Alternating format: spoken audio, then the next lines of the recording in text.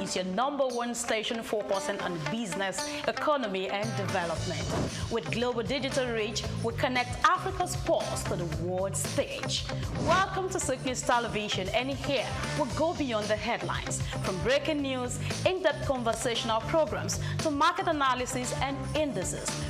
From policies affecting growth to unique documentaries, from live event coverage to bespoke productions, we deliver content that connects you to the world.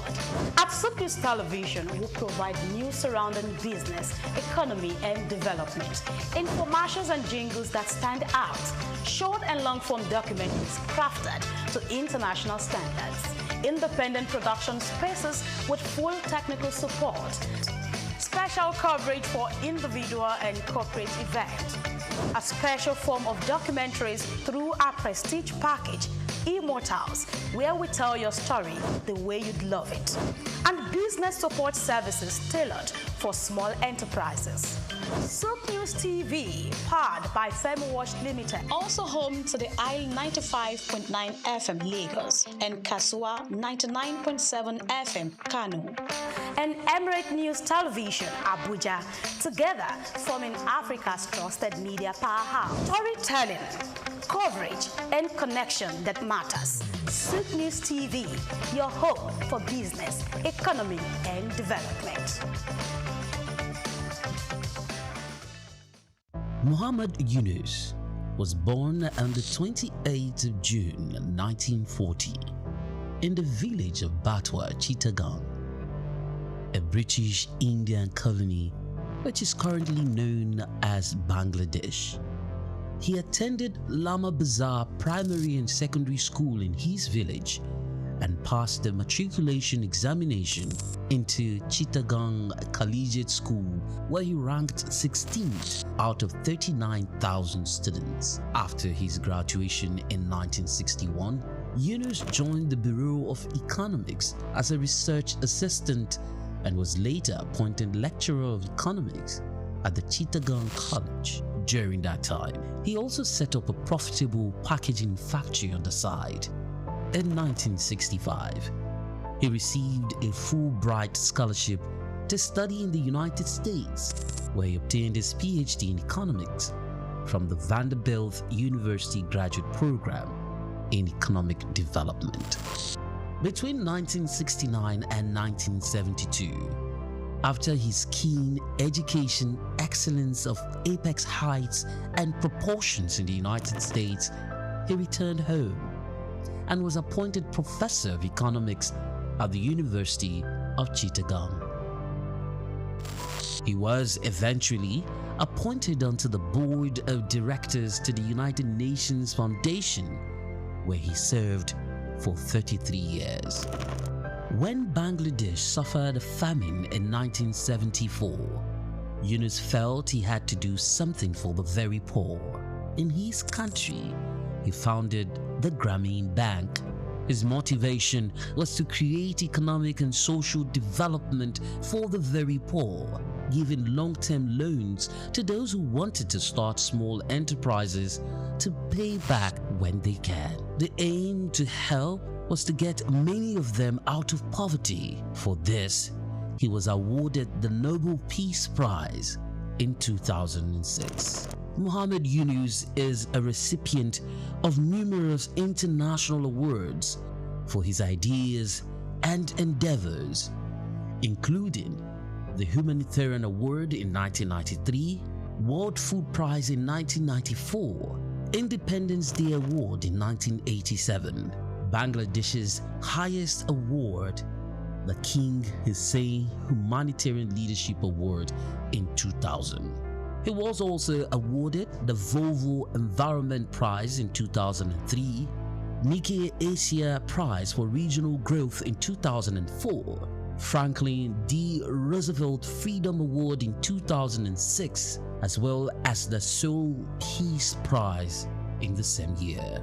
All humans are born entrepreneurs, he would always fondly say. His heart showed through his everyday life.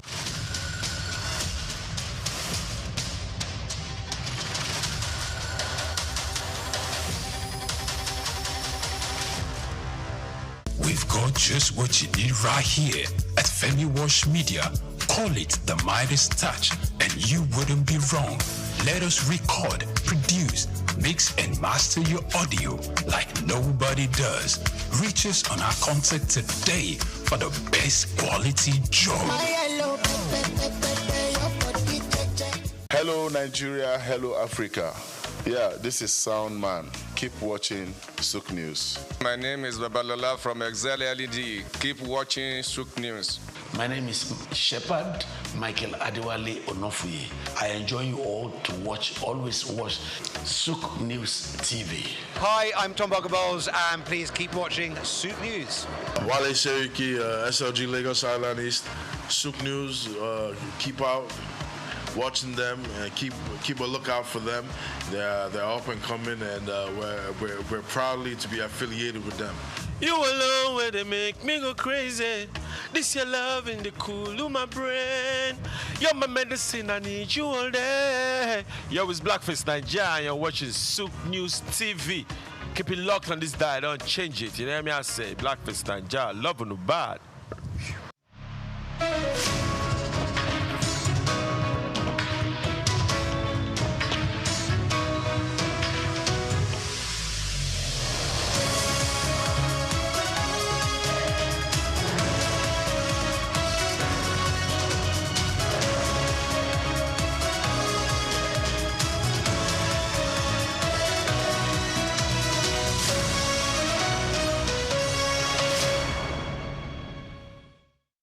My name is Shino Gbadegeshin. I'm the CEO of Gozi Micro Insurance. Continue to watch SOUQ News. Adenike Adeyemi, Executive Director of Faith Foundation. Keep watching SOUQ News. My name is Shepherd Michael Adewale Onofuye. I enjoy you all to always watch SOUQ News TV. Hey everyone, Majuli Obaje here representing Gigi. Keep watching SOUQ News, okay? Stay updated with SOUQ News. My name is Aton Keme. I am the head of MSME Banking. Please keep watching SOUQ News and stay glued to SOUQ News. I recommend that more and more people should watch SOUQ News because they deal with business news. Hi, my name is Amaka Wokolo. I am the director of the Faith Institute at Faith Foundation. Keep watching SOUQ News.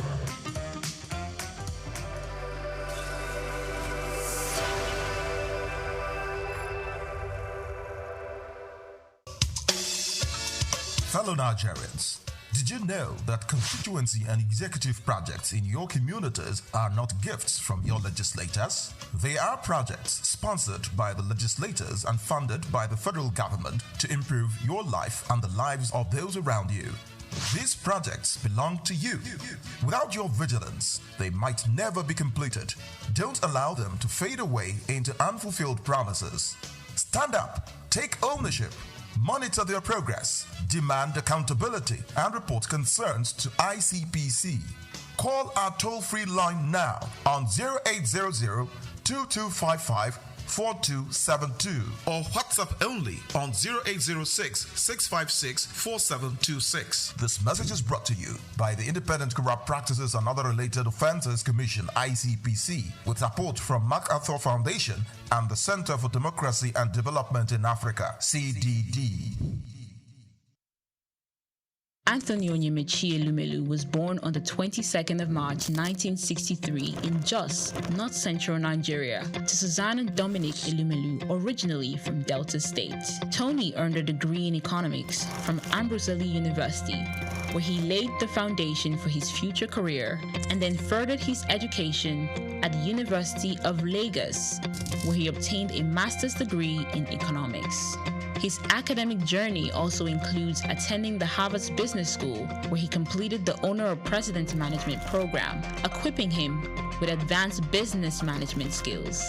Tony currently serves as the chairman of Ayers Holdings, Transcorp, and United Bank for Africa, UBA, demonstrating his significant influence in the banking and investment sector. He founded the Tony Elumelu Foundation, which aims to empower African entrepreneurs through comprehensive training, mentorships, and funding opportunities.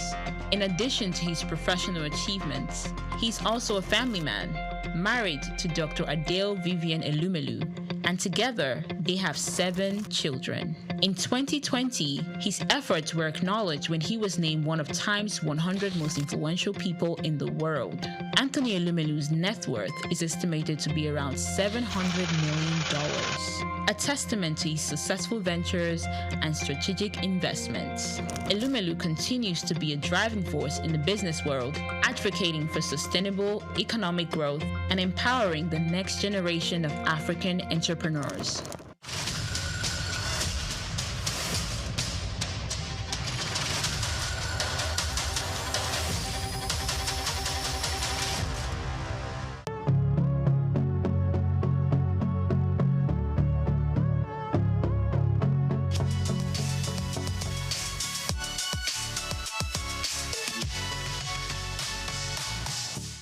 Okay, as you know, my name is Babatunde Jala Epega. I shortened it. That was part of my journey to Baba Jala Epega.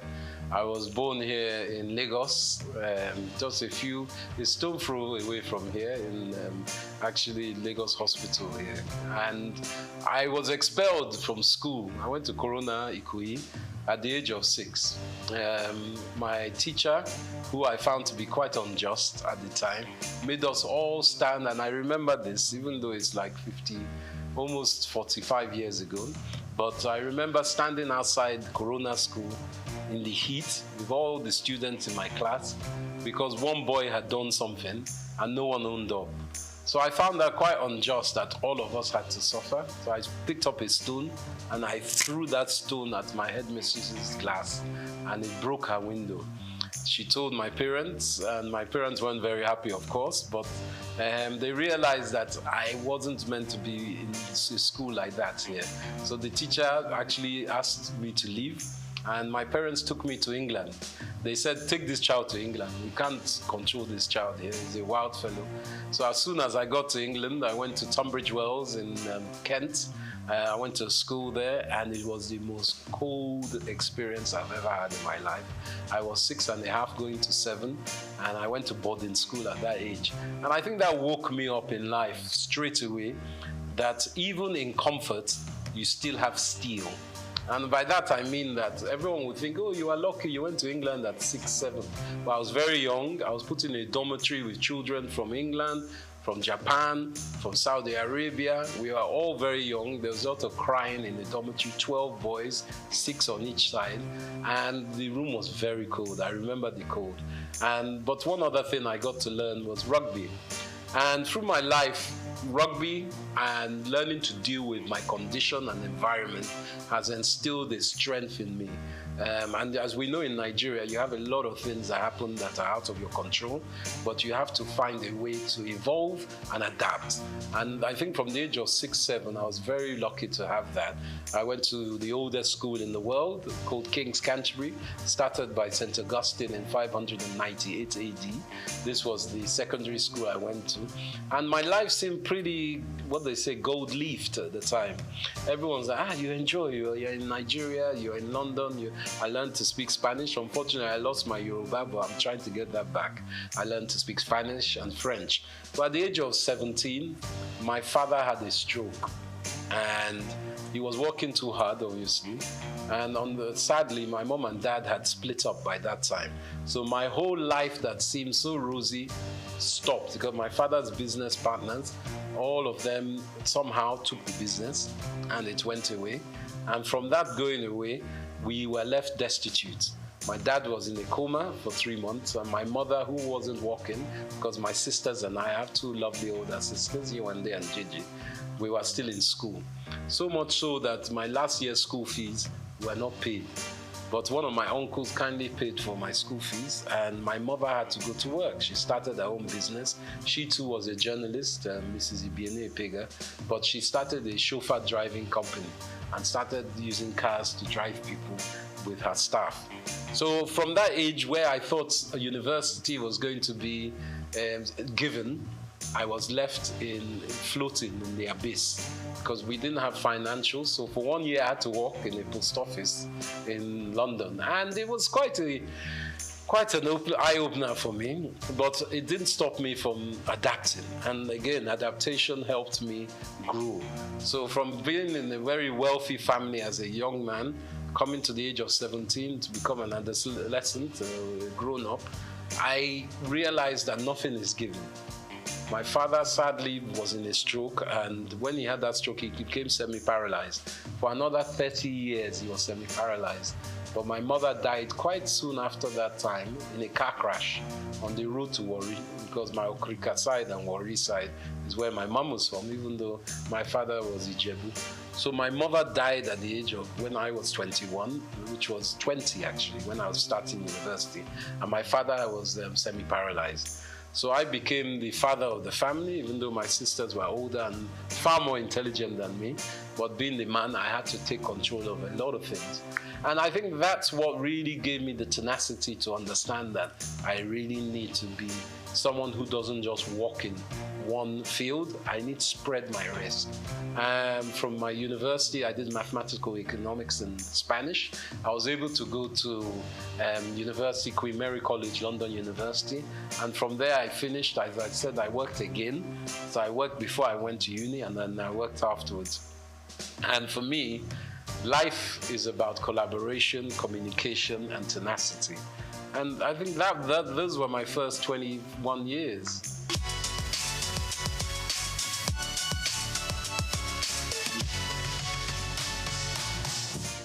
There were less people in Lagos in those days. I won't lie. I grew up every summer and even Christmas where we could afford it. Back in my day, 1978, 79, Naira was 0.8 to £1. So you can understand that people were very wealthy. I think in those days there was like 40 million people. It wasn't that much of it because my dad was an estate surveyor. So we used to go to Abuja a lot. And he was one of the surveyors that gridded Abuja when it was being built during the late 70s, 80s with Obasanjo, and even before Murtala Mohammed. They were gridding it. And Lagos was, shall I say, Abuja was made the capital. And Abuja is a model city of Milton Keynes, which is a model city of Paris. Just like Brasilia in Brazil was changed from Rio de Janeiro as a capital. So for me, coming back to Lagos was a joy. I enjoyed it because I was young. We used to just walk, run the streets on our bicycles and cycling, just exploring. Everything was open. There weren't as many cars. It was no big apartments, and there weren't as many people. So I had a beautiful time. There were a lot of lizards on the ground, and we used to throw stones at them. But that was my own youth. We used to go to the beach a lot. Bar Beach was around. It's not around now. Sadly, my dad used to take me to Bar Beach to see the capital punishment killings of armed robbers, and even Dimka, who was one of the leaders of the coup d'etat against Murtala Mohammed. We saw him shot there. Saturdays was a big day. And NTE used to have a channel. I think they still have their studio there. So one of our aunties, Ms. Julie Coker, was there. So we saw a different side of Nigeria. We would go to Ibadan. We'll go to Ijebu. We'll go to Benin. We'll go to Port Harcourt by road. In those days, you could travel, and along the way, we go to Akure. You pick up mangoes, you pick up coconuts. My dad will pick up palm wine. All these things on the road that I don't know if you get it now because security is an issue. So for me, it was a romantic time.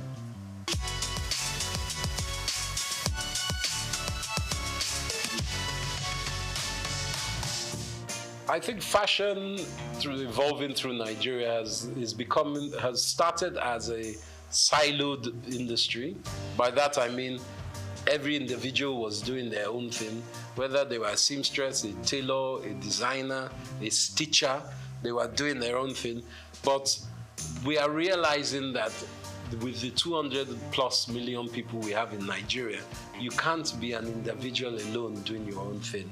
So the evolution of fashion that I've seen in my own small way, as someone who's worked in the industry, is that there's more collaboration. The designers are looking for hire specialist artisans to help with their stitching, the styling, and the putting together of clothes and accessories. So I'm also seeing small grassroots shoots, very small at the moment, of the government playing a part in bringing together some kind of foundation so people can articulate their fashion designs to the world, because we have seen it in a lot of music. Obviously, Afrobeat is one of our biggest exports in this country. Obviously, there's oil and all the others, but I'm talking about within this entertainment, luxury, lifestyle industries. So we're trying to learn from that how private sector can play a part to enhance this fashion sector. So now we're seeing a lot of vibrant colors, a lot of styles. Men's fashion is big. It's not just women's fashion. Men's grooming is massive, hair and beauty as well. So men are taking care of ourselves more and more.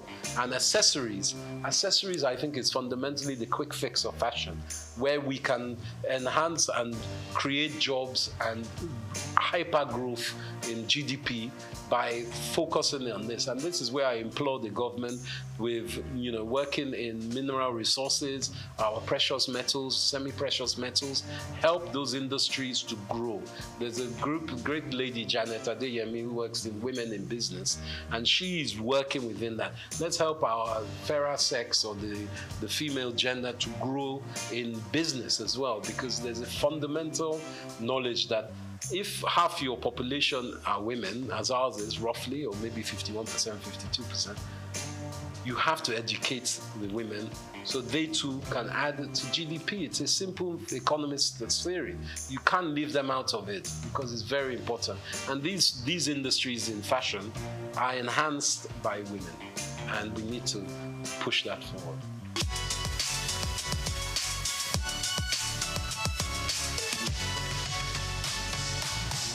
I think the banking system needs to be augmented, and I'm saying this from the government's perspective. The ease of doing business in Nigeria, as an investor myself, a foreign investor as well as being an indigent in Nigeria, the problem is not getting your money to Nigeria, it's getting your money out of Nigeria. Not that you want to suck all the money out of the country, but what can help is the floating exchange rates, the flow and liquidity of money that can come in and out of the country. A lot of investors are worried about how they get their money out of Nigeria. So I think our banking system, going back to the central bank, which they're working on, needs to be much more fluid. So people feel they can invest and take money out. But also, we need to articulate what is on offer. We need to start some kind of documentation of who is available to have investment with, where they can be found, because it's because we are quite an opaque economy, meaning that people can't see the end of where they're putting their money. Once we do that basis and open up the lights within which kind of businesses are available to be invested in, I think a lot of investors, domestic and international, will be more willing to put money into it.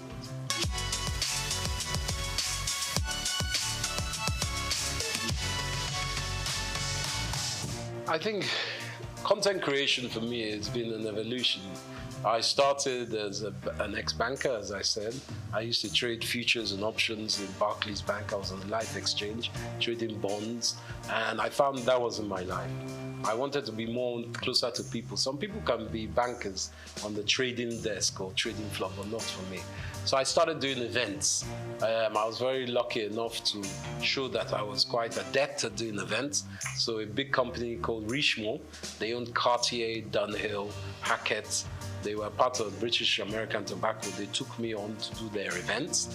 So I was doing a lot of polo matches, a lot of Christmas parties, a lot of brand activation events in England. So for me, I got a lot of content knowledge from that. Different styles, people, different countries. But in the last 10 years, I felt that helping companies like LinkedIn, Google, all kinds of big banks in Europe and America was not my remit. My business, EMC3, was going very strongly in America. But as a Nigerian man, I didn't feel love in America. I know that everyone says it's the land of opportunity, but being someone of my own African descent, I didn't like the mentality there. People are good, but the infrastructure is racist institutionally, as we know. So I felt I wanted to give something back to Nigeria. And with all the 20 years of, at that time, about 17 years of knowledge I gained from doing some of the best Grand Prix parties in the world, Formula One, around Monza, Silverstone, Abu Dhabi, I was doing a lot of events. I thought, let me take this back to Nigeria. I didn't have to come back to Nigeria. I wanted to. And I know with all our grievances with Nigeria, if you ask many Africans about Nigeria, they'll say, they look up to us. You guys, you have Chinua Achebe, you have Wole Soyinka, you have Fela Kuti. What's your problem? You have Chimamanda Adichie. What's your problem? So we have to take ownership and say, yeah, we do have all these people. We have Afrobeats, whether it's Burna Boy, Davido, the Venus Bushfires, all these different people that are exported. Let us look inside and say, wow, we do have a lot. So I wanted, as a content creator, to show Nigeria in all the different sectors that we do have a lot. And that's why with the marketing and communications company that I've started, my own company, I felt I could touch so many sectors. And finance, as I mentioned, I work with banks. Also government, Nigerian Investment Promotion Commission, a very great entity. I work in fashion, with brand labels and people across the board. There are great shops like Alara here that also promote African fashion and African business. And did you know even Leventis does a lot of research, Nigerian bottling company, to help this country. And do you know Nigeria was blowing glass 1,000 years, almost 1,000 years before Europe knew glass blowing? And it's been found in Oyo State only recently. So it's very important that architecturally we take ownership of our country. The Nok civilization that has been in the mid to, I think it's above Abuja, near Benue, and even Niger River, above those basins, that has a lot of artifacts and a lot of archaeological excavation potential. But we've allowed that just to linger. People have stolen a lot of our artifacts. Nigeria was known for Benin bronzes. We were the best smelters of iron before people were smelting iron. So these are things we have to take stock of. And me as a content creator, I bring all that information together and I make sure that people acknowledge it and are aware of it. So then that will uplift us all.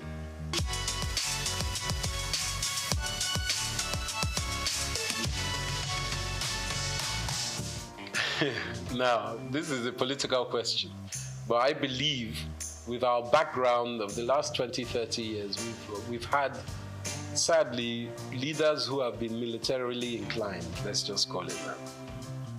And as we know, military people, they don't like educated people, because educated people will ask questions. So we have had what we call a dismemberment of education in Nigeria for the last 35 years.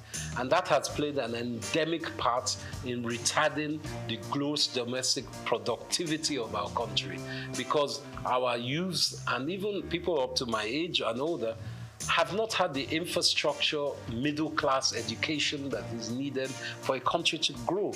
You look at the Industrial Revolution in the 18th, 19th century in Europe, especially in Britain, and you look how they were expanded by merchants and artisans and specific skilled workers. Apprenticeships were big, education was huge. There was what they call a noblesse obligée, a nobility obligation, that people who are rich give back to institutions, not to church, to institutions that will help education. And that is where I think we've had a disconnect. Education was lacking. So for me, the way that we can help, it takes time.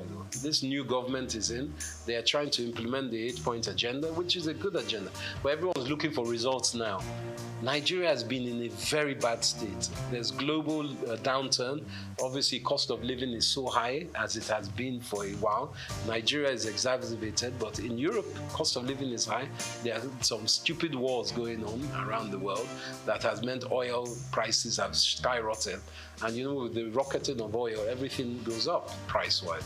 So Nigeria needs to reevaluate education and apprenticeship. I believe even in fashion industry especially, apprenticeship is very important. Whether it's weaving, designing, marketing, online, whatever it is, factories, you need apprenticeship. And that's the quick fix of education. But education is fundamental to everything. Education of men and women, or girls and boys, both. Let's be honest, we need both sides of our genders to work together. You know, Yoruba, we've always been what we call a dual binary kind of culture. We've always thought of male and female as one, and it's very important. Even in our names, Taiwo and Kehinde, we won't know if it's male or female. So we have to really educate ourselves that we can work together. And I think our women are our future, and I can't even emphasize that more. And education is key, but it takes time.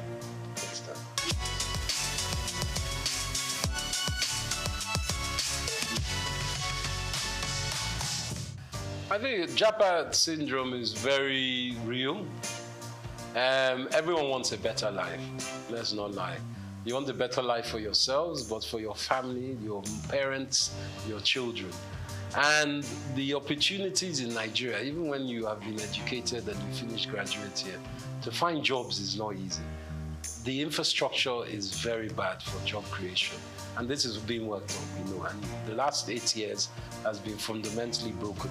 But we know this new government is changing that. But specifically, Japa in Canada, they need our brains. You go across the world and you ask any nation, especially America, who are the best educated, the best,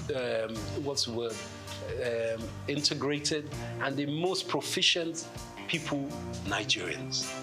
So it's not that we are stupid, it's that we don't have the infrastructure at home. And America, Canada, Europe, they're giving us the infrastructure. So getting out of Nigeria is not easy. There are opportunities and policies that allow it, but going across the border to Libya is not the way. You spend $5,000, $4,000, which is almost 4 or 5 million naira to try and get to Europe, and then you're treated like a dog when you get there. That's not the way. But, you know, there are certain policies that can take you to these countries. And in Britain, for instance, it's not all, the streets aren't paved in gold, but if you earn £1 in Britain, you send that home, that £1 is 1,300 naira. So, and the minimum wage is £14 an hour now in Britain. So you can do the maths of that. So someone who is earning £14 an hour, if they work 10 hours in a day, they've earned over £100, which is 100,000 naira. So the maths, of course, is what makes people want to go there, because even if you are working there, obviously you're paying British rates, so your rent, your cost of utilities, your food and drink, your transport comes into play. It's not cheap there. But the money you send, even if you're only sending £100 a month back to your mom, that's 100,000 naira. So, or 130,000 naira in today's rate. So you can do the maths. That's why people are going. And the security in these countries is, and the education, to be quite frank, is better. But it doesn't mean they are better. We have to build a house, you must thatch the roof from within, so your roof doesn't cave in. And I think that's very important. Not that people shouldn't go home. I mean, go out of the country, but they should always come home as they can. Because we need, you see the Pakistanis doing it, you see the Indians doing it, you see the Arabs, they go home and they build their own countries. It's not good to just japa and live. You have to come home as well.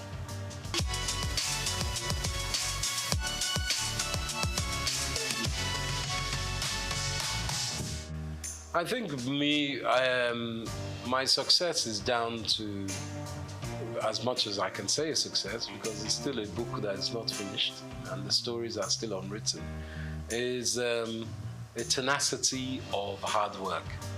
It's very important that people understand that it takes a lifetime to look like an overnight success. It doesn't just come.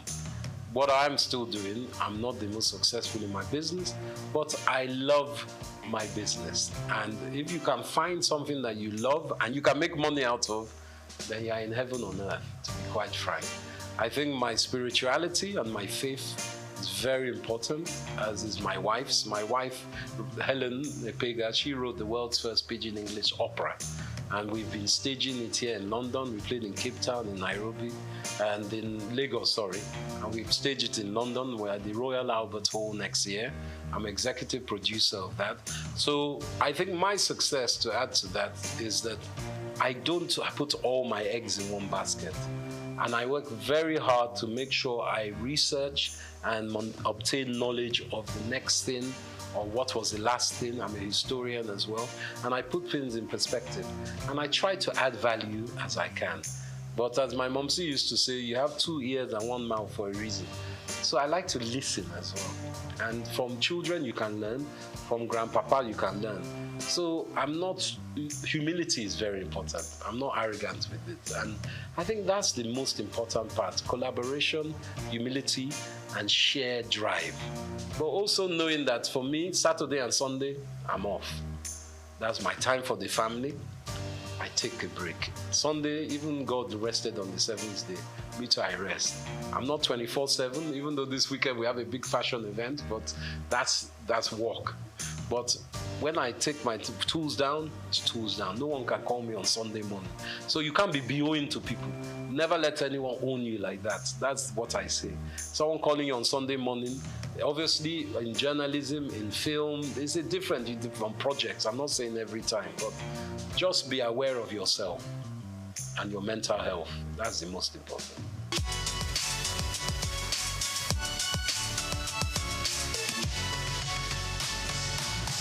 Sure. The world's first Pidgin English opera is a show about a Nigerian fabled people. It's almost like Orisha, but it's not. There are people who are Mami Waters, as well as they are spiritual people. They are the guardians of the galaxy, to use an expression. There is God, the all-faithful God, and the all-knowing God, omniscient, omnipotent. But below that, there are all these almost demigods that look after, let's say, this sector of the universe. And these people are singers. They sing opera.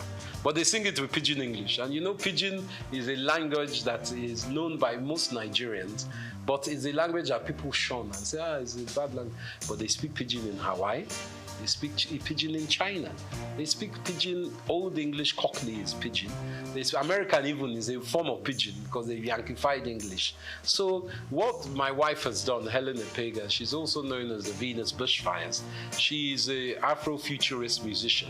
She composes songs. So she put together this compilation, which is a Pidgin English opera musical. And it's a show that lasts for about 45 minutes or an hour and a half. It depends if you're doing the short version or long version. So we have tenors, we have sopranos, we have violinists, we have kura player, and my wife plays something called the hang, which is like 2 tortoise-shell steel drums that sound like a harp. And she plays that, and she sings. She's the main protagonist in this. And it's a drama about all these people that have come, the Meneme people, who are meant to look after the planet, but they lose their voice. So Earth is, because God is angry with them, the Earth, and says these people are rubbish. But the Meneme people say to God, please, give them one more chance. They're not that bad. I know they're fighting, there's lots of wars, but give them another chance. So the lead Kanate of these Meneme people has to go to the Venus Bushfire, which is the heavenly celestial place, to bring the voice back, to sing Earth back into harmony. So it's a drama. And it kind of plays on our old cultural awareness in Africa and heritage of Nigeria of there are other beings. And you must have faith in your ancestors as well as in a God. And the deities, as we know in Yoruba, I think there are 7 deities. And these are very important cultural awareness that we try to give to children as well.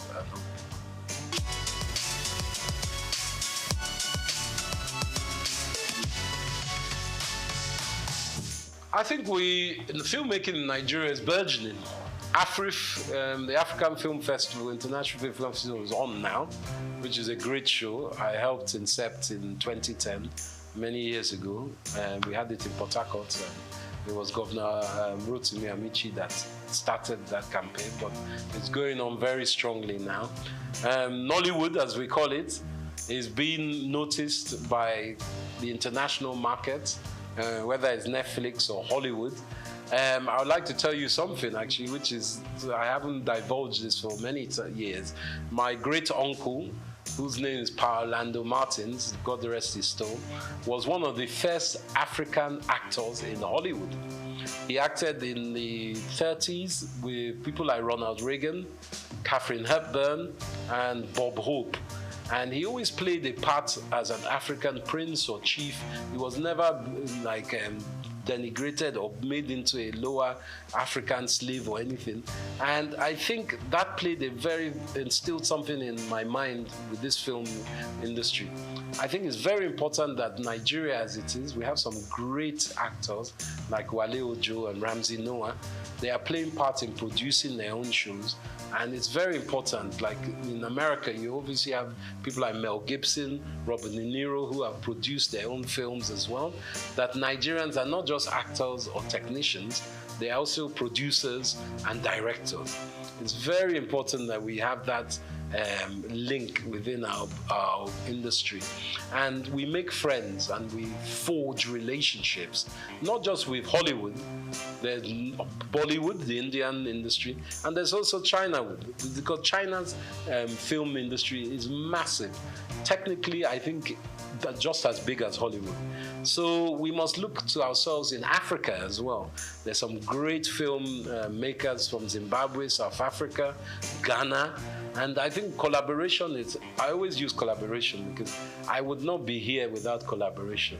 Obviously, my wife, you collaborate with your spouse, but also my businesses. I have a very good English business partner. He's really a business partner. I've started a new business. I collaborate with all kinds of industries and different sectors. So for film industry, I think it's important that we push our heritage forward because people want to know about Nigeria. In Africa, they love Nollywood stories, and that's a fact. And we can expand by using distribution. Distribution is key. Netflix, all the Hollywood film houses, negotiate with them. Even if you don't get the best price for this show, make sure you check your contract, make sure you get it for your next film. So I think that's important, distribution.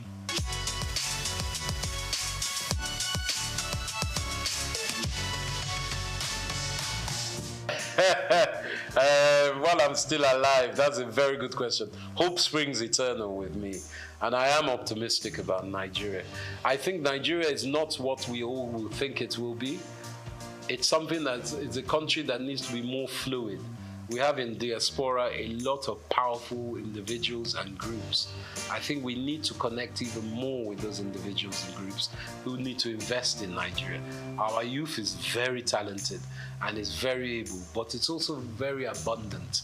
So we need to find a way to link up education, apprenticeship to these youth to give them something that is productive to work in. And that means expanding your mind as parents. It's not just doctors, lawyers, bankers that we need. We need artisans, we need creatives, and that's the most important point. It's a mind block. So for me, if we can work on Nigeria's mind psyche and the taboos of oh, we don't want our child to marry a musician. You know, even as a musician, you don't just have to be a rapper. You could be a music engineer, you could be a filmmaker, you could be an engineer that works with the technical aspects of editing, you could be a designer. There's so many aspects. So I say to my utopian Nigeria, Learn from your brothers and sisters.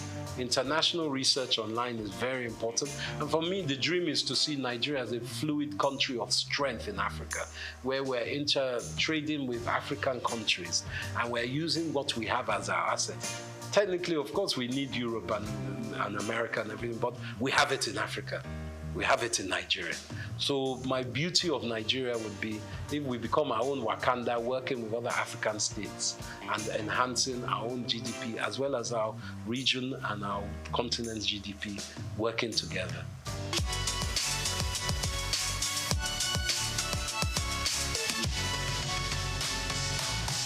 Gosh, my favorite, what's the first one? Food. As you can see, I like my food. I like a mixture actually. I like amala. I like yams. I swallow very well. Whether it's with ogbono soup, that's very good. But also, from my mother's riverside, there's one okra, seafood okra that my mom used to make. And I still strive to find that. I go and find that whenever I go away. In London, you have some nice Nigerian restaurants, and in Lagos, of course, as across Nigeria. But nothing like home cooking. When my wife makes me a nice, I suppose she makes a goosey for me, eba, and that's my staple. My best music, I love Afrobeats, of course, but predominantly, I'm a Fela man. Ebenezer Obey. I like the old styles. And I also like Zaire music. There's high life that comes across Africa. But to be lied to say I don't like Jimi Hendrix. I like Jimi Hendrix. He's a guitarist, a Native American, African-American guitarist. I love his kind of music. So those are my mainstays. And Gorillaz and De La Soul are still very great music of mine. Those are my Spotify at the moment. What was the other question? I like wrestling. They used to call it Gidigbo back in the day, Yoruba wrestling. I used to love that. I haven't seen that much lately, but I like Nigerian wrestling. Obviously, we play good football. We're great footballers as well, globally. But you said Nigerian sports. Polo. Nigeria, I like Nigerian polo as well.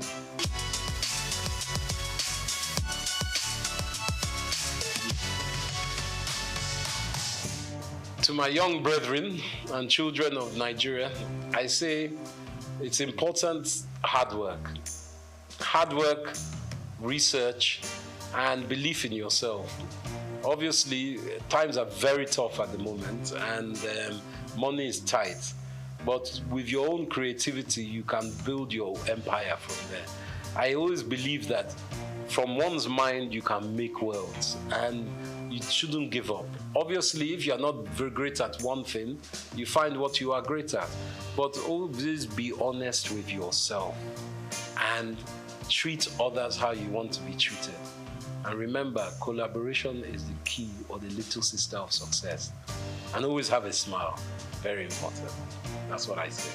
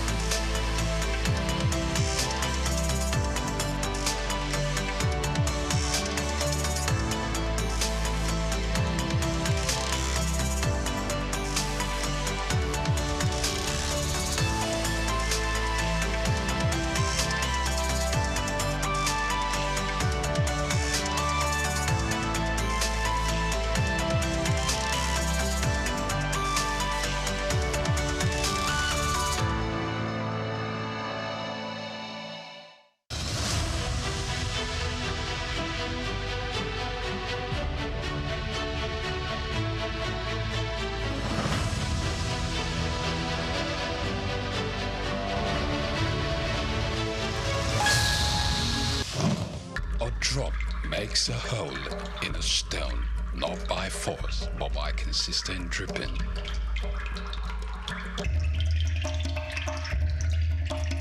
Nothing describes these women more apt than her indomitable and consistent drive for excellence.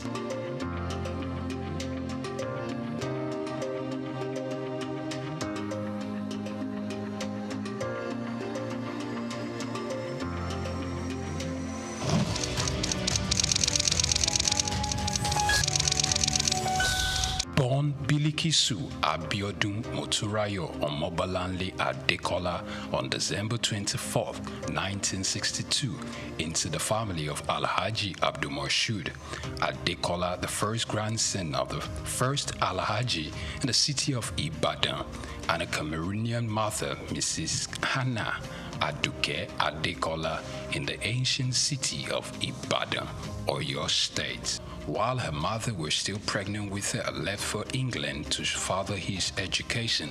And while she was pretty much young, her mother left the country to go join her husband, to return while she was 8 years.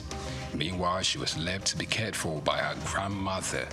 She was registered in a private boarding primary school at the age of 4.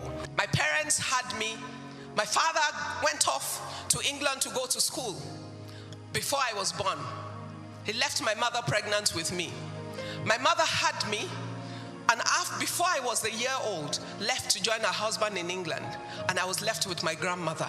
I grew up with my grandmother before my parents came back like 8 years after. Spent my first, from at age 4 or 5, I was sent into a boarding nursery school.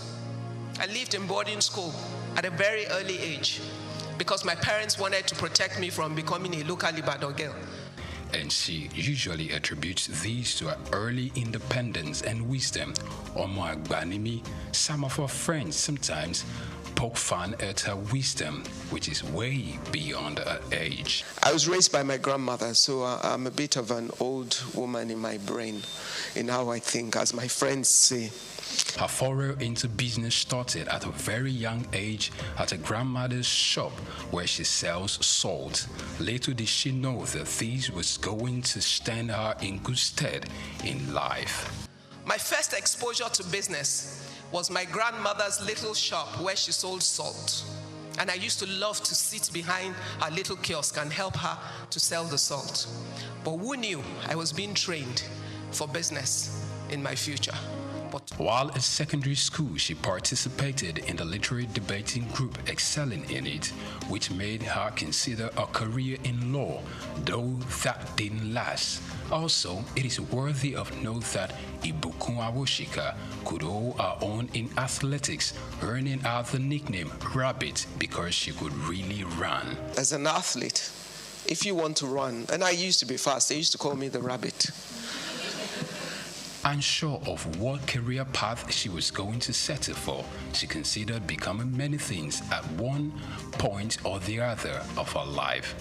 After secondary school, she thought of becoming a medical doctor, but she couldn't stand the sight of a cadaver, so she let go of that idea. Later on, architecture was another fancy that caught her attention. Similarly, she also considered becoming a chartered accountant, finally, only see she could work in a bank.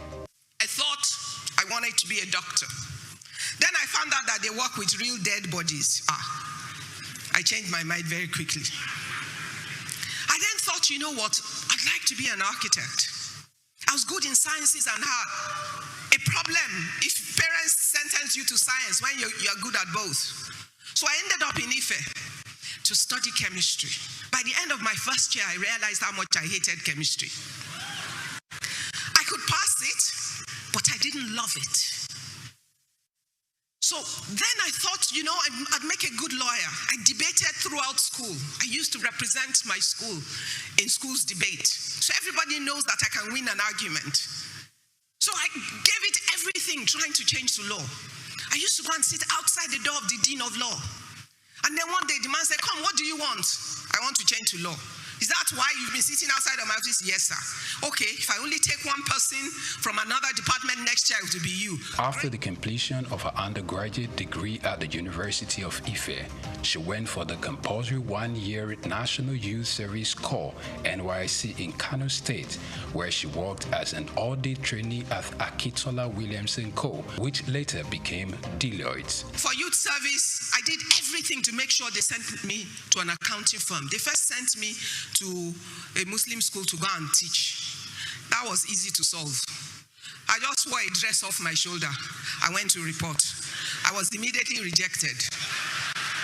Once they rejected me, I went back to the posting room and waited there for days until they sent me to Akintola Williams & Co.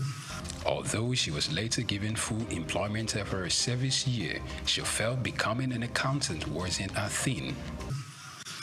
You would have thought that having gone through all that trouble, accounting would be the love of my life. When I got there, within the 1 year of my youth service, I realized how boring accounting is to me. Because they had all the processes somebody else had thought about before. All I had to do was open old dusty files from company to company without imagination or initiative. I'm a very restless human being. That was not going to work. So I finished the work. I did well. They offered me permanent employment, but I said thank you, but no thank you. Why? Because at that moment, I had come to a realization that that was not the vision for my life. After returning home, she joined Alibert Nigeria Limited, a furniture company, as showroom manager. In a word, only to kill time. She only stayed for 3.5 months. She left to begin a furniture manufacturing company called Quibis Limited in 1989, just months before her 26th birthday. The company later grew into SOUQ Chair Center Limited, following a venture merger with SOUQ SA and Guarantee Trust Bank in 2004. But the first job I could find 1 week after was in a furniture company. So I went there to kill time. My kill time project has resulted in 30 years of investment of my life in building a manufacturing group in furniture. So it was never the plan of my life. So some of you will accidentally find your purpose. One could only wonder what had led her not only to compete, but to thrive in a male-dominated terrain. With over 30 years in business, Ibukun Awoshika is a woman to reckon with, encouraging more women to participate in the business terrain.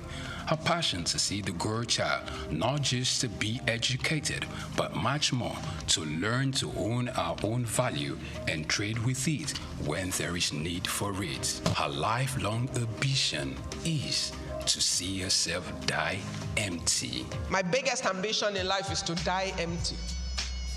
Totally empty. That no talents, no giftings, no opportunities, nothing that I was born to do, that I have the capacity to do, that I do not do. Following her remarkable achievements, she's been conferred with different doctorates, including one in business, entrepreneurship, and human capacity development from the Lagos State University, Ojo. Similarly, she was given a honorary doctorate of business administration from the Obafemi Awolowo University and another from the Olabisi Onabanjo University, Agoiwoye, Ogun State. Apart from our entrepreneurial prowess, Ibukun Awoshika is an ordained minister of the gospel, a presenter, writer, and a TV host. The Bible tells us that let every man be what? A liar. And let who alone be true? Let God alone be true. She hosts a television program called Business His Way. Also, she acted in the 2020 Kunle Afolanyo movie titled Citation, which in addition to the books she had written, including Business His Way, The Girl Entrepreneur, The Girls in the Boardroom, and My Thoughts in Codes. In 2004, she earned a certification in business administration and management from the IESE Business School. She's also the chairperson of the Novel Nigeria Office for Philanthropy and Impact Investment. She has consistently encouraged women to take up more leadership positions without compromising their values and integrity. In 2005, she was appointed the MD CEO of SOUQ SA of France, GTB PLC, the Chair Center Limited, and some local investors after the ban of the importation of furniture by the federal government of Nigeria in 2004. Furthermore, it is noteworthy to note that she independently established another ultra-modern furniture facility, Furniture Manufacturers Mart in Ikeja, Lagos. In 2008, she was was among 5 Nigerian entrepreneurs who appeared in the first African version of the Dragon's Den.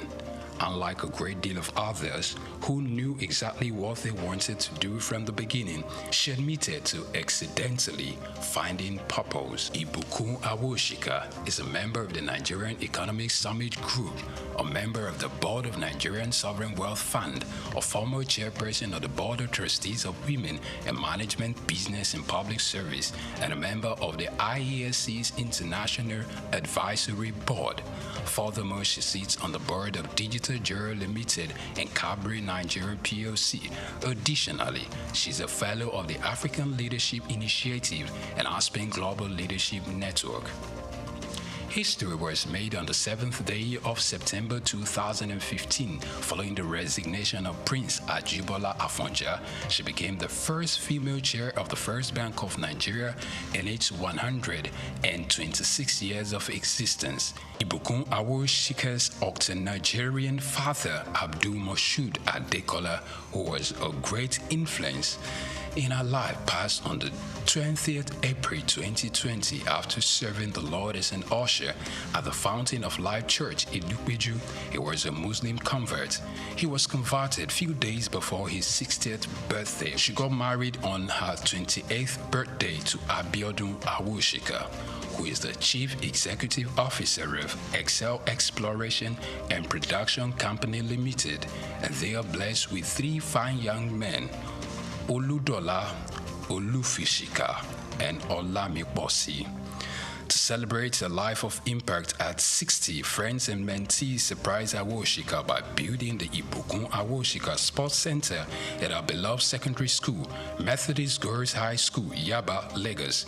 This project took about 6 months to complete and had some of our mentees like Tara Durutoye, Ndidi Okuanu, Chichi Nwoko, and Bisola Runsewe. They marshaled it alongside a team of other successful people. She stands like Joshua upon the pinnacle of the Horeb, looking to command an army of a new generation of women entrepreneurs that wouldn't stop at anything to achieving their God-given dreams. For her, she believes that regardless of how illustrious her career is and how successful she could ever get in life, her family and husband remain the most important gift in her life. Ibukun Awoshika.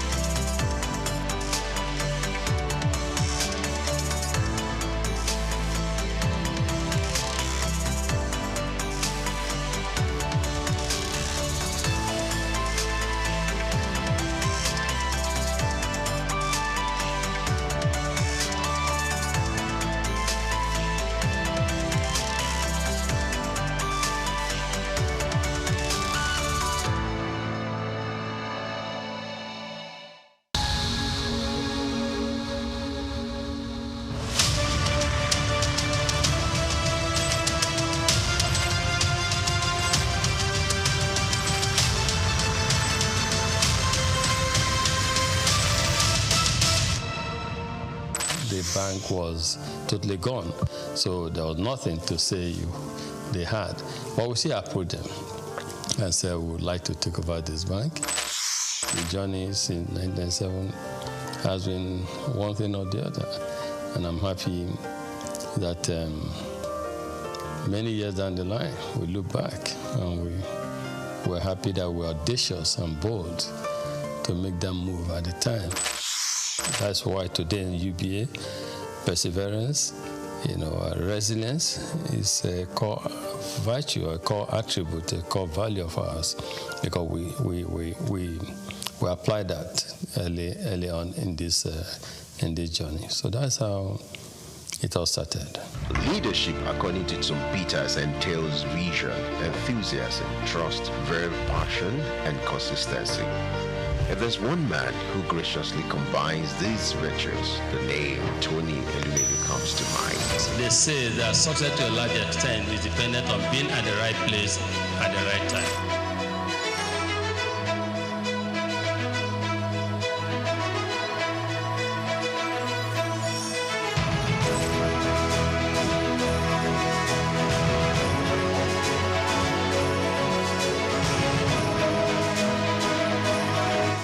I say to people, my elder brother who is 7 years older than me, you don't have gray hair. I have gray hair. My gray hair started from the merger because making it work, serving your customers, making sure that everyone in the universe of the institution, which was we have 428 branches at the time, that it was same level of service across board. Customers of standard trust bank that were used to a certain level of service delivery, you will not want them to come to the new institution and have a drop. From the womb of time, Tony Elumelu has been an embodiment of nobility and excellence. He remains one of the flying eagles and shining heads of the banking industry. The life and times of Tony is an inspiring tale. He is one Nigeria who is unmoved by material wealth and self-aggrandizement. Tony's noble qualities were on from his humble background. Growing up with 4 siblings in Jos Plateau State, the cowboy of the banking industry who hails from Anocha North local government area of Delta State, believed in the democratization of law combined with hard work. He began his career as a copier salesman. The Ambrose Ali University graduate of economics also bagged a master's degree in economics from the University of Lagos. In 2019, he received an honorary Doctor of Business degree from Bayero University, Kano. Going to university, I just thought I wanted to be a businessman because my mom's brother, my mom and his brother were just 2 of them. So my uncle was a businessman, in Nigeria, and was quite successful at the time. And I was influenced. I thought he was very rich, and also I wanted to be a businessman, but not knowing whether just a businessman, you know what I mean? Because he was described then as a businessman. And but in the university, that was why I read economics, just to see. But in university, I got more enlightened because I knew more how things operated. And first degree, I was saying I just wanted a good job that would give me the start. But when I came to do my master's at Unilag, being in urban or Unilag, a lot happening at the time. And that was the era of new generation banks, a lot happening. Our friends, in banking, our friends, some got jobs in some banks. And so that's all of us who were doing masters at the time. I did masters in economics. Who were doing masters at the time, we just became interested and fascinated. We were interested in working in a bank. New generation bank, not old generation bank, not. And so that was how it all started. And we started applying for jobs in our banks. And I got, yes, at the master's level, it was clear I wanted to work in a bank. And yes, that was started. As in then, Santana was a posh car. So they oppressed us in school, I must say. And then we too wanted to become the big boys in future with the brochures, suspenders, white shirt, dark suits, etc. The growth and development of any institution is determined by the quality of its leadership. For Tony Elumelu, his sterling performance and leadership scorecard in the banking industry remains a reference point.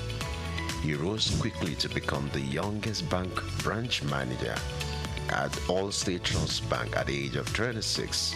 He formed a coalition to acquire a distressed financial institution, Crystal Bank, and became its CEO, an action that earned him and his circle of peers the nickname the Cowboys of Banking. In 1997, some of us came together and acquired a distressed financial institution. We acquired this financial institution, we turned it around, we set targets for ourselves, strategic plans, targets, we have first year strategic intent, we want to make it a viable financial services company. Second year intent, we want to become a leading financial services group on the continent. And third financial intent is a strategic intent to become a player in the global financial arena. As we all know, there's so much private global capital seeking the right investment destination. All it takes is for a leadership to show that this country is set for business and people come there. We want to move into an economy where they can invest freely as well as move their monies out when it comes for time for dividend and remittances and repatriation of a dividend. So I will continue to invest because of the signal that we see in the market, because of certain fundamentals that are right. He audaciously led the largest merger in Africa between United Bank of Africa and Standard Trust Bank. Tony's fancy for red tie remains emblem of his appearance. He retired as CEO of United Bank for Africa in 2010. He is presently the chairman of Heirs Holdings, the United Bank for Africa, Transcorp, and founder of the Tony Elumelu Foundation. I can't express how excited I am in words to be here and to be selected among the 1,000. It's the opportunity for me to realize my dreams. So I go into business and start to make my way. It challenges you to do things you never thought you could do. Maybe if you'd have gone to a private school or an MBA, you must have paid a lot to get this kind of, enlightenment. Ça me fait plaisir de voir des frères et sœurs qui veulent se rencontrer, se connaître, les partager et créer un réseau, peut-être le plus grand réseau africain. Venho de Cabo Verde. Je suis tunisien. Je viens de la République du Bénin. I'm from Edo State, Nigeria. I'm from Ghana. Zimbabwe. Sudan. From Rwanda. Gabon. Uganda. Senegal.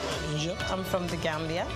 Welcome and thank you for coming to Lagos. I'd like to start by congratulating all of you. You have done well. Most entrepreneurs are creative people. They have creative mindset. They're innovative. Those who dare to dream and who dare to innovate in Africa should have the opportunity to prove their innovation. And that is why we have $10,000 for these 10,000 Africans to help prove their concept and prepare them for bigger scale financial support. We don't give because we see it as a moral burden to just give charity. But we want to give people because we want to uplift them. We want them to be self-reliant. We want them to be fishermen. We want them to do what we are doing. We want them to prosper in life, become successful. Tony made a tremendous contribution to giving back to the society.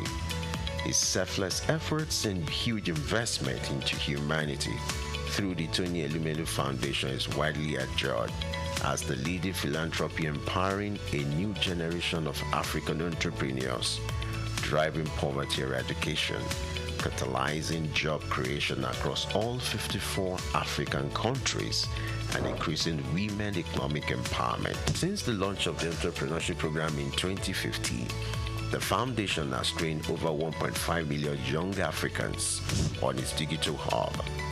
Tony, the Nigerian economist, entrepreneur, and philanthropist, holds the Nigerian National Honors, the Commander of the Order of Niger, CON, a member of the Order of the Federal Republic, MFR. He has been responsible for creating business that are critical to Africa's economic development. He is a proponent of Africa capitalism, an economic philosophy which advocates for the private sector's commitment to Africa's development through long-term investment in strategic sectors of the economy that drive economic prosperity and social wealth award. He was awarded the Daily Times the Nigerian Man of the Year in 2016. He was honored with the National Productivity Order of Merit Award in 2019. He is also on the list of Time magazine's 100 most influential people of 2020. On October 11, 2022, Elumelu received the National Honor of Commander of the Order of the Federal Republic of Nigeria. Tony, as a staunch professional and chairman of Foremost Bank, may understandably runs a busy daily schedule like that of a bee, but he balances the equation with creating time for sports. His love for lawn tennis and football stands undeniable. My good workout is, I think I would say that I like to jump on the sport. I love yoga, as you said. Yeah. But these days I'm trying to get in the group of practice. Tony is not just a champion in the banking hall. He equally balances the equation when it comes to family life. For me, as a family man, though, I try to make sure I balance things. I try to make sure my family side does not suffer. In that process, I was also growing a family, having my kids and co. So, but everything came together. Tony is happily married to Awele Vivian Elumelu, who is the chairperson of Harvey Medical Practice Limited. Vivian also oversees the healthcare investment of Yes Holdings. She holds a Bachelor of Medicine and Bachelor of Surgery degree from the University of Benin. The marriage was consummated in 1993 and blessed with 7 children. According to Forbes' list, Tony is among the top 10 richest entrepreneurs in Nigeria with a net worth estimated at $1 billion. We don't just preach. We don't just theorize, we practice. Tony has stooped to conquer not just in the banking industry, but in life. The strides of this living legend, popularly referred to as the Lion of Africa's financial industry, remains iconic. So entrepreneurs who are listening, quick one, short one, straight to the point. Entrepreneurship is a long-term journey.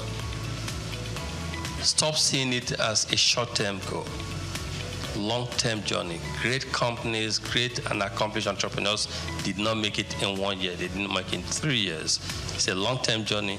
So move in, dare to dream, implement your dream, and stay focused.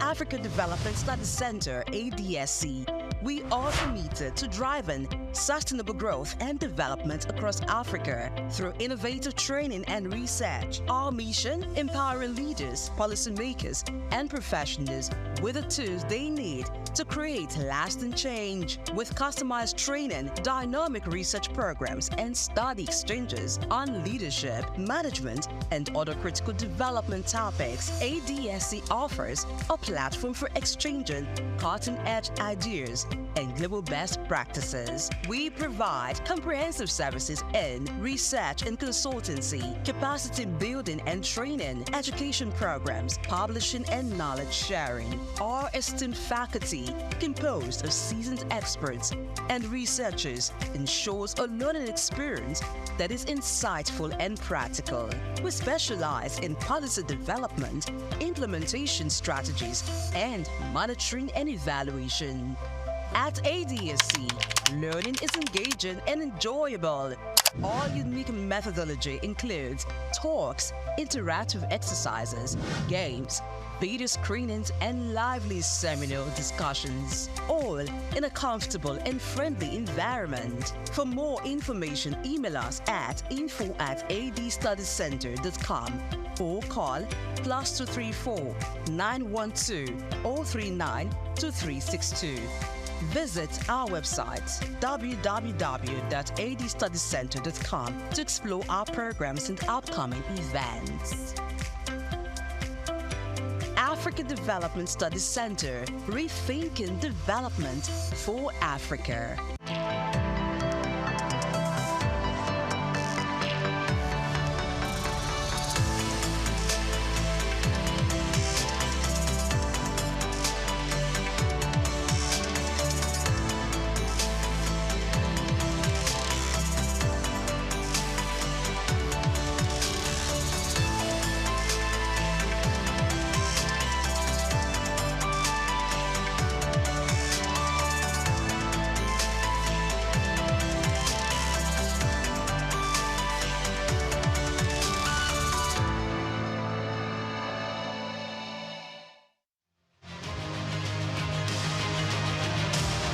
The world of business is one filled with men and women willing to dine with risk.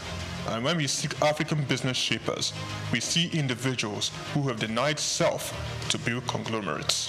From controlling over 90% of diesel trade in Nigeria to almost throwing in the towel, then getting on the Forbes list, we present Olufemi Peter Otedola.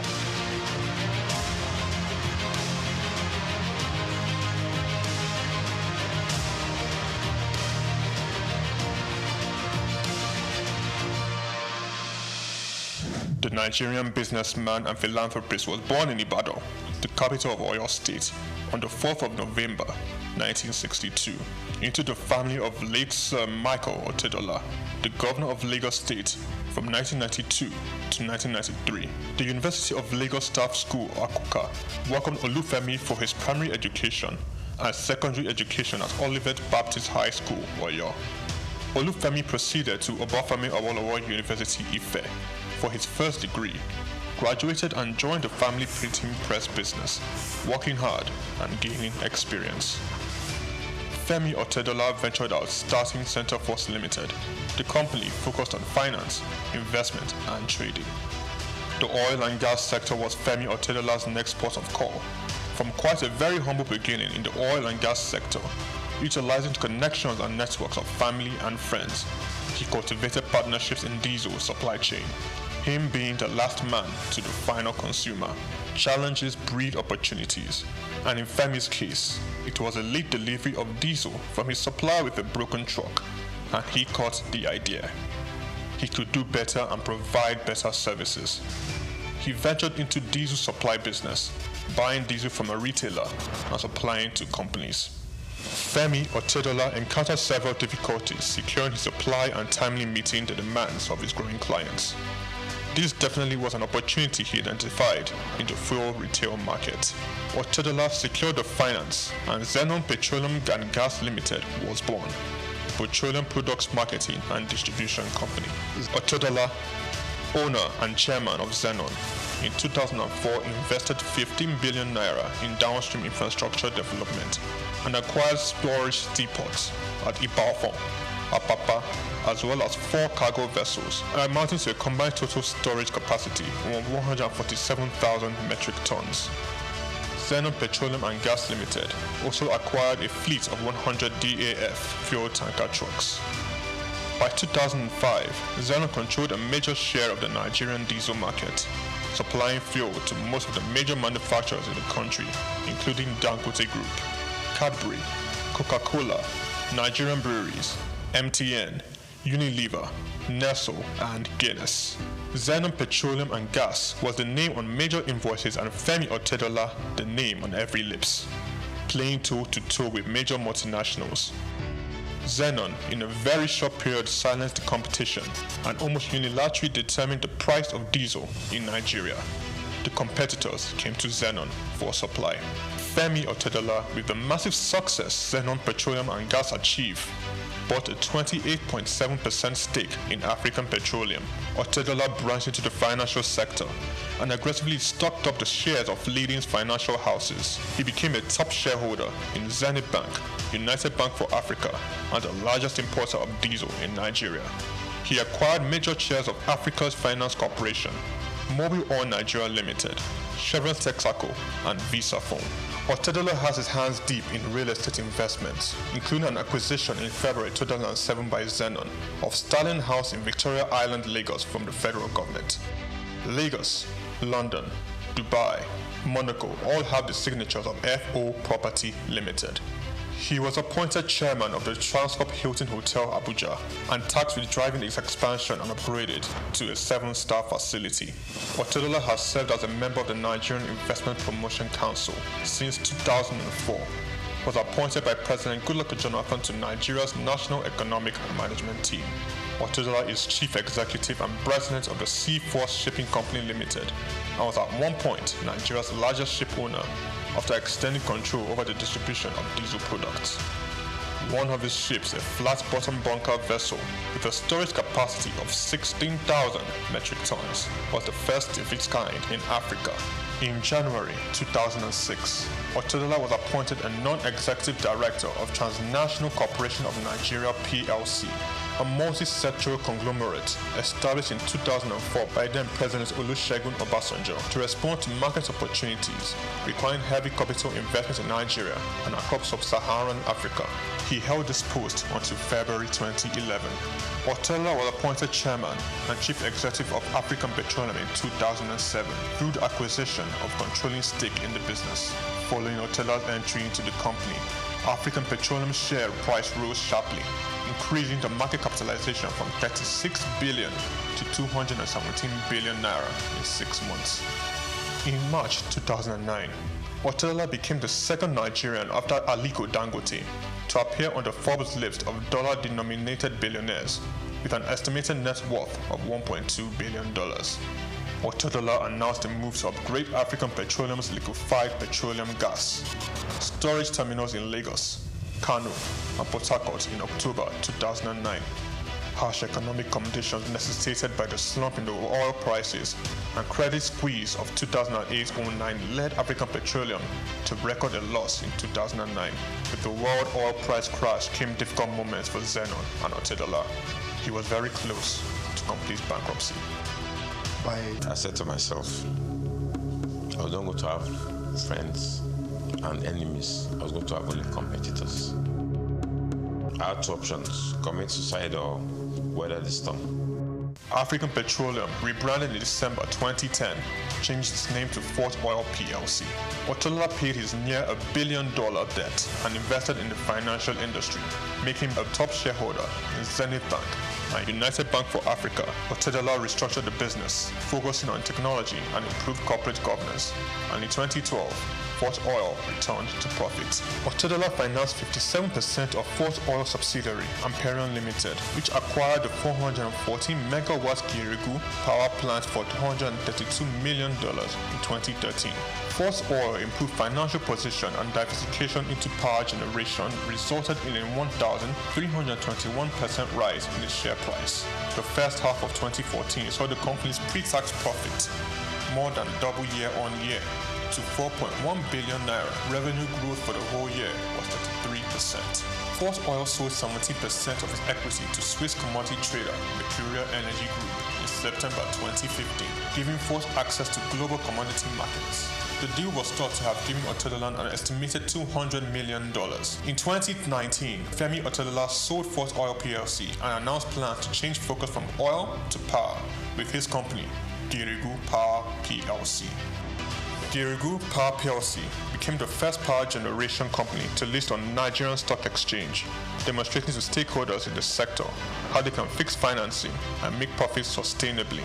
The company's market capitalization is now 726.75 billion naira, and the share price now 290.7 naira from the 2.5 billion shares that were listed at 100 naira each. Otedola, the chairman of Girigu Power, sold down a Girigu stake to bring on institutional investors. In October 2021, Femi Otedola was announced as the single largest shareholder of First Bank PLC.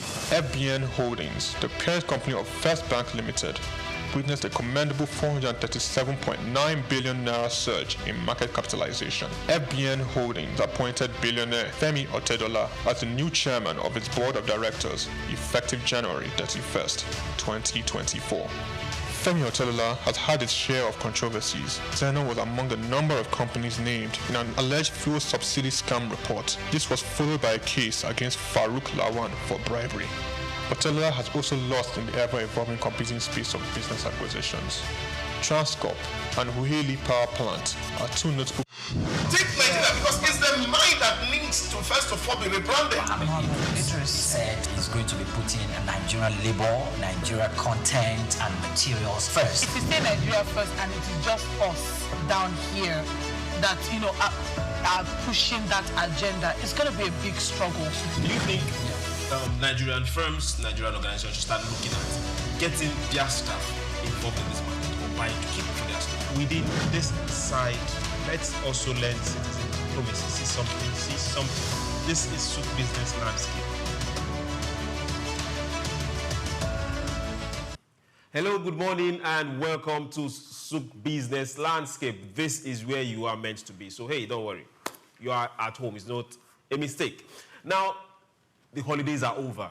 For those that are still basking in what happened in the last 2 weeks, we are back to work. So should you be wondering? No, just forget about that thought. We are back to work. So this is officially the first major starting week for work in Lagos. A lot of people walked through last week. Schools are also resuming, not private schools to be precise. Government schools should be resuming by the 15th. Today on SBL, we'll be looking at the budget, not just national budget, but budget of SOUQ, the presidential house, Nigeria's presidential house. What exactly are they budgeting for? We'll compare and make some comparison with what they had last year. Then we'll also be looking at ministries that have over $1 trillion for budget in 2026. We'll also go further to tell you some things happening with Dangote and the fuel industry. When they fight, we gain. And we want a whole lot more of that happening. Today happens to be a very bumper set on this program today, so you can't miss it. Remember this. Go on SOUQ Business Landscape. We have a page on YouTube. Follow us. Now go on every social media platform and follow SOUQ News. You can't run away from it. We'll keep beseeching you. Follow SOUQ News. Follow, then share. It's very important. Like us and drop your comments. We always want to hear from you. My name is SOUQ, John Rogers SOUQ. And I am very, very happy to tell you that on this table today, I have the most handsome set of people you want to start your day with. Your Excellencies, please join me as I welcome. From this side of mine, the knight himself, looking all dapper and fresh. Good morning. Good morning, SOUQ. Good morning, congratulations. Our boys did well, did us proud over the weekend. So glad to be on SOUQ Business Landscape. I am Olumide Shokoya. You're welcome. Then on this other side, if handsomeness is something you can sell, I think we would have kidnapped and sold him a long time ago. But hey, don't worry. He's still here with us. Mr. Amin, good morning. Good morning to you, Mr. SOUQ. Good morning, Mr. Shokoya. So happy to be here. You're welcome. Calm, cool, collected. Yes, let's get straight to the national budget as it concerns SOUQ. Now, Tinubu happens to be our president. Shetima happens to be the vice president. They are to spend 11 billion on state house operations in 2026. Now, our president, your president, Nigeria, Bola Ahmed Tinubu, and the vice president, Kashim Shettima, are projected to spend a combined 11.03 billion on state house operations, mind you, operations, in the 2026 fiscal year.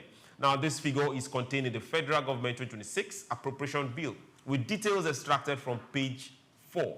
It highlights the presidency's operational expenses within the national budget. The State House headquarters remains the largest cost center, with a total allocation of 43.19 billion, underscoring the physical weight of maintaining Nigeria's seat of power, 46 points. Okay. We've always been clamoring for leaner government, leaner apparatus when it comes to every government official. Is this a possibility? Before I start looking at the figures, is this really a possibility? It's a possibility. And the last time the president had a media chat, he said his mandate is to deliver good life and development to Nigeria and Nigerians. Okay. And he argued that we should imagine if you want to entertain 200 million people, how many people will you need required to entertain 200 million people in terms of maybe like music performance, considering we have different tastes, different languages. So, but this is governance, that his mandate is to deliver, and he will use whatever team required. But as Nigerians, I think he has a point, but as Nigeria, what we will ask for is that he should use whatever team he needs within reasonable budget. Okay, your catchword there being reasonable budget. Within reasonable budget. And if we compare the budget, so I tried to compare the budget on the State House to a country within Africa. I'm picking South Africa, for example. Number one, South African budget is 4 times, almost 5 times the size of our budget. Our budget is $40 billion. South Africa is doing $140 billion, right? Now, the seat of power in South Africa, they are spending $30 million, which is about 0.03% of their entire budget. Nigeria, with $40 billion, we are spending about $50 million on the seat of power, which comes to 0.02%. I mean 0.07%. Now, I'm now comparing with America. America is doing about $7 trillion, and their seat of power is spending $80 million US dollars for the White House. And it's important to note that it's only Nigeria that the office of the vice president has a separate budget and the office of the president has a separate budget, even though both of them operate within SOUQ. They have to separate it.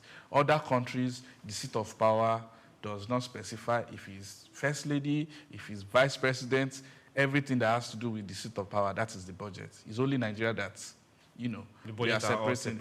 And America that is making far, far more than, in fact, almost the collective budget of the entire Africa. Their seat of power is spending $90 million, which comes to 0.00% of the budget. Of the budget. So if the president wants to get as many people as possible, he should, you know, manage them within reasonable budget, and he should make more money if he wants to spend more money.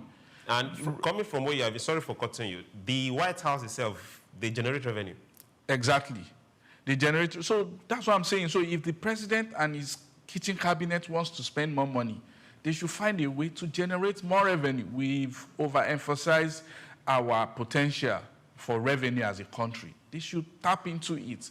They should not, you know, be dipping their hand too deep into the little that we have that can barely even fund our budget.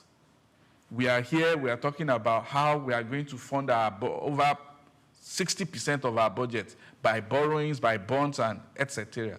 And then you borrow all of this money only for us to, you know, cater for the first family and the second family. Even though they will argue that, oh, they receive international delegates, president of the world, and that is why the budget is over-bloated. But the question that we ask is, even if the president of America comes to Nigeria, is he going to hit a golden cow? Why is the budget so big? Okay, let's draw some comparison. 2.76 billion was budgeted to purchase vehicles in 2025. Now, of all these vehicles, none were made in Nigeria, so capital flight. 25 billion for rehabilitation and repair of office buildings, that for 2025. Is that inclusive of the vice presidential villa? No. Okay. 33.33, that's capital expenditure. That's 2025. Now, 2025 also, there was a 10 billion for solar. Then in 2026, now there's also a 7 billion for solar. I was coming to that. So we need to get to that particular place where we will go out of the studio, and just, okay, good enough, fine. Let's see what, this is the budget we have it. Now let's see what the expenditure. So if we had issues of 70% capital expenditure for last year, not done, okay, did it also affect the budget? The SOUQ, did it also affect the presidential villa? But now looking at this particular expense for the SOUQ, that's the presidential villa, how can we cut down? Because we are looking for efficiency and very good implementation. How can we start cutting down? So if this is all we had this year, next year we should have something less. Or if they generate more, then good and fine. How can we start cutting? The answer is quite simple. Leadership starts by example. If you want your government to operate a leaner budget, you start by showing the example. You cut down certain things. If you remember the vice presidential renovation for his house, there was so much brouhaha about it, but what happened? Nothing happened. Now, just recently, the report of the solar installation and all that, in as much as, well, if the parts would be gotten in Nigeria, if it would be assembled in Nigeria, maybe some local manufacturers might make money of this. And again, if you look at the other side, you could say that, okay, if this is the actual budget, whatever, the cost of operation, every other thing that is going to be gotten for this year should be sourced locally. That's on the good side. Now, let's look at the cons of it. It is too bogus. How much is it? About 11 billion. That's almost... For the solar? No, I mean the total... Operational, yes. Yes, it's 11, almost about close to what the National Assembly, the total salary of the whole members of the National Assembly. I think it's about 14 to 20-something billion naira. So what are we talking about?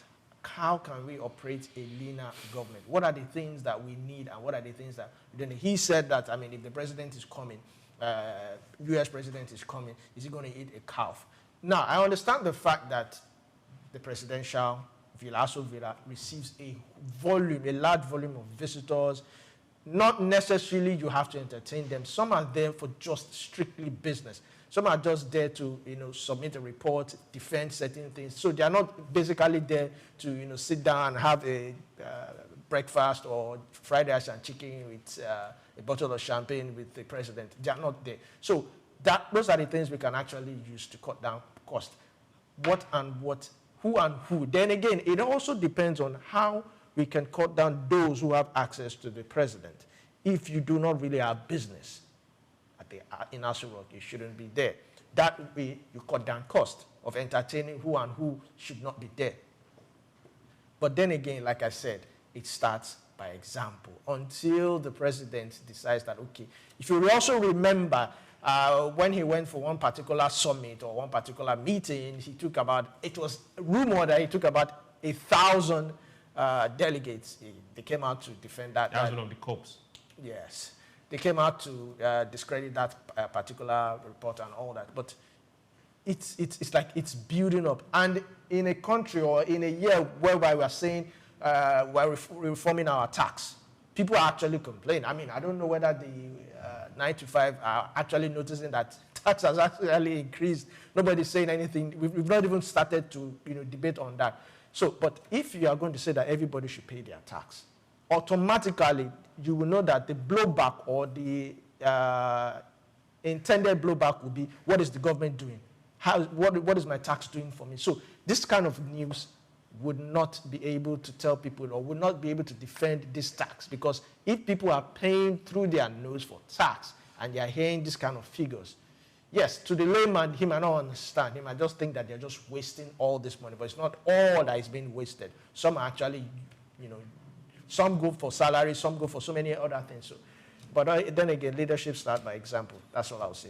Yes, leadership starts by example. That is what he will say, not just all. We want to see our government do well. We want to see government run a lean as lean as possible. As much as we can save, we should be able to save. That way, we will borrow less and commit our funds to areas where we want them to go to, like budgetary allocation. Now, 11 ministries, departments, and agencies are to get over 1 trillion each in this budget, 2026 budget. Now, at least 11 federal ministries, departments, and agencies are projected to receive over 1 trillion each in the 2026 appropriation bill, reflecting the federal government's sustained emphasis on security, infrastructure, and governance, despite mounting fiscal pressures.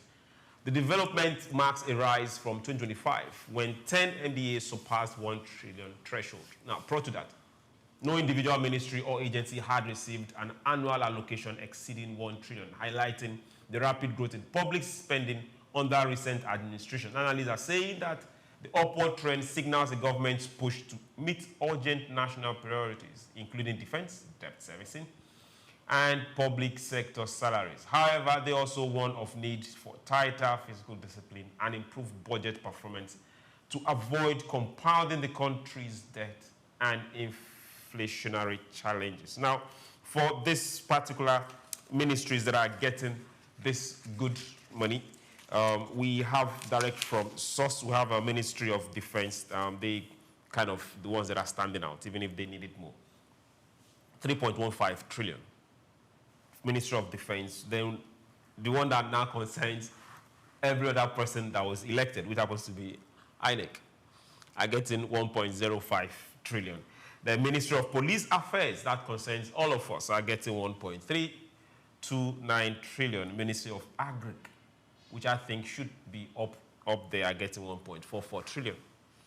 The Ministry of Finance, definitely they will be servicing a whole lot of debt, are getting 11.78 trillion. Ministry of Power, Ministry of Budget, Ministry of Niger Delta, Ministry of Health and Social Services, and 2 other ministries. From where we are right now, should we be focused more on how much they are getting or how much they are going to spend judiciously? 2 things can be right. So this looks good on paper. It shows a growth trajectory from the budget from last year. But the real question is, what percentage was actually implemented, performed and disbursed last year? That is one. Secondly, what and how much is this ministry going to be making? Because I dare say every ministry can make money for us. Even defense. Defense make defense equipment. In Nigeria, our defense, they make their vehicles, which can be exported to our neighboring countries in Africa. So how much, because now we have a revenue problem. So we can't just be getting excited about how much money the ministries wants to make if they are not telling us how much they intend to make too. If we are just being excited about how much they are going to spend, how much we are budgeting for them, how are they going to make money too? Okay. Health, we can go into health tourism. We can make money from there. We can make health as cheap as, even free for our citizens. What about other people? The first family in Saudi used to come to UI for treatment back in the days, so the same country. So what is happening? How are we going to make money? And we are in the election year. So I hope ICPC and EFCC are putting eyes on all of this money, because this could be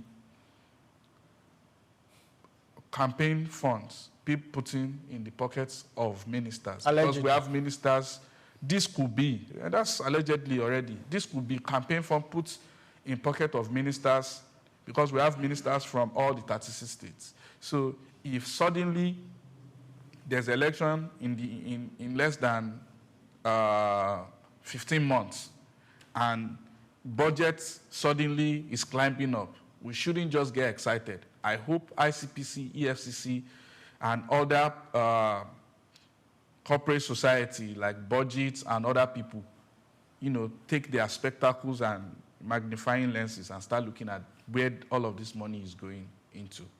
Okay, while we look at where the monies are going into, let's now ask ourselves this major critical questions. Over 70% of capital projects from last budget was moved to 2026. Definitely. And it's going to, the 2025 is going to run to April, then from April onwards, we will start seeing 2026 budget implementation. And now we are seeing these numbers going to ministries. We've had a culture where a lot of monies are not released till towards the end of the year. Then we now see a whole lot of scramble for contracts and people trying to spend what they can spend and will not ask for retirement. But we also heard sometime last week that the National Assembly, House of Reps to be precise, were telling ministries, you people have not been giving us audited report on your spending. How can we merge the two? Spend the money, what time is coming, and ministries also showing audited reports. Well, it's quite simple. I've said it here on this table. Until we start to enforce, it's not just for the National Assembly to say, if guys have you have not given us an audited, you have to enforce it. If they don't bring in this, you don't approve, you don't disburse. So if we can get to a situation whereby quarterly there's audit. Or better still, before this amount is actually passed, there's a total audit of the previous project from start to finish. If it's not completed, then you don't approve the next.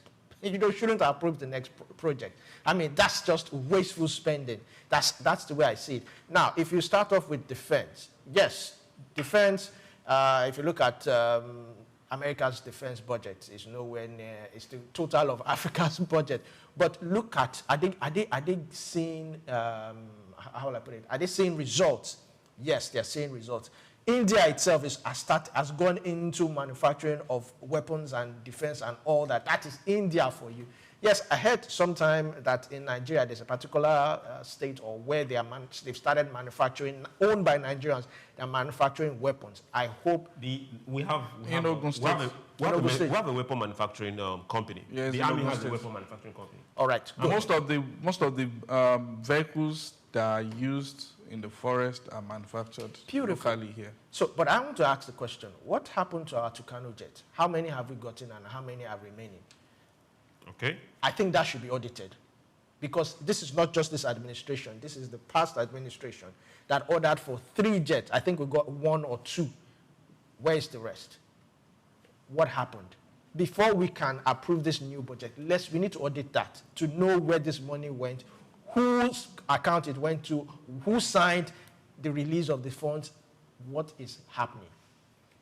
That's number one. If you move down to the next one, which you talk about health and the rest of them. Now, there's no way you can disburse certain money without tying into a particular project. If we're going to start disbursing money or to ministries and departments, they should be able to tell us, okay, if we are giving you 1 naira, how can that 1 naira be multiplied to 2 naira? What are you doing? Like he said, I don't want to go that route, that maybe it's because of election is close by. Yes, then I remember INEC. INEC got about 335 billion. Or, INEC 1.0. No, last 2023 election. Trillion. 2023 election. Okay. Yes. They promised us IREF. They promised us beavers. They promised us a whole lot of things. But what happened? Has it been audited? Who should be responsible for this? But the person who promised us this, I think he's been made an ambassador or something like that. I can't remember. These are the facts. INEC delivered on their... IREF? No. Okay. They delivered on their constitutional mandate. Everything that is in the paper. To conduct a free and fair election. Yes. The INEC commissioner might have come on TV to say some things that is not in their act. Then he should be held responsible for that. Yeah, but it's word of mouth now. He's an authority. Hold on. He swore an oath to uphold Nigerian constitution. Okay. He did not swear any oath to uphold whatever he says on TV. Okay. He can be terminated.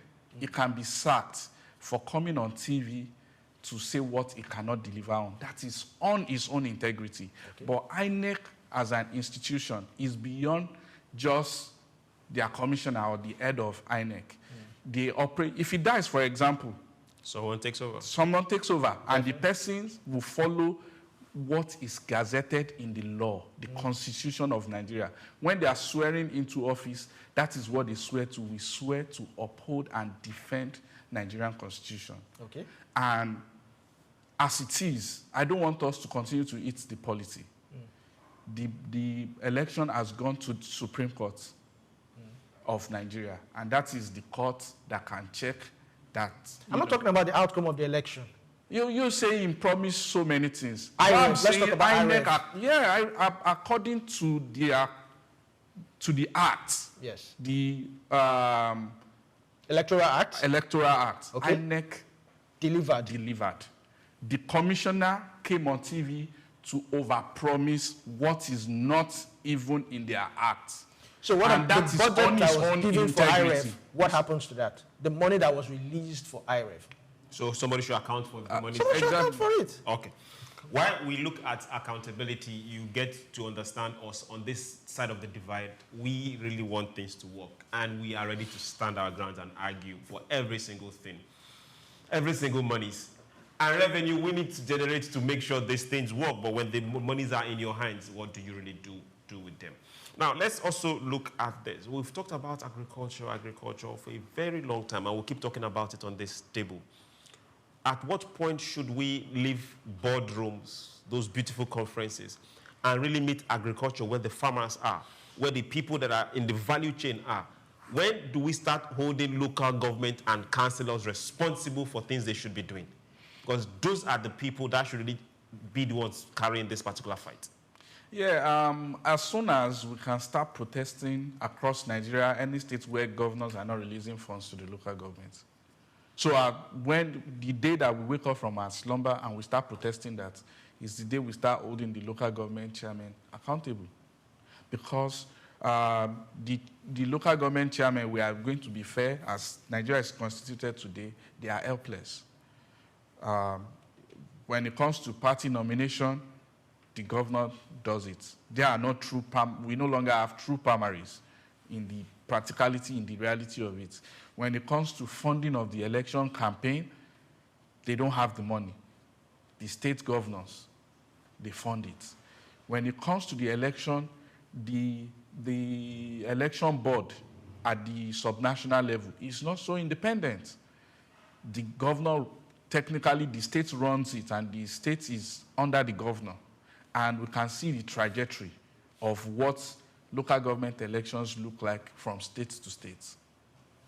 So the local government chairman, in a way, they don't really have a voice because they got nominated by the mercy, they serve by the mercy of somebody, they got campaign funds by the mercy of somebody, and they got elected by the mercy of somebody. So they are there at, the pleasure of the governor. As Nigeria is today, that's the reality. So they can't really protest for their funds. We, the people that they represent, we are supposed to fight for them. So the day we wake up as a collective, as a Nigerian, and go to our government houses in various states to say, Mr. Governor, release money to the local government, is when we start holding local governments accountable. In Lagos today, the chairman of Koshofe local government celebrated his first 100 days in office with 100 roads. So because Lagos does not really have farmlands. So if a local government chairman can build 100 roads in 100 days, so imagine what my local government chairman can do with the vast land that we have. I track the money. CBN releases a report of how much is being released to local governments every month. My local government get an average of $500 million every month. Every month. Does it hit their account? I don't know, but what I do know is that the general hospital in my community, we contribute to build more wards, we contribute to put mattresses in the ward, we contribute to give new mothers some money for their baby, for diaper, for supplies. I know that we contribute to roof the local primary schools. We do those things. As I speak to you, we are contributing to renovate our palace. And all of these expenses... And there is a local government. And there's a local government. And this particular budget and expenses is in that local government budget. It's in the local government budget. Okay. Now, let's leave the politics of things and now go directly back to where we're coming from. Do you agree with him that when we stand up as a people, then the local government will get active because we need agriculture to work? Yes. And agriculture is at the grassroots. Yes, I agree with him. People need to start holding their local government chairman accountable. But the problem or the truth about it is how many of, how many people actually know their local government chairman? If you go to some certain areas and ask them, how many of these local government chairmen even stay in that local government? That's one of the things. So awareness is also key. People need to know who their local government chairman, I think it's even too far. Your councillor. Do you know your councillor? Do you know your ward chairman? Do you know your super? They have their own terms and all that. Do you actually know your councillor? Let's start from there.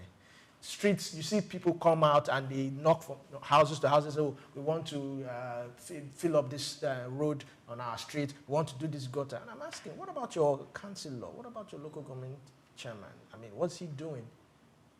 I'm paying tax, and I'm still contributing money to mix cement to cover a pothole or something. It's, you know, so I tell some of the, we call them Egwadubu in our area. I tell them that, look, these are some of the things you need to know your councillor, you need to know your local government chairman, and you need to go to their office and tell them this particular road is bad. What are you doing about it? I keep on saying it. There's a road that runs through Mushin, that Mushin market. That road has been there for ages. Okay. Tried and tried. They said maybe it's a federal road, maybe it's a state road, maybe the local government chairman has problem with the governor. I mean, so many stories I've heard. That road is like that. It's dilapidated. When rain falls along that Mushin road, it's an eyesore. So until people start to have town hall meetings whereby the local government chairman, the councillors all stand up and defend what they are spending, how they are spending it, and people are asking them, how did this money? No, we don't want this. This is what we want in our street. This is what we want in our area. Town hall meetings is the first way to go. Okay, town hall meetings is the first way to go. We strongly believe also that agriculture can really pull us out of poverty, put food on the table, and get a whole lot more people employed in a very short time. And if we have to get local government right for this to work, then hey, we can't just keep quiet or keep mum. Or do you know your local government chairman? Do you know your councillors? This is the time to talk. Lagos State is raining already. It has not stopped. And we are looking forward to being able to utilize all that we can. There are river basins scattered all over this country. We have to put our hands to the plow. Now let's get to rail infrastructure. Now, FG, federal government, they are earmarking 102 billion for the Lagos Green Line Rail in 2026 budget. Some years ago, precisely last 2 years ago, the president went to China, and there was this particular agreement for the Lagos Green Rail. So there is a partnership between Nigeria and China, and it's happening in Lagos. The federal government has proposed 102.3 billion as counterpart funding for the Lagos Green Rail project in the 2026 national budget. This is contained in the 2026 appropriation bill under the Federal Ministry of Transportation, signaling strong federal support for Lagos State's mass transit infrastructure. The 68-kilometer rail line will stretch from the Lekki Free Zone to Marina, linking key economic and residential hubs such as Victoria Island, Lekki, and Ajah. The project is expected to ease traffic congestion and improve mobility in Nigeria's commercial capital. The counterpart funding commitment reflects the government's broader push for urban infrastructure and public-private transportation partnership, especially in mega cities. It also underscores the strategic importance of the Lekki corridor, which hosts major developments like the deep sea port and Dangote refinery. Okay. Are we likely going to see this project starting this year? They say the best way to predict the future is by looking at the past. So the Lagos State government, they've embarked on 2 rail projects that is live today. Yes, the first one took well over 10 years. Yes, sometimes... well over 10 years. Yes, sometimes to start something might be difficult, but once you get a wind of it, okay, the rest, foundation is always usually very difficult. You know, to get funding, investors are not sure if he's a money maker, if the arrangements can work. But the second one, for example, I watched the governor when he said the funding for the other one, everything was sourced locally by local bank. The loan was in Naira. And he said the terms of the loan, the longest one is 3 years. So it means they have a model that is working. It means investors are now confident in the rail system in Lagos. And it means that even most importantly, local investors have enough money to stake into projects like this. So and the only thing that delays is their counterpart funding. Once which is what they say is ready, once their counterpart funding is ready, then investors are ready to go. Like I said, to predict the future, you look at the past. So you look at how well the last one went. It went really well. You know, it looks good. Local funding in Naira, 2-3 years, loan term. He even said they were single-digit loan as well. So all the terms look good. Whatever is in the fine line, I leave that to EFCC and ICPC. But as a citizen that followed the news, it looks good to me. So, and to large extent, 90% I have faith in the Lagos State government. I believe Lagos State under Governor Sanwo-Olu is going to deliver on this. I hope he doesn't disappoint me and the rest of Lagosians that live in Lagos that want to benefit this. But most importantly, I hope governors of Delta states and River states are listening, because these are states that can fund this kind of projects. 100 billion naira. 102 billion. Billion naira. It's like, yeah, it's like 10% of derivation. Yeah, you can say derivation, or even their entire budget. Monthly. So their entire budget is, for Delta and Rivers, is a little above a trillion. So it's about 10% upon something % of their budget. So I believe they can embark on this such project. Delta, for example, they have 2 major cities, which is Warri and Asaba. So they should have a rail that connects both cities to improve trade and commerce, tourism, and even ease the life of their people. So I hope they are paying attention to this. We are tired of road, and constructing road, because in Kosofe, for example, the local government chairman constructed 100 roads in 100 days. I can count how many governors can deliver 550 roads in 4 years. So if you look at roads, I hope they are durable and do you understand? Yes, the roads are there. Not just inter-street patching. No, he made not 100 just roads. Painting of roads. Okay, let's move this conversation further. I know you are not rooting directly for Sanwo-Olu, because there is also a state that bear your name, and they want you to come contest for governorship. Why is this always Lagos? Is that going through your mind? Yes. Okay. Some people have said, and I don't follow that theory, that it's because the person who sits at the top is from this particular state. So he would also want to see his own state, do well. So what is it that Lagos State is doing that other states are not doing? I'm not in the mood to shake tables with regards to my state. Please don't just shake the but tables. I want us to look at the opportunities here. It's a beautiful initiative, because I'm looking at people who have always found it hard to stay in the Lekki axis. Now imagine a rail from Ikorodu down to Lekki. It decongests people, a whole lot of people. So let's say, for instance, now it takes 15 to 45 minutes from Ikorodu down here. All I have to do is be at the train station 6 a.m. and by 7, I'm around Lagos Island, Lekki. It would also give rise to the real estate sector, because, when the train station started at Moniya, lands were selling for with a catch of 15 minutes or 10 minutes to the train station. So people were buying lands close to Moniya, and that was the selling point for them. So if we have something like this, it will also decongest a whole lot of people. If I can stay in Ikorodu and in the next 15 minutes I'm on the island, it would also help those in the commerce.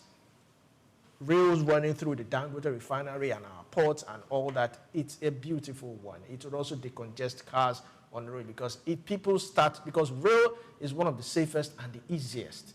And it will also decongest traffic on the road, because I don't really have to take my car out at the expense of buying fuel. All I have to do is get a train ticket and I'm there.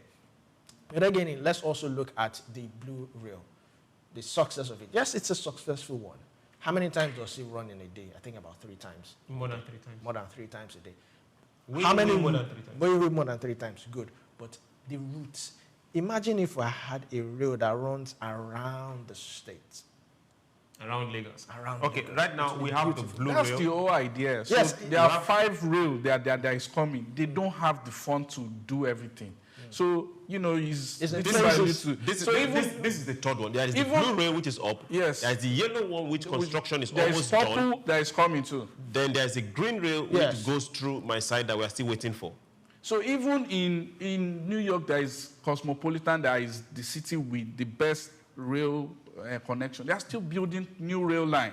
So it's a work in progress. Eventually, it's going to connect. But what about states that don't even have Nothing. They don't even have BRT. Can we? So let me hold on, people. Why is everybody shying away from this? Why are other states that have the financial muscle to also match what Lagos State is doing sleeping on this? I really don't understand. I mean, if you look at my state governor, he was part of the reason Which state are we talking about? He was part of the reason why our plane was seized. You know the state, Ogun State. Ogun State. Yes. Okay. He was part of the reason why our presidential plane was seized. And I mean, that was before his administration. Okay, good. And his own, anywhere he goes, he says that, oh, I have built an airport for, but how many planes are landing in that airport? Some people refer to it. He built the airport in anticipation of industrialization. In The infrastructure is there. How many? So right now, the companies should start. He should also find ways of also. That's what I'm doing. How is he wooing them? How is it wooing them? Excuse me, sir. Ogun State is one of the most industrialized states in Nigeria. In Nigeria. Most they have because the industries number are of there. factories. Yes, because industries are there. And when you already have them there, if you build a cargo airplane, then you can incentivize them to start exporting because you already have that already. Then there are raw materials that come from outside the country. It doesn't have to come through Lagos. It can come directly to Ogun State. So I feel like it's strategic. The only missing link for me is that when they were building the train that gets to the border of Lagos and Ogun State, yes, Ogun was supposed to bring counterpart funding so that the train can further extend into the state. Into the state. Okay. So that, and then another thing is build all the connecting road that connect Lagos State to Ogun State. Like you said, it's going to decongest those border communities and Ogun is going to gain a whole lot. Yes. So people can conveniently live in Ogun State. That is already happening, but you can get a lot more people to live conveniently in Ogun State where life is relatively cheaper to live in terms of everything, food stuff, cost of living, schools for children, everything is across the border in Ogun State. Once you cross, is 100% cheaper than what you have in Lagos. So why is the governor not doing so? Exactly. So that's the question that we should be asking, because two things can be right. Having a rail does not stop a cargo airport. So I don't want us to condemn cargo airport because we want we want boats and we want BRT and we want good life for our people. We want everything that is good for our people. So one does not have to stop the other. River State that you mentioned, for example, Amechi started the monorail. River State was going to project right now. Yeah, River State was going to be the first state with monorail as a subnational in this country. And Wike came and abandoned the project. I've been to Port Harcourt. The rails are laid. Like the I-beams that we see in Marina where they lay the train tracks, yes, it's being done. I've seen it with my own eyes. And the rails are laid. And it was left for the coach to buy the actual coach motors to lay and for the train to start working, and Wike abandoned it. And there goes Fubara. And if Fubara has problem with Wike, these are some of the things that it can actually do to say, oh, I don't agree with Wike because he does not want to complete this rail. Here you go, River State people, enjoy rail. Now they have 600 billion naira in the coffers of River State that was left there by the past administrator. And they don't know what they want to do with the money. And the governor has actually come out to say, oh, this whole fight is about the 600 billion in the account. And then you have a rail that you can complete without counterpart funding, without 600 billion, to the benefit of your people, to drive, development, to drive industrialization, to drive good life for your people. But all they do is come on TV and pay live band people to sing. Let's not even go abuses. There. Okay. Let's leave who is paying and who is not paying. We will go on a very short break. We've been talking about development. We've been looking at our budget, right at SOUQ, then the ministries, and we are asking ourselves direct questions. He's coming up with said a lot of ministries should be able to generate funds and not just take. But some are also social service providers. Let's not take that out of the bag and just let them fly. We'll go on a very short break, and when we return, SBL will be right back. Remember, share. Follow us on all our social media platforms and let your neighbor, friends, and co-workers know that we are live. Don't go anywhere. We'll be right back. Take Nigeria because it's the mind that needs to first of all be rebranded. Idris said he's going to be putting Nigerian labor, Nigeria content and materials first. If you say Nigeria first and it is just us down here that, you know, are pushing that agenda, it's going to be a big struggle.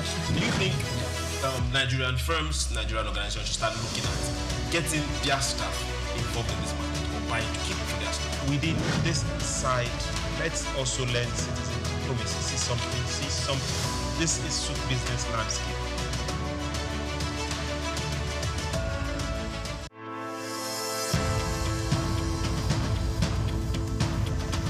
Nigerian leather industry has a storied history, particularly in the northern parts of the country, where the art of leather farming and crafting has been perfected over centuries. Traditionally, leather was used primarily for functional items like sandals, bags, and saddles, with little emphasis on fashion. However, the narrative has changed drastically in recent years as Nigerian leather has evolved from a utilitarian product to a symbol of luxury and high fashion. Here is a special report by Bayo Olaoye. The turning point for Nigerian leather came as local designers began to recognize its potential beyond traditional uses. They started to experiment with new designs, creating products that appeal to the modern consumer while maintaining the heritage of craftsmanship. The result has been a wave of leather products that are not only functional, but also stylish and desirable on the global stage. One of the key factors driving the revolution is the exceptional quality of Nigerian leather. Known for its durability and unique texture, Nigerian leather, particularly from goats and cattle, has become highly sought after by fashion houses, both within and outside Africa. This demand has encouraged local artisans to up their game, focusing on quality control and finishing techniques to meet international standards. Moreover, Nigerian leather products have benefited from the global trend towards sustainable and ethically produced goods. Consumers are increasingly turning away from massively produced items in favor of the handcrafted sustainable alternatives. Nigerian leather made using traditional methods with minimal environmental impact fits perfectly into this narrative. This has opened up markets for Nigerian leather goods, particularly in Europe and North America, where there is a growing appreciation for products with a story and a conscience. The rise of Nigerian leather on the fashion scene is also closely tied to the country's booming creative industry. Fashion designers, many of whom had gained international recognition, are incorporating leather into their collections and innovative ways. From sleek handbags and bespoke shoes to stylish jackets and accessories, the Nigerian leather is becoming a staple in high fashion. This trend is not only boosting the profile of Nigerian fashion, but also creating new opportunities for economic growth. The leather industry, once dominated by small-scale craftsmen, is now attracting significant investment. Entrepreneurs are setting up modern tannery and workshops, creating jobs and fostering skills development in the process. This industrialization of leather products is helping to formalize what was once an informal sector, leading to better working conditions and high incomes for artisans. However, the success of Nigerian leather market did not emerge without challenges. The industry still faces issues related to infrastructure, access to finance, and competition from imported goods. Additionally, there is the need for more investment in technology and innovation to further enhance the quality of leather products and make them more competitive in the global market. Despite these challenges, the future of Nigerian leather products looks bright. there is a growing recognition of the value of locally produced leather goods, both within Nigeria and globally. This is evident in the increasing number of fashion shows and trade fairs dedicated to promoting Nigerian leather products, as well as the rising demand from international buyers. The evolution of Nigerian leather from a utilitarian material to a symbol of high fashion is a testament to the creativity and resilience of the Nigerian artisans. It reflects the broader trend in the global fashion industry towards sustainability and craftsmanship. As the world continues to embrace African fashion, Nigerian leather is poised to become a major player on the international stage, offering a unique blend of tradition, quality, and style. This is just the beginning of what promises to be an exciting new chapter for Nigerian leather.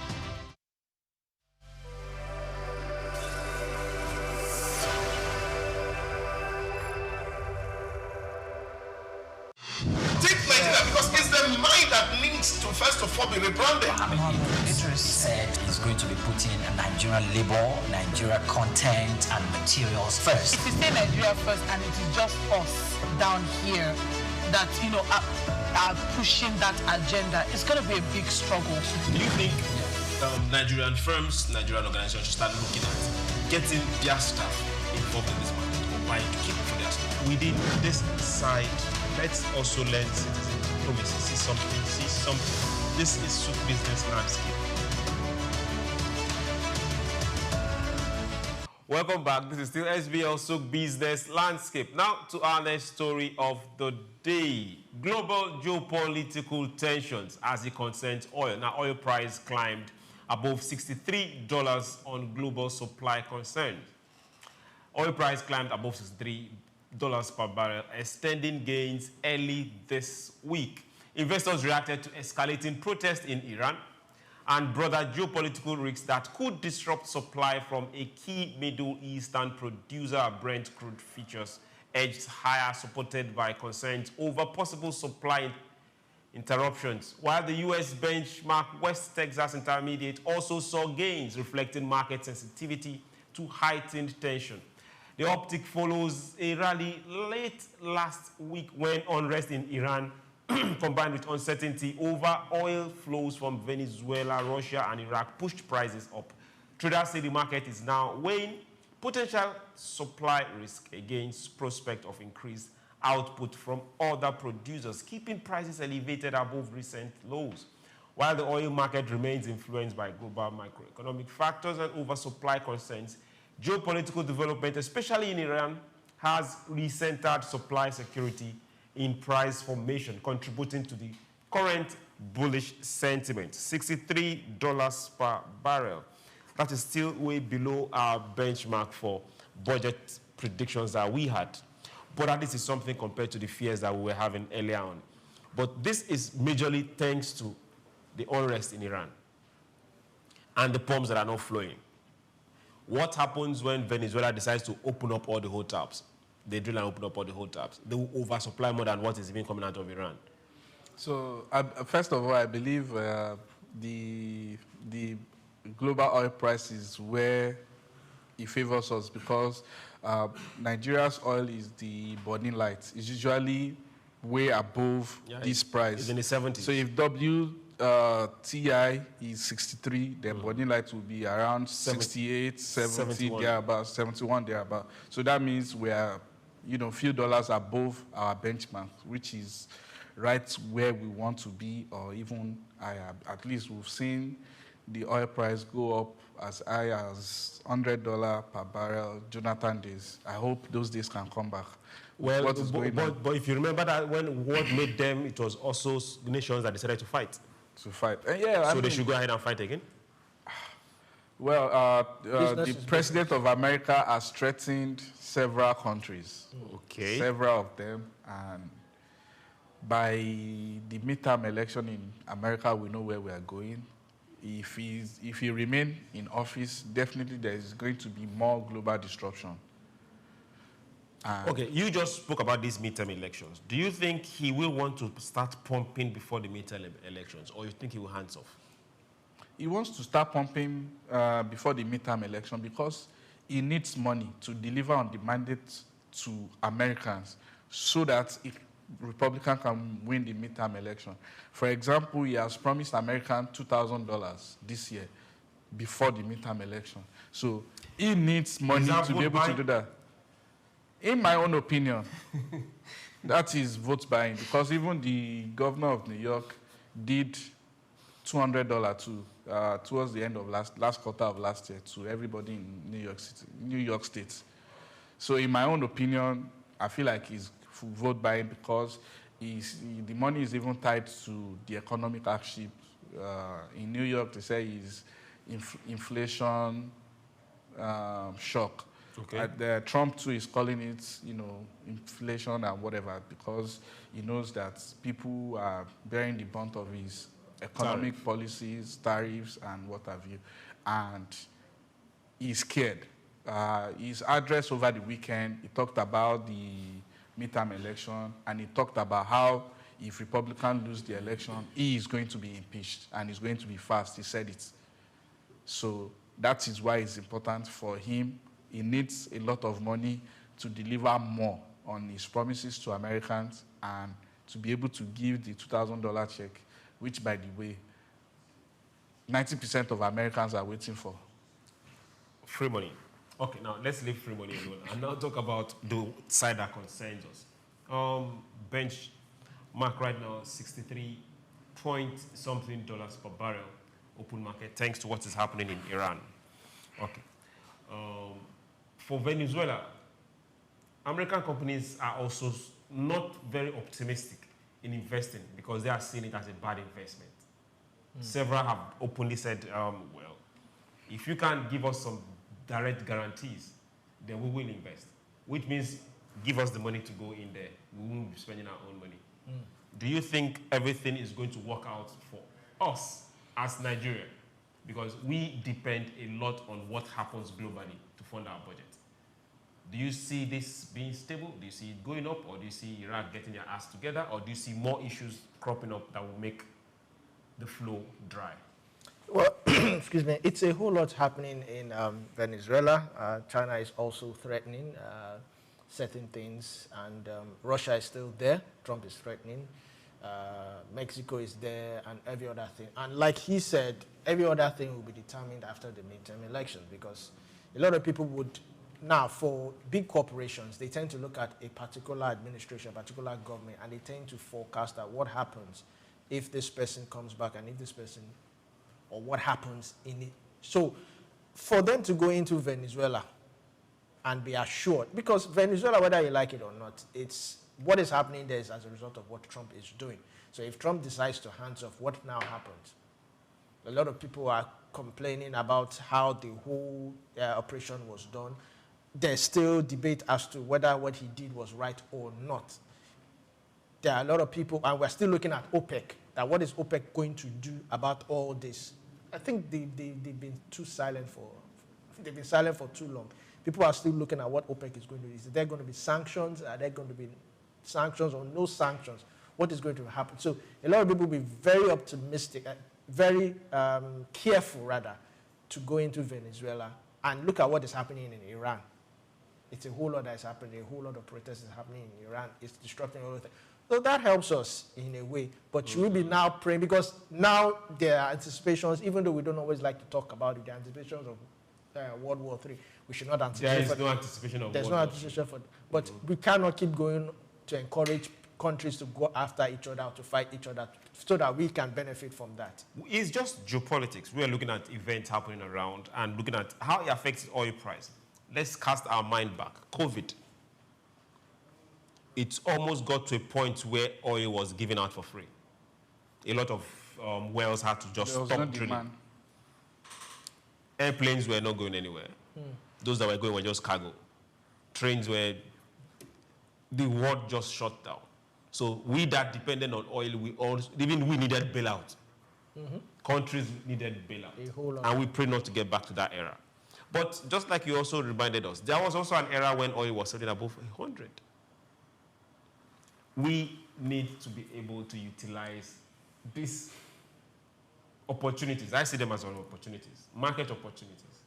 We don't know how Iran is going to pan out in the next few days. If America is likely going to step in, like they are also threatening to do, then what is going to happen if Israel says, okay, we are also stepping in? At the end of the day, how is this going to be accountable positively for us selling our oil? Then let's get back to refineries that are coming up this year. We have the BOA coming up. We have the modular refineries that have been there and they have been given crude. Should we start looking at reset of selling less of crude and refining more and selling more of refined product? Yeah, that should be the reasonable thing to do. But until we have an alternative way to finance our budget, we can't do that. Our hands are tied. So, and that is why we are clamoring for diversified economy. And the only thing that keeps missing in our budget is the investment into diversification of our economy. How much is going into the development of our gold mill? How much is going into development of our lithium plants? Those are the things that we want to see. How much is going into deliberate agricultural cash crops? How much is going into deliberate human capital development? Because we see Indians, we see Thailand, they are making a whole lot of money from human resource outsourcing. A lot of remote jobs in America are done by people in India, in all of this, and they make money and they pay tax in their own countries. Countries like Dubai, people, they have a nomadic visa where people apply to live in their country to do remote jobs, and the country makes money off their living from rent, from healthcare, from insurance. So we need to diversify our economy. Until then is when we can now produce our crude and give to our local refineries and export refined products. Okay, exporting refined product. It's also, we'll make more money. Definitely. Yes, we'll make more effort. That is employment. There you go. Okay. And there is more money because we've added value. We are definitely going to make more money. And that is good for our FX. So that means, we are less dependent. So it's a win-win all round. It's a win-win all round. So, but if we don't have an alternative way to fund our budgets, we can't give all our crude to local refinery, especially when there is crude for Naira deal, where we want to sell at Naira at stable prices to develop the industry, which, by the way, is a good initiative. But we can't just afford it now because you and I, our children, everybody depend on the premium dollar that we get from the crude sales. Is it so you see can't, or we just don't want to? We can't afford to do it. We can't afford it. Hold on. Aside the monies we've taken, loans we've taken, and we're paying back with crude, this is where we find ourselves right now. And we always look for solutions. But before we get to the petrol price war, let's get to tell you what's happening from the social medias. Yes, the Oracle himself is saying another day of brilliant brokers. That's coming from Dr. Idahosa. Is he in Nigeria? Okay. Yes, Toby is saying it's SBL morning. Yes, Toby, it's really SBL morning. Gladys, stay with SOUQ News TV for insightful conversations. Thank you very much, Gladys. Yeah, this is coming from Love Praise. Given that the 2026 budget is anchored on an exchange rate of 1,004 plus, does the 11 billion operations estimate include a buffer for currency volatility? Well, right now, I think they have the monies to spend, if actually they get the money. So volatility should not be an issue, Praise. Emmanuel Amolo is saying, it's still a budget proposal. Each MDA will still have to defend their budget with the House of Assembly. Okay? This is from Grace. I don't see protest in any way forward, as a way forward. That's talking about the local government chairman and the councillors getting to do what they are supposed to do and having autonomy from the state. Okay. Let's still take one more. Ekaite is saying, measurable progress is what Nigerians expect. Measurable progress is what we all expect. Now, let's talk about the one that concerns us, me, and you. Petrol price, well, now retail fuel prices dropped below Dangote's 739 naira benchmark. Petrol prices have dropped below the 739 naira per litre benchmark set by the Dangote Petroleum Refinery as retailers across Nigeria, are you sure, engage in deepening price war. The trend follows Dangote's price cut in December, which saw pump prices fall from about 900 to 739 per litre. Since then, market competition has intensified, with some retailers slashing prices even further to attract customers. Importers and depot owners have lamented rising losses, stating that selling below the Dangote benchmark is unsustainable. Many operators say they are being forced to operate at a loss just to maintain market share, especially in areas where competition is fierce. The ongoing drop in prices is putting pressure on both local refineries and fuel importers alike. Have you bought fuel for less than 739 naira? No, I have not. So what they're talking about is the wholesale price from the tank farms. So I've bought fuel earlier in the last week in December. I bought fuel for 800 and something at the time when Dangote was selling for 739 through MRS. But the traffic, I mean, the queue is unbelievable. I can't do it. Then the last fuel I bought was for 700 and less than 800. 770.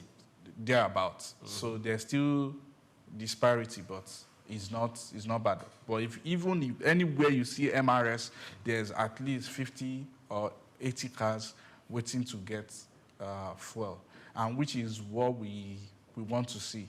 In my own, I'm not an economist and I'm not a petroleum engineer, but looking at the global retail prices and what we have in Nigeria, I believe that the fair retail price should be 500 naira from local refinery. 500 naira? And here is my argument. Are you looking at 500 naira as, okay, per liter? At the exchange rate that we have now, and comparing prices with anywhere else in the world, averagely in the world, a liter of fuel is about, if you convert to naira, is about 800 naira. Okay. Now, here is my argument. If we produce here without logistics, and we are paying minimum wage, so if America can produce at their minimum wage, which is average, which is the national minimum wage is $7 an hour, and then with other taxes and other overhead in America, they can sell fuel for 800 naira per liter. Nigeria should be able to sell for 500 with our minimum wage and our overhead. That is the way I look at it. So I accept an expert will come and show me other costs that I cannot see. Why Dangote should be selling close to 800 naira. Because as we speak today, selling for 699. A gallon. No, I'm talking about the retail, the pump price in America. The retail pump price in America, the sell per gallon is $2.50. $2.50 is about 3,700. If you divide that by 4, it comes to about 800 naira. So if they sell that in America, I don't see why Dangote should be selling 739 at the gas station too. If you look at, you can't compare the minimum wage. You can't compare the overhead. There's nothing you can compare, even the taxes. And there's nothing you can compare. Okay, so we should be selling way lower. So at 500. So my point is that if the marketers are selling at a loss to keep their market share, they are going to lose all their capital, because I believe Dangote can go as low as 500 naira. Do you think they are selling at a loss? I want to take their word for it. I don't know where they get their fuel. Why are you taking their word for it? Do you think they are selling at a loss? I think they are selling at a loss. I think they are just Are you importing too? No, I'm not. But I think they are just trying to stay in business, trying to, They are selling at a loss. Except they are getting it somewhere cheaper. How can you explain that they are selling at a loss? It's not as if maybe they are buying it from Ogun State or buying it from, what's it called, Abia State. They are importing outside Africa, to be precise. Can I say something? You the only way they are make a loss? Logically, yes. Yeah, but if people are not ready to buy, if, for example, at the price that they were selling before this price cuts, the difference would be over 100 naira. Meaning if you buy 10 liters from Dangote, you can be saving as much as 1,500.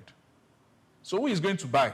Because the rich people that fill their tank are not the people that really buy fuel. Because guess what? Their office in Ikoyi, their house is in Ikoyi. They can use a full tank for 2 weeks. They barely go anywhere.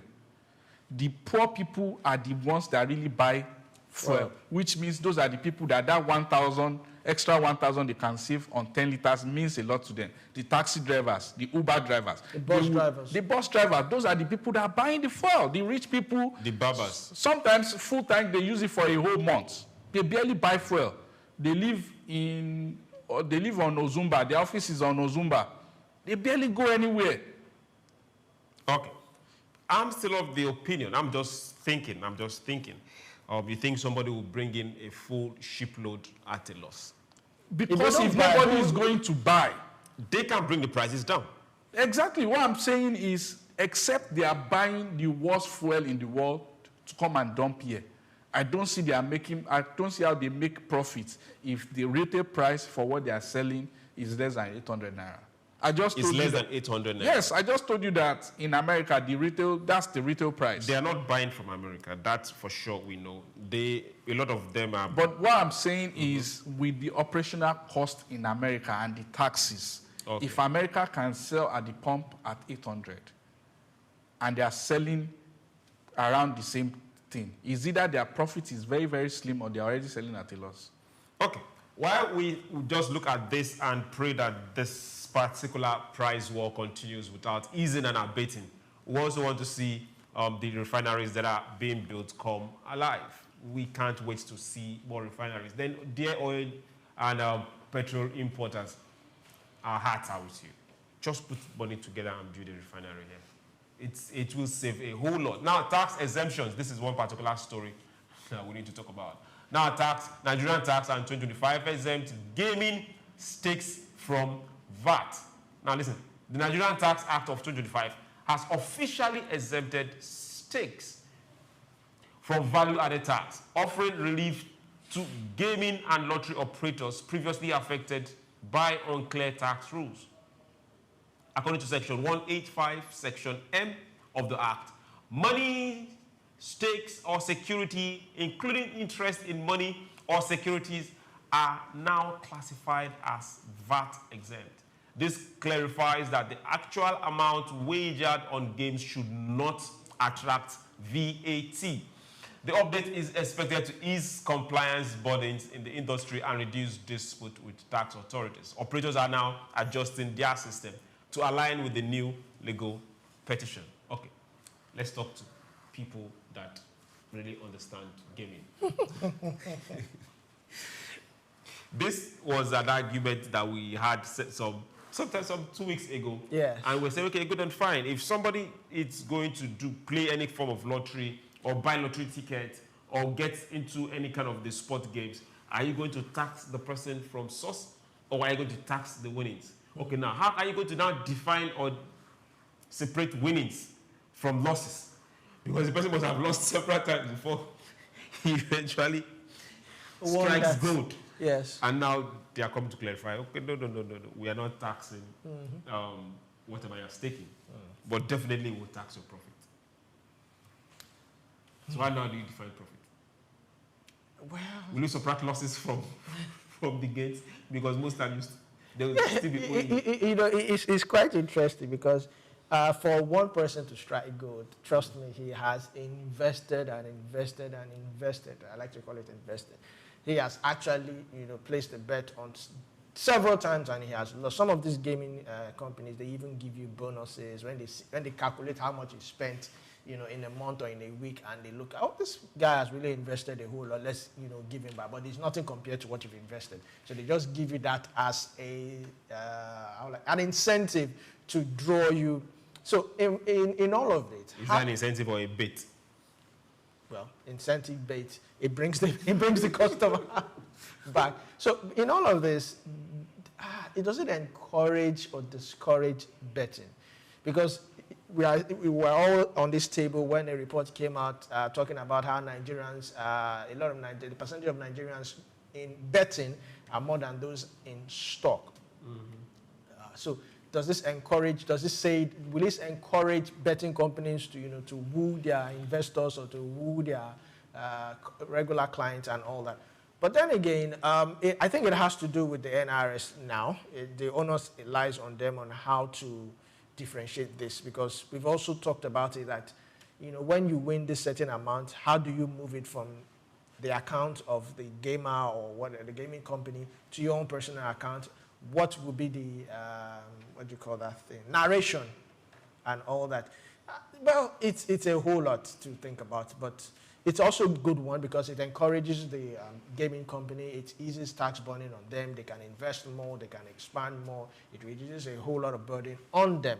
But for the actual customer, well. Okay, now let's get to the blue economy. Now, the Minister of Marine and Blue Economy, Adegboyega Oyetola, he has called on state government to phase out wooden boats and invest in modern fiber and aluminium alternative to curb recurring waterway accidents. He made the appeal in a statement on Sunday through his special advisor, Dr. Bolaji Akinola. Now, he is pushing for an urgent nationwide ban on wooden boats used for commercial water transport, citing recent boat mishaps that led to multiple fatalities. He stressed that modernizing water transport is essential for improving safety and saving lives. Let's follow up on this. A lot of these wooden boats are direct businesses of families and communities that live around the water bodies. So most of them just ease into that particular trade, and it's been working for them right before most of them were even born. But he's taking this particular policy he's trying to push out there. Should we swallow it hook, line, sinker? Mr. Oyetola is one of the appointments that I think is not well thought through. I don't think he understands the terrain. I don't think he understands the blue marine economy and the potential. This is a misplaced priority. Taking Lagos as a very, very good example or, case study. Wooden boats for transportation of people should be banned. I support that. To move people from Ikorodu to Lagos or from VI to Ilashe, people should not be on wooden boats. They should be on proper fiber modern boats. But when it comes to the locals for fishing, they have to use their wooden boats. Because let's face it, the local fisherman, can they afford the fiber boats? No. Is the government, is ministry developing a place where we can start manufacturing fiber boats locally or aluminium boats as he has suggested? So sometimes when people high up make policies like this, you ask them, do you even understand the terrain? Do you even understand the people that are playing within your ministry? I feel like the president should have picked somebody from LASWA, the Lagos State's waterways and water transportation, to aid the marine economy. Because if you look at what they are doing, they have a good water transport network. They operate side by side the local fishermen, the Ilajes, the people all over from Festac, you see them, and they barely have boat accident with their wooden boats. And if anything happens, they are good swimmers. If people that are frequent, that go to all these island communities, you see they are 5-year-olds, 6-year-olds, they are good swimmers. So the Minister of Marine Economy has been 3 years in office, is barely doing anything. At least we don't know what he's doing. Lagos State is building deep sea ports. They are making, viable road transports within their states. As federal, what is it doing? Okay. We are asking what is it doing? This is a misplaced priority. This policy is anti-people. This policy goes directly to the livelihood of the riverine communities, the Ilajes. This goes to kill their source of livelihood. Okay. Till tomorrow, a lot of communities in Asia still build boats with straw, not even wood. A lot of, even in well-developed Singapore, you still see them build wooden boats. And they use this, apart from fishing, for tourism purposes. Locals, community now among their communities, they use wooden boats. Why is ours different? And are we ascribing mishap directly putting it on wooden boats? Because we've seen a whole lot of accidents or capsize, not just from wooden boats. We've seen it happen to fiber boats too, even the normal big boats. Yeah, I'd like to add that during this last December, there is a boat accident. It was a fiber boat during the 30th December when foreigners and people lost their lives. It was a fiber boat. The actor that died, I think that was last year or last 2 years. Was it a wooden boat? No, it was not. Okay, so both mishaps and fatalities happen as a result. One of the things is because there is inadequate life jackets. Let's be frank about that. That's why people drown.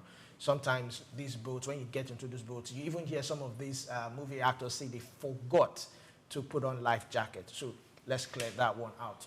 Inadequate life jackets. That's why people are drowning. If there are adequate life jackets, yes. Then again, you know that sometimes I've heard some of these experts who take this wooden boat. You do not put a boat, you have to monitor the tide of that particular ocean or whatever. You don't. But that's for all boats, not that's just, for all not boats. just wooden So boats. I'm trying to, not discredit, but I'm just trying to explain what he means by boat mishaps. Basically, Amina said a whole lot about it. It's not about wooden boats. It's just what is this particular minister, what how has it generated? We are talking about the blue economy. We are talking about how to generate money from it. How has it come up with one particular initiative or project? He will say, okay, look, good and fine. Okay, we don't want wooden boats. Okay, fine. We can partner with a particular private company and they can make fiber boats and we can rent them out to these people at a certain subsidized rate. So thereby they can also. We can't even afford that. We are talking about at least 1 million wooden boats in Nigeria. At least 1 million. What about the families that is their trade? Because That's what we are this saying. This is craftsmanship. This is craftsmanship that he, as a minister in that sector, is supposed to improve and find a way that we can scale it to the point where we can export, where we can bring foreigners to come and improve on these local skills that we have, how they can motorize it, how they can bring it to global standard, and see how it can become an industry where we can sell it. But I barely see what he's doing. There's so much potential around the water. Last year, the governor of Lagos State did the F1 race, Omieko, where he brought the whole world to Lagos to come and race on our waters. What is he doing as a minister? Like I said, somebody that has operated in Lagos, in Laswa, would better be a minister for marine economy for us because of the experience of what they are doing in Lagos around the water. There's so much they are doing, and there's so much potential.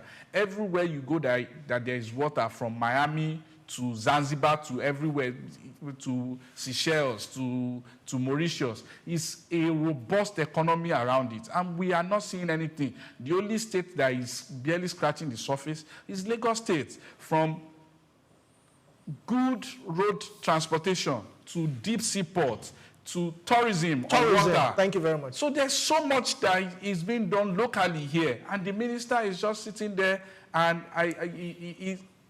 his budget proposal is to 1 trillion. What has he done with the budget for last year, which is about 300 billion naira? What did he do? He's asking for more money. He asked for more money.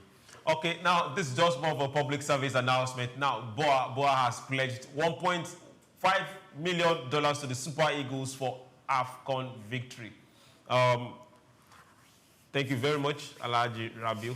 We are grateful. On this note, I want to say thank you very much for being part of SBL this beautiful Monday. Today happens to be that particular day where we talked more of development, and telling ourselves we need to wake up, ask questions, and not just sit and watch your local government chairman either not do anything or just be the servants of the governor. We need these things to happen.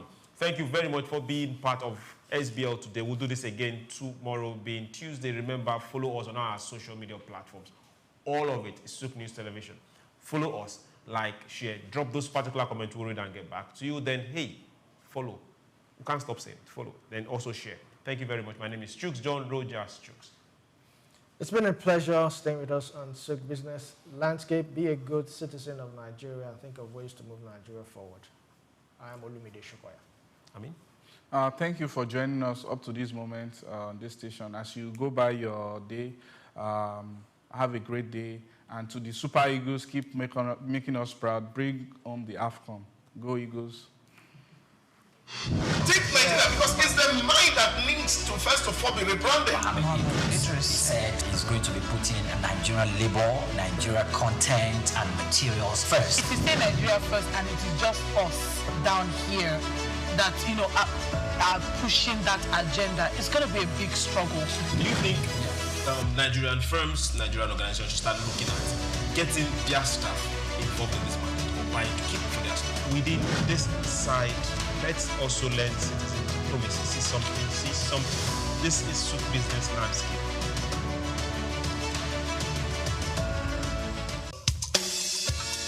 Fellow Nigerians, did you know that constituency and executive projects in your communities are not gifts from your legislators? They are projects sponsored by the legislators and funded by the federal government to improve your life and the lives of those around you.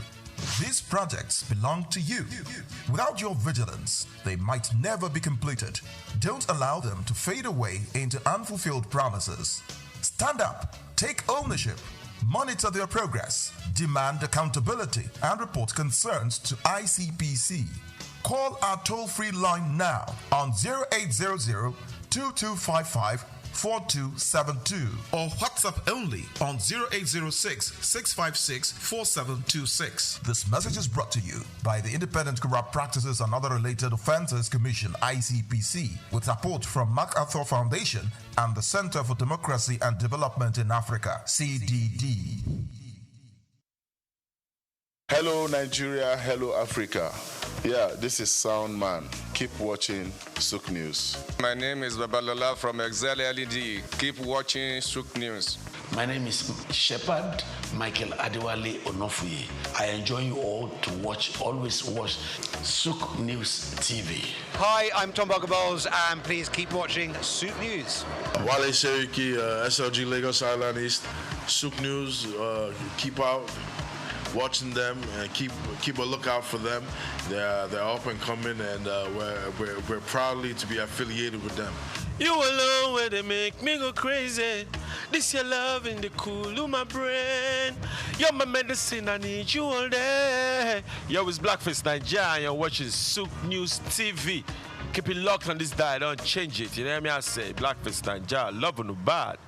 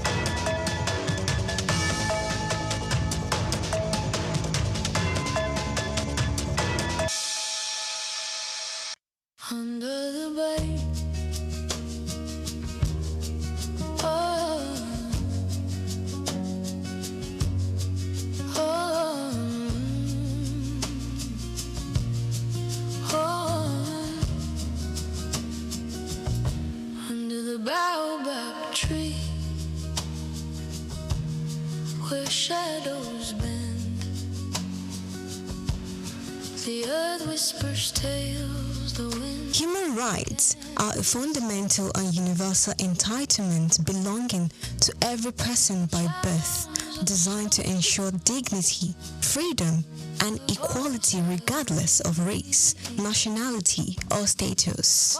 These inalienable rights form the very core of global governance. International human rights law, founded upon the Charter of the United Nations and the Universal Declaration of Human Rights, UDHR of 1948, establishes the binding obligation of governments to protect these freedoms. A key success of this universal framework has been the continuous expansion of its legal body to protect vulnerable groups, including women, children, and persons with disabilities. This universal commitment forms the basis of this year's International Human Rights Day theme, Our Everyday Essentials, which seeks to reaffirm these principles not as abstract concepts, but as the practical foundation people rely on daily. Despite the strength of this legal foundation, challenges in implementation and new complexity result in an uneven global landscape. Millions are facing a critical lack of access to basic needs such as food, water, health, education due to persistent poverty and entrenched inequality. Recent World Bank estimates indicate that approximately 817 million people are currently facing extreme poverty, underscoring the severity of this implementation gap. Rapid advances in technology and digitalization also present novel hurdles concerning surveillance and privacy. Digital access, essential for modern civic participation, saw significant disruption in 2024 with 296 instances of internet service disruption, highlighting the growing threat to digital rights. This challenge is compounded by weak governance and the widespread persistence of armed conflict.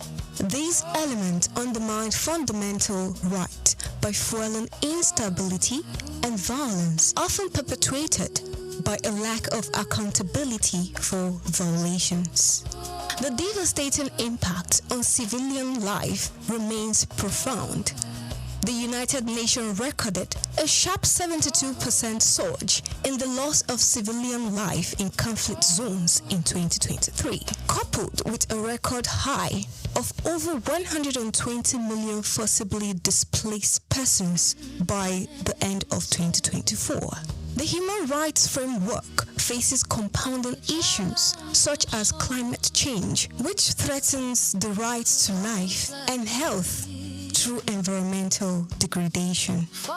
This has created a hazardous environment for advocates, with environmental human rights defenders facing substantial risk to their personal safety.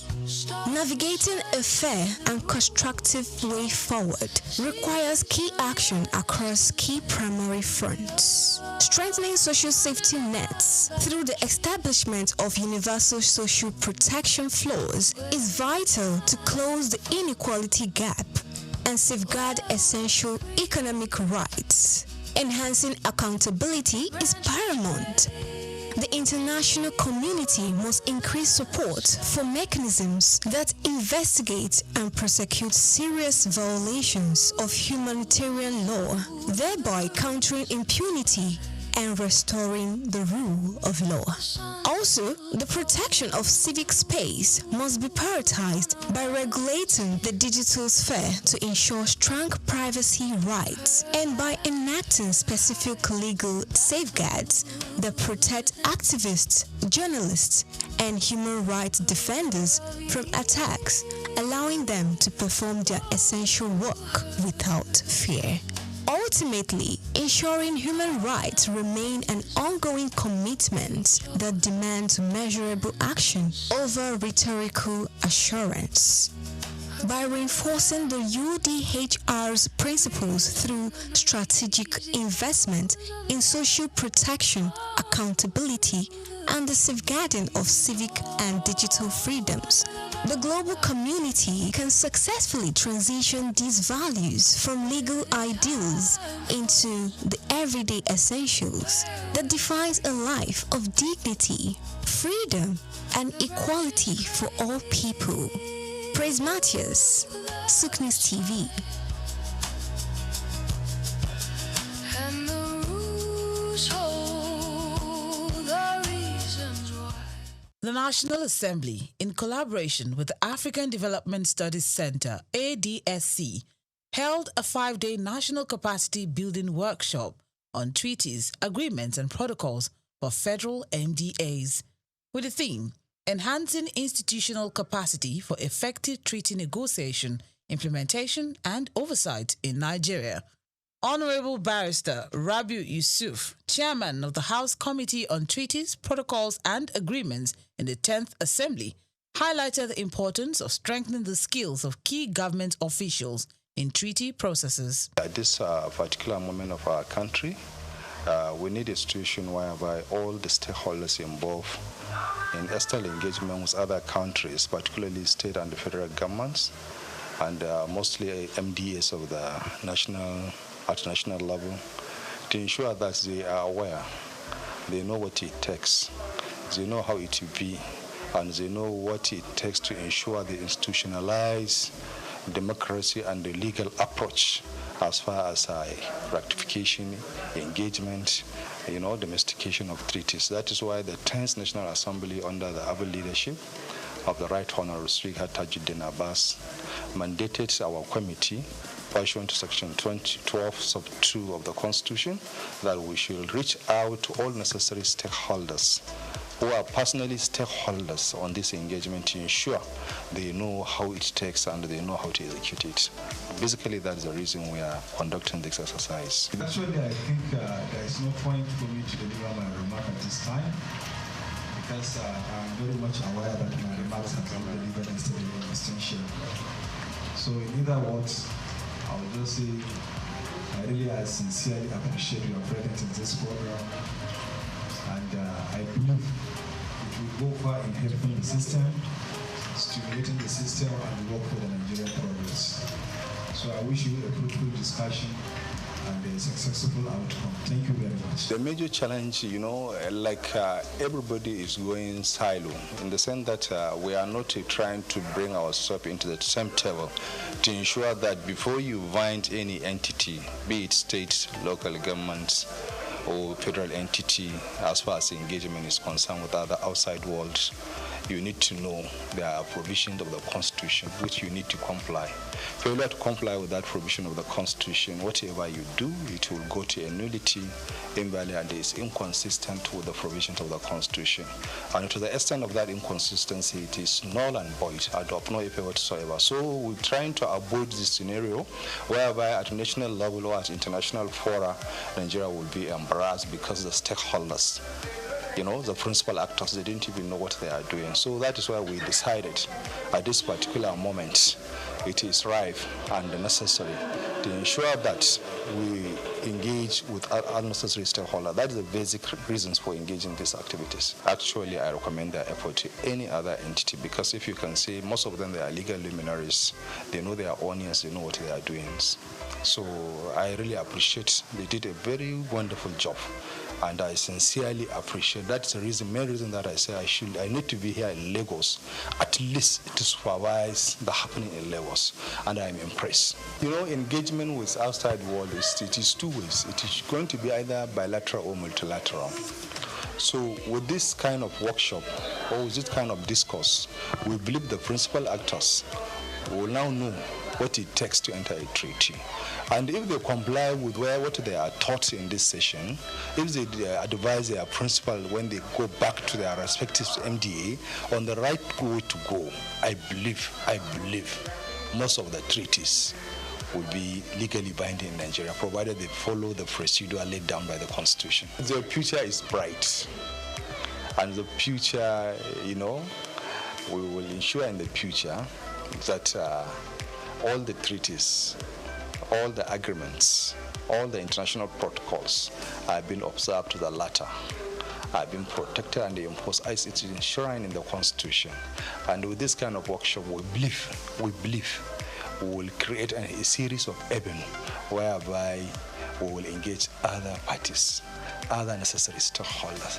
We just set the ball rolling, and we will be there, inshallah. Also sharing insights on the workshop, the clerk of the House Committee on Treaties, Protocols and Agreements discussed the value of the training in improving the understanding and application of international agreements across MDAs. He noted that the engagement served as an eye-opener, equipping participants with tools for more effective negotiation and oversight. I'm a Nigerian, I'm a citizen of Nigeria, and I want Nigeria to benefit from its interaction with the international community, and it starts from things like this. For us to be able to interact well, we need to know what it entails to engage in the international community. When we are talking about treaties, what does it entail to enter into treaties? How do we do that? How do we negotiate? How do we implement? How do we oversight as a parliament? So it is my duty as a clerk of the committee to advise the chairman and the committee members on how to go on all these issues. And also very instrumental to the organization of this workshop today. Our partners, the facilitators, are very, very excellent. We appreciate them. And it's also a collaborative effort between us and them. And so far, so good. What we have achieved so far has been fantastic. The participants are very, very impressed. I myself am impressed. And I also, there are some things I'm taking home. For instance, now, Nigerians used to think before that our negotiators who negotiate treaties will just go abroad, go on tea party, shopping, but it's not more the case. By what I'm seeing here now, I can see experts, technocrats who know their onions, who take the bull by the horn and do what it's supposed to do. That one has been established. Even our facilitators can attest to that as well. Another thing is that the quality of ideas being shown and being given us here is very, very apt to our situation presently, so that we can apply in our situation in Nigeria. And going forward, if this lesson continues, it's going to impact a lot, because the MDs, many of the MDs are here, even state governments, like Kogi State Government is here, the SSG is here, the Attorney General of Plateau State was also here, and also some top directors in the federal MDA, they are here. So it's a high-class, high-level engagement workshop. We are in a political environment, I must tell you that. But we, technocrats, are supposed to be the advisors and movers of policies. So they don't need to bend. They need to stick to the rule. And I also to advise our government, our leaders, that as well as they are making policies, they should also consider the benefits, the interest of the country, not just politics. They should not play politics with it. They should consider the interest of the country first, and also the people. It's an appeal that everybody that has a responsibility to do, either in the public service, or in private sector, in government, do your responsibility as much as you can. In a good faith, in a sincerity. Don't put your personal interests above national interests. Ladies and gentlemen, good afternoon. It is my pleasure to be here to make a closing remarks forward on behalf of His Excellency, the Right Honorable Speaker, 10th National Assembly, Right Honorable Tajudeen Abbas. He has mandated me to deliver this goodwill closing remarks. We appreciate your time, your dedication, and your efforts in trying to attend this program and attentively pay attention to the discourse and the further issue being deliberated here. And it is believed that this message you have learned here, or what you have learned here, will be pass towards your chief executive officers, and at the same time you will guide them achieving the necessary mandates in deciding issues of treaties, population of treaties, and what have you. So at this juncture, on behalf of the Right Honourable Speaker, we wish you a safe return to your various destination, and we believe you will pass the message to all other necessary stakeholders. Thank you very much.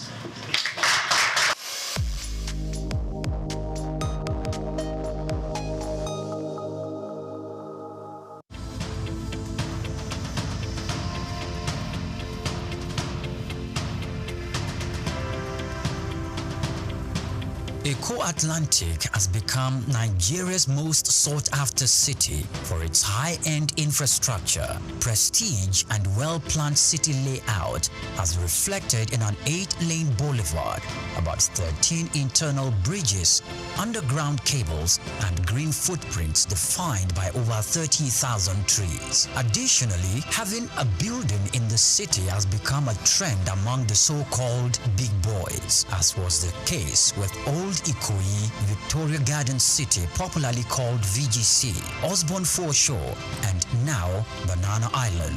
In this special report, Bayo Olaoye states that this talk of "I belong" and the prestige mentality has also spread to the big firms. Before now, Kingsway and Ozumba Mbadiwe used to say that Victoria Island were the go-to locations for high-rise office buildings. These locations are home to iconic developments such as Kingsway Towers, Heritage Palace, Fanfa Towers, the Wings and the Waves, among others, making them Nigeria's equivalent of Silicon Valley. The SOUQ Atlantic City was modeled after the skyscraper district of Manhattan Island in New York City. It has become the new destination for big-ticket corporate firms which are building or relocating their new headquarters to the 10-square-kilometer city, rising off the coast of the Atlantic Ocean in Lagos. The city is attracting investment interests in both residential and commercial real estate, the latest being MTN Nigeria, preparing to build a new headquarters. MTN is coming on the heels of First Bank, which recently turned the turf to build a 40-floor corporate head office, making the city's most iconic development so far. Prior to this courageous and ambitious entry into SOUQ City by MTN, First Bank, Dangote Group, and the Embassy of the United States of America have taken positions there, developing a new head office and a diplomatic facility respectively. Much earlier, a co-development company had occupied the city as the developer of the Azuri Towers, offering both residential and commercial facilities for high clients and corporate bodies. Arcland Property Investment and Oak Homes are also in the city, developing A&A Towers simultaneously. These are the residential developments that will be standing on the 22nd floor and the 33rd floors respectively. Other developments are the Pan-African Towers by Periwinkle Residences, SOUQ Pearl with Champagne Tower and SOUQ Pearl Black Tower, Amni Towers and Ani International Petroleum Development Company, and Louisville Towers by Total Energy Staff Cooperative and Multipurpose Society. Louisville will comprise 300 residential homes spread between 2 towers, a world-class sporting center and a club, retail outlets, and other facilities. It is designed to employ modern technology to achieve smart living and high standards. SOUQ Atlantic is an exclusive luxury city with superior infrastructure that appeals to the kind of investors we have seen in the city so far.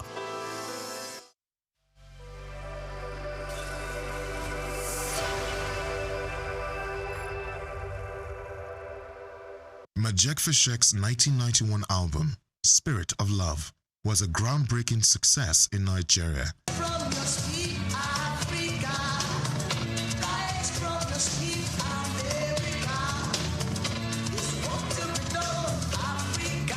Earning critical acclaim and resonating deeply with audiences. Produced by Little Steven Van Zandt, the album masterfully blended African spiritualism, percussive rhythms, and protest songs infused with black consciousness. Feshek's distinctive sound, marked by rhythmic pauses, assertive choruses, and the inclusion of talking drums, added to the album's energetic and impactful delivery.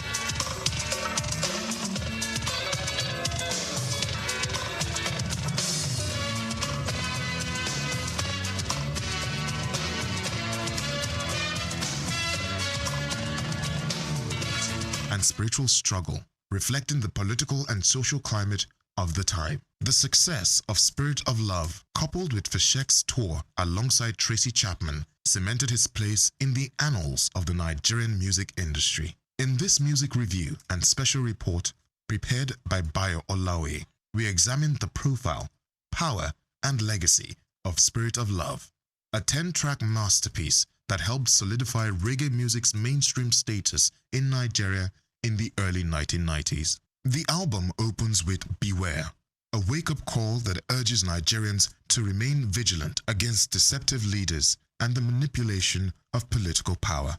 The second track, So Long, Too Long, is a rallying cry for Africans and African Americans to awaken their potential and fulfill the dreams of revolutionary icons like Marcus Garvey and Martin Luther King Jr. In Majek Feshek Inner New York, Feshek reflects on his idealized vision of New York and the harsh reality of urban poverty and homelessness, revealing a sobering contrast.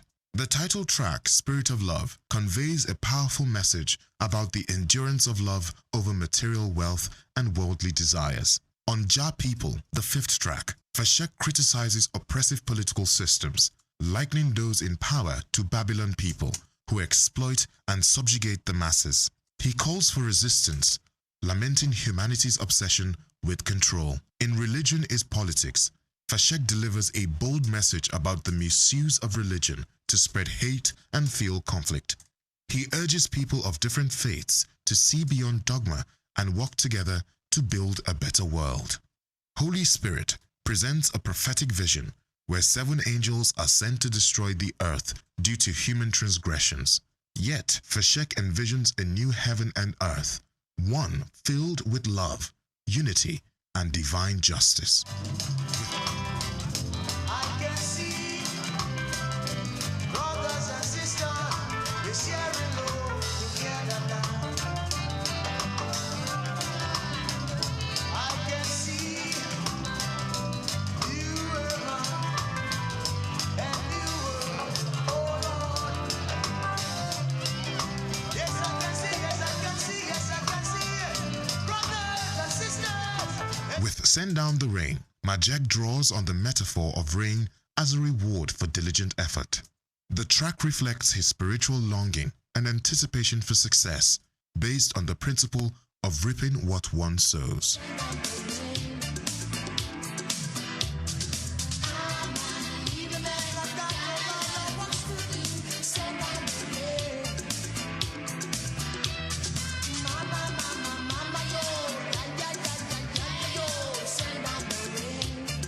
I'm Not Tired reaffirms his unwavering commitment to spreading God's message.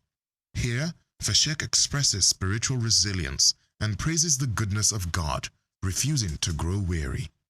The album closes with I Come From the Ghetto, a powerful reflection on the struggles of ghetto life, child abuse, government neglect, and hardship.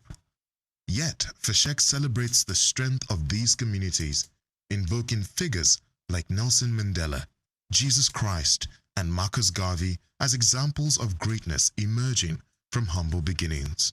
He reminds us of the universality of these struggles across Nigeria, the US, and the UK. With Spirit of Love, Majek Feshek delivered a masterclass in artistry and advocacy. The album remains one of the finest reggae albums to emerge from Nigeria, exploring themes of love, peace, unity, corruption, self-awareness, revolution, spirituality, and racial equality. The perfect blend of traditional percussion, particularly the gong-gong and electric guitar, gives the album a timeless edge, merging the soul of Africa with global reggae rhythms. Spirit of Love is more than just an album. It is a cultural artifact, a sonic protest, and a spiritual message. It elevated Majek Fashek as a voice of the people and established reggae not just as entertainment in Nigeria, but as a force for awareness, resistance, and healing. Its enduring legacy is a reminder that music, like literature, can move a nation, challenge its leaders, and inspire its people. I'm Moyosore Adebi for SOUQ News TV.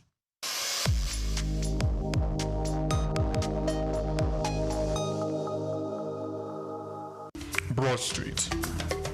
Broad Street, situated in Lagos Island, is steeped in Nigerian history.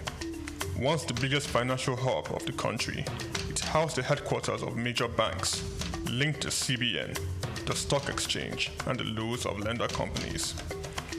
Broad Street is a historically significant street. It has played a central role in the development of Lagos and history, an important commercial and administrative center for the British colonial authorities. It was also a home to some of the city's earliest modern buildings. Broad Street was a residential area in the pre-colonial era. With the British came the Methodist Boys High School in 1878 and the Broad Street Prison in 1882, renamed Freedom Park. The General Hospital, which was a British military hospital, was built in 1893, being the first general hospital in Nigeria. The old British Secretariat building, which is now the Federal Ministry of Justice, was built in 1906. Broad Street has seen a full turn into modern commercial office blocks, complexes, skyscrapers, and markets from the outer marina through Akpombo early into the Adeliji Adele Road. Broad Street is one of the busiest streets in Nigeria on weekdays, where commercial activities take place day and night. From modern buildings to ancient structures, this street gives one a raw dose of life in Lagos. Broad Street is often referred to as Lagos Financial District. It boasts a mix of architectural styles, reflecting its long history, colonial-era buildings, Victorian and Edwardian architectural features, alongside more modern skyscrapers and structures. Broad Street remains a vital, vibrant part of the Nigerian economy. Broad Street. SOUQ Enlightenment.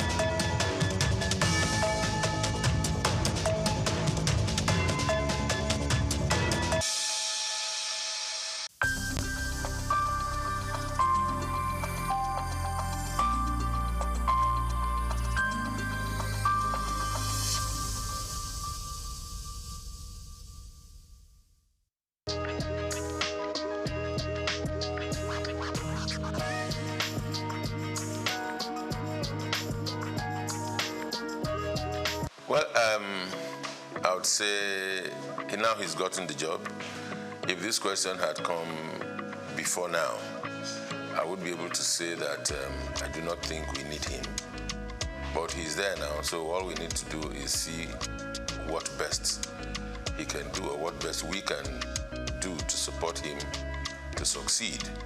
Now, going by his previous records, going by all that he's achieved in sports, ordinarily one wouldn't have said he's the best for the Super Eagles at this time. But here we are. Decision makers have made their decisions. They've taken the decisions. We can only talk, but they already have their way. Well, I think his assessment will start when he starts playing games. He's not had any game with Nigeria, so we can't assess him. But going by his previous records, I don't think he would have been the best for Nigeria at this time. Not against other homegrown indigenous coaches who have had better records within and outside Nigeria. On a scale of 1 to 10, I don't think Shele will fit in at any point. But of course, having him been appointed, all we need to do is give support and see the best that we can get from him being Nigerians. And of course, at all times, irrespective of whatever decisions are taken, we want Nigeria to excel. Because in Nigeria's excellence, we are proud. In Nigeria's excellence, those of us that are in the media and sporting media, to be precise, we can do business. If Nigeria is not winning, the biggest brand for Nigeria is the Super Eagles, sports-wise. So if Nigeria is not winning, if Nigeria is not making waves, then we don't have business to do. So it's in our interest that he succeeds. So to that extent, I would say yes. But looking at his appointment, I think it's just a part of the over-politicization of the sporting industry, power show by the immediate past president of the Football Federation, Melvin Pinnick Amaju. Having failed in his 2 terms, continues to transverse the terrain to show he still has power. And of course, he brought Shele. And of course, the Gusau, the incumbent president of the Football Federation, has to listen to his master. So his master's voice, that's what we're experiencing.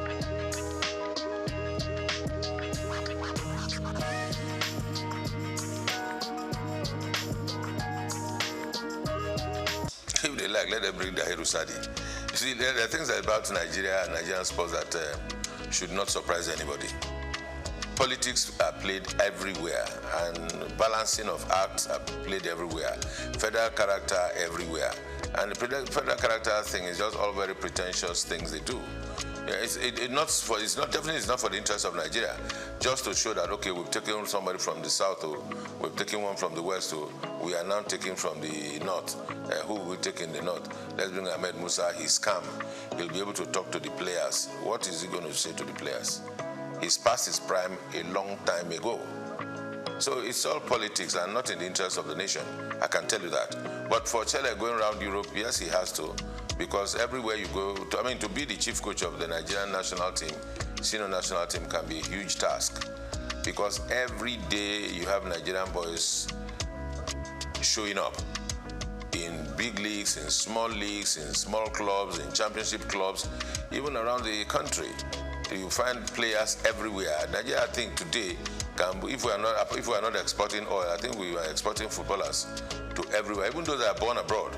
I mean, you can imagine this young boy at Arsenal, 17, Ethnan Nwaneri, and there's Anokoli, there's Ndidi. Both at Leicester City.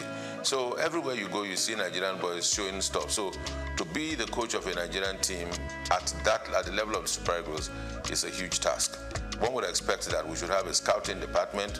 One would expect that we have a department that should take charge of team psychology. We expect that we have the technical department or the directorate for technical at the Football Federation to be well equipped with people that are sound in mind, sound technically, and have capacity to work and deliver. With all of that put together, then they should be able to advise and situate the coach at the point where he can deliver and work well.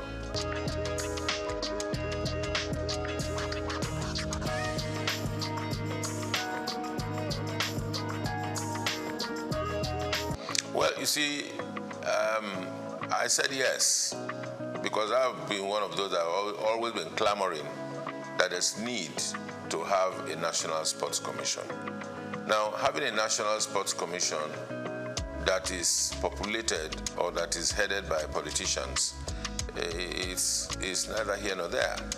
It may not take us anywhere. We need to separate our sport. Yes, sports, you cannot do away with politics at some level. But in terms of the administration, in terms of the management, in terms of the execution, there's need to be able to separate sports and politics.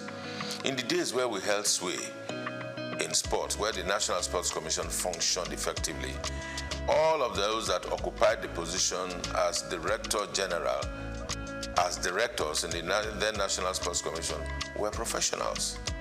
If you recall from the days of Abraham Odia, Awotro Eleya, and of course Isaac Akioye, that laid the structure and foundation for a proper National Sports Commission just after the All-Africa Games, was a thoroughbred professional from the University of Ife.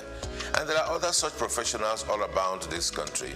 And you need to ask, if we are not able to seek and give these people jobs and give them tasks to deliver, we always will go look for political loyalists to put in positions so that they answer to us.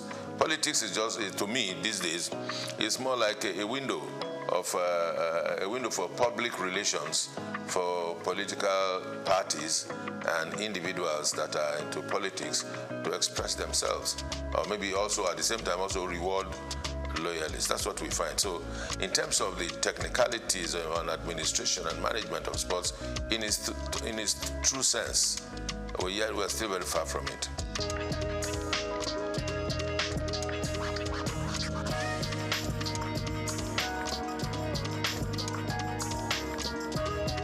Plenty improvement, I would say. The current managers of the league are doing everything they can to ensure that our league gets back to a competitive level at the continent, gets back to a competitive level at the rate at which we, those of us local people like myself, can appreciate our football and our footballers once again.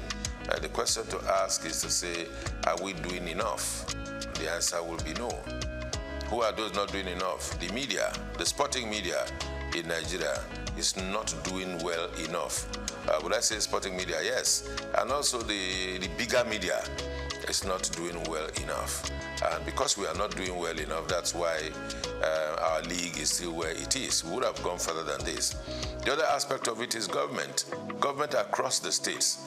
Football business is supposed to be good business. Football business is supposed to be run by private individuals and clubs. There's nothing wrong to say that the people of a particular state cannot run a football club in conjunction with other private individuals who will be stakeholders and are interested in the promotion of sport and football in the sense that we're talking about it now. But what we have is that we have state governments owning football teams, and those that are administering the football teams are SA this, SA that have been appointed as a reward, that have been appointed because they are loyal, that have been appointed because they can talk a little bit about foreign leagues. Somebody can talk about the league talk about the La Liga and the EPL, and that qualifies him to be SA in charge of sports in some states of the federation. And these are the bunch of persons or the group of persons who are running our football around the country. So who runs the clubs, the texture of the clubs, what names the clubs are bearing, what history behind the clubs, and those are the things that tells you that the states are not doing enough, the Football Federation not doing enough, but I think largely the media, check out our sports programs. All you find are talking heads talking about who scored the best goal in the world, who scored the best goal in Europe, who scored the best goal in England and all that. That's what we find. You hardly will see shows, package shows about the best goals of the Nigerian league over the past weekend. The best goals, the best dribbles, how many passes, proper statistics, because the media is not doing enough. The sporting media, that is journalists, that are practitioners, they are not doing enough because they are not tasking themselves.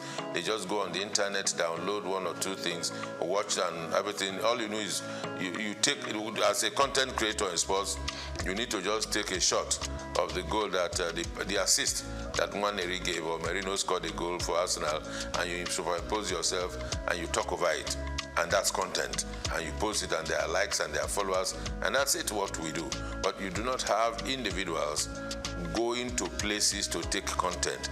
all around Lagos, as we look at as we are now, all around Nigeria, sports is going on every day.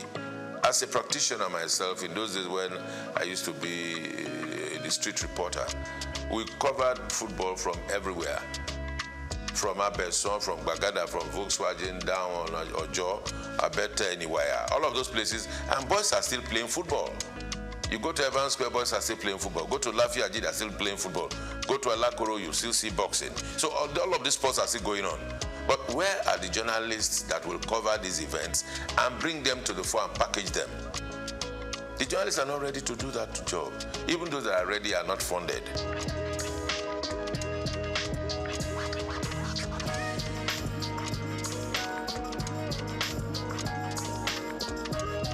Even those that work are not paid salaries.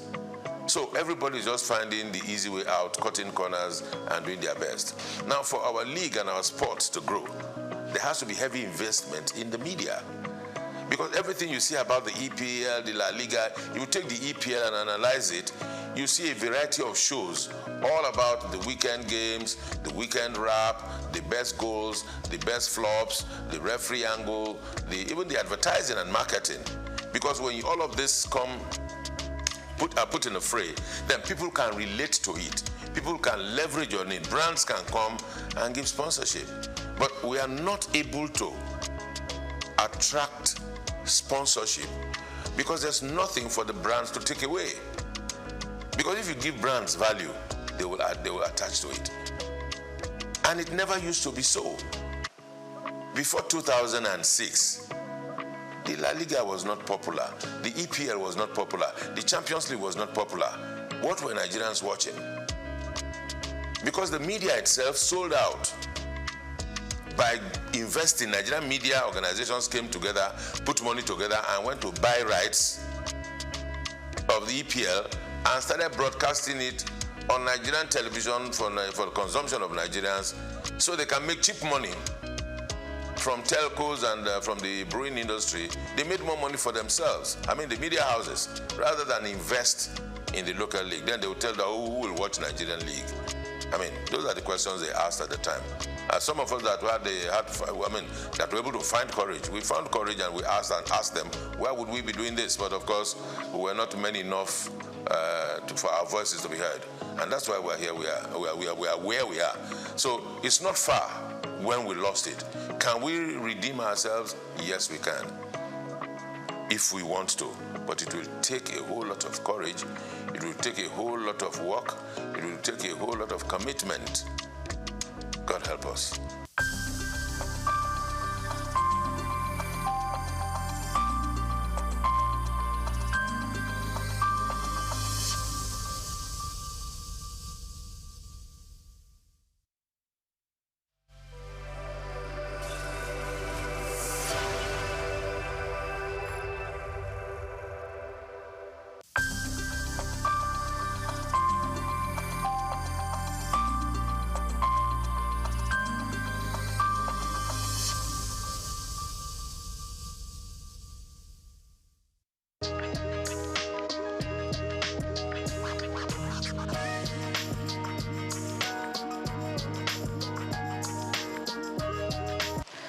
My name is Muiba Wonu Folami, an indigenous of Lagos State, Ikorodu, to be specific. I was born in Lagos 86 years ago, and to the glory of God, I'm still alive and well, and trying to be relative in the cause of women.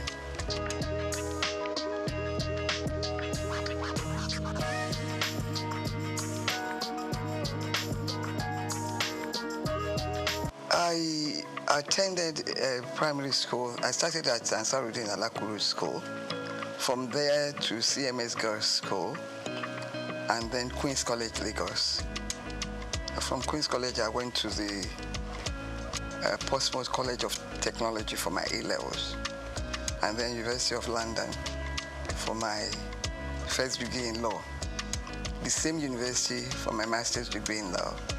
I between obtaining my master's and my first degree, I was in Nigeria to do the mandatory law school course. I was one of the last people to do a 3-month course before it was changed to 1 year. And then went back to England for my master's. And from there to lecture at the University of Zambia. Back to Nigeria, I was appointed by Dr. Taslim Elias, the CJ of Nigeria, to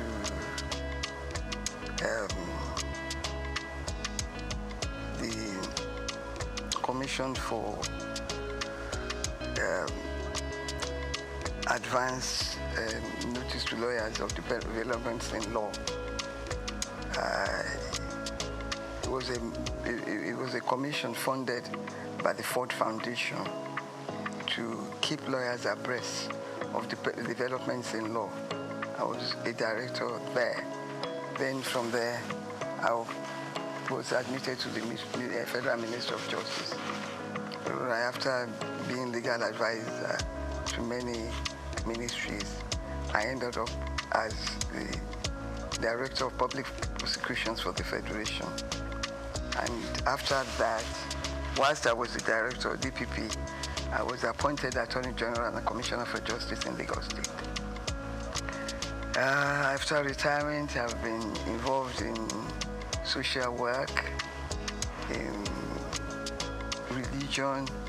I've always had religion, but I spend more time on religion. I read, I watch telly, and I live a good life to the glory of God.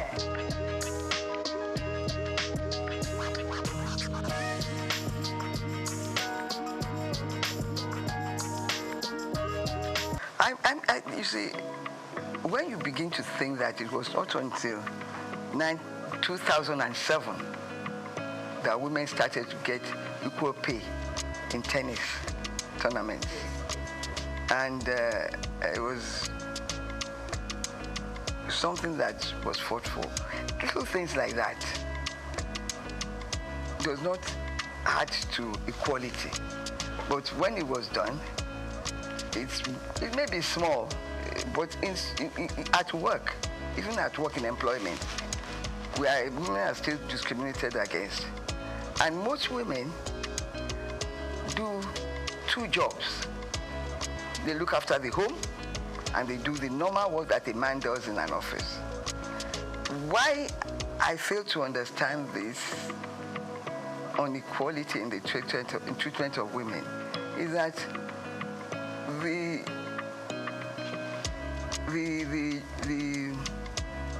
work, the responsibilities in the workplace is not reduced for women, even though we do not want to be paid the same salary as men.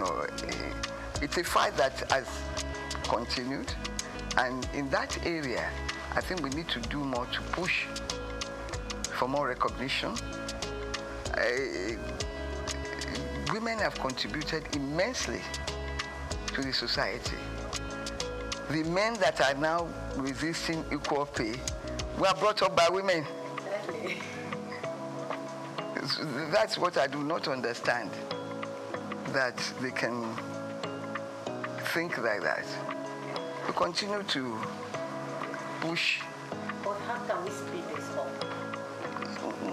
By bringing it to the attention of world powers, recognition by every country of equal opportunities, equal pay.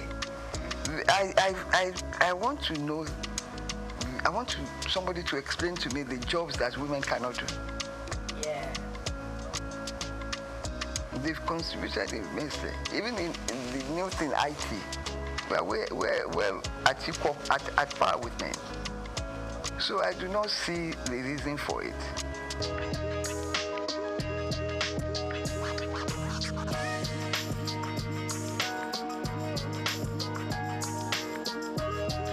Unfortunately, I did not experience it because when I left university, I practiced law briefly in my uncle's chambers before I went to University of Zambia as a lecturer.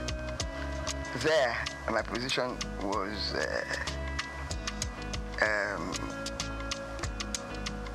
enhanced in the sense that I was a foreigner and I got all the benefits of being a foreigner, serving in their service. Fortunately, in Nigeria today, the federal government does not discriminate in terms of salaries. Whether you're a man or a woman, you get the same salary scale. And you are promoted on equal basis. Kudos to the federal government, to Nigeria for that. But in the private sector, things are different. In some companies, this is the area that we have to work on because the job content is the same.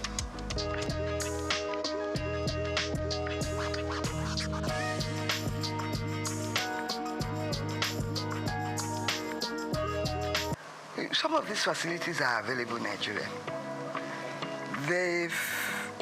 I learned by being a member of the Society for the Disabled that every government body must admit a certain percentage of women and of disabled people. Most times this opportunity is not taken. They are bound to employ them. We continue to push for that to be implemented in most ministries. It's important because it's there. You have to take a certain percentage of disabled people to work in government positions. It's important that we work to enforce that rule in our society. When it comes to discrimination, Nigeria is way ahead of some developed countries because we, through slavery, we faced discrimination right from the beginning. We now know how to resist it. But in my country, Nigeria, in the federal government, in the state government, there is no discrimination. It may happen in private organizations, but they must continue to push to let them understand that the job content is the same.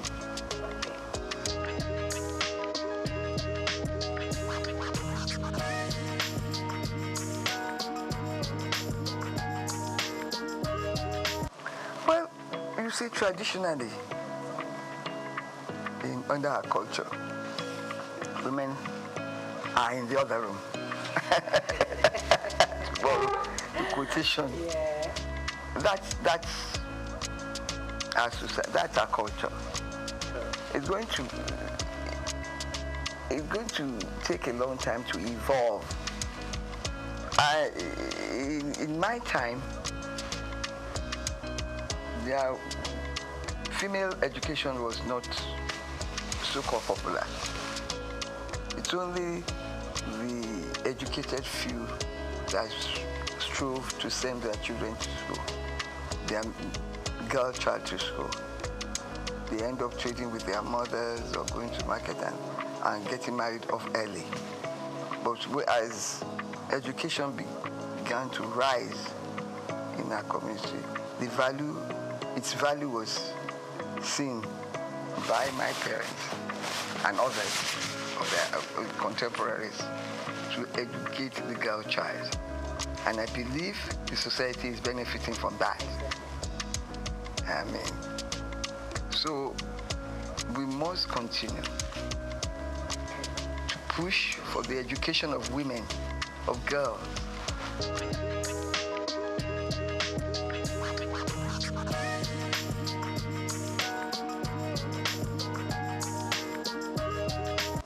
I have fought that.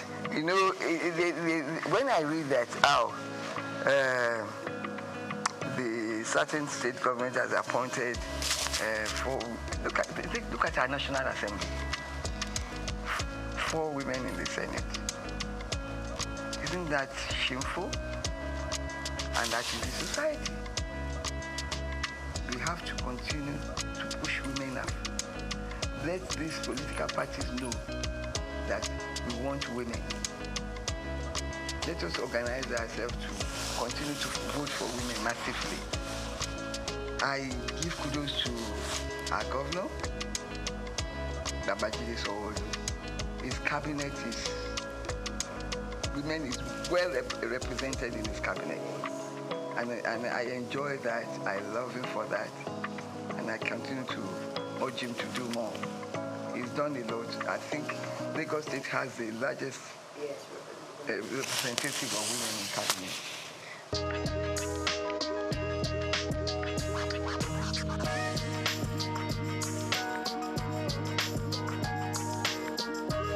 First of all, they have to project themselves in their office space, their workspace. Let everybody know that they are equal to the task. Let us organize. There's a lot of society groups and societies that cater for the interest of women. I believe now violence against women is reducing in the society because there are sanctions for such behavior. I must say that speaking to the organization in charge of violence against women, I was amused to learn that some men come there to complain and that they are also being violated and abused. It's a two-way thing. So that is reducing our society. Education of the girl child is important. We have to let the locals know that education is important. Let them showcase to them the lives of those who have been educated and who are holding high positions. I'm glad that our president, Bola Ahmed Tinubu, has returned history to the classrooms. It's important. Let them know about people that have contributed to the development of our societies and country. It's important.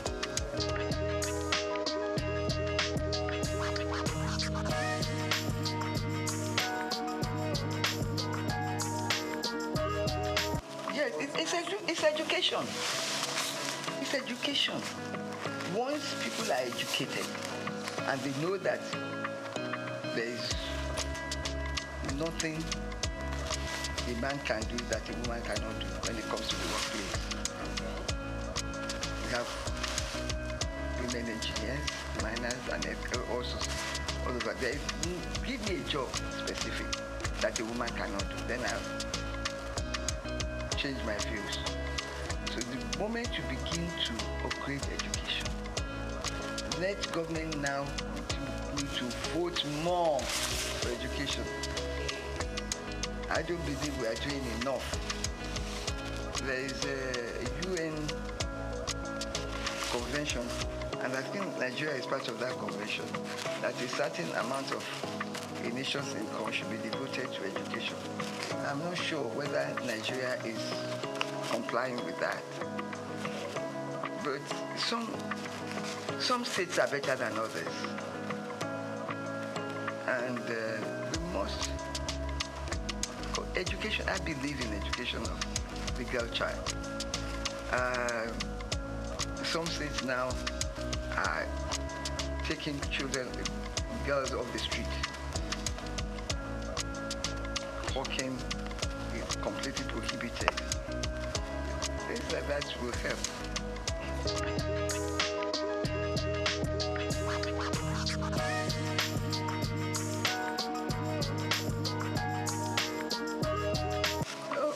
Unfortunately, in Nigeria, we are not advanced enough to use our votes to change things. We are still not voting for individuals. We are voting for parties, irrespective of performance. Education will help. And when we join other nations for the same purpose, we get results. Our organizations who are fighting for women in Nigeria should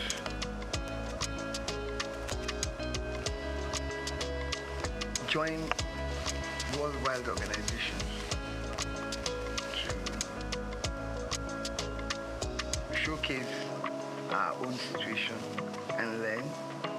I believe that when you talk to others, you come back to ideas and how to improve things. So we must improve things by telling women in positions to show, to continue to prove that they are more than up to the task. It will not come to us on a platter of gold. We must show by our actions and behavior that we are up to the task.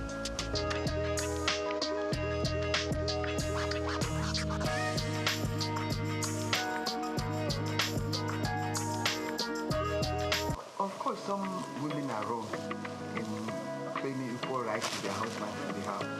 I completely abhor that behavior. Even though they are husband and wife, the man in my culture remains the head. He should be respected. His views should be respected. It's only now the condition of living is so high that you join the two incomes together to run the house. In the past, it was the men that ran the house to pay for everything. Maybe some of these women are thinking that because they are contributing a quota to the development, that they have equal rights. Yes, they have equal rights on the upbringing of the children in their homes and everything. But respect is important. That will keep the home, and the children will learn and imbibe it into their own children too. Equal right does not, in my view, mean that you can be good, can not submit to your husband's wishes. Equal right means something differently. Respect comes out of it. It's important.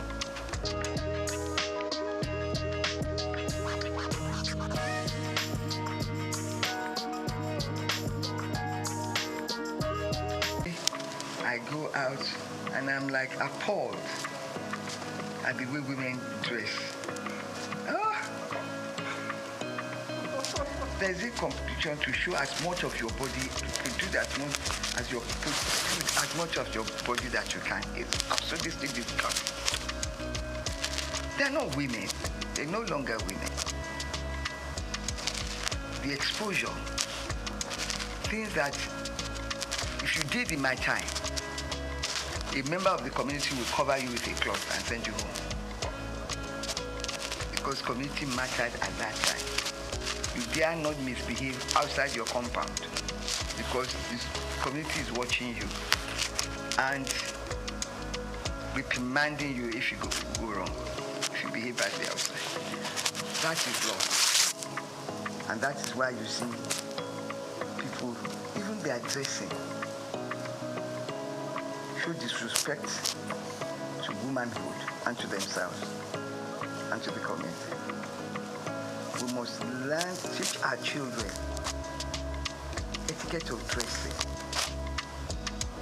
speech, how to think and speak in a decent manner. We don't have it anymore. We're losing it, and it's shameful because people are appreciating naked women on the streets.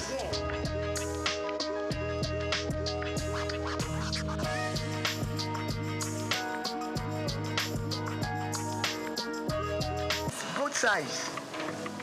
if people dress badly and you tell them and ignore them, they won't try the next time. For instance, I believe nobody can dress to come to my house or to come to my party like a naked woman. I will turn her back. I will turn her back. So that's the type of thing that we should all do. Let the people doing this know that we do not appreciate things like this. When the society itself corrects it, we must correct it individually. We should, it doesn't, if their parents cannot correct it, we must, by ignoring them and not allowing them to come near us.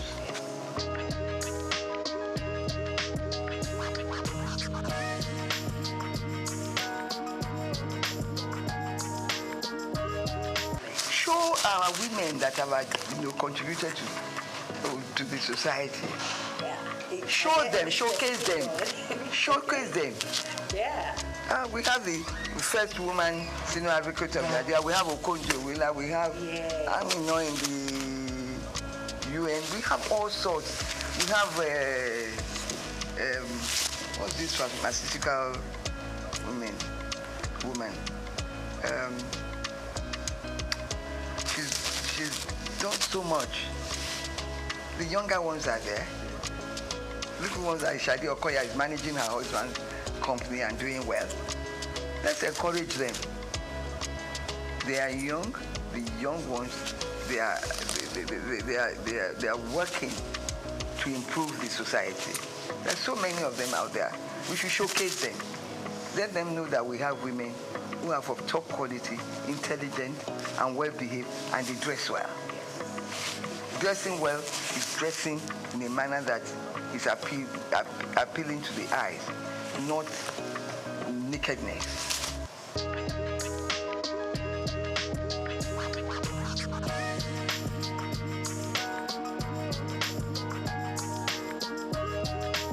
That's my darling, this new CJN of Nigeria. Okay. Who do that? I did talk about Kikirieku. I mean, we're there. Female CJN. Yeah. And there are so many female chief judges all over the Federation. There are so many in the medical profession, in the engineering profession. We have pilots. So let them know that there's nothing that a woman cannot do. In IT, in everything, women are moving forward. We should showcase them. We should let their pictures be seen in our newspapers, in our news, in everything, to encourage young girls that you too can get there. If they don't see, and if they don't know the history of these women, how they got there, they too will not be inspired. We have to inspire the young people with the achievements of women achievers. Kekere rose from magistrate to right to the top.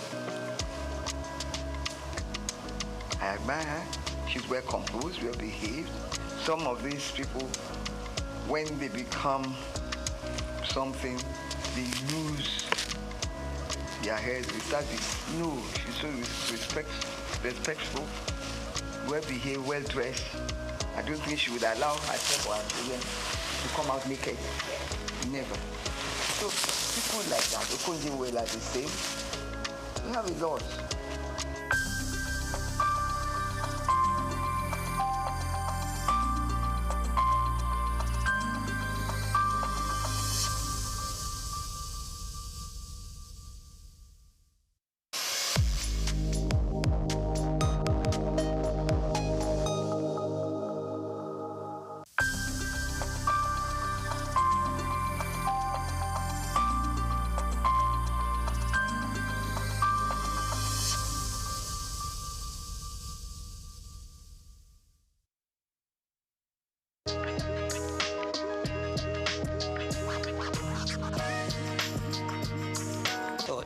To start with, let me give some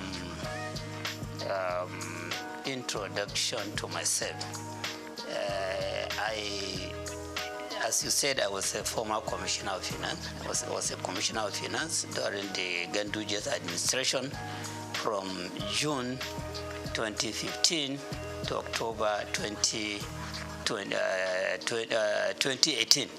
I was there for 28 months, okay, as a commissioner of finance. And I had been with Bayero University, Kano, before I was appointed commissioner of finance.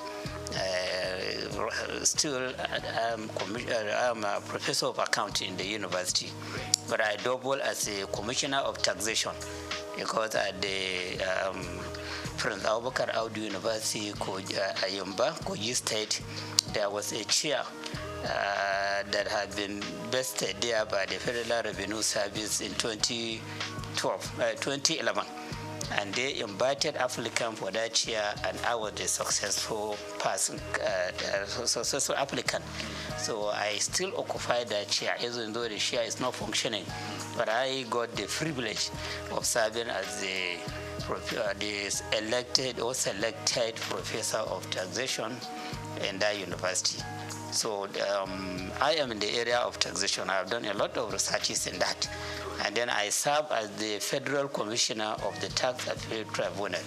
So it was on 15th November that our tenure came to an end, from 2018 to 2024 November. So you can see that I have been involved at various levels on the issue of fiscal policy, tax revenue generation, tax revenue utilization.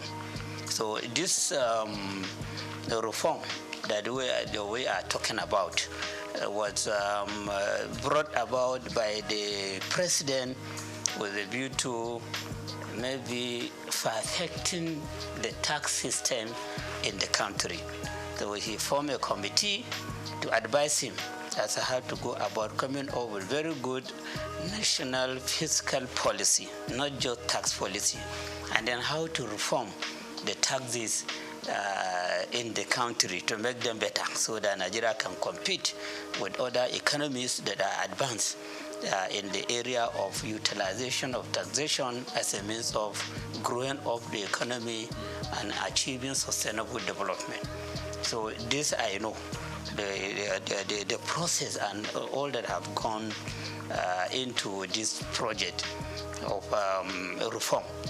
So bills were developed out of the report of that committee appointed by the president under the chairmanship of Mr. Tayo Oyedele.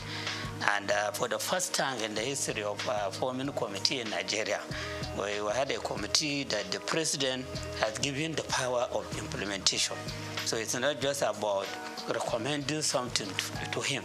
It is about coming up with a report which will be convincing to him, and if he's convinced, he will ask them to be involved in the implementation of the recommendation of the report. So I think that is why the committee just presented the proposed bill to him without taking this bill to the public domain. Because of the trust that he has on the committee, he just sent the bill to the National Assembly for consideration, for passage into law. And in the bill, they even gave deadline as to when the bill to be passed into law. They expected that the National Assembly would deliberate on this committee, on this bill, to the extent that the bill will be passed into law before 1st January 2025. So that by 1st January 2025, the content or the provision in these bills will begin to be implemented by the government. 4 bills were developed and proposed. And then, unlike the expectation, the comment you made that people are more concerned about the administrative, tax administrative bill. What the bill that is generating the highest controversy is the Nigerian tax bill. That is the bill that has made provision for repealing about 11 taxes that are currently existing, including the VAT itself, including petroleum profit tax, including personal income tax, including companies income tax, and other taxes like capital gain tax, casino tax, etc., etc. And then about 14 laws that are related to taxation, including laws that are designed to exercise control over consumption, over production. They made substantial amendment on them, and then take the amended aspect, amended part of those laws into the Nigerian tax bill, which means that the laws have suffered from, or they have enjoyed consequential amendment. So this bill, which is expected to become an act by 1st January, is now becoming an amalgamation of most of the taxes that Nigeria is using now. Most of the taxes, those that have been repealed, part of them, part of the provision in them have been injected into the Nigerian tax bill. Those that have been considered for consequential amendment, they are also captured in the Nigerian tax bill. And then they made a lot of paragraphing, creating part, creating section, etc., etc., to the extent that the content of that bill is about 220 pages. So you have to develop the stamina. You have to be used to reading before you read everything from the beginning to the end. And if you don't do that, you may miss a lot of things. And you may be talking ignorantly about the content of the bill. And unfortunately, that is what is happening in the public domain. You hear people talking ignorantly about the content of the bill. They just listen to news, radio, television. When they hear the comment of somebody, then they will amplify that comment ignorantly without reading the bill and understanding the content of the bill. So that is the one that is enjoying the greatest controversy. Of course, others too are enjoying some controversy. The Nigerian Tax Administration Bill, because it is in that bill that the new sharing formula for VAT was stated. VAT will have been extensively explained or described in the Nigerian tax bill, but how to share the proceeds of VAT have not been captured there. That provision could only be seen when you go to Nigerian Tax Administration Bill, which is the bill that has been designed to show how the tax authorities in the country at the federal level, state level, and local government should be relating with one another so as to avoid conflict, so as to avoid a situation whereby all of them may go to a taxpayer with different dimension of claim. The bill was designed to achieve this main objective, to resolve the conflict that has been happening between tax authorities or even revenue generating agencies. Because when you talk about the revenue, we shouldn't be talking just about the tax revenue. You have revenue that custom is collecting. That bill, second bill, is saying that custom should no longer be involved in collecting revenue. It is the Nigerian Revenue Service that should be collecting. Custom, let them take care of their responsibility of checking item coming in, item going out, which is another area of clash. These custom people, they are used to collecting money. Okay, and they are used to, many of them, a lot of allegations are there as to how they are collecting this money, how they are not remitting the correct amount. So now, collection of custom duty will no longer be the responsibility of custom official, custom service. It's the Nigerian Revenue Service that should be collecting.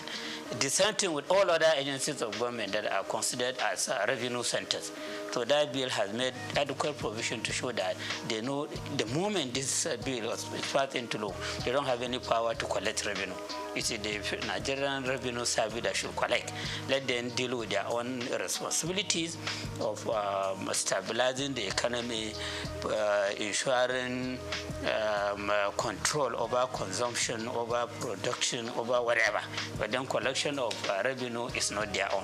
And then between the State Internal Revenue Service and the Nigerian Revenue Service, there should be harmony.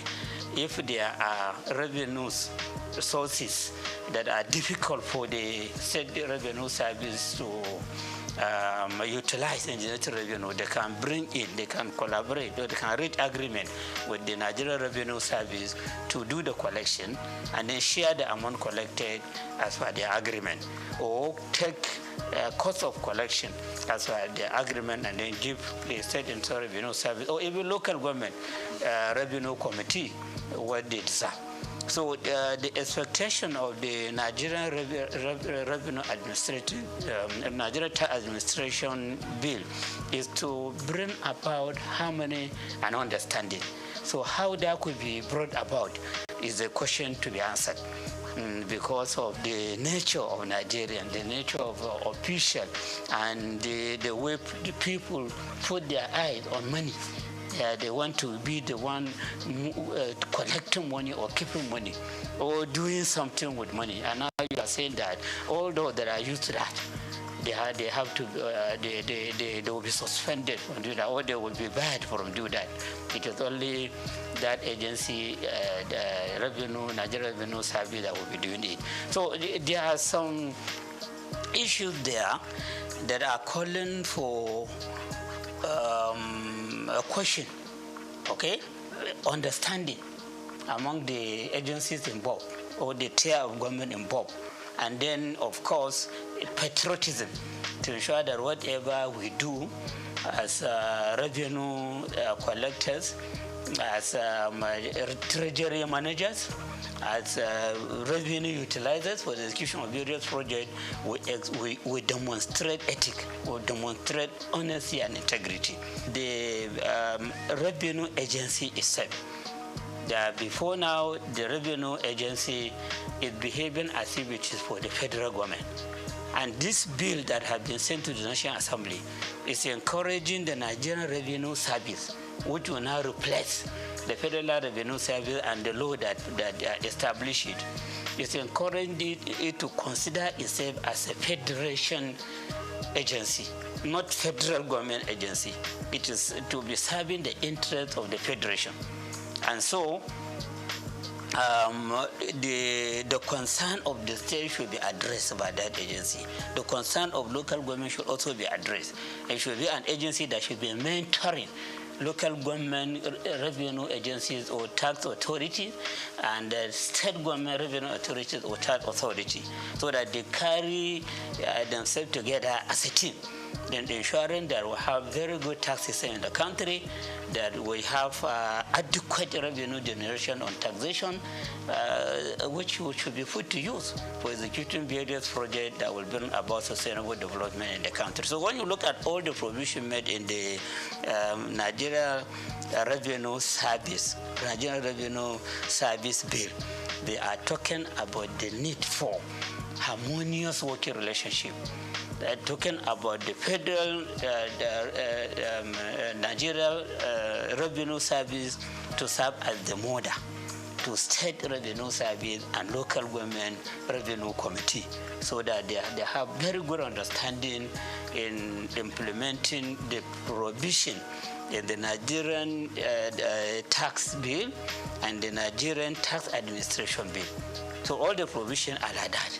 And then provision have been made adequately as to the position of the executive chairman of the State Internal Revenue Service, the need for governing board, which should have that chairman as the chairman, the need to have the technical committee at the state level, and who are to be members of that committee, representation to be drawn from various MDAs and other agencies of government and federal government into the committee, and many other issues. And even at the local government level, there is a need for local government revenue committee, which should be chaired by the councillor in charge of revenue or finance at the local government level, and who the members are and their function. So when you look at all the provision there shouldn't be any controversy. Even if there will be controversy, it should be less. And it should be something that could be resolved. For example, personally, I will not support a situation whereby the chairman of the State Internal Revenue Service should also be the chairman of the board. This is against corporate governance system. And then the same person will be the chairman of the technical committee. The same person will be the chairman of the revenue joint committee, where all the representatives for local government will be members and other agencies. So it will be as if the chairman of the Internal Revenue Service at the state level will become the alpha and omega on all revenue issues in the state. And that person may even be seeing himself to be more powerful than Commissioner of Finance. When I was Commissioner of Finance, I was serving as the supervisory person on all the activity in the Internal Revenue Service. The chairman of Internal Revenue Service should be reporting to me, should be taking orders to me. He shouldn't be going directly to the governor. But the provision is showing that the chairman of Internal Revenue Service is equal to the commissioner. And in fact, they were even saying that governor is just to nominate him and has to go to the House of Assembly for clearance. Just as commissioner will go to House of Assembly for clearance. And there is no provision to show that this person should be answerable to the Commissioner of Finance. So something like this, I think many people may not see it, but with my own experience as a Commissioner of Finance, who have been intimately related to the Minister of Finance that time, I know the problem many states were facing as they empower the chairman of the Internal Revenue Service, they empower too much the Accountant General against the Commissioner of Finance, who should be the supervisor to all these agencies of government. So issues like this are there, and appropriate action need to be taken by the National Assembly in correcting the lapses in the bill. Then the last one, which is about institutionalizing revenue board. Okay, a revenue board.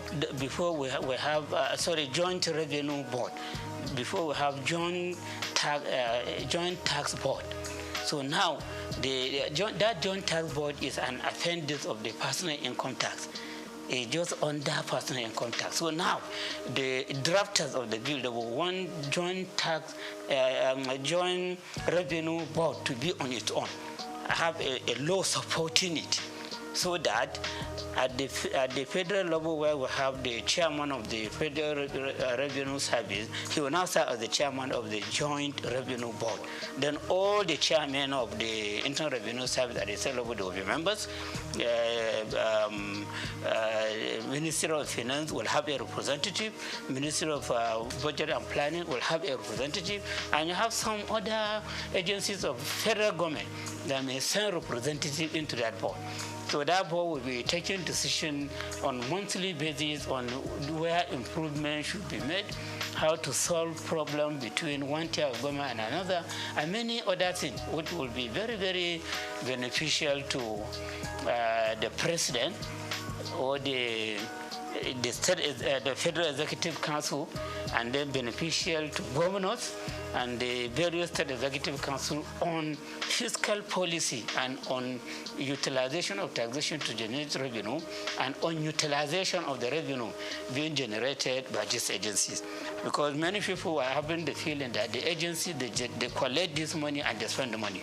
But in real sense, they only collect, but they remit to the government, into the treasury of government. So while they collect, they have the responsibility of collection, they don't have the power to spend a kobo from the amount generated. It is the government that takes care of that. So the Joint Revenue Board has been given a lot of responsibilities in that bill So when it become act, become a law of itself, so the Joint Revenue Board will now be more powerful than what we know before as Joint Tax Board. So this is just the summary of the bill that have been sent to the National Assembly for passage into law.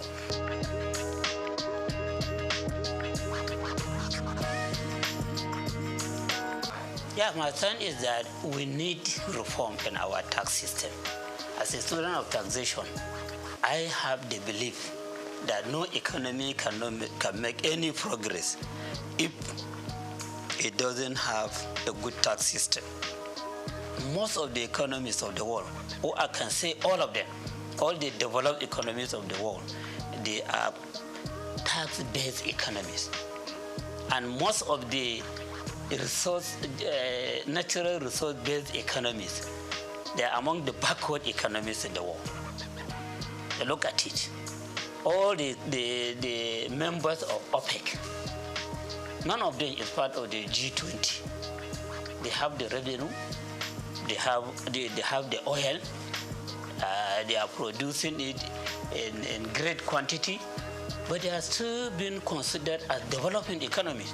Well, when you look at UK, Germany, France, US, other countries like that, they don't claim to be having enough revenue, enough oil to refine for their use and then to export the excess for sale. They don't claim for that, and that's why they don't belong to the OPEC, Organization of Petroleum Exporting Countries. They base their economy on taxation, but then they have very good tax system, which is just attracting minimal complaint. And the moment they hear some complaint from either the taxpayers or the tax administrators, they take appropriate action immediately, so that at the end, nobody will complain. And because of the reliance on taxation, the citizen of their countries, both natural and artificial person, companies and individual, the citizen of the country, as they pay tax, they have the right to demand accountability. They have the right to demand prudence. They have the right to demand transparency. And for that, those impositions of austerity, they are always in fear that whatever, if they steal a kobo, people will shout, "This is our money. We contributed this money for execution of progress that will amount to a project that will amount to sustainable development, not for the money to be stolen." So this person that is stealing money, appropriate legal action should be taken against him. Sometimes you hear some leaders being hung. Sometimes you hear some leaders being shot, the firing squad, because of the misuse of public money. So members of the public that are contributing this money in the form of taxation, they complain. And then they insist on appropriate action to be taken. So before you come out and claim that you want people to vote for you to go to the parliament or to be the governor or the president or whatever, you will have it in your mind that when you go there, you touch public money, that may be the end of your life. Because the contributors of that money will be, their eyes and attention will be on the money.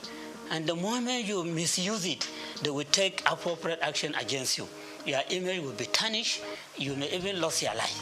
So those economies that are considered as developed, they rely substantially or totally on taxation for their development. And then those economies that are relying on natural resources, oil, cocoa, solid mineral, whatever, as they use the money from this to execute project, the members of the citizens of that country, both natural and artificial, they don't care if they see them stealing the money and abusing the money, because it's not their money. It's not their own contribution to the economy. Number one, the prohibition on VAT, which what you said earlier has attracted a lot of attention from leaders in the northern part of the country, but could be addressed in two ways. Okay, the first way affect everybody, and then the second way is what the leaders in the north are complaining about. The first way is on the increase in the VAT rate. Increase in the VAT rate. We have never had a situation whereby progressive increase will be brought to VAT rate in any country in the world. From my reading, I have never experienced it. But this is being brought about in Nigeria through these laws. They said VAT rate now, which is 7.5%, as per the Content of Finance Act 2020, will be increased to 10% from January 2025. Just about a month away. If the bill are passed into law, VAT will be increased to 10% of all VATable goods and services. And then just 1 year after, 2026, it will be increased to 12.5%. Then you have a small raise for 3 years. By 2030, the rate will be increased to 15%. So you can see the progression in the increase of VAT. And the moment you increase VAT rate, inflation will come up very powerfully, especially as you are increasing from 20 to 2025, 2026, you are increasing 2.5%. So the goods and services throughout the country, you see their prices going up. And there is no separate market for VATable goods and services and non-VATable goods and services. No separate market. Don't just feel that when you increase VAT rate, the increase in price will be on VATable goods only. All other goods and services, their prices will go up. And how do you survive that? Nigerians now are complaining about fuel subsidy removal, electricity subsidy removal, and many people have become unemployed. Many people have become disabled. Nobody, no any earner of salary can claim to be saving anything for investment. People are borrowing money to top up to the income that they have for survival.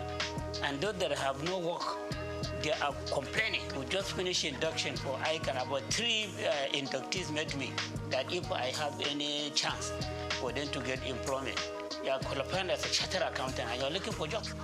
So what about the secondary school leavers, diploma holders, and other people that have not even attended school? So unemployment is on the high side. And increase in inflation is a killer to businesses. Because when you don't have people buying, you have to stop production. You have to stop providing services. And when you stop production, you sack your employees. And then you have more people go into the employment market and labor market. So increase in the VAT rate is a very big killer to an economy.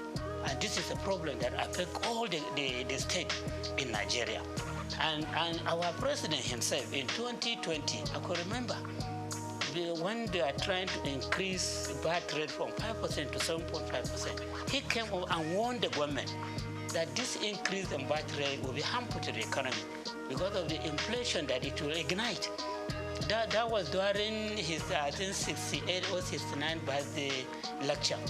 When he was to comment, he talked harshly against the increase in VAT rate. And now the same government is accepting the bill to go to the National Assembly for increase in VAT rate on a continuous basis.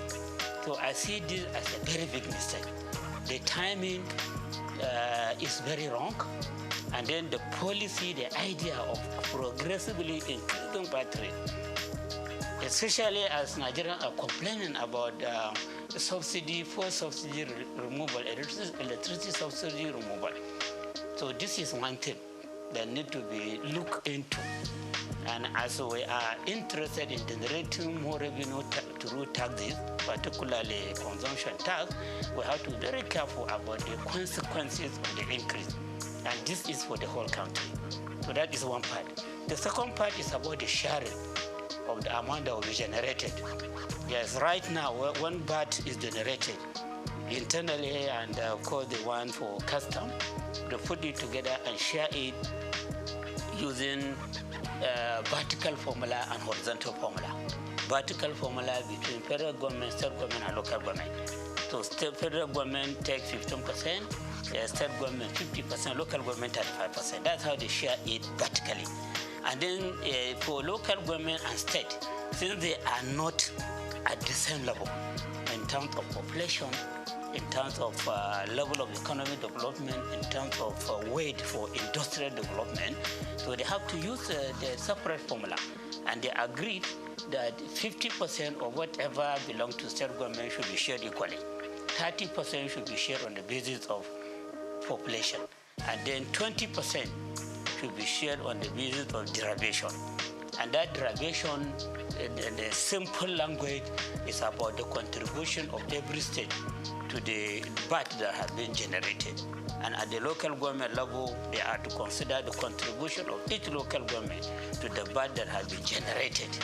Okay? So at the state level, when you say contribution of every state on the VAT that has been generated, consumption is much more in some states than in some other states.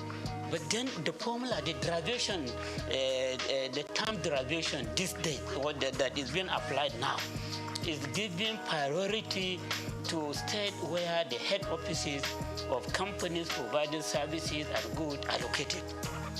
You do consumption in Adamawa on services, maybe the chat card, and other communication or telecommunication services, or bank services, or insurance services, or whatever. So since you are just dealing with the branches there, the head office of the bank producing these services is in Lagos or in Rivers or wherever. So it will be deemed as if you do the consumption there. And so the credit will go to Lagos or Rivers or Ogun or wherever, where the headquarters of it is located. Not where you do the consumption. So at the end of the day, you see that states like Lagos, its own contribution may be 50% or 60% or more every month. At the state like Rivers, its contribution may be about 15% or 20%. Abuja may be about 10% or 50%. And then the heavy consumers, the northern state, like Kano, which is a commercial center, its own contribution may be 1% or 2%, because it doesn't have the head offices of the companies providing these goods and services that are being consumed there. So at the end of the day, you see that 20%, if it is 6 billion, for example, if it is 6 billion, for example, so 60% of that 6 billion will be about 3.6 billion. That may go to Lagos.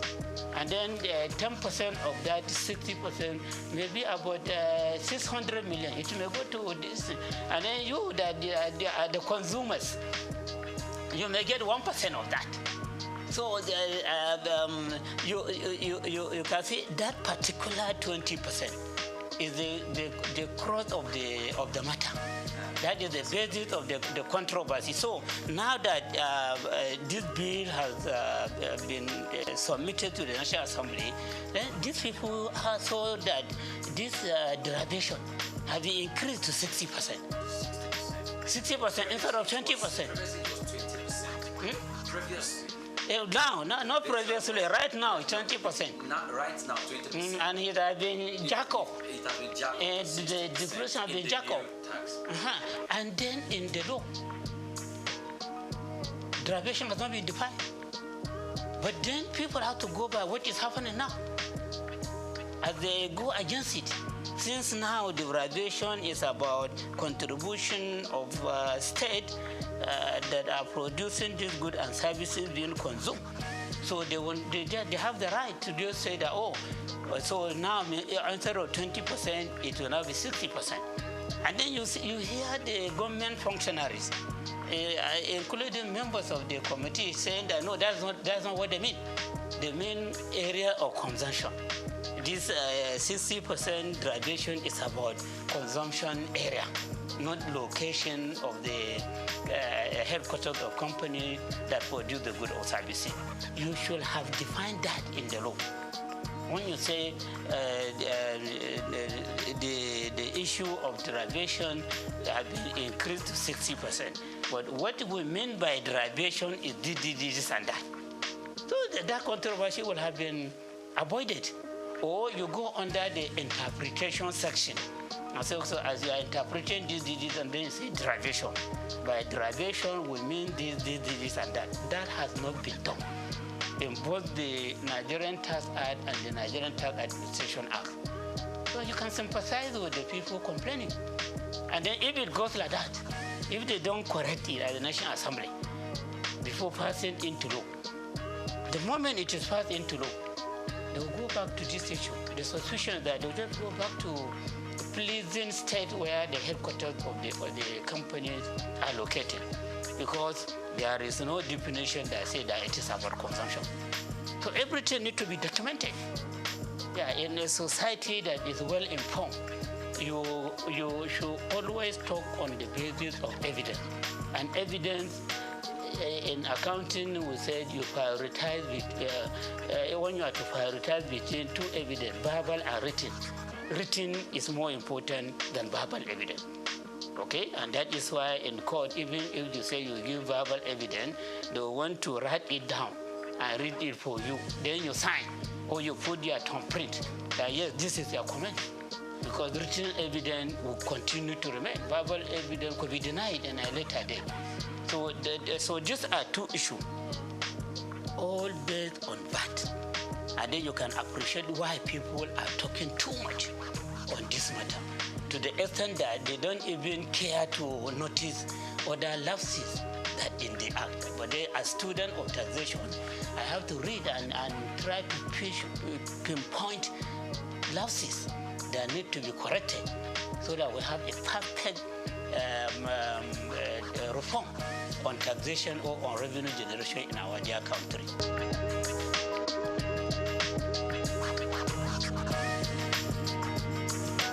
So you see, I saw provision on development levy.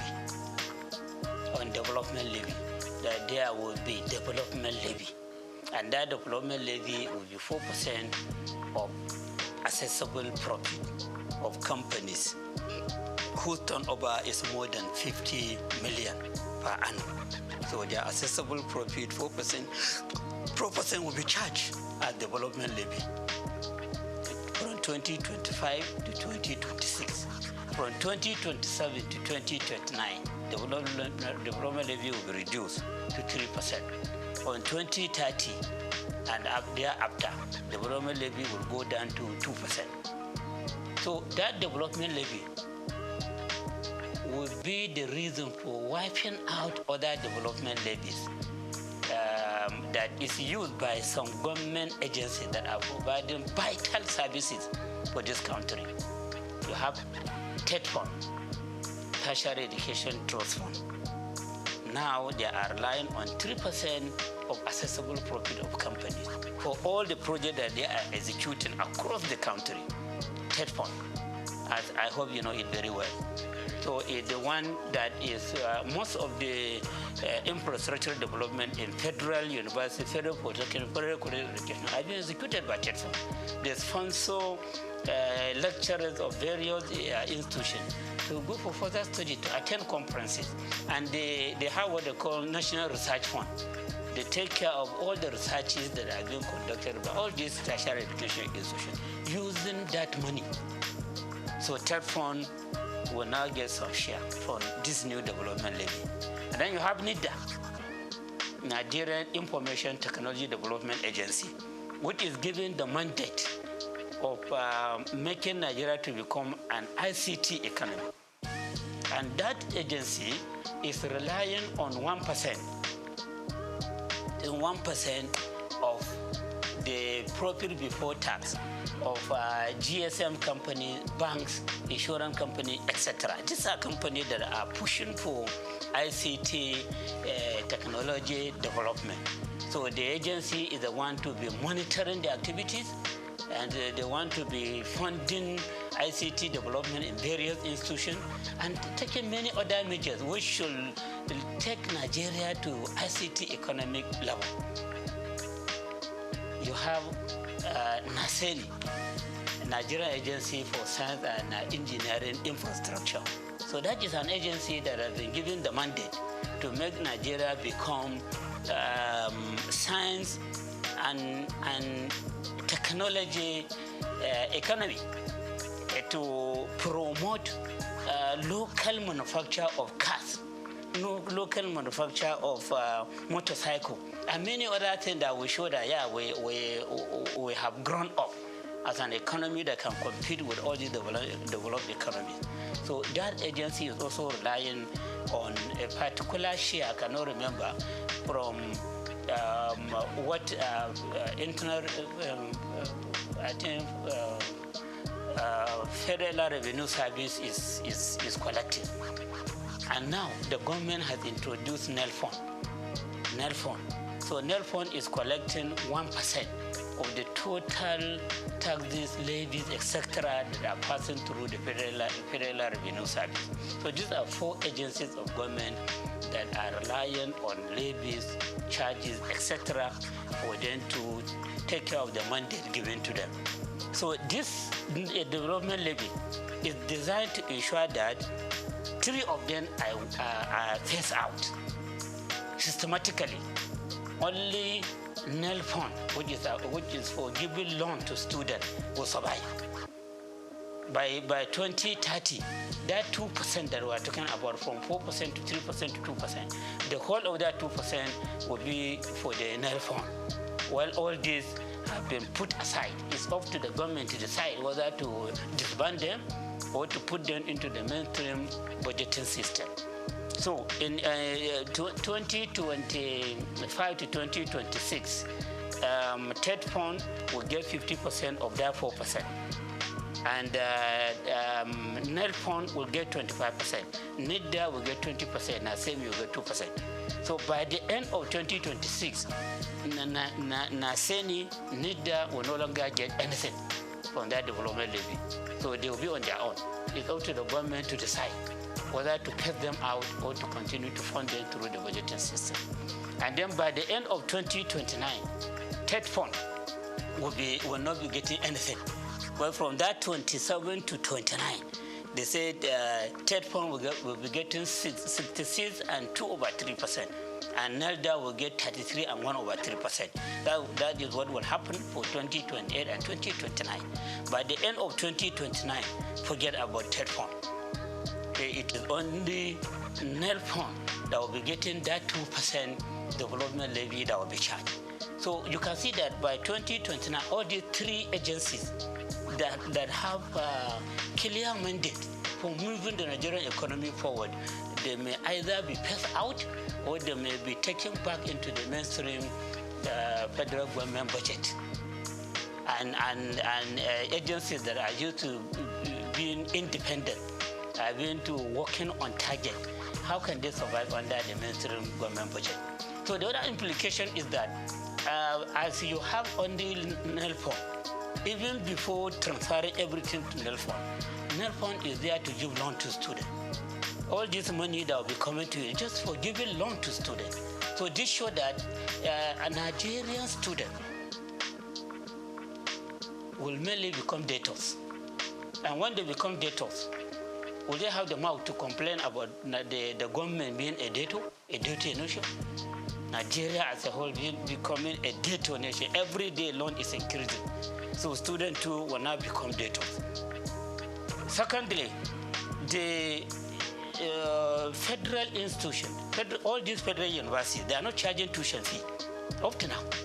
They only charge registration fee. University of Lagos, University of Ibadan, Bayero University, Kano, ABU, all these federal universities, and many of the state universities, they don't charge tuition fee, just to encourage children of the poor to attend university or polytechnic or colleges of education. So as TED Fund is put in place, nobody can claim that he or she cannot pay tuition fee. And then no university or polytechnic should be going to government asking for money. In fact, government may even give them target of the amount that they should be remitting to the government. Because you are charging tuition fee, you are charging registration fee, you are having enough money to take care of yourself. And then we want you to remit something to us because we own the Federal University College of Education Polytechnic. So at the end of the day, you see that students will become debtors, students and their parents who insist on making sure that their children attend universities or polytechnic or college of education. And then the universities will no longer be complaining about insufficiency of funds. Because private universities are not complaining of it. They have their founders who are funding them and they are charging fees. Some are even charging 2.something million per semester in Nigeria here. Some are charging 2 million, some are charging 1.5 million per semester, and some per session. And so they have a lot of money to execute various projects, to pay high salary to their staff. And then the private universities, they are complaining that no money. When you go, they say no money. Even for execution of project, they either take one to do it for you, or you go cap in hand as for support from individual and organization to execute project for you.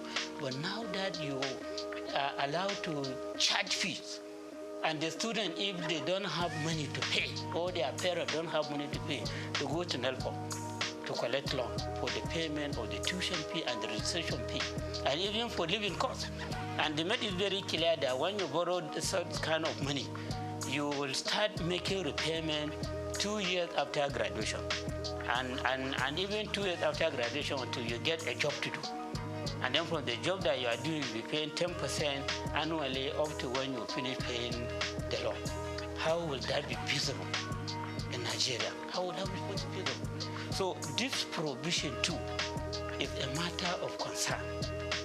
Yes, for people that will look about what will happen in the future. Look at the implication of the policies contained in that bill. Okay? So I'm of the opinion that to correct these lapses, they should just stop at the first formula. When you collect 4%, you increase the rate to 3%, as again to 4%, as again 3% for third fund, in order to accommodate other agencies, and you stop charging the other day. And then, so the first year they said 50% will go to third fund, which is like reducing what third fund is getting from 3% to 2%. I hope you understand. When I say 50% of 4, that is 2. Before third fund is getting 3% of the accessible profit. So we can manage with the decrease from 3% to 2%. And then NEL fund, which is the baby of the government, will give you 20%. Okay? Then NISDA, which is having very clear mandate of making the Nigerian economy an ICT economy, 20%. Then NASENI, 5%. Saying we don't care much about the technological development that may come to manufacturing cars, motorcycles, etc. We give them 5%. And then allow them to look for means of further funding themselves. So you stop at that, but not to scrap any of these agencies. So that's my own advice. Okay? So that is another important area that need to be addressed in this bill before they are passed into law.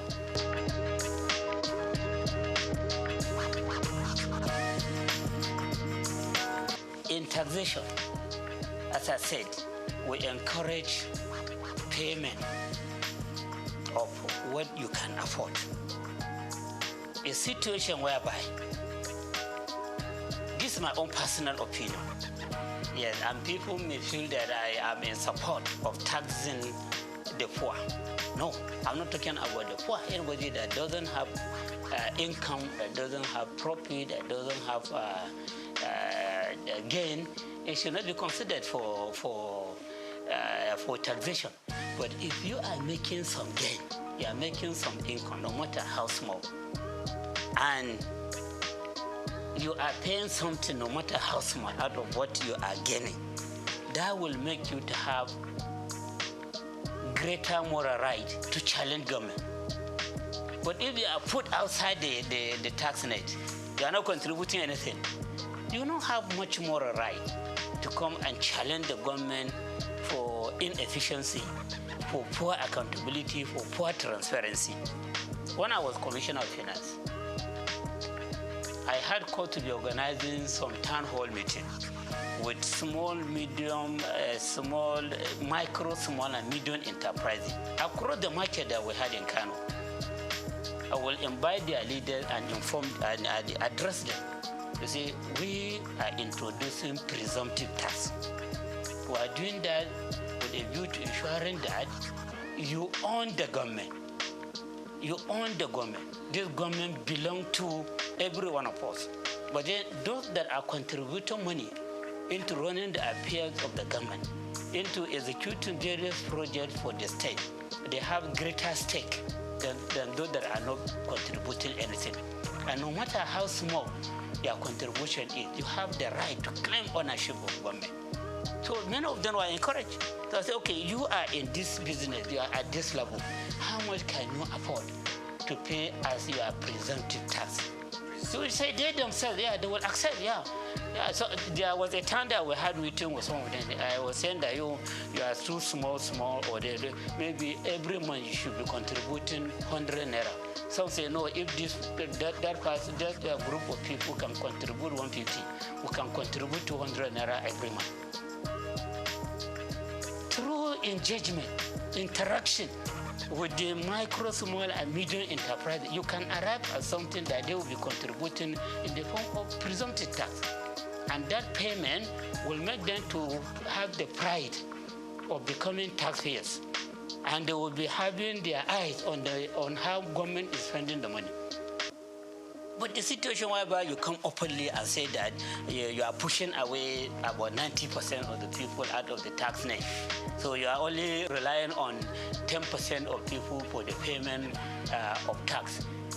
So you are saying that you are now taking the whole of the government to 10% of people, or probably 1% of people. My worry is about that threshold. The fact that you have threshold does not mean that somebody that is not at that threshold, who is making money, cannot contribute with a view to owning the government. I hope you understand. My concern is about ownership. Taxation is a way of owning the government. So if I pay tax, like now I pay tax, I know every month they deduct something out of my salary as a lecturer in the university. I will look at my pay slip and see the contribution that I have made. So if I need tax clearance certificate, I can go there and collect it, whatever reason. But you that are not paying anything, what tax clearance will you ask for? Okay? And then if something bad is happening in government, you see them stealing money, do you have any right to complain? Is it their money? What have you contributed there? So a situation whereby we want people to be economically empowered to own government. And then we are now having a reform that is saying that that is even proud to say that about 90% are made not taxable, even presumptive tax. So in other words, I am of the view that as we claim for transactional tax to be paid by the rich and luxury asset to be taxed as that are at the lower level, they should also be paying some presumptive tax, even if it is 10 naira per month or 20 naira per month, so that those rich people claim that the government belongs to them, this one too will say, yes, the government belongs to us. So provision like this is not there in the act. All they are just claiming is that they have pushed people away from the tax net. And pushing them away from the tax net, just pushing them away from ownership. So you are just surrendering the whole of the government to very few people who will now be teleguiding those in the position of authority. And you will just be asking for help all the time. Well, you can also claim ownership with pride, or no matter the amount that you are contributing to government.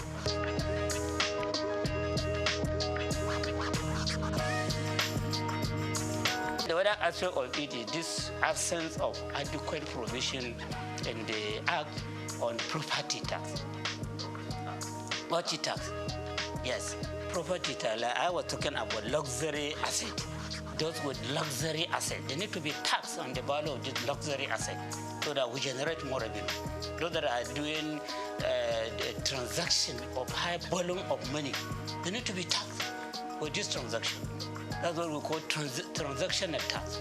So you can see that as we are talking of relieving the poor or income earners from tax, from this tax rate, we are not talking much about taxing the rich in the bill. It is not clear as to how properties of the rich people in this country who are very small. Someone was even telling me that in Nigeria, where you say 99% of the wealth of the country is in the hand of 1% of the people in the country. That 99% of the people of this country, they own only about 10% of the wealth of the country. What a gap! If this is true, we have not done any study empirically to ascertain this figure, but you can see some sign of it, and you need taxation to bridge the gap. And then as you are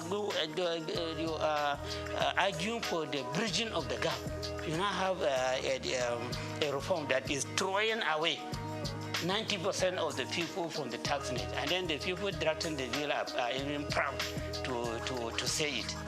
So I have reservation on this. If I found my way, I will agitate for appropriate correction to be done. And that does not mean that I'm agitating for the taxing of the poor. I'm talking about those that can afford. They are not for the personal income tax rate, but then they pay presumptive tax with a view to owning the government, with a view to ensuring that the government is not allocated to only the very few rich.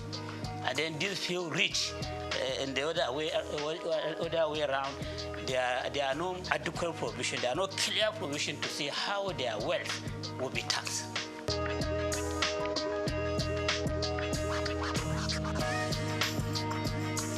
No. If you look at all the statements that I've been making, there's nowhere that I mentioned that the North is having this agitation. I'm just talking to you about areas of concern in the law. Areas of concern. I think I only made reference to the North when it comes to this issue of sharing of VAT, that the governors and traditional rulers in the North, they are first to raise alarm, and they raise alarm on this matter only. But all the other matters that I mentioned, they have not said anything. Maybe they have not seen them. They don't have this perspective that I have. Okay, so I am a Nigerian first before becoming a Northerner. Okay, so I talk as a Nigerian. My concern is about the Nigerian people. And the Northern people are also part of Nigeria.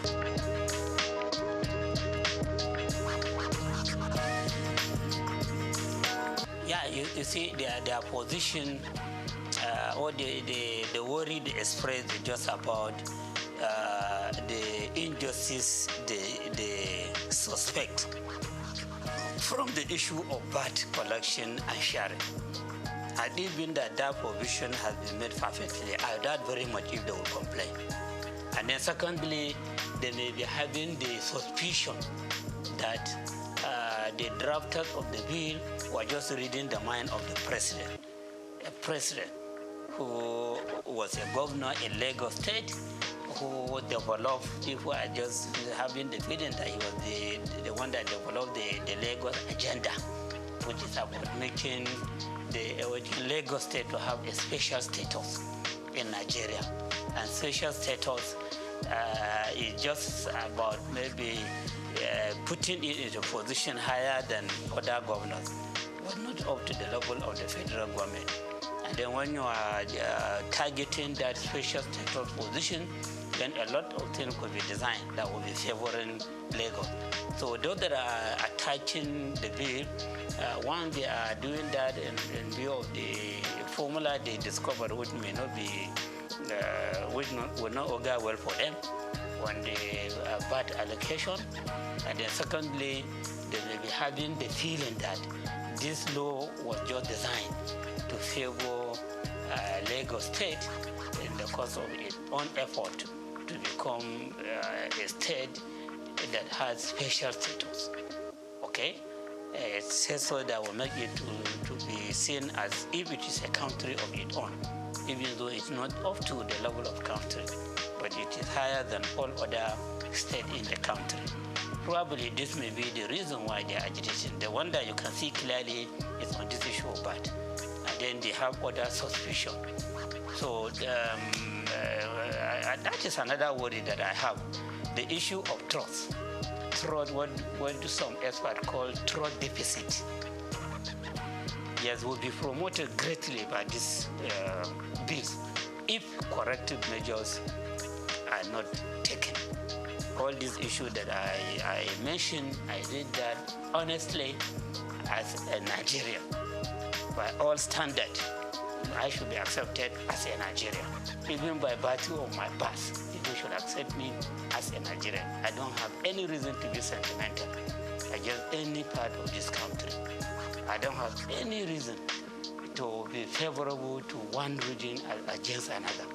I don't have any reason for that. But even by virtue of my birth and my own level of experience, okay?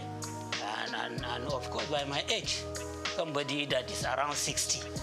So that person should only be thinking about what you meet when you die, when you reach your goal.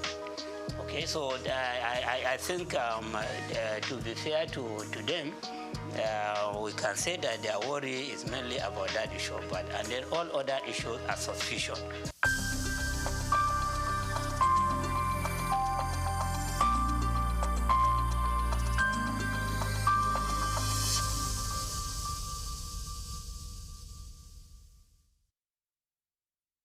At the African Development Studies Center, ADSC, we are committed to driving sustainable growth and development across Africa through innovative training and research. Our mission, empowering leaders, policymakers, and professionals with the tools they need to create lasting change. With customized training, dynamic research programs, and study exchanges on leadership, management, and other critical development topics, ADSC offers a platform for exchanging cutting-edge ideas and global best practices. We provide comprehensive services in research and consultancy, capacity building and training, education programs, publishing and knowledge sharing. Our esteemed faculty, composed of seasoned experts and researchers, ensures a learning experience that is insightful and practical. We specialize in policy development, implementation strategies, and monitoring and evaluation. At ADSC, learning is engaging and enjoyable. Our unique methodology includes talks, interactive exercises, games, video screenings, and lively seminar discussions, all in a comfortable and friendly environment. For more information, email us at info@adstudiescenter.com or call +234 912 039 2362. Visit our website www.adstudiescenter.com to explore our programs and upcoming events. Africa Development Studies Center, rethinking development for Africa. Afrobeats is a classic overnight success story, except it didn't happen overnight. I'm happy to be here. One of the key things about the Omniverse is that it's designed to go beyond an event, and designed to be fully something that people can engage beyond the summit. The point being that Nigeria has so much to bring to the world in terms of these things, but we will be bringing fresh energy, fresh ideas, a fresh engagement, and we're obviously open to collaboration. But hip-hop, it never dies. What's the difference between Thor and Shango? Thor is approaching $50 billion in revenue. Shango's broke somewhere outside Lagos. And that's a lack of imagination on our part, okay? And they're all Nigerian. So to be seen and to be noticed is very hard if you're not in the place where all the noise is being made.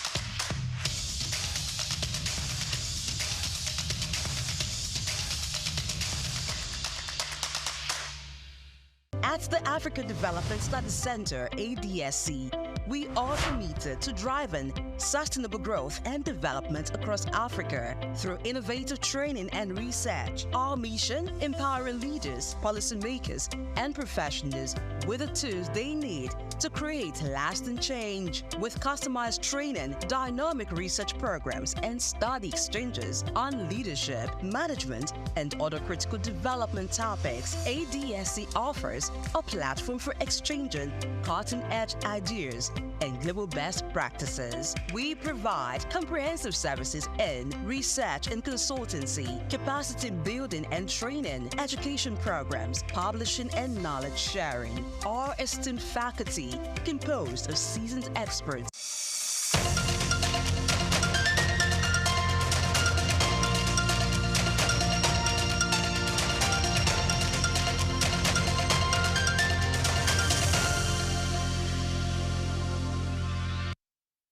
at the African Development Studies Center, ADSC, we are committed to driving sustainable growth and development across Africa through innovative training and research. Our mission, empowering leaders, policymakers, and professionals with the tools they need to create lasting change. With customized training, dynamic research programs, and study exchanges on leadership, management, and other critical development topics, ADSC offers a platform for exchanging cutting-edge ideas and global best practices. We provide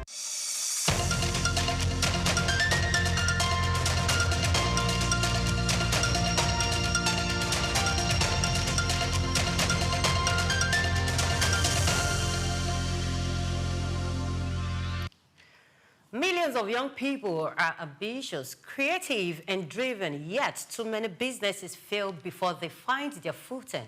Not because of lack of passion, but because of a lack of structured business education, strategy, and support. We examine in today's Just Africa a critical question: how do we scale business education across Africa? Not for a few, but for millions. So this conversation goes beyond lecture halls. It is about how media expand access, how strategy turns knowledge into systems, and how sustainable growth ensures business education creates real economic impact.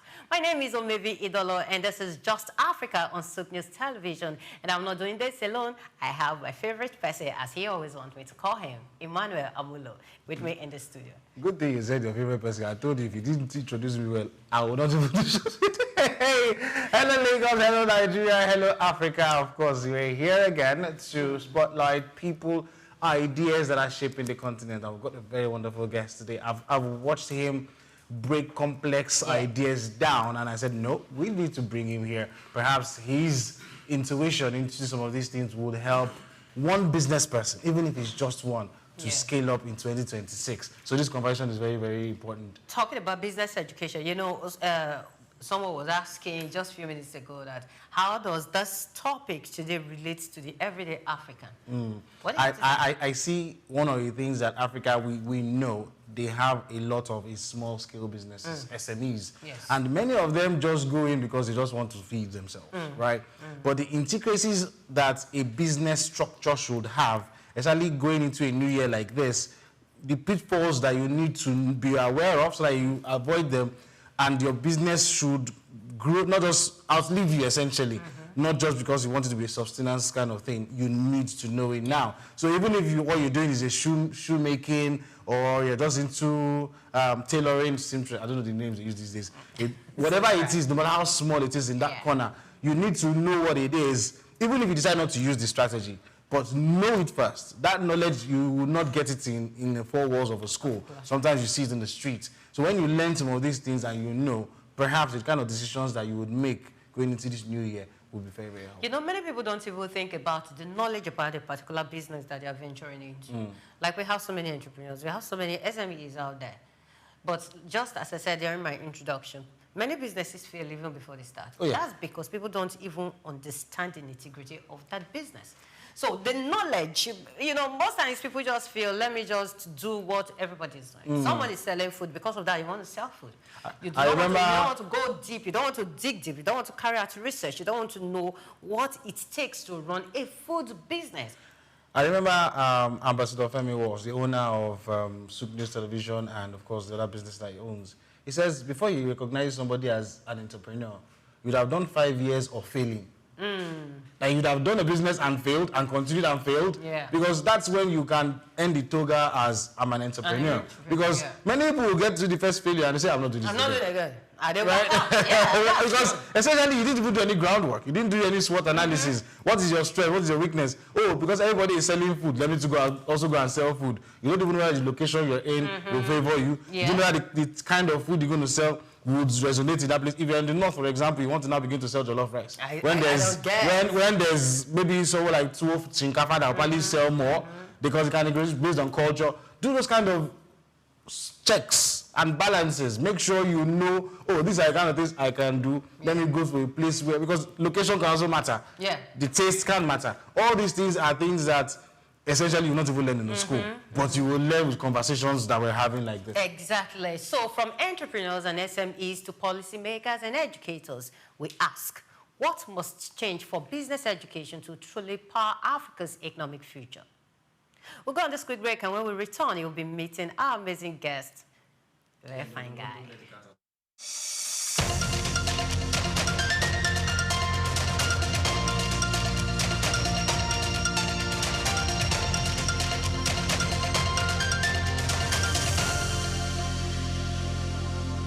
Yeah, welcome back to Just Africa on SOUQ News Television. Please do well to follow us on all our social media platforms at SOUQ News TV and subscribe to the Just Africa show on our YouTube channel. So to help us answer some of the questions we were talking about is Kelechi Ogoke. He is the Chief Growth Officer and host of Great Conversations Network.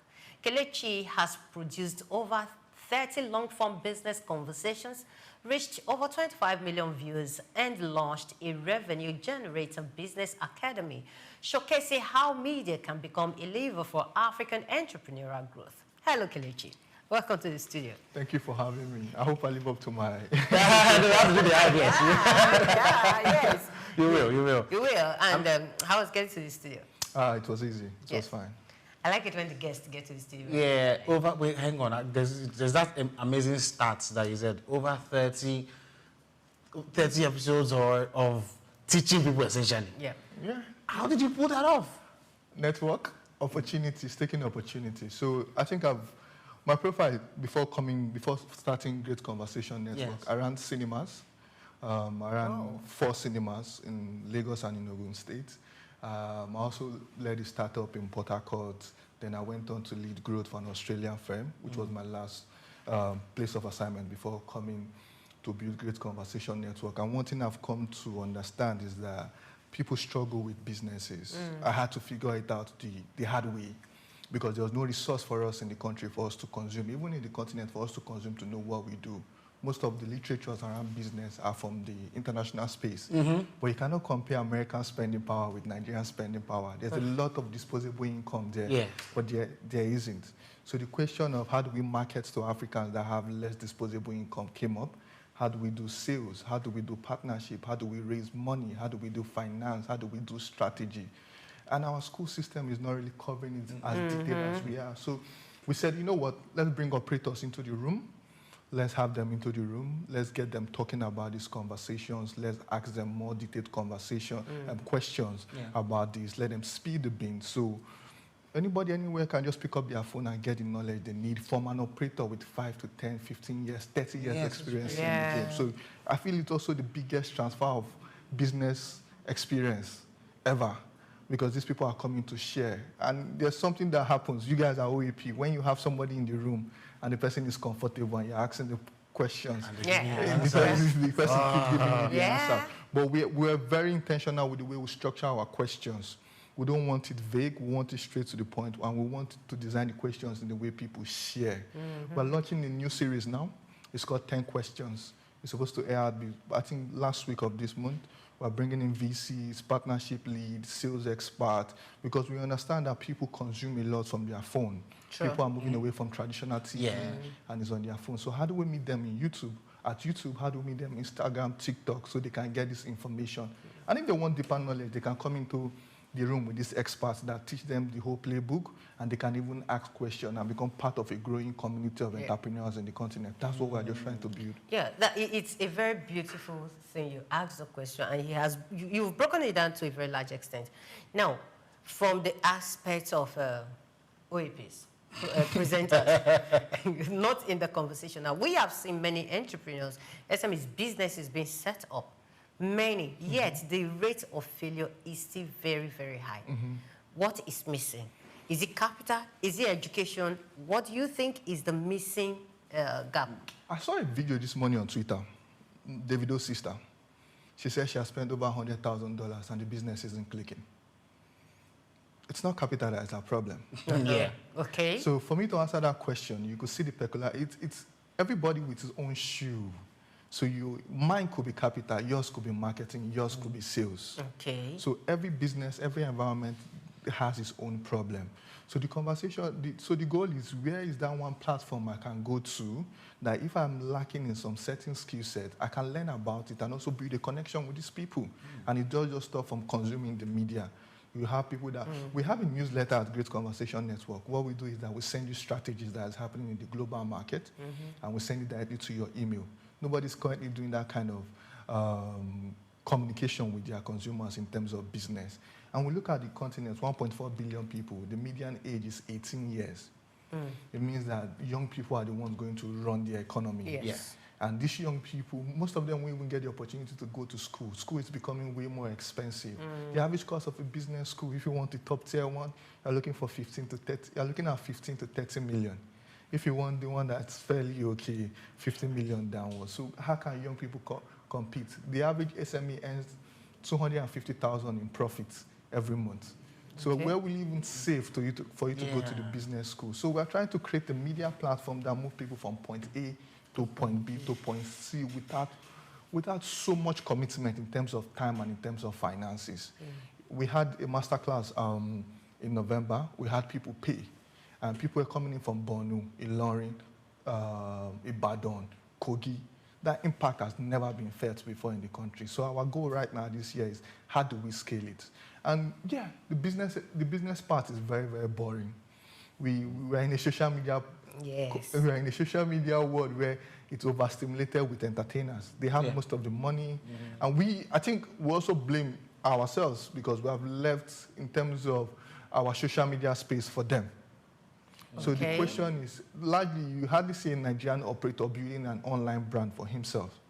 So I'm the head of marketing. You barely see them have an online brand. But if you go to the US market, the Indian market, these people are building brands by teaching people how to do marketing. There's a channel I currently follow, and the channel is built around teaching people how to do digital marketing. Like breaking it down from A to B, how to do digital marketing. This is a skill that just came into the business world not less than 5 years ago. It's even evolving. Facebook just launched Adrometa. It's an AI platform that helps you target your target audience. WhatsApp ad is coming. YouTube just launched 2 new features. One of them is what they call, before, if you want to do an advert on YouTube right now, you have to bond the adverts to the video. But right now, if you want to do an advert on YouTube, you can just place it and put the amount of time it wants to run, then it will go ahead and run. So your video that's trending before keep giving you consistent revenue and clients. But people don't even understand. Yes, YouTube Shop, where if you are creating video, you can even sell your product on YouTube Shop. People don't understand. Now let's talk digital marketing. We are seeing digital marketing coming and people just feel it's all about running ads. There's a lot to it. There's return on ad spend. There's CPC, cost per click, cost of acquiring the customers. Those are not at the forefront of our university education. So we are taking it upon ourselves. We are using our network across the country. We're even stretching it globally and saying, okay, who are the best guys who can get as growth marketer in London? How can we partner with a studio in London and get those people to record these conversations for us? We're even stretching it out. I think in the next 2-3 weeks, we're launching the French version of our channel because we want to expand into multiple African countries. And we look at it, the inter-business between Nigeria and the rest of West Africa is still 8%. It's still 8%, 8 to 10%. That means there's 90% gap in the market. So Nigerians are not even entering into more countries around the West African space to do business. So how do we shape that thinking for us to say, you know what, let's leave Nigeria, let's go to Togo, let's go to Ghana, let's see what we can do, because we are the leaders in terms of the West African ecospace, and people look up to us for what's new, what's trendy, and what's happening. But Nigerian youth, we are not taking that chances enough. So what Great Conversation Network is doing is get the best experts in the room, look for a way that we can infuse pop culture to business education, because it's one thing that's the way to get us. That's the way to get young people. To infuse pop culture into business education and scale from there. Okay. Okay, so I do know that you've studied young businesses a while, right? Even though you had conversations with more of these players in the field. What are the common mistakes that they often mention that SMEs make? Not knowing who they are speaking to. Marketing and sales is a big deal for them. You can't have cash flow problem. You will have cash flow problem if you don't know how to sell your services. Marketing is one thing, sales is one thing. Some people don't even know the two. So marketing is, one of my friends will say, marketing is telling people I'm here. Come and check me out. Sales is making sure that thing happen. But Nigerians don't know the two. So right now, one of the things they focus on is marketing and sales. Another thing they focus on is finance, management of finance. Nigerians, we're all guilty of it. We tie our business accounts to our own personal accounts. So if the business makes 2,000, we take 1,000 for ourselves to keep ourselves going.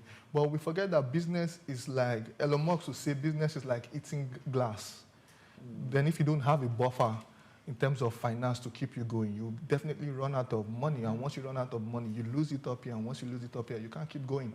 Because we're living in a world now whereby art and technology will dominate. Art meaning media and creativity, technology meaning AI.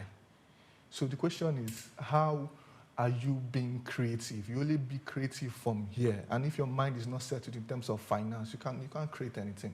So in a nutshell, I would say finance is a major drawback for many businesses, but also marketing and sales is also a major challenge for them. And also, most of them don't even have an expansion plan. In terms of, so with business, you have to look at it in milestones. And most of them don't set this milestone. I'm starting a business today. What are the numbers I'm supposed to hit? For me now, before we started shooting this year, we have planned everything in December. We know how many content we are going to produce. We know how much it's going to cost us to produce that content. We know how much we're going to make back from that content. We did our budget, so we are well planned. So anything coming out that is not in the budget, it's distraction. We're focused on making this budget happen. So Nigerian small business don't even do that. They just wake up, go there, open shop. Once they sell, they take their money, they go back, or I take 3,000 for this thing, and they repeat the same cycle. That's why you see our businesses don't pass down from generation to generation to generation. But in India, the case is different. Okay, now that in Nigeria and in some part of Africa, they do not have this knowledge, how do you think that the social media, the media space generally, how would they be able to bridge this gap of lack of knowledge? So I think it's, for me, I'm a big fan of building on YouTube. Okay. I feel it's the next biggest thing that is going to take over the world. And the people that get in early to start building an audience get to win from it. So I'll talk about building from YouTube. Yes, you can go in to start creating the content, but one thing people fail to understand is they want to go viral. But the game is not to go viral. The game is for you to build an audience that stays with you and that is ready to pay you. So if the media wants to play its part in it, it should take away the fact that, oh, we are going viral. But the fact of, okay, let's build an audience in the sense that if we have one person today, that's one potential buyer. If we have 10 persons today, that's 10 potential buyers. Then the creativity now comes in, the storytelling part now comes in. How are you making your content engaging? Okay. In the first 3 seconds, that's all you have now. So first 3 seconds? That's all you have right now to make you work. Unless somebody will just scroll past your video. That's the world we live in. It's called doom scrolling. People are just... So you have 3 seconds to make it work. How are you making it work in that 3 seconds? And it's not a situation of, oh, go bait your guests to say something that will put guests in a bad light. No, we have shown that, yes, good content also sells. Yeah. One of our content have done 30,000 views. One have done 12,000 views. One have done 7,000 views. And those are not controversial content. Okay, those views you talked about, how long? What, was it a period of 1 month? We just started 5 months ago. We have hit 3K subscribers. We have gotten close to almost 5 million people. But experience also play a part for me because I've also produced a lot of content both in the Nigerian market and in the Australian market. So I know what works. So what we're trying to do, and also media should learn to experiment a lot. Take up. But we don't have the luxury of capital to always do that. What's the worst that can happen? Go broke. Go broke, then you start all over again. It's nobody wins at a first hit. If you win at the first hit, then you are obviously failures meeting you at the front. You have to learn the rudiments, and you don't learn without experimenting. Marketing is experimenting. Anybody coming to tell you that this works in marketing, the person is like, there are principles that guide you in terms of marketing, but you have to experiment. And you're in an area where things are changing so fast. Even our university system are not keeping up. We are having conversation with some of them right now and say, okay, the students that are studying business education, how are we bringing them back into this room to come and meet operators? Our episode 1 of 10 questions that is coming out is a venture capitalist that came in. She has over 850 angel partners in her venture firm that have given out a lot of money. And she's coming to tell you, this is how you can raise money from me. That's never before seen in the Nigerian media space. The next episode, episode 2 coming in, is how to sell product online. Talking about CAC. This is cost of acquiring a customer. Talking about return on ad spend. Talking about WhatsApp ad marketing that is now in the country. You can be going through your status and an advert hits you and you can just make purchase from there. AI automation is also in the game. So once I can just leave my WhatsApp and the whole transaction will happen because I've set up an AI automation for it to happen. Hi, I saw your advert, I want to buy this. AI is structured to give you detailed response at each time. Those are new trends coming into business, but the question is, who is keeping Nigerians updated? I was going to ask you, like, so is it that the schools do not have the people to teach this, or they're not just interested? I won't blame the school. For you to get this knowledge, you must be heavily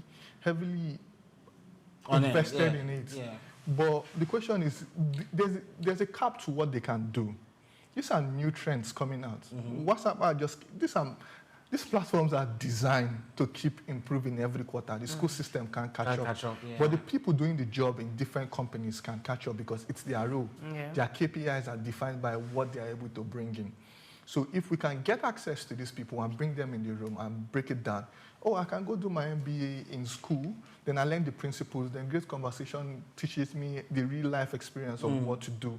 Then if I want to build personal relationship and get more mentorship, I'll go in for their masterclass and workshops that happen every quarter and get this knowledge from that. That's what we really want. How about an approach where people already playing in the field go to schools to teach? So if you go to school, also money comes into play. Earning power comes into play. And we devise a business model whereby they earn way more than they will earn from teaching in the school. So, so if you go teach for a federal university now, you are put on a salary, right? We are saying, no, we don't want to put you on a salary. You will earn commission based on the number of students we have. So if we have 10,000 students and you earn 10% commission, and we are pegging the price at 25 to 50,000 naira, that's you taking them 2.5 to 3 million naira. More than whatever it is you earn in school. You earn even more than what you even earn in some jobs. So we are putting money back in the hands of the operators, and we're also making it affordable for the students too. And also, we're not just limiting at that. We are monetized on YouTube. So what we are doing is that we're telling these people, now, you're an actor. You are somebody. This video will be online till YouTube stop being functional. That means we'll keep any residual check. We dropped a video on the 27th of September. Today, we're tracking it in our data. It just crossed 12,000 views. So it dropped on the 27th, 12,000 views. It means the video have been appreciating with time. That's why I tell people, go build on YouTube. It gives us the opportunity to say, okay, come in, let's do a term sheet. How much percentage should we give you on the royalties of this video? So, okay, give me 20%. Okay, we'll give you the 20%. That means the person earns 20% of that video till the person is no more. That means you keep getting check from us. From the video you created while you are younger. It's also putting money back in the hands of the people that they are even comfortable coming to share their knowledge. It means that they are not just earning from one point, they are earning from multiple touch points while doing business with us. You've been in the worker space before you became this entrepreneur part of it, right? What are the lessons that you have learned that you think any business should learn? Even when you want to go. I think when you say even in the worker space, I've also led businesses. So okay. So it gave birth to my entrepreneurship. If you're managing 4 cinemas, you have give or take 15 staff. The success of that cinema depends on you. If you are leading growth into multiple countries, the success of that business depends on you. So I've been an entrepreneur. They call it intrapreneur. Somebody that is an entrepreneur that is still working on that business. So your head must be. But one of the lessons I would want them to do I've learned is that they are stuck in their ways. I feel many businesses are stuck in their ways. But is that not what keeps you in your identity? It's your job to innovate. Americans don't wait for you to, they serve you. I feel sometimes we feel like the customer is always right, but sometimes the customer don't know what they want. Okay, so in a situation where a customer doesn't know what he or she wants, how do you sell your idea to the customer? Did you tell Tesla that you wanted an electric car? They sold it to you. They did their side. They know where it's going. They produced it. They sold it to you. But that's why business should also be open for feedbacks. I'll give you an example. I was managing one of the cinemas in Otta.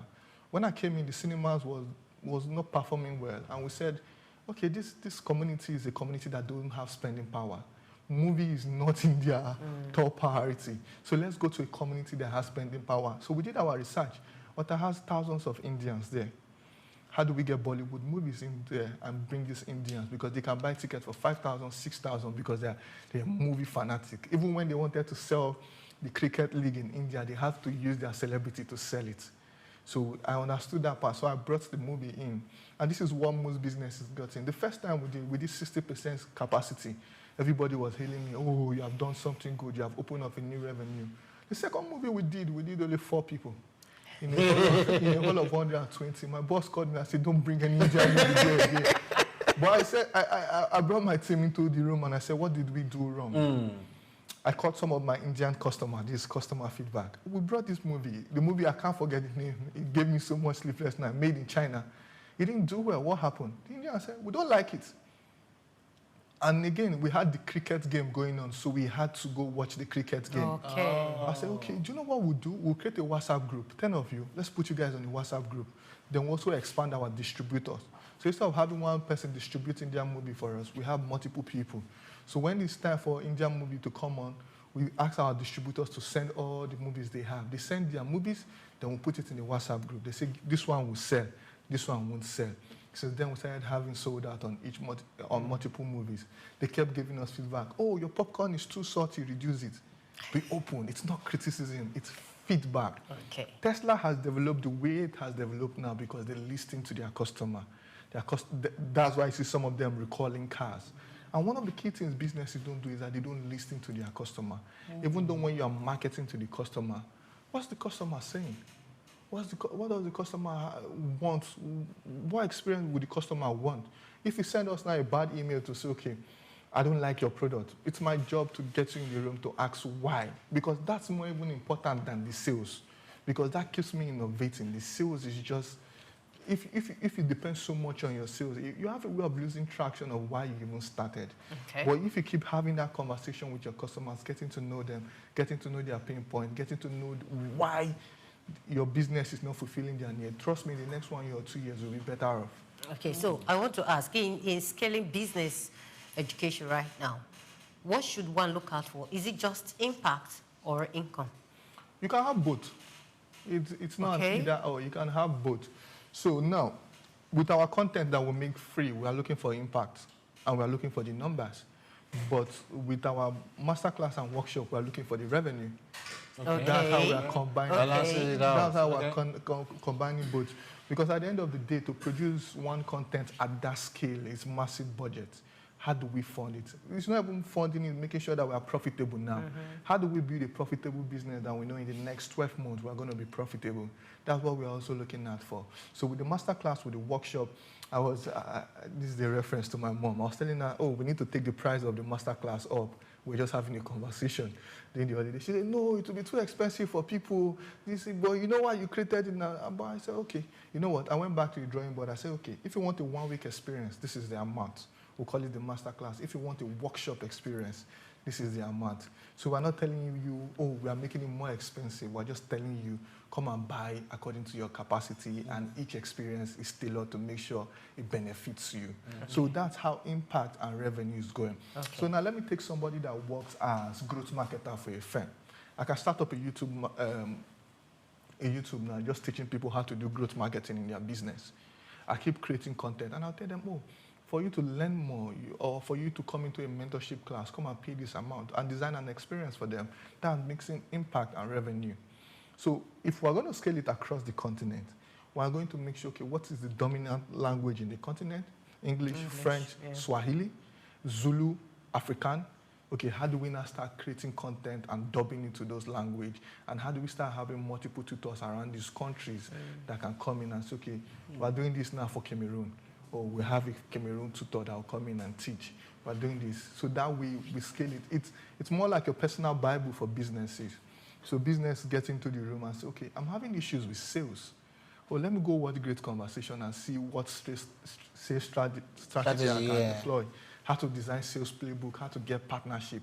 It's not at the forefront. We're focused on the core skills that help businesses grow. Because some business stuff you don't really need it. Okay, so all right, you talked about business education, going to the universities to study business education, and right now with Nigeria kind of curriculum, when you come out of the university study business education, you are expected to come out as a teacher.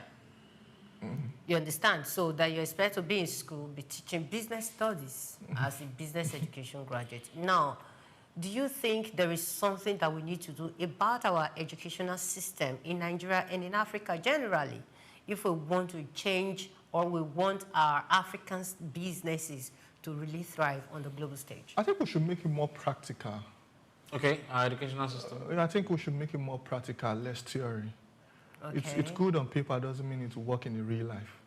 I think we should encourage our young ones, once they start studying business education, I think they should be mandated to start a business.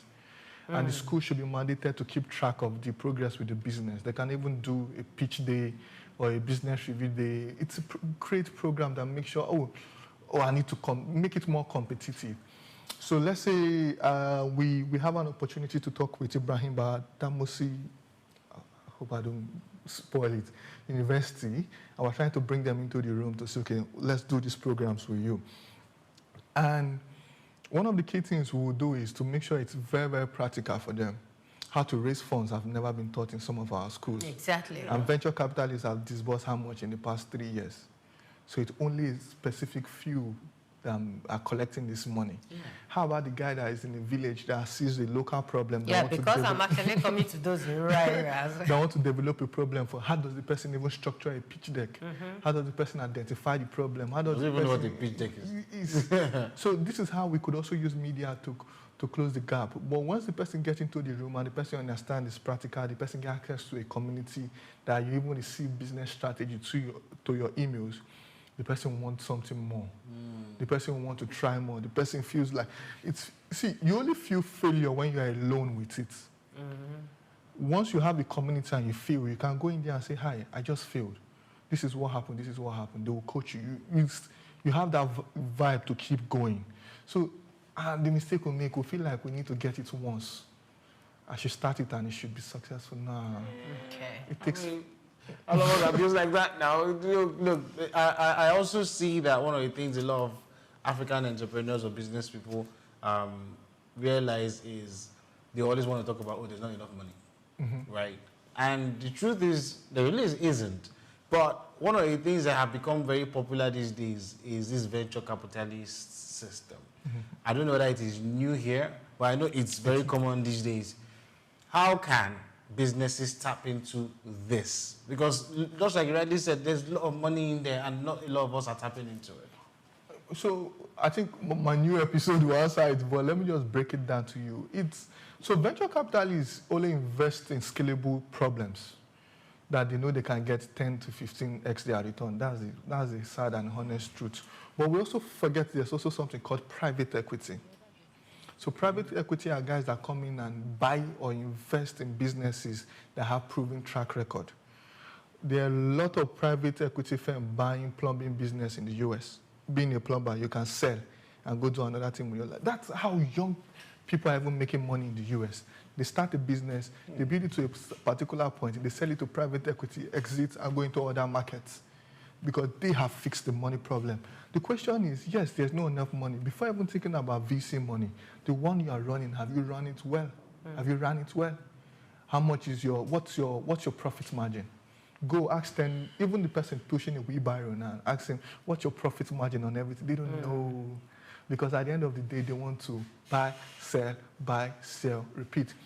There's not enough money. The question I ask is, are you making sales? Yes. If you are making sales, then money is not your problem. More sales is your problem. Okay. Because if I give you money, you haven't even figured out your numbers. Okay, look at us now. We do our budget and we understand that our profit margin is only 60%. And everything we have to do must fall under that 60%. So it makes us more calculative. It makes us know, okay, the vendors we are negotiating with, we don't negotiate more than this. We negotiate this one, we negotiate that. With these guys, some of them don't even know. My father was a businessman, and he used to sell tires, he sold televisions, and I know the struggles. I grew up in a business environment. I grew up close to Alaba and Trade Fair. And you know they are populated with so many business people. But you could also see the failure there, because the environment tells that this person has failed. Because you see the person doing so well and you see the person not doing well again. What happened? Oh, his business has crashed. And the community feels it, because every business that fails, you take money out of that community. That's why if you see some communities there, there's no life in it, because a lot of businesses have failed and they have left. So you leave the people traveling to other communities to go do business. But if we can get the education to them, limit all the access to them, put them in the room with these guys and teach them, and they start running their business well in their communities, they got to be a success. Okay, let's look at government policies that are backing business education. Do you think those policies are good enough? First of all, are there policies that are, first of all, helping to scale business education? And if there are, do you think they are good enough to help move businesses from point A to point B? I think there are policies. I'm not sure if I could pick one, but there are policies, there are grants, there are loans that government are issuing out. And yes, but there's a limit to what they can do. This is a continent of 1.4 billion people. Government impact will be felt all around, if we are being honest. But at the same time, in our local communities, I feel like the local government need to step up. I feel like the local government need to also create workshops for these guys. So it's not put up banner and get political and try to use it to push some certain image and win your local. Okay, you know what? I stay in this local government. This local government have up to 500,000 people living in it. It has up to 1,000 businesses, because they have the data, they collect levies from these guys. So the question is, what are the success of this business? How many local government chairmen have you seen in his constituents go all around? Even your senators, the House of Rep, go all around, sit down with these guys and say, what's happening? What do you need? How can we close the gap? How can we make you more successful? How can we increase the spending power? There's a trend happening on Twitter, and they say people, Southeast is just for dirty December. And once it's done, people leave. Thank God they are wearing the Igbo cap. Once it's done, people leave. And the whole place go back and you see abject poverty. So if the local government chairman in Southeast don't sit down and say, okay, how do we improve this? What policy do we need to bring? How do we make sure manufacturing come in? Even though manufacturing, how do we make sure the small business owner have support? What levies are we giving to these people that we shouldn't? How many levies are they paying? How many can we take out for some certain period? How many should we leave? Get them into the room, bring in experts to teach them financial education, teach them marketing, teach them sales, teach them things, do it every month. That way you're bringing these people into your local council, you're sitting down, you're having conversation with them. With time, you get to see people take more risks, because they know that, oh, if I feel I can go meet my local council and have a conversation and I'll get results for it. So I feel I'm more concerned about our communities, because if you look at any development, it's from bottom to top, not top to bottom. So if our community has the policies that we want, it's not really a policy. It's more or less the local government need to engage with the people doing business in those communities, because every business is in a community. And once that business field, which is less tax for you, less manpower for you. If I have a business in a place in Ikorodu, if I have a business, you have a business, you have a business, you have a business, and we are paying the minimum wage, which is 70,000 naira. I have 5 staff. We all have 5 staff, which is 35 staff. We have pulled out 35 people out of poverty by putting 70,000 naira in their hands. So that's where the real game changer in business is come. If we have it across multiple communities, I think you can only check the ripple effects. Just create an ecosystem, essentially. Yeah. I do feel like people just like direct answers to questions, right? Especially people who are entrepreneurs and, okay, this is my problem. What is the solution? This is it. Are there answers like that in terms of strategy? Oh, I want to scale up. What do I do? I don't do this. I think that's what many of us want. That's why we created the workshop. Okay. So we create the workshop, we'll make it 5 days event, and sometimes 10 days event, and we'll make it a 2-hour session. That means you're learning business for 20 hours, 10 hours, depending on which grade you want to play in.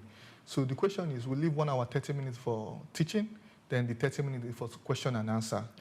It gives the people the opportunity to even come and say, this is what I'm going through. Then the expert gives you the answer. So we tell our experts, we always send them FAQs? No, workshop briefs and masterclass briefs, which is the kind of experience we want to create for these guys. So they are well prepared. They come in with their PowerPoint.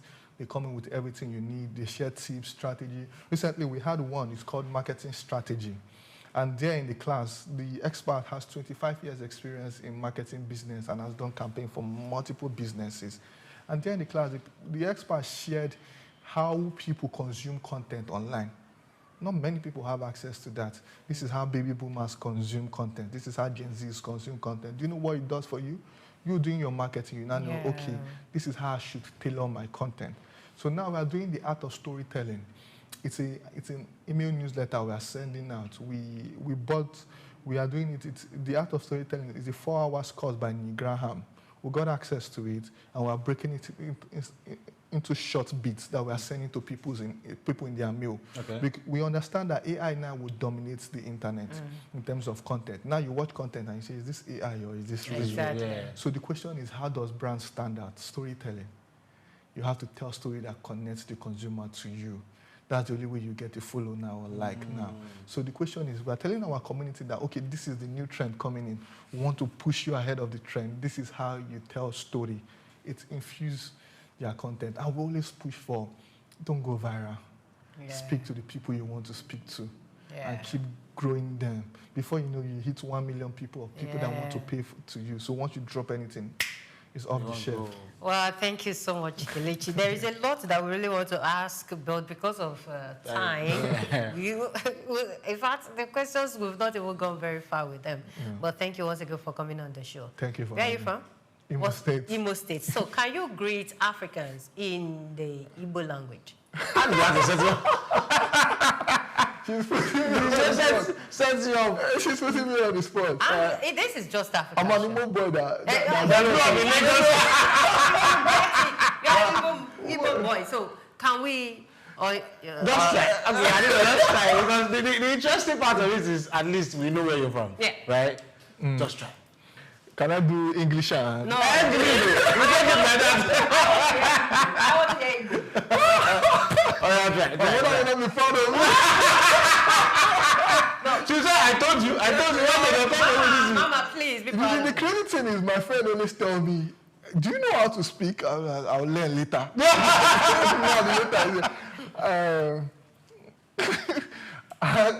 Hi, I'm Kelechi Ogoke, and this is Just TV Africa.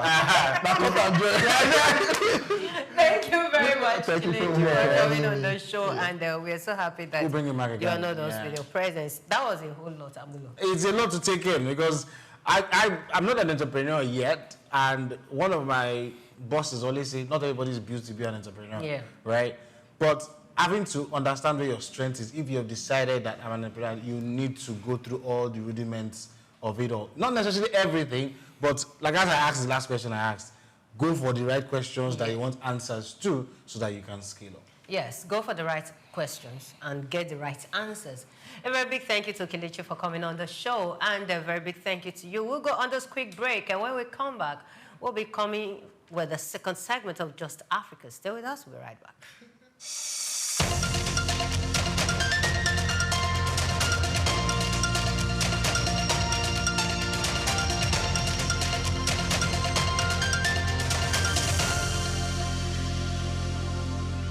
Madagascar, the world's fourth largest island, stands as a geographical and ecological marvel of the southeastern coast of Africa. Isolated from the African mainland for over 80 million years, this island nation has evolved into a biological treasure trove found nowhere else on Earth. Over 90% of its wildlife is endemic, meaning it exists only in Madagascar, including the world-famous lemurs, baobab trees that look sculpted by myth, and an astonishing array of reptiles, insects, and plants. This extraordinary biodiversity has made Madagascar not only a focus of global scientific research, but also a symbol of nature's ability to evolve independently and richly. Beyond its natural wonders, Madagascar is home to a deeply diverse and culturally layered society. The Malagasy people trace their ancestry to both Southeast Asia and East Africa, making their culture a rare and fascinating fusion of traditions. This dual heritage is reflected in their language, rituals, architecture, and belief systems. The Malagasy language, derived from the Austronesian language family, is one of the few of its kind spoken on the African continent. This cultural hybridity also extends to cuisine, dance, and storytelling, blending African strength with Asian intricacy in daily life. Madagascar's history is equally distinctive. It developed powerful pre-colonial kingdoms, including the Merina Kingdom, which unified much of the island before French colonization in the late 19th century. Unlike many African countries, Madagascar experienced a relatively centralized monarchy before colonial rule. Since gaining independence from France in 1960, the country has navigated political instability, economic hardship, and natural disasters. Yet, it continues to strive toward democratic governance and sustainable development. Strategically located in the Indian Ocean, Madagascar is positioned as a crucial maritime node for trade, conservation, and regional diplomacy. Its economy, while heavily reliant on agriculture, fishing, and mining, is beginning to explore tourism as a sustainable development path. The island's unique biodiversity, combined with its warm hospitality and rich cultural heritage, makes it a compelling destination for ecotourists, adventurers, and scholars alike. In the face of deforestation, climate change, and poverty, Madagascar's story is one of resilience and irreplaceable natural wealth. It serves as both a warning and a wonder, reminding the world of what can be lost through neglect and what can be preserved through global cooperation and local stewardship. Madagascar is not merely another African country. It is an ecological arc, a cultural crossroads, and a national identity unlike any other on the continent. I'm Moyosore Adebiyi for SOUQ News TV. Egypt is a living museum where the past and present come together in a remarkable dance, and it is more than simply a nation. Egypt, which is well known around the world for its pyramids, pharaohs, and a magnificent Nile, is still transforming its rich historical legacy into a vital source of economic expansion and pride in the country. Egypt is a vibrant African country that is leveraging its historical heritage, tourism, the Suez Canal, agriculture, and a growing digital economy to drive its future. Let's start with tourism, which continues to be Egypt's most valuable economic driver. Egypt is home to more than 1/3 of the world's antiquities, and Cairo, Luxor, Aswan, and Alexandria welcome millions of visitors each year. Beyond its aesthetic value, the Great Pyramids of Giza, the Valley of Kings, and the soon-to-open Grand Egyptian Museum serve as economic hubs that support employment, foreign exchange, and Egypt's place on the world cultural map. Egypt has recovered quickly despite international disturbances like the COVID-19 epidemic, with current tourism receipts surpassing $13 billion. However, as visitors all at history, international trade passes via Egypt's Suez Canal, one of the most important sea lanes in the world. The canal is a vital bypass for international commerce, connecting the Mediterranean Sea to the Red Sea across a distance of 193 kilometers. Suez Canal tolls brings in billions of dollars for Egypt each year, more than $9 billion in 2023 alone, making the canal more than simply a historical site. It is a vital component of international trade. The Suez Canal Economic Zone, a center for commerce, logistics, and industry, was likewise fueled by the canal. Agriculture comes next, especially near the Nile. Important products including wheat, rice, cotton, and dates are grown in the lush Nile Valley and Delta. Citrus fruits, particularly oranges, which are highly sought after in Europe and the Middle East, are among Egypt's biggest exports worldwide. Innovations in irrigation and climate-smart farming are growing, and agriculture still contributes to national food security and rural lives. Infrastructure and energy are also changing quickly. By exporting liquefied natural gas to Europe and other countries, Egypt has established itself as a new energy center in Africa and the Mediterranean. This change includes the SOUQ gas field, one of the biggest in the Mediterranean. In addition, Egypt is developing smart cities, high-speed rail, and new administrative capitals, while investing in solar energy through initiatives like the Bendon Solar Park, Africa's largest. Not to be overlooked is Egypt's creative economy.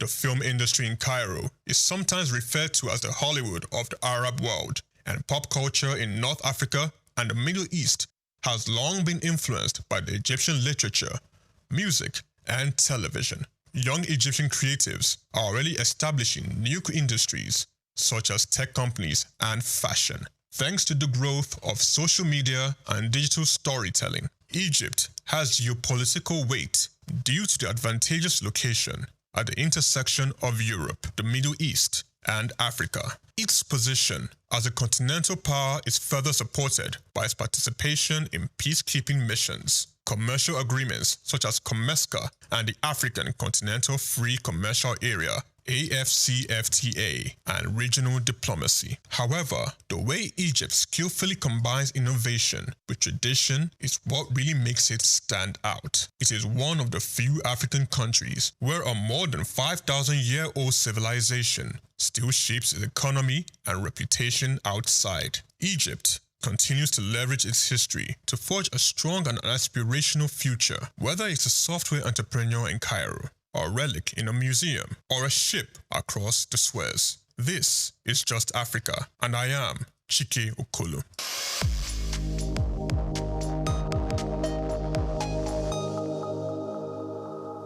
When conversations around figures, I mean money, flies around, serious-minded and business-conscious people will at every point open their eyes because business ideas and opportunities can come up even at a bar. But for us, we are bringing you business ideas to your doorstep. And today I am saying welcome to Cashcraft, where we share with you tips on making money. We dig into the ordinary things around us, things we pass by daily, never knowing they could be our next income stream. My name is Grace Komolafe, and today we are stepping into the world of charcoal. Not the one you fan under your suya or barbecue, but the one that's quietly building millionaires, fueling export earnings, and heated up markets from Lagos to places like Nairobi. In the smoky corners of rural villages, behind the crackles of burning logs, lies a black treasure, charcoal. It may not glitter, but don't be fooled. Charcoal is hot business, literally and financially.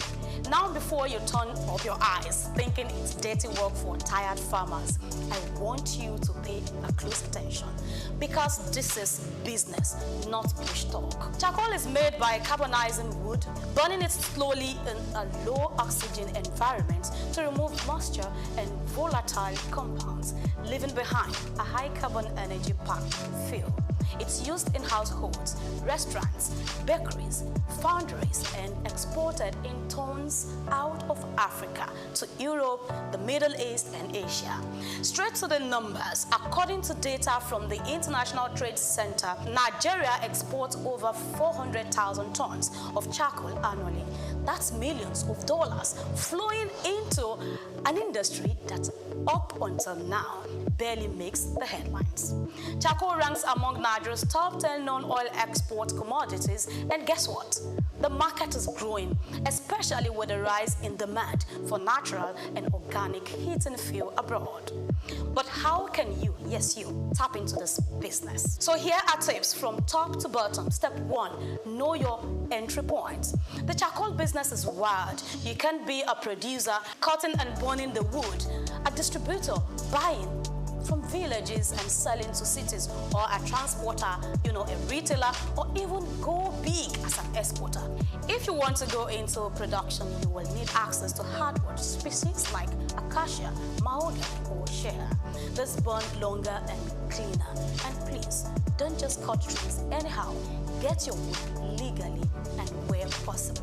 Support replanting. Illegal logging is the fastest way to lose your business before it. All right, let's go to step 2. Carbonize like a pro. Charcoal is made in kilns. While many still use traditional earth kilns, modern alternatives like the Casamance kilns or Adaman retort kilns produce better yields, reduce smoke, and are friendlier to the environment. A small investment in an improved kilns can double your output and your profit. Now, step 3, bag it right. Local sales, use 25 kg or 50 kg sacks. For export, your charcoal must be dry, dust-free, and neatly packaged.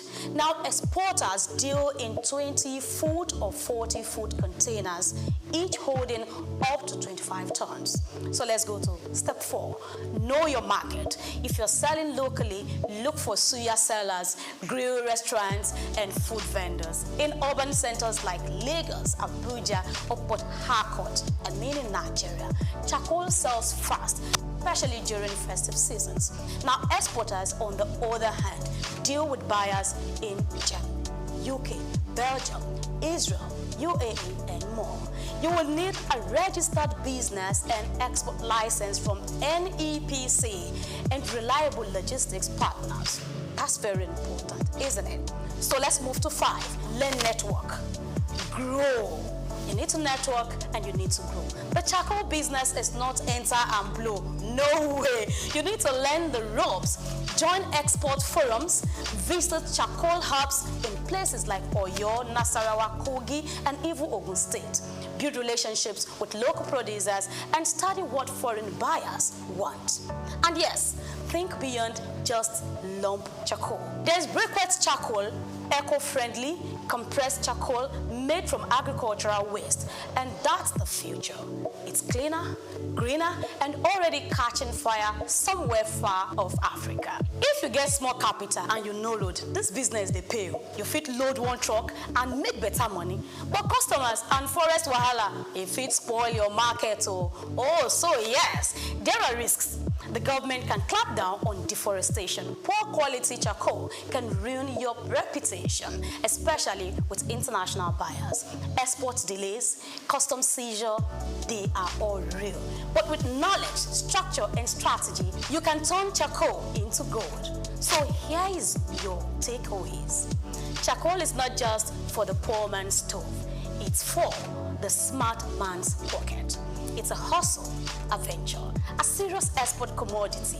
And whether you start small or go global, it is very much a cash craft. Remember, This isn't professional investment advice. It's a spark, a mental wake-up call that opportunity is often found where people don't bother to look.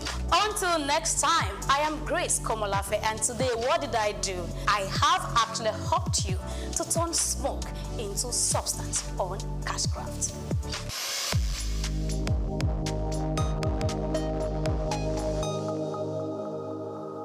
Welcome to Cashcraft, the show that turns your skills and ideas into serious income. Whether you're just getting started or you're already in the business, we'll bring you practical tips, fresh opportunities, and real stories to help you grow, literally and financially. I am Grace Komolafe, and today we are digging into horticulture, a vibrant green world where beauty meets business. Ask me why horticulture, and I will give you a mind-blowing answer. So here is it. Horticulture isn't just about flowers. It's food, income, wellness, and sustainability rolled into one. From fresh fruits to ornamental plants, it boosts nutrition, urban design, environmental health, and jobs. With climate concerns rising and food needs increasing, horticulture is fast becoming the new oil. But where is the cash? Let's break it down. 7 green paths to profit, and I take it from 1. Plant nursery. Raise and sell seedlings, ornamental trees, herbs, shrubs. From balcony plants to estate palms, people pay to green their spaces. And 2, landscaping. Design and maintain outdoor spaces for homes, estates, offices. Think aesthetics plus recurring contracts. And 3, garden maintenance. Offer pruning, pest control, soil treatment.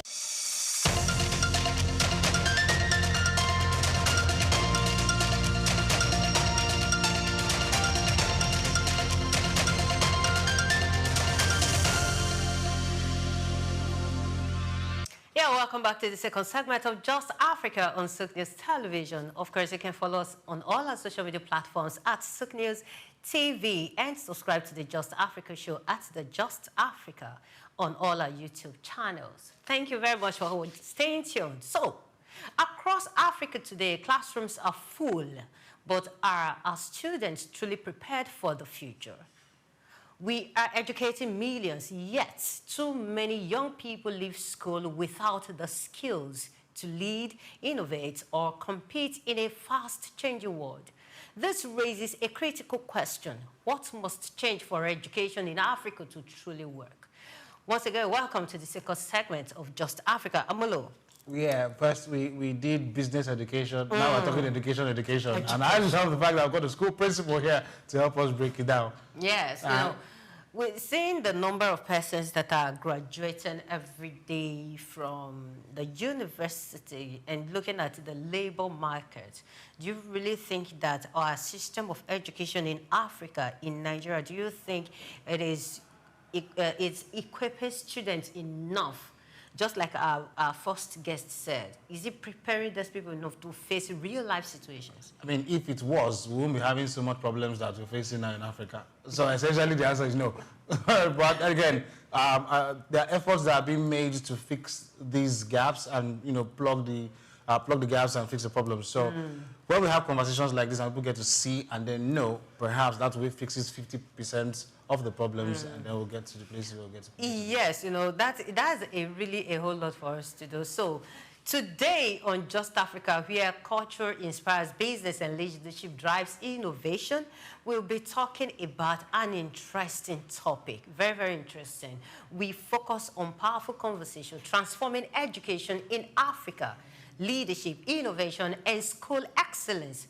This is not just about textbooks or technology. It is about leadership that sets vision, innovation that makes learning relevant, and schools that produce thinkers, problem solvers, and nation builders. Just stay with us. We'll be right back.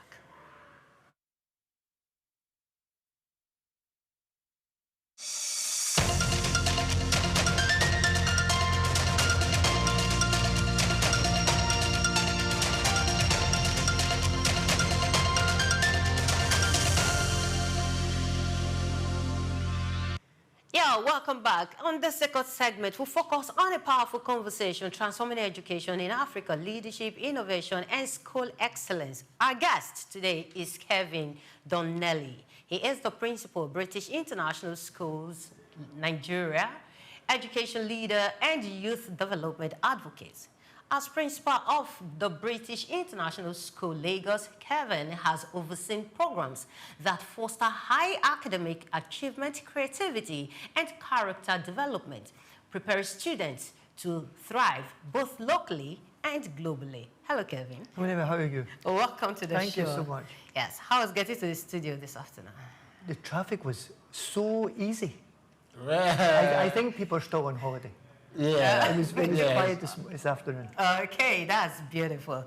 Okay, so looking at the educational system in Nigeria, what do you have to say about it? Being the principal of the British International School, do you think our educational system is good enough? Is any education system good enough? Okay. That's a great question, because if we look at education, we've got to understand what is the purpose of education. You know, so often, I'm sure I can speak for myself, I don't know if I can speak for you, but often, sometimes when we went to school, when I went to school, for example, I always felt as if school was done to me. I didn't do school. Okay. Think about it. Because sometimes you went into the class, you may have gone to maybe about 6 or 7 classes in one day, and it was same. By the time you got to lesson 4, you'd given up. And often the language that was being used by the teachers was a language that you didn't understand. Often it was actually demonstrated in a way which actually didn't stimulate you at all. I'm not a maths fan. And my scores will tell you I'm not a maths fan. Actually, in fact, I would actually think that actually God himself must have actually written my maths paper to pass maths. Partly because I had no connection with my maths teacher. Which takes you back even further then. Because most teachers teach the way they were taught. True. Think about it. Yeah. So think about it for a minute. You hear a phrase all the time, 21st century education. People band it around all the time. But think about it. We actually have a 19th century model of education taught by 20th century people for 21st century children. The truth is, the system itself is not built for the 21st century. And the people who are actually putting the system in place are not 21st century people. Many of our teachers, for example, are not tooled. They're not taught. They don't have the experience or the learning to actually identify with 21st century children. If, for example, a child puts, for example, on an exam paper, an emoji, most of our teachers wouldn't even understand what the emoji stands for. Exactly. So if you don't have that connection and you don't have the same language, then how can you learn? So how has British International School been able to pull this off? To fix that gap? Hard work. The honest truth is, so British International School, in September this year, we'll celebrate 25 years, which is no small feat. We've actually paid off because of some of the things we've put in place. I think one of the most crucial elements is that we benchmark ourselves internationally. Okay. So, for example, a year ago, the school was inspected by the Council of British International Schools, and we were accredited by that body. That body has standards. That body has standards which actually we are judged against, which internationally recognized standards. That's one. Okay. 2, we've invested a lot of time in the development of staff. Okay. Your best resource is your human resource. Yeah. No matter the facilities, you can have a beautiful building, but nothing of substance inside. So we've actually spent a lot of time taking people where they are at and setting them KPIs which are akin to what they are capable of achieving. And then when there is gaps, actually putting in elements and training specifically towards the individual. You know, we've all gone to training whereby, you know, it's like someone woke up one day and decided everyone needs this training. You go to that training and if we're very honest, the training itself can be very hard. We've been there. You've been there. And then maybe, for example, even halfway through the training, you find an excuse and you leave. You barely even get through to it. You might not even get to the end of the day. So the training has to be tailored towards the individual. Because one of the big things that I believe in is about developing people. Once you've developed the people, then they're skilled enough to obviously pass that information on to the students. I think also the thing that we've done is we've spent a lot of time speaking to the students. Feedback from the students, okay. You know, in education parlance, we talk about student voice. Okay. Listening to the students. And we actually get students to evaluate their own learning. Okay. So if, for example, let me stay away from mathematics, because I've already talked about you never like that. So let's say business.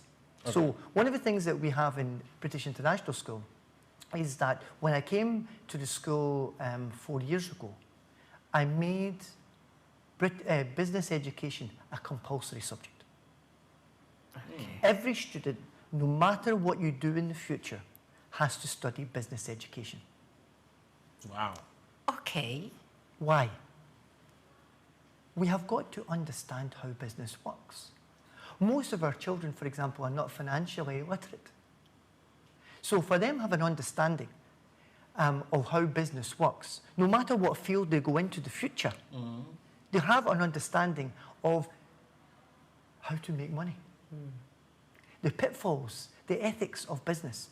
And one of the reasons why I did that was an experience that I had in another school in Nigeria, because I've now been in Nigeria for over 10 years now. Okay.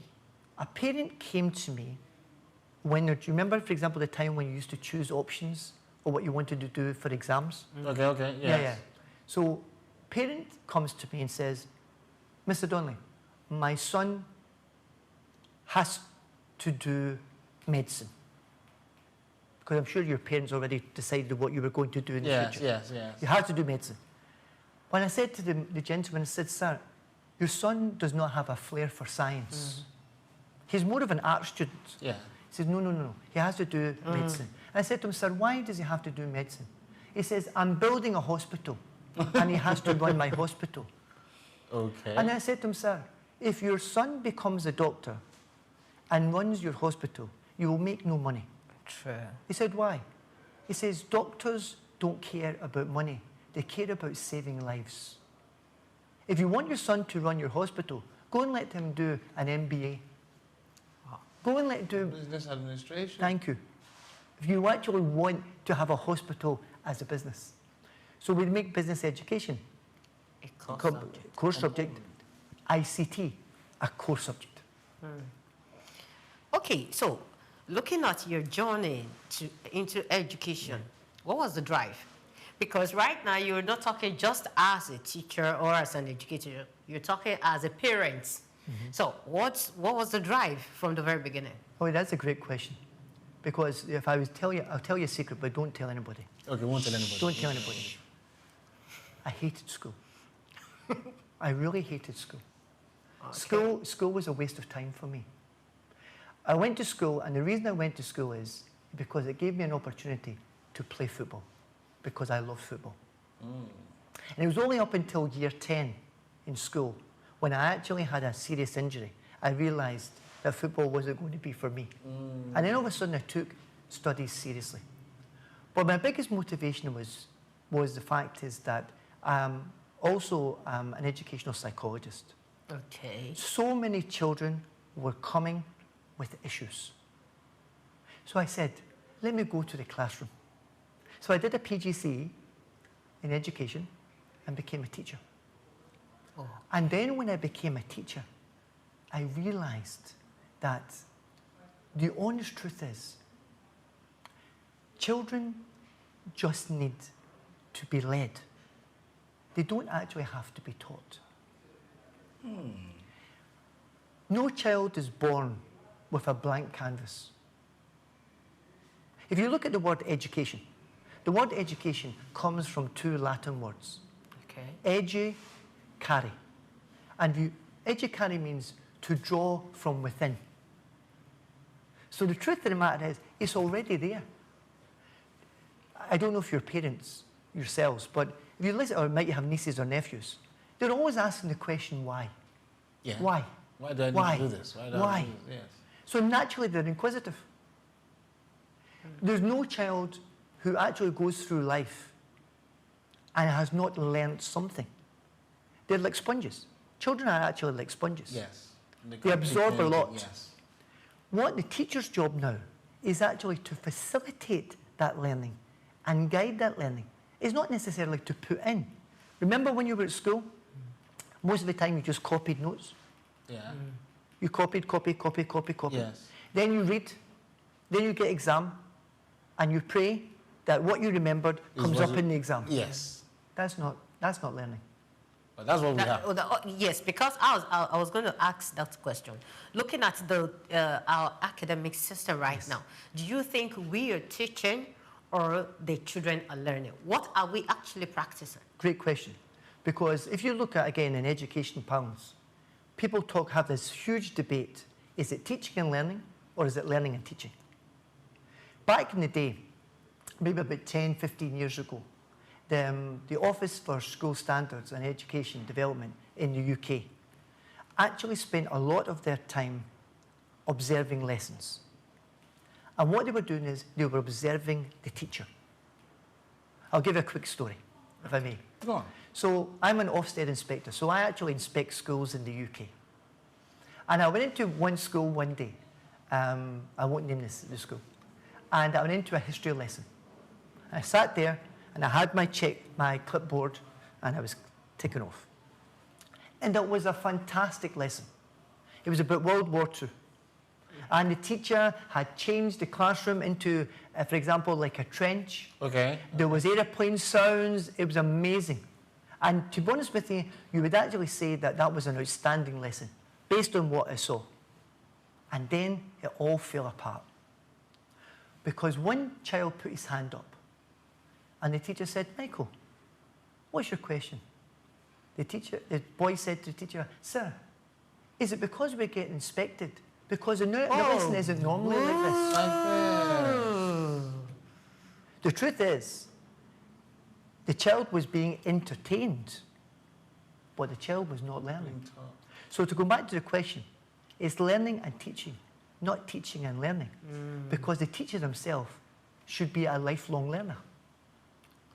I was going to leapfrog from when you mentioned that you never liked math, essentially because of the teachers. Yes. And it's a problem that a lot of students... Yes, in fact, I would say I'm a victim of the same thing because I never liked math. Okay. Right. But how do we fix that problem? Because a lot of students pass through this. They probably hate subjects because the person who is teaching it does not even understand. They don't understand. Absolutely. And I think to answer that question, I would use two words. First word is connection. Okay. The best teachers are not the most knowledgeable teachers. Yeah. The best teachers are the teachers who can connect with you so that the communication I have to give you would sink in. And that connection can happen through a variety of ways. For example, I love Arsenal. I'm an Arsenal fan. Okay. Now, if I can see a child in my Year 8 class, for example, normally a boy, who is finding school difficult, the thing I'll do is I'll look for an interest that he has. I noticed that John, for example, likes football. The first thing I'm going to do on a Monday morning is talk to John about the results that weekend. Yeah. And it just so happens that John is a Chelsea fan. I'm an Arsenal fan, he's a Chelsea fan. Already, there's a friendly connection and rivalry going on. Naturally, naturally. Now that I have connected with John, John will see me in a different way. He will see me in a different level. Having done, because the truth be told, often students don't think that their teachers are human. Academic gods. Like, for example, if I go to the supermarket and they see me in the supermarket, they get very excited to actually see their school principal actually shopping. Because the truth is, school principals don't shop. They be in school and they do Monday assemblies. Yeah. But the connection. The second word I would use is self-development. You know, particularly in our own country, Nigeria, a lot of teachers have fallen into teaching. It wasn't their first love. Yeah, they didn't want to teach. They just fell into it. Because there was nothing else. True. So many engineers teach physics and maths because they can't have a decent engineer job. Okay. That has a knock-on effect. Because if you have a quality of person who has no passion, they're only there for what happens at the end of every month. Naturally, that's going to have a knock-on effect in the classroom. There will be a disconnect rather than a connect. And children, to be honest with you, children are intelligent. Children actually know if you are interested in them or not. Yeah. And the teacher, normally, who has so many problems in the classroom, is the teacher who actually has a disconnect. Students today are no different from us when we were at school. Okay. They're no different. I often tell the students in school, the principal used to be a pupil. Yeah. Yeah, true. And there's nothing that they do today that I didn't previously do in my own time. Yeah. I'm very sure of that. But sometimes we actually forget that our children are children. And they will misbehave. They will talk in class. They will sometimes not do homework. They will come with so many excuses. They will do that. Take that as a given. But within that, you've got people who actually are thirsting for something. There's a thirst. That's therefore, as we said earlier, the why question. Why? You know, why is it? No, we often, now if we ask, for example, let me give an example, if I may. Why is it that in Nigeria we have so much oil and so much electricity that we sell electricity, yet we don't have 24 hours light? Yeah. Most adults don't ask that question anymore. We don't ask it. We just go and turn our generator on. But yet you want our children to keep on asking the why question. Why? Why? Why? Because the truth of the matter is, you want them to find the solution. The solution to it, yes. And the solution is that #1 skill from last year's economic forum in Davos, the 2026 is coming in a few weeks' time, as you know. Yes. But last year, the #1 skill required of the modern workforce was complex problem solving.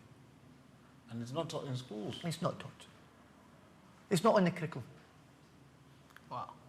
So like, how many years backwards in Africa? Because it already shows that we're not catching up with what the trend is. But it's interesting because if you look at, let's take maths again. If you look at the Singaporean maths curriculum, it's regarded as the #1 maths curriculum in the whole world. Okay. Why? Because it's all problem solving in the whole curriculum. So you take a concept, you apply. Take a concept, apply. And the actual concepts put forward and the scenarios put forward are actually in real life time. So it's things which are actually applicable to the children themselves in their daily life. Okay. You see, most of the things that we learned in school, I bet you don't remember. You're very right. You don't remember because it wasn't applicable to you, to your life. Okay, so Kevin, I want to ask now. You have very high qualified teachers. How do you recruit, train, and retain these high qualified teachers in your school? I think one of the challenges is that once people are developed, they obviously want to take that development elsewhere. Okay. And of course, there is the Japa effect.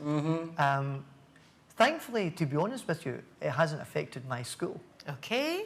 Hasn't affected our school because one of the things that we really pride ourselves on is that we pride ourselves on the reality we want our staff to build legacies, not touch and go. Okay. So we actually encourage our staff that once we've developed, if we have helped to develop you, then there's an expectation to give back.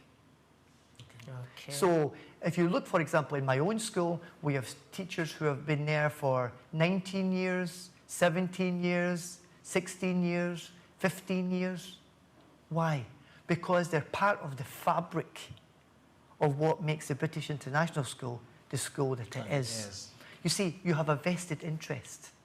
You're a stakeholder. And one of the things we do that is because we've made our school a family school. Everyone has a part to play. And your part is as important as the principal's part. So I think that's an important factor. We haven't made school to be like business. And unfortunately, I think that's one of the factors we have, particularly in a lot of private schools. In Nigeria, for example, a lot of private school owners see the school as business. Look at the population. The majority of your population is under 40. There's a lot of children.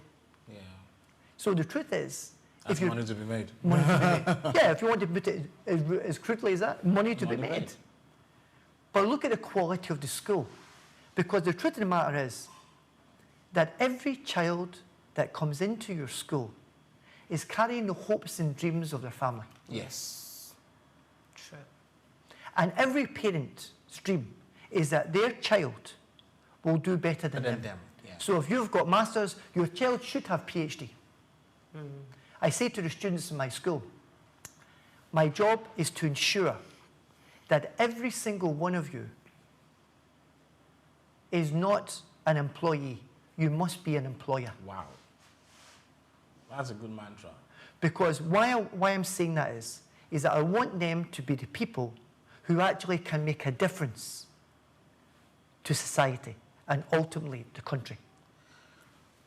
Why is, I'll ask it like this, maybe you probably agree or disagree, but why is quality education expensive? Yeah. My thoughts. Great question. It doesn't have to be. Okay, so how do we do that? Because a lot of countries in Africa, that's what is the... It doesn't have to be. And to be honest with you, I think I have an answer for that. Okay. My answer is that private and public should come together in partnership. There should not be a divide. It shouldn't be the fact is that based on my income should determine my quality of education.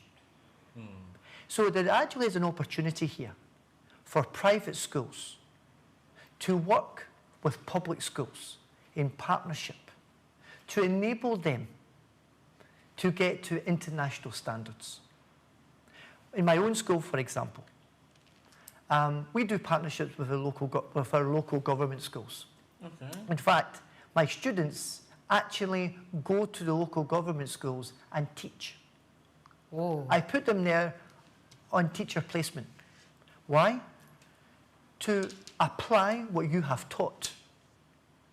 And also for them to see the other side of life. True.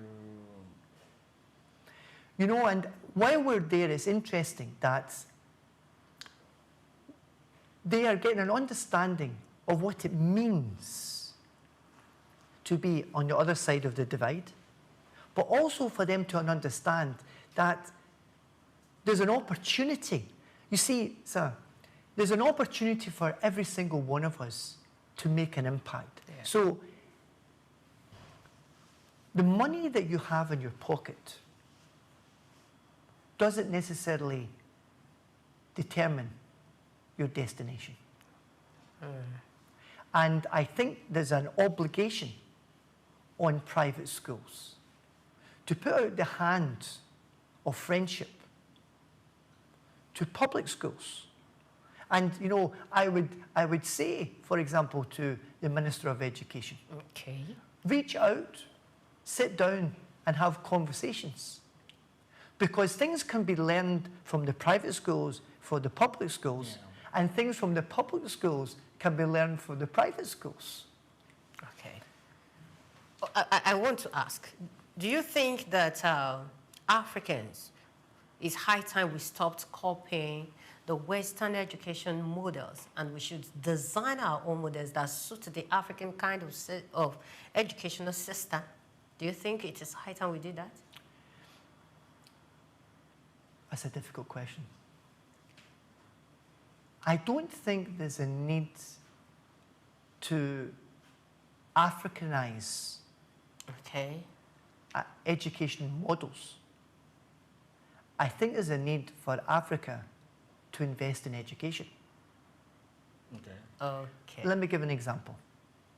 I'm delighted that in the 2026 budget, for example, the federal government have actually doubled the amount of money they're investing in education. We're actually up to now 6% of GDP, which is fantastic.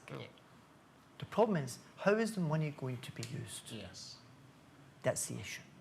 So we actually can take international standards and actually bring them into Africa. That's what we've tried to do in British International School.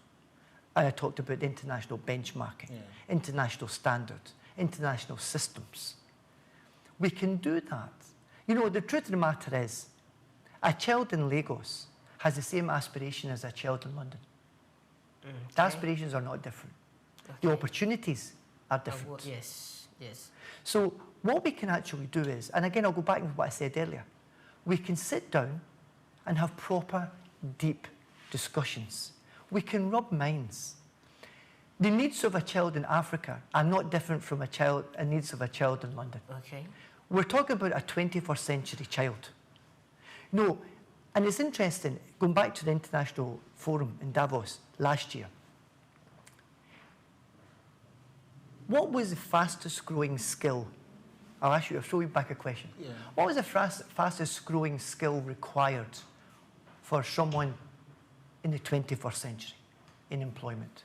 You did say it was problem solving? No, that's number one. What's the fastest growing skill? Fastest growing AI? skill. Use of technology? No. Which is it? Will I tell you? Please. In 2 years, this skill went from number 9 to number 4. Empathy. Empathy? Empathy. Why? Because if I'm dealing with you on a human basis, I've got to understand you, to have a feeling of you, to develop you. If people are actually going to work in a team, we've got to have empathy for each other. We've got to understand where each other are at. So one of the biggest things schools have to do, and again, African schools, is that apart from just curriculum, we actually have to have life skills as part of such a curriculum. Very important. You know, the federal government put out last year a new curriculum regarding vocational skills. Yes, yes. Fantastic. I thought it was a fantastic document. Really, really good document. Implementation. Is the next problem. Implementation. And I really believe that we actually can take some of the standards from developed countries, bring them here, and allow people who have actually developed those skills abroad, you know, people like myself who have been here for 10 years, give them opportunities to actually help to develop those skills into the public sector. Yeah, but right now, some Africans have taken some standards from the Western system of education, and some of them are not working. Give me a standard. That's actually what I wanted to ask. So you help us point to some of those things, some of those systems that Africans have adopted and yet are not working for African schools that you you think we should do away with? Right. What like, are those? Give me an example. No, I'm actually showing it to me. Right. I want to ask you to help us point out some of those things. I think one of the things that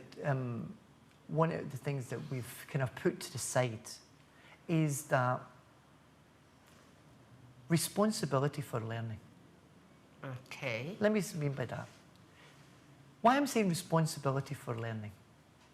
We're still falling into the trap that learning is about acquiring knowledge. Learning isn't about acquiring knowledge. That's part of learning. But learning is also about applying knowledge. So I think we've been slightly shying away from that. Okay. I think another system that we're actually shying away from is actually the development of teachers. For me, this is a key area. We actually don't have investment of proper teacher training, for example. You know, teaching is still seen as second, third career choice. I mean, if you said to most students in school, would you want to be a teacher in the future? They would just laugh. Yeah. They would just laugh. So I think that's a major factor. We haven't actually put in proper systems to develop our teachers. Because a lot of them are poorly paid.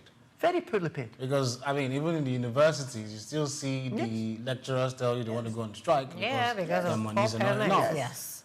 What kind of benchmark does your school use? Because you already mentioned that it's a family, so maybe many of them are not invested in the money part of it. But how do you rate how much you pay a particular teacher? Is it the efforts they put in or the skills that they've acquired over the years? I think it's a bit of both. Okay. So, for example, we have proper, schools have to have proper performance management, for example. So in performance management, we will set staff 3 targets a year. 3 targets. Only 3. Only 3? Only 3. 1, performance of your students. Okay. Now, to get to the performance of the students, there's a whole area regarding data analysis. So the data analysis that we do is internationally benchmarked. Okay. So our students, for example, will come and do a baseline test. That baseline test has come from the UK. That baseline test can tell you, through algorithms, where the child is at, and can also make predictions of where that child shall be in 5 years' time. 5 years' time, yeah. That's your target. Okay. That's your target. The teachers themselves have been given that class target. All right? So that's your barometer. As we're going along, for example, in our school, for example, we assess every week. Remember, assessment every week? Yeah, assessment doesn't mean test. Yeah. That's what it sounded like. Assessment doesn't mean test. Because most people hear the word assessment, test. Yes. It doesn't mean test. But but you're assessing. How well are you doing? You can't go to page 2 if you don't understand page 1. Yeah. It's as simple as that. There's that. The next part is, what contribution have you made to school? That's the second part of our performance management. Okay. Not just the job that you're doing. What else contribution have you made? The third part is, how have you developed yourself? Self-development. Self-development, yes. How have you developed yourself? Yeah, thank you very much, Kelvin Donnelly. Now, how long have you been in Nigeria? Just over 10 years. Over 10 years. And you've associated yourself with our Nigerian foods, our dialects, speaking the Yoruba language? Small. Okay, small. I know, and because my family actually come from Isoko. Isoko. Isoko. He's actually from Delta State. Are you serious? She's Delta. So we might be related. Exactly. You see what I'm saying? You should have a little knowledge of how the Yoruba greats, or maybe how the Isoko people great, right? Which one do you understand? Degwo.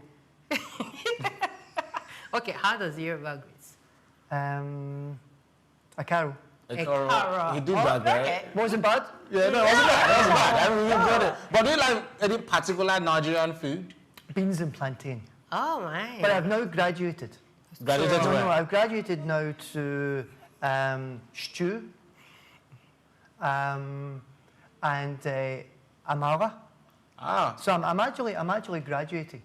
And a wedu. I love a wedu. You love a wedu. That's a good takeaway, then. That's beautiful. Yes, we'll be having this robust conversation with my brother from Delta State. Hello, from the SOUQ part of Delta State. Yes, Kelvin Donnelly's leadership at the British International School, Lagos, demonstrates that African schools can deliver global standards while nurturing local talent by prioritizing academic excellence, innovation, student development, and teacher mentorship.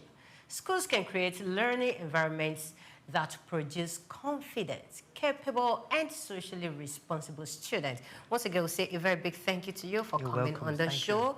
And certainly, we're going to bring you back. No, you shared a lot of wealth, of knowledge with us, and it's been inspiring to have had this conversation today. Thank you. Yeah. You're very welcome. Thank you so much. So, Amala, it's time to say our goodbyes. I'm sure our viewers today have learned something. From the first one that we're talking about business education, and now we're talking about education. Either ways, you evaluate where you are as a person and then perhaps aspire to greater things, because from what he said, there are possibilities and they're endless. Yes. So you can follow us on all our social media platforms at SOUQ News TV and subscribe to our channel on the Just Africa Show on our YouTube channel. Until we come your way tomorrow, I am Omevi Idolo. Thank you for watching.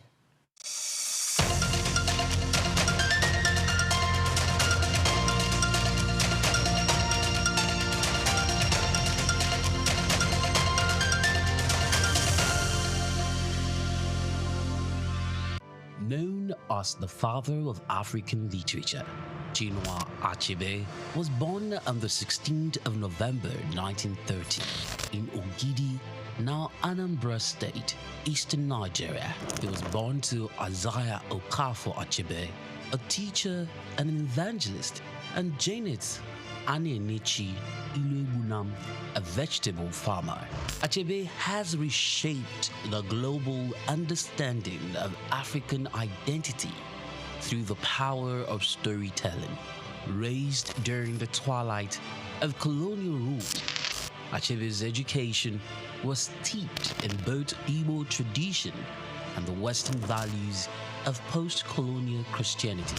As a student at the University of Ibadan, he became fiercely critical of how Africa was portrayed in Western literature. Achebe believed that Western literature often painted Africa as a dark and primitive continent, but he sought to tell the African people's lens. In 1958, Achebe's groundbreaking novel Things Fall Apart shattered colonial narratives through the tragic story of Okonkwo, an Igbo warrior.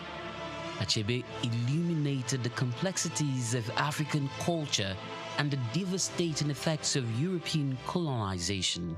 Things Fall Apart became more than just a novel. It became a symbol of African resistance against the oppressive narratives of colonialism. Achebe was not just a writer, he was a passionate advocate for African self-determination, and his political activism made him a critical voice in the post-colonial era. Even after a life marked by personal and political struggles, including a car accident that left him partially paralyzed, Achebe continued to inspire. He taught at Bard College and later Brown University, where his influence reached new generations of writers and thinkers. He was married to Christiana Chinwe Okoli, and they had 4 children. Sadly, he died in March 2013 at the age of 82. Chinua Achebe's legacy endures in his novels, his essays, and in the countless voices of African writers who follow in his footsteps. He gave us a voice, a story, and a vision of Africa that is ours to share.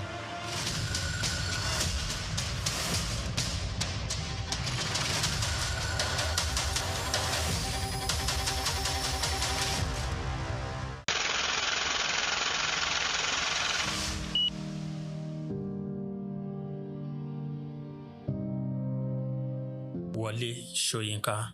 Born Akiwande Oluwole Babatunde Soyinka on July 13, 1934, in Abeokuta, Ogun State, southwest Nigeria, stands as one of Africa's most celebrated literary figures and a global icon of resistance against oppression. His life and works reflect an unwavering commitment to justice, culture, and the transformative power of arts. Soyinka was born into a Yoruba family in colonial Nigeria, an environment that exposed him to both traditional African culture and Western education. His father, Samuel Ayodele Soyinka, was a school headmaster, while his mother, Grace Eniola Soyinka, was a devoted Anglican. This blend of indigenous and colonial influences deeply shaped Soyinka's world. Soyinka attended Government College Ibadan and later proceeded to the University College Ibadan, where he studied English and literature. Soyinka completed his education at the University of Leeds in England, earning a degree in English and later a doctorate degree.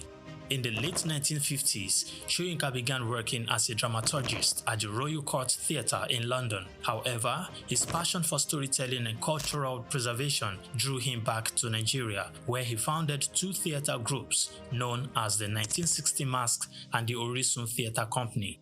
Soyinka's works, often a fusion of Western dramatic techniques and African themes, address universal issues of justice, freedom, and human dignity. His early play, titled A Dance of the Forest, which was introduced in 1960, written to celebrate Nigeria's independence, critically examined the nation's socio-political trajectory, setting the tone for his career as both artist and activist. Soyinka's activism became more visible during Nigeria's post-independence years. In 1967, during the Nigerian Civil War, he called for a ceasefire between federal forces and Biafran separatists. This led to his arrest by the military government, and he spent 22 months in prison, where he wrote a short drama titled The Man Died, Prison Notes, a harrowing account of his imprisonment and a profound critique of authoritarianism. Soyinka has authored more than 20 works, including plays, novels, poetry, and essays. In 1986, Soyinka became the first African to win the Nobel Prize of Literature, an achievement that brought global recognition to African literature. Soyinka remained an outspoken critic of oppressive regimes, often at great personal risk. His activism extended beyond Nigeria, addressing global issues of injustice and human rights. During periods of military rule in Nigeria, he went into exile, continuing to write and speak against tyranny. Today, Soyinka is celebrated not only as a literary giant, but also as a symbol of resilience and moral courage.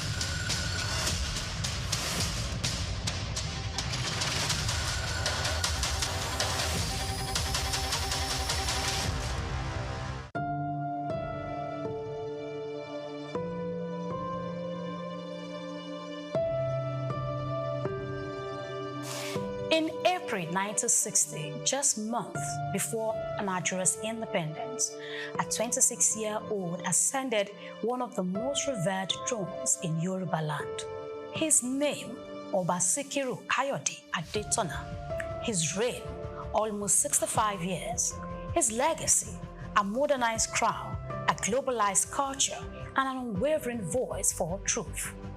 Born 10th of May 1934 into the royal house of Anikenaya to Prince Rufai Adetono Adeleke and Ajibabi Adetono Ne Onashile, Sikiru Kayode Adetono's royal destiny was set early. He attended Baptist School, Ereko, in 1943, Ogbere United Primary School, and Ansarudin School, Ijebu-Ode, before enrolling at Oluiwa College, now Adeola Odutola College, from 1951 to 1956. He later worked briefly in the audit department of the Western region in Ibadan, before leaving for the United Kingdoms in 1958 to study accountancy. But history had other plans.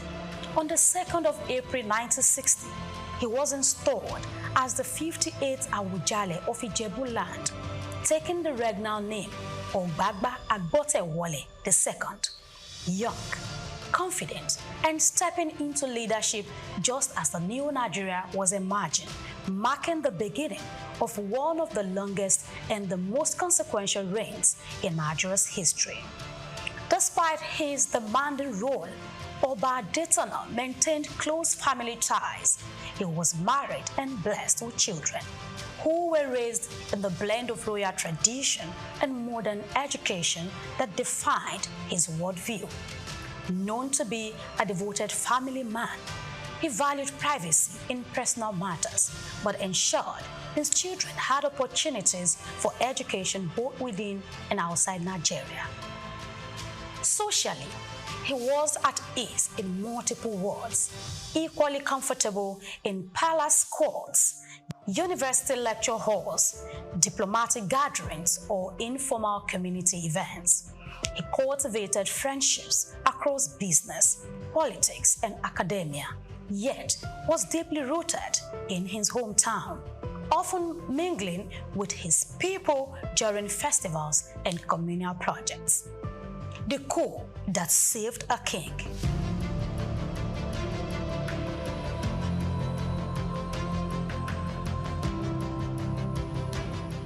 But destiny tested him. In the early 1980s, a government commission of inquiry moved against him. Suspension and deposition loomed.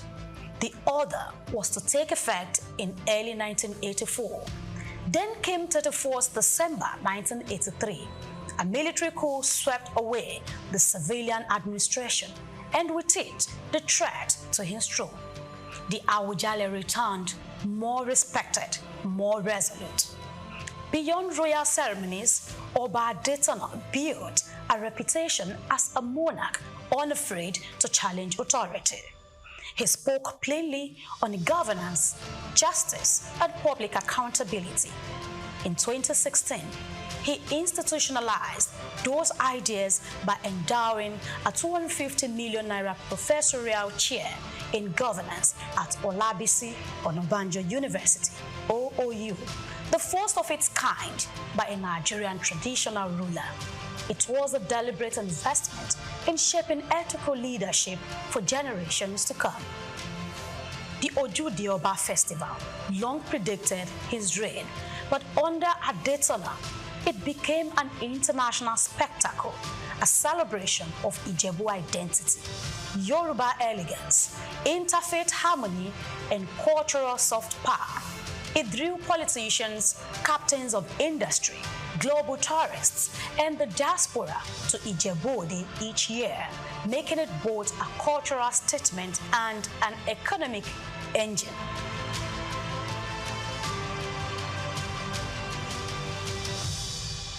Adetona presided over a kingdom of religious plurality, Islam, Christianity, and traditional worship, often using his platform to advocate tolerance.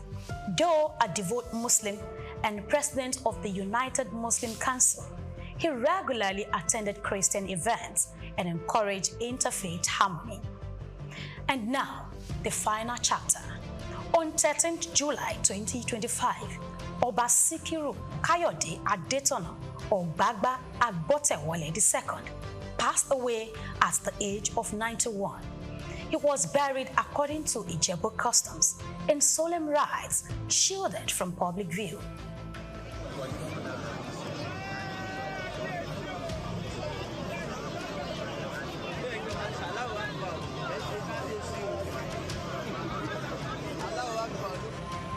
Attention now turns to succession and the weight of following one of Nigeria's longest-serving traditional rulers.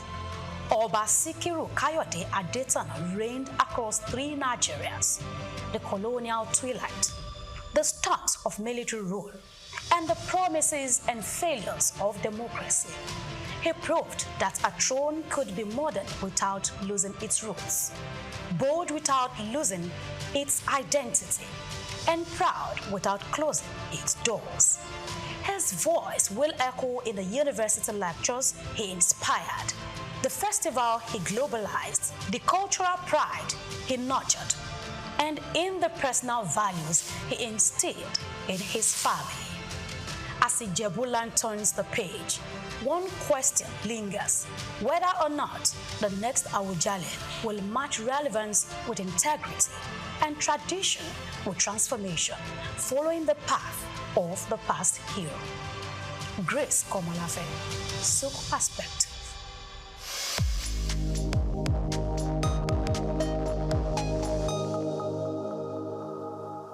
Festivity is more than celebration. It is the soul of many communities. Festivals light up people's hearts, giving them a sense of identity, unity, and continuity.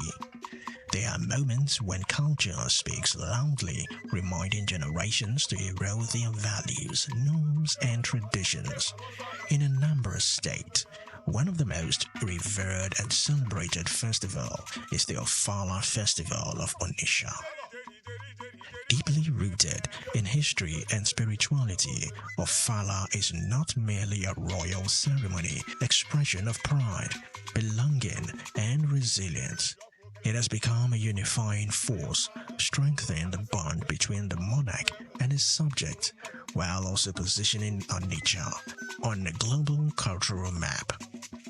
According to research by Bayo Olaoye, veteran broadcaster and cultural analyst, the Ofala Festival has transformed into more than a cultural showcase. It has become a catalyst for socio-economic growth, contributing over 1 billion naira annually to local commerce through festival-related activities. This growth reflects in vibrant trade, booming hospitality, creative industries, and transport services that all thrive during the festive period. At its core, Ofala is our spiritual renewal. The monarch emerges from seclusion to commune with his people, marking the end of a sacred period of reflection and intersection for the community's well-being. Day 1 of the festival, known as Iru Ofala, is dedicated to the monarch. The Obi of Onitsha appears in majestic regalia, saluting his people to the rhythm of traditional drums, a display of authority, continuity, and grace. The second day, SOUQ Ofala, belongs to the people. Age-grade societies parade in vibrant uniforms, dance troupes perform with energy, entitled men and women honor the throne. The elite Oru women make their presence felt, while youths add vitality through the Ofala Youth Carnival, which has grown from a small-town procession into a major cultural feature. Together, these elements embody the inclusiveness of the festival, showing that Ofala is for everyone, regardless of age, gender, or social standing. The economic benefits are equally remarkable. Traders record peak sales, food vendors serve thousands, tailors and designers secure new commissions, hoteliers welcome visitors, and transporters enjoy increased patronage. What may appear as fleeting cultural activity, in reality, a vital revenue stream for the community. Beyond the festival, the momentum continues through initiatives like Onitsha Development Fund, which support entrepreneurs, women, and youth, helping to sustain cultural and economic growth all year round. For women play a central role, from the culinary teams that cater for guests to the Oru women who showcase elegance and tradition. Their contribution keep the spirit of the festival alive. The youth, through their carnival, embody continuity, ensuring that values of resilience, unity, and creativity are passed down to the next generation. In truth, Ofala is not just about ceremony, it is about renewal, identity, and opportunity. It tells the story of a people proud of their past, confident in their culture, and determined to shape their future. As Olaoye notes, the theme, often chosen for the festivals such as unity and perseverance, is more than symbolic. It is a timely reminder that communities thrive when they stay true to their roots, embrace resilience, and pursue collective progress. The Ofala Festival of Onitsha stands today as a celebration of heritage and driver of social-economic growth. It is proof that culture, when honored and properly harnessed, is not just memory, it is wealth, it is resilience, it is life. Ofala Onitsha, a tradition renewed, an economy strengthened, and a people united. Olumide Shokoya reporting for SOUQ News Television.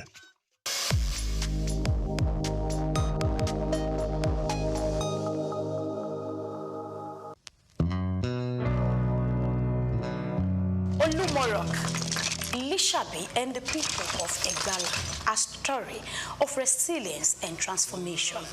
Telling the story from afar may not be as beautiful as visiting the historical scene for a more engaging storytelling.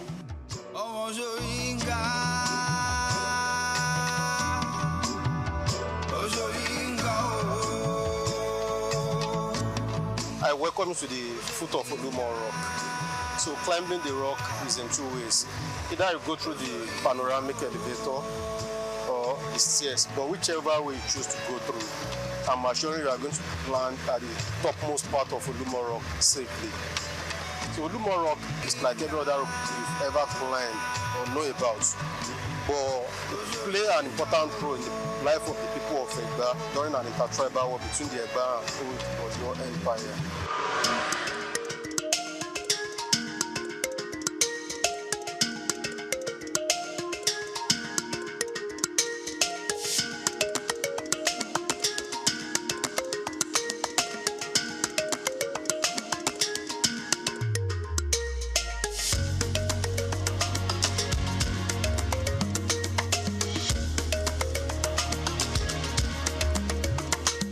History and culture are the intertwined thread that shape the identity of a people, offering a glimpse into their past struggles, triumphs, and the rich traditions that continue to define their presence. So from here we can have the glance view of the immediate environment around Olumorok, because Olumorok is centered at the middle of Abeokuta. But when we get to the topmost part on Olumorok, we are going to have the 360 degree of the view, which means the more you go, the more you see. So I want to encourage you to raise up, raise up so that we can get to the topmost part of the rock. So let's move.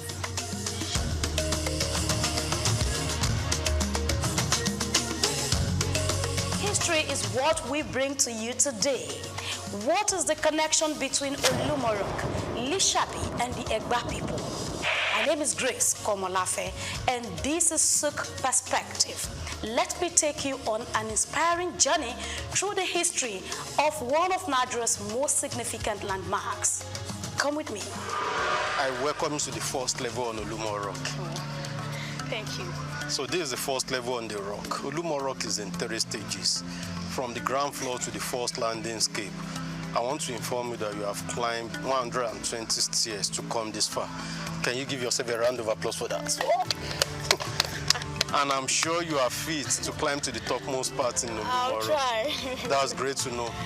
So the first level of Olumorok is called Lishabi Garden.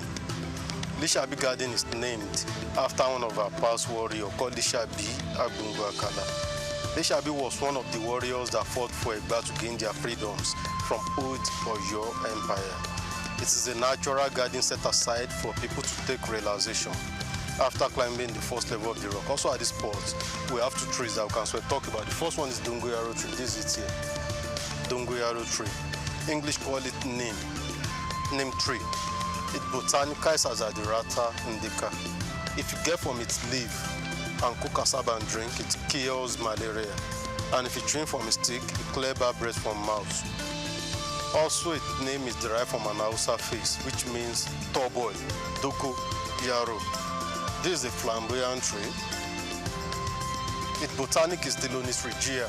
It produces some lumpo. Look at the branches. If you get from those brown pods, there are some seeds inside it. When it dries up, if you tap or shake, give a kind of sound sheke sheke. And that was where the Yoruba derived its name from. That is why we call it pansheke in the Yoruba land. The pots serve as a natural musical rattle for traditional dancers, nursing mother to play with, before the invent of tambourine and some other musical instruments. When we go up on Olumorok, we are going to turn and visit all historical places. There are some shrines and worshippers around Olumorok. They are not harmful. They are here to showcase our cultural and traditional heritage. So I wish you a pleasant trip as we rock.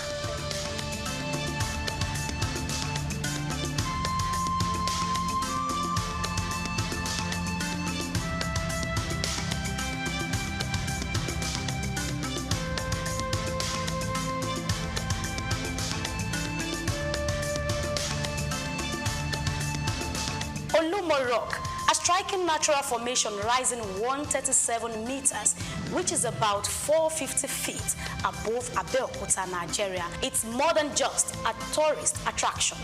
It is a symbol of Egba people's endurance. The story of Olumo Rock begins in the early 19th century when it was identified by the hunter named Adagba. Though details on how Adagba discovered the rock were limited, it is well documented that the Egba people facing oppression under the Oyo Empire sought refuge here.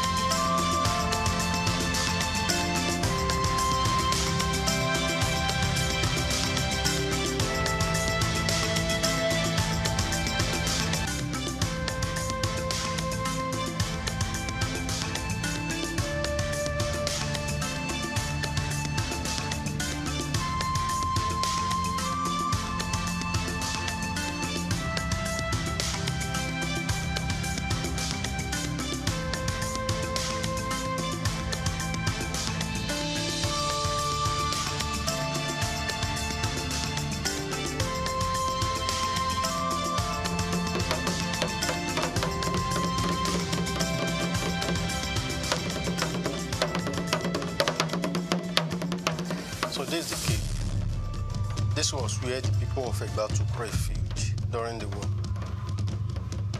From that side, there was some dripping water. Some water is to drop from that side. It is tagged the medicinal water of Olumo Rock. Whenever the water is gushing, traditional believers always come to pick from its drop. And they claim it cures so many ailments in the body. But the water is not flowing now because God determines when the water flows. And this grave, that's the resting place of Chief Sonny. The grave of Chief Sonny. Chief Sonny was the OC of Itoko during his lifetime. Olumo Rock is founded between two communities. The entry point of Olumo Rock, where you came in from, is called Ikija, while the backside of Olumo Rock is called Itoko community. And this is a chieftaincy title in the Yoruba land. That is the chief sitting at the left of the king in palace. As we have the Otunba and Osioba, was the two top position to the king. According to the custom and tradition of Yoruba, when the chief died, they buried the chief either at the front of his house, at his bedroom, or at his backyard. He must never be taken to a cemetery. That was why Baba was buried here. And this rostry roof building is the family house of Chief Sonny. The family has an extension. Baba dies on the 23rd of January 1956.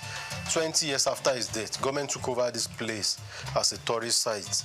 That was why government decided to fence the family house so that they will not be blocking up the passage of the tourists. So the people of Egba took refuge here during an intertribal wars. The war started in 1830. Then the people of Egba were under old Oyo Empire. They basically want freedoms and where to settle. That was why they consulted the Ifa Oracle for lead. Ifa instructed the Egbas to come and settle there. On their way coming down, they met a man on the road. The name of the man is called Adagba. Adagba was a great hunter farmer. He was the one that discovered Olumo Rock during his hunting process. During those periods, the entire city of Abeokuta was thick forest. Only the powerful ones and the warriors that could come around to do anything and return back home alive. But when the Ifa instructed the Egbas to come, Shodeke, who was one of the founding fathers of Egba land, led the people of Egba down here. And they were here for years. During their stay, they took the natural suspension shape of the rock advantage and built their rooms. The rock is naturally standing. They only took the advantage of the shape and built their room. So the rock served as the roof of the room. 4 of the rooms they built has collapsed, remains only that. Those are the signs of the fallen rooms. That was where they kept wives and children. Men and warriors will surround the rock so that the enemy will not gain access to this place. All these holes we are seeing on the surface of the rock, that was where they do their grindings. Like we use blenders now, Yoruba call it Oluata. So the process of their grindings make the holes dip like this. After the war in 1833, the people of Egba from Ifa Oracle to confirm maybe they should leave this place to go back to where they came from. Ifa told them to keep on dwelling here, that this is where God has put an end to their problems. And that's how they derived the name to the rock, Olufimo. Olufimo means where God put an end to all our tribulations. Ibiti Oluwa fi ogun wàhálà ti dààmú ayé wa mọ̀ sí Olufimo. But people later shorten it to Olumo to gain a very short word. Another meaning to Olumo, Olu in the Yoruba land means God. That's God Almighty. Mo means mode or molded. The people then believe that God benevolently molded the rock for them so that they can take their refuge under it. Oluwa lo mo fun wa. láti fi ṣe ibi ìsádi kúrò lọ́wọ́ ọ̀tá. God molded the rock for a refuge. So when they came out from the rock, others were asking the Egbas of their whereabouts, and they told them, hid ourselves under the rock. Under the rock or beneath the rock in Yoruba means Abe Okuta. And that was how the name got changed from Egba, and they started referring to them as Omo Abe Okuta. Also, the popular city of Abeokuta started from here. So if you have been anywhere around the town and you have not visited, you haven't been to Abeokuta. The name Olumo is derived from the Yoruba words Olu means God and Mo meaning molded, signifying God-molded rock. This reflects the deep spiritual connection the Egba has with the rock, seeing it as a divine creation that shaped their destiny. Today, the rock remains not only a historical site, but a place of cultural rituals, including annual sacrifices. Over here, we have the main shrine of Olumo Rock, the main shrine of the rock. The main shrine is a local temple where the people of Egba worship and make sacrifices to the deities of Olumo Rock. Olumo Rock is an historical monument. It's also a symbol of Egba unity, strength, and unfailing protection. Because under the rock, the people of Egba took refuge during an intertribal war. And after the war, the rock has become a deity. That is why Egba people offer sacrifice to Olumo Rock once in a year with a big black cow. During the festival, only two people have access to enter the shrine. That is why the shrine is always locked. And the two people are the paramount ruler of Egba land, that's Alake of Egba land, and the chief priest. The chief priest is called Abore in the Yoruba land.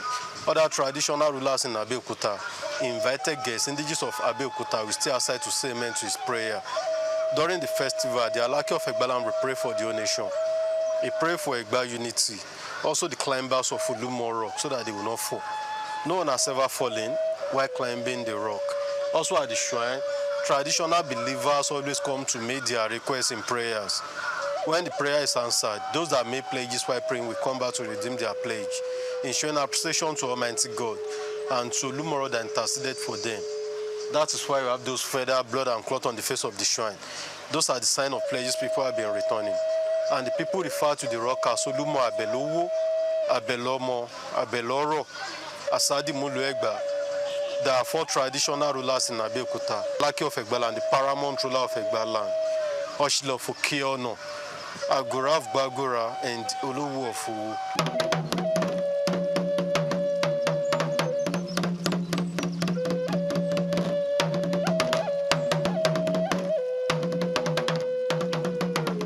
Traditional believers always come to make their requests in prayers.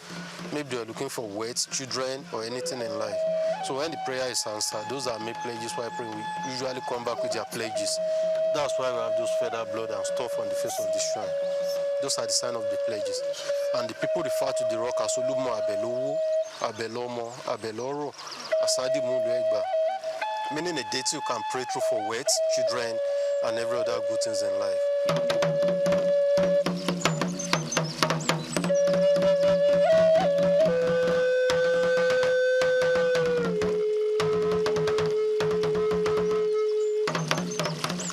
You might be wondering about the historical issues between Oyo and the Egba people. How Oyo to exert control over them. The western region of Nigeria, primarily composed of Yoruba descendants, was dominated by the Oyo Empire, a powerful political entity that rose to prominence around the 15th century. By the 18th century, Oyo had become one of the largest and most influential states in West Africa, known for its sophisticated governance, military strength, and expansive trade networks, controlling neighboring kingdoms, including the Egba. The governance of the Oyo Empire was centralized under the Alafi, the king, who was supported by a council of advisors and provincial governors. This structure enabled the empire to maintain stability and enforce laws across its vast territories. At its peak, Oyo thrived economically through agriculture, trade, and craftsmanship, establishing itself as a vibrant economic hub. However, its involvement in the transatlantic slave trade created significant constant instability in the region, leading the Egba people to seek independence from Oyo's control. Who is Lishabi?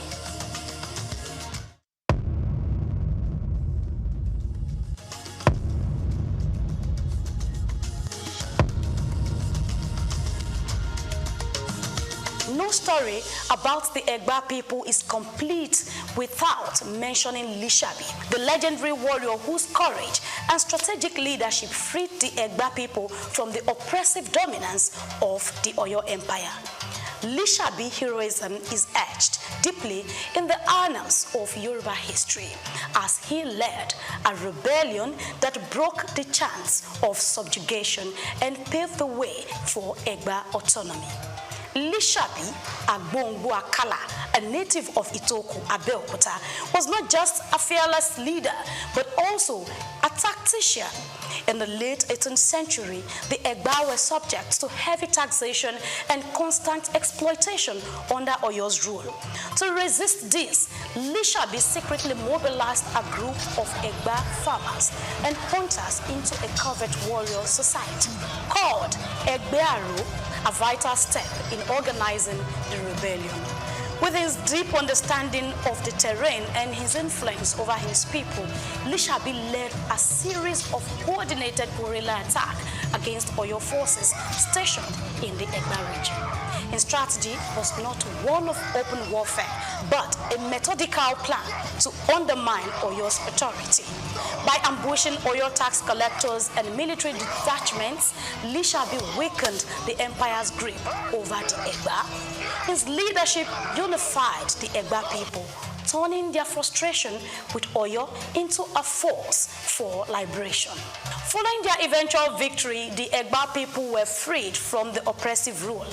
In 1830, this newfound freedom led to the establishment of Abeokuta, meaning under the rock, a city founded under the protective watch of Olumorok. Olumorok provided both a literal and symbolic refuge as it sheltered their people during their struggle for independence. From this safe haven, the Egba built a thriving community rooted in agricultural trade and craftsmanship, becoming a key cultural and economic hub in the region.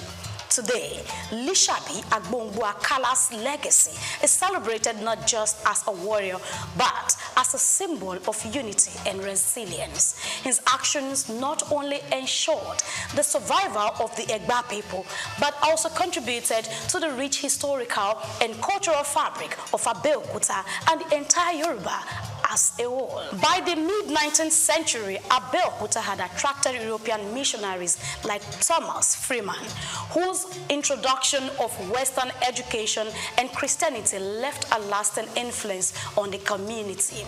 Inscription about the just a little write-up. The next spot is where we used to have the mamas. So this was one of the water pots they drank from there. Yoruba quality cocoa. With water storage and preservation, water point is as cold as water from the refrigerator, but it has been cemented for proper preservation. The Yalo Risha, they are here as the custodians of the rock, and people do come to them for spiritual consultation and a whole lot more. So this is a crown tree. Crown tree. Yoruba quality Gia cocoa. If a king has to be installed, or they want to make a chieftaincy title in the Yoruba land, they pluck from the leaf away a cocoa to coronate king. But this very one is mainly used for the paramount ruler of this town, Lake of Egala, only for him. And the tree has been growing there for over 250 years. It doesn't grow than this. It has been. Poster of the newly studied Yalumo, she's 98 years of age. And this is a poster reflecting the old Yalumo. She died at the age of 137 years, over 2 years ago now. They have a deity they worship here. They call it Orisha Igu. Orisha Igu. That's the deity that controls longevity. They believe the more they worship, the longer they live. So they have other deities around. One of such is Orisha Ojubo Baluaye. Baluaye is the deity that controls chickenpox and measles. Yoruba call it Shopono. So if chickenpox or measles is striking all over, they do consultation from here. So whatever instruction they get, so once they follow it, everything that comes up will disappear out the go. So So that's Ojubo Baluayera Ede. And this Ogun, God of Iron, the famous God of Iron. So we have a baobab tree. Baobab tree, B-A-O-B-A-B. In the eastern part of Nigeria, they call it Afonapunwa. In the northern part, they call it Kuka. Here in Southwest, we call it Gyoshi. It Botanica Sadansonia digitata. The significance of the tree is that traditional believers always come under to pray for protections, because there's an adage in the Yoruba land that goes those. Wanipo do ikapa, akpa okapa, wado ikai Gyoshi, akpa okoshi, wado ikakonga. Meaning there's no way you can wrap your arms around the tree. It is impossible because of its massiveness. That's why traditional believers always come under to pray for protections. So that's the Gyoshi right there. On the floor here we have the faces of the warlord, those that fought for Egba to gain their liberations. So their memorial sculpture was molded here. And the white share you are seeing there, that type of money spent in the olden days. Cowrie share, Yoruba call it Oweyo. But now they know it for a fact consultation and traditional decoration. That's the olden days money spent in the olden days. Also they use it for a fact consultation. The ancient travel to the peak of Olumo Rock. Before modernization, this is only means of going up the rock. The ancient trail is a natural passage used by the warriors to access the rock.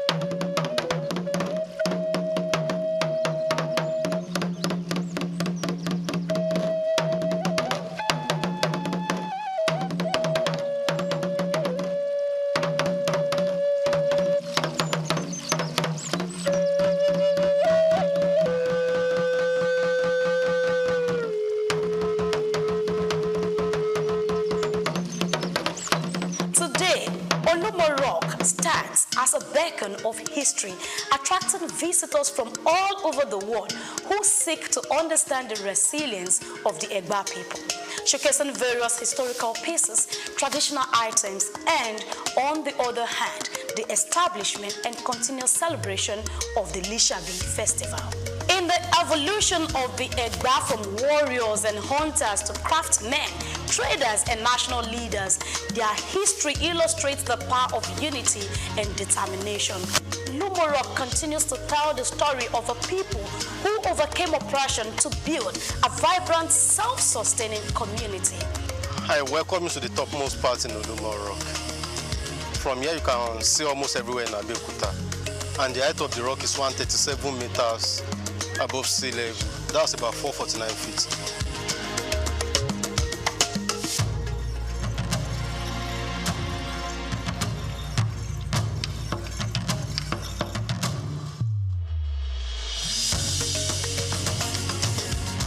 This is the rich, unyielding legacy of Olumorok, Lishabi, and the Egba people.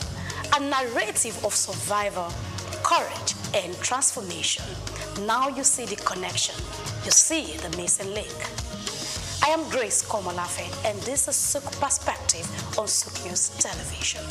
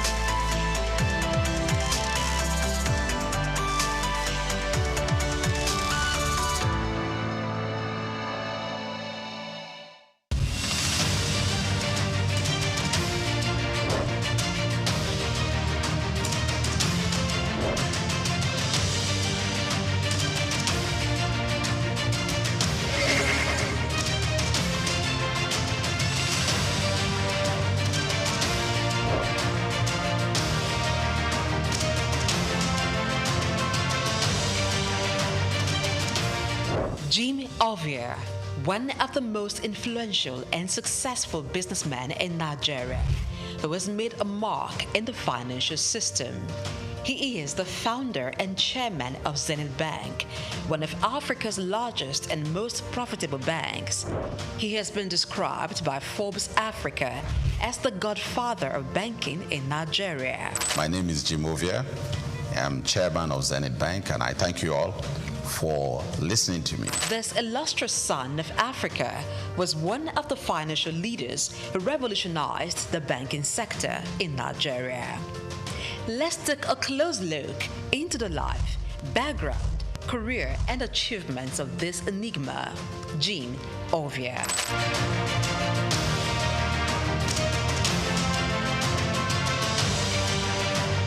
Jim Ovia was born on November 4, 1951 in Agbo, Delta State, Nigeria, to a large family as the second son of Chief Obi Olihe of Agbobi in Delta State. Being one from a humble background, Jim attended local schools as he had lost his father at the tender age of 4. His widowed mother, together with his older brother, saw him through school. He had secondary education at Ika Grammar School in Agbo.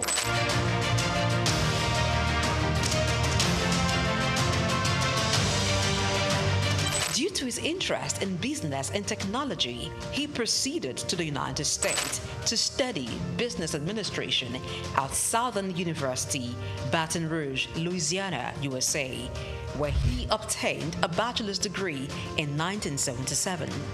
He furthered to University of Louisiana, Monroe, Louisiana, and bagged a master's degree in business administration in 1979. Jim Ovia is also an alumnus of the prestigious Harvard Business School.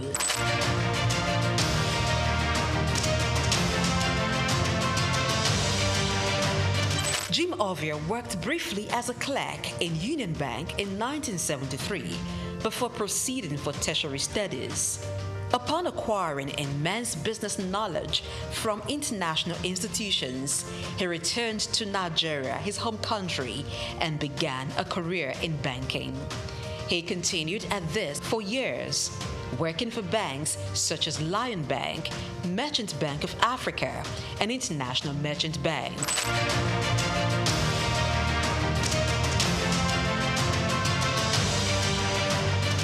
after many years in the banking industry. In 1990, Jim came together with some colleagues to found one of Africa's largest and most profitable bank, Zenith Bank. The bank was established with a vision to provide excellent customer service, innovative and technology-driven banking. Zenith Bank flourished as it drew customers who sought excellence in financial services. What started with an asset of $4 million and about 50 staff has grown into over $24 billion in assets and shareholders' funds of more than $3 billion as of June 2022. Zenith Bank is listed on the Nigerian Stock Exchange and London Stock Exchange. Jim Ovia served as Zenith Bank's Chief Executive Officer and Managing Director from 1990 to 2010, and then Chairman from 2010 to 2014. After a brief break, he returned as Chairman of the bank in 2016 and remains so till date. Under his leadership, Zenith Bank has grown to become one of the leading banks in Nigeria and Africa, standing tall among some of Nigeria's first-generation banks of repute, a feat rare for second-generation banks established in a time of tension between military and civilian regimes and economic instability. We will build our own roads to our branches. If we're building branches in some cities, towns where the roads are not good enough. We have also bought power plants, generating sets to power electricity into our building. When we do all this, we also even had dug borehole to supply water to the building. When we do all this, what I personally call it is BYOI. Bring your own infrastructure or build your own infrastructure. Jim Ovia served as Zenith Bank's Chief Executive Officer and Managing Director from 1990 to 2010, and then Chairman from 2010 to 2014. After a brief break, he returned as Chairman of the bank in 2016 and remains so till date. Under his leadership, Zenith Bank has grown to become one of the leading banks in Nigeria and Africa, standing tall among some of Nigeria's first-generation banks of repute, a feat rare for second-generation banks established in a time of tension between military and civilian regimes.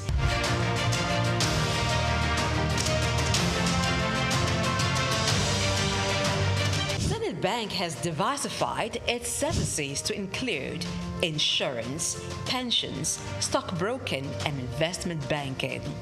The bank has won awards and recognition for its performance, governance, innovation, and social responsibility, inspired by its chairman's belief in giving back to community.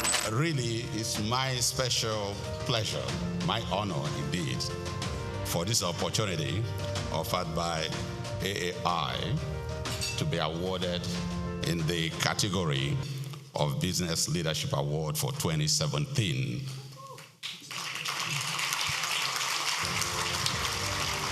As an entrepreneur, Jim Ovia has made investments in sectors other than banking. They include oil and gas, telecommunication, real estate, power generation, media, and most recently, education.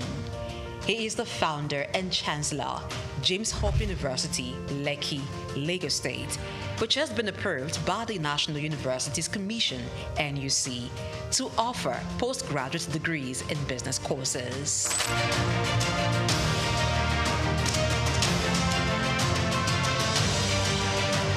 Jim Ovia is a man who believes in giving back to society. He has engaged in philanthropic works through his foundations, Mankind United to Support Total Education, MUSTE, and Youth Empowerment, ICT Foundation. These foundations award scholarships to indigenous students and promote information and communication technology in Nigeria through various initiatives. Ovia has made donations towards courses and institutions. They include Nigerian Investment Promotion Commission, NIPC, Nigerian Internet Group, NIG, Lagos State University, and National Information Technology Advisory Council, just to mention a few.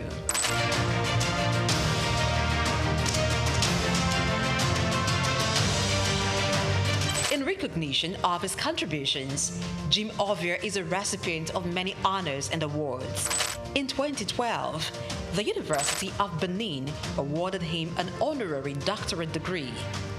Former President Muhammadu Buhari in 2022 conferred him with the national honor of the Commander of the Order of the Federal Republic, CFR. Also, in 2022, Jim Ovia was conferred with the National Productivity Order of Merit, NPOM award, by the federal government of Nigeria.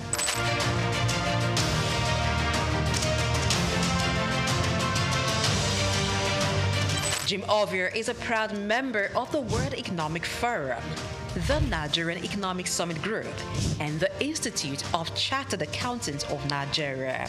He is also a member of several boards and councils. We can't afford to lose depositors' money. We can't afford to lose money that belongs to stakeholders. So you must structure your industry in such a way that the best are nothing but the best are there. As chairman of Zenith Bank with more than 9% stake, Jim Ovia in 2015 was estimated by Forbes to have a net worth of $550 million. This net worth obviously has been surpassed since then.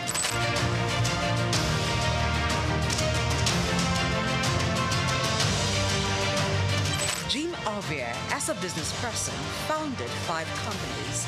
They are Zenith Bank PLC, the Quantum Group, Visaphone Communications, Quantum Luxury Properties, Civic Center Towers, and Cyberspace Network. Jim is a member, Honorary International Investors Council.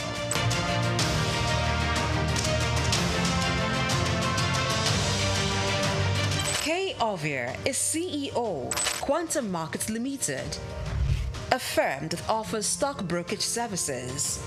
She sits on the board of several organizations and is chairman, board of directors of Cyberspace Limited, a leading software engineering company. Cyberspace Limited is one of the pioneers in provision of internet services in Nigeria, providing network and software services. Kay, being at the head of a tech giant in Nigeria, teamed up with her husband, Jim, to strategically deploy robust IT infrastructure at Zenith Bank, which resulted in the development of digital products and technology-driven banking in Nigeria. Kay is an alumnus of Enugu State University of Technology, SOUQ, where she holds an MBA in management. She is much given to philanthropy, with several initiatives to transform lives, particularly those of the underprivileged. One of her projects targeted at children and youths, Star Rising Talent Hunt, aims at discovering and projecting hidden talents.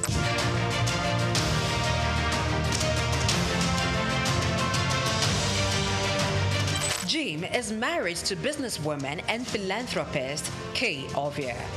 She's also a hotelier, proudly running Starwood Hotels. Jim and Kay Ovia are blessed with 5 children: Isioma, Zephyr, Tito, Tommy, and Jesse. As a family man, Ovia enjoys spending time with his family.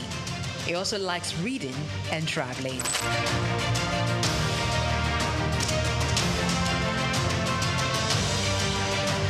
In order to pass on his vast wealth of knowledge on business and finance to African entrepreneurs, Jim Ovia authored a book titled Africa, Rise and Shine. The book was published in 2018 by Forbes Books. The book was written after he featured in an issue of Forbes, and it became the magazine's best-selling edition in Africa, that it had to be reprinted 4 times. The book, Africa Rise and Shine paints the picture of his humble beginning from the small town of Agbo in Delta State, and against all odds, pushed through to become a global business icon while providing insight on how to conquer challenges in African markets, taking advantage of the opportunities.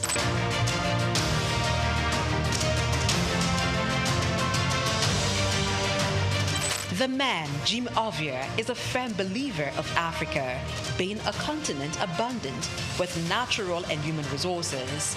He has constantly pitched the continent as a land filled with investment opportunities in international business forums such as the Harvard Business School Annual Africa Business Conference, Bloomberg Global Business Forum, Commonwealth Business Forum, and the World Economic Forum, where he has been invited to participate and even deliver keynote address.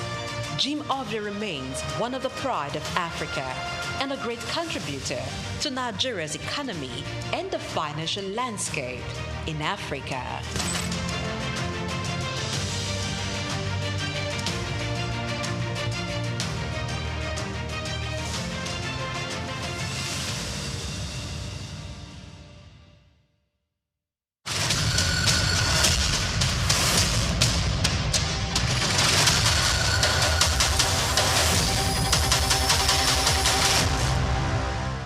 The story of Ile-Ife.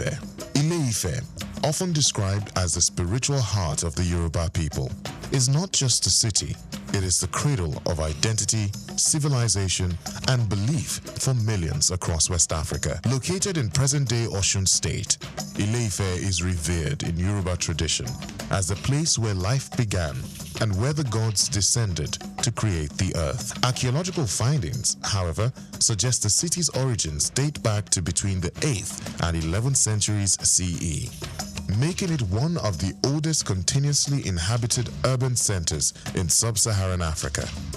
According to Yoruba mythology, Oduduwa is regarded as the progenitor of the Yoruba race and the first ruler of Ile-Ife. Oral traditions say he founded the kingdom, from which many Yoruba monarchs trace their descent. His legacy symbolizes unity and divine kingship among the Yoruba. Centuries later, under the reign of Obalufon II, believed to have ruled in the 14th century, Ile-Ife experienced a golden era marked by exceptional artistic and technological achievements. This period produced the world-famous Ife bronze and terracotta heads, celebrated for their realism and craftsmanship. Scholars have described these artifacts as evidence of an advanced mythological culture that rivaled any in medieval Europe or Asia. Recent archaeological discoveries at Igbo Olokun near Ile-Ife revealed ancient glass bead production sites, one of the earliest in sub-Saharan Africa. The finds, led by researchers such as Professor Adisa Ogunfolakon and Dr. Babalola Abidemi, confirm that the people of Ife were skilled innovators in trade and material science. Beyond its material legacy, Ile-Ife remains a sacred and living symbol of Yoruba spirituality. Its monarch, the Oni of Ife, is still regarded as a custodian of tradition and a spiritual bridge between the people and their ancestral heritage. According to Bayo Laoye, a veteran journalist with SOUQ News Television, the story of Ile-Ife is not merely about the past, but about continuity. Ife tells us how knowledge, art, and belief shape the destiny of a people. It is a reminder that civilization in Africa didn't begin with contact from outside, it grew from within. Today, Ile-Ife continues to attract scholars, tourists, and spiritual pilgrims from around the world, all drawn by the enduring mystery of the source. I'm Moyosore Adebi for SOUQ News TV.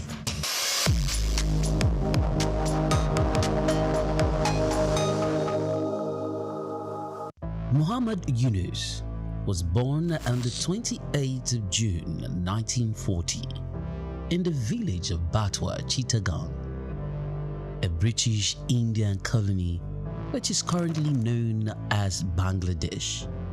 He attended Lama Bazar Primary and Secondary School in his village and passed the matriculation examination into Chittagong Collegiate School, where he ranked 16th out of 39,000 students. After his graduation in 1961, Yunus joined the Bureau of Economics as a research assistant and was later appointed lecturer of economics at the Chittagong College. During that time, he also set up a profitable packaging factory on the side. In 1965, he received a Fulbright scholarship to study in the United States, where he obtained his PhD in economics from the Vanderbilt University Graduate Program in Economic Development. Between 1969 and 1972, after his keen education excellence of apex heights and proportions in the United States, he returned home and was appointed professor of economics at the University of Chittagong.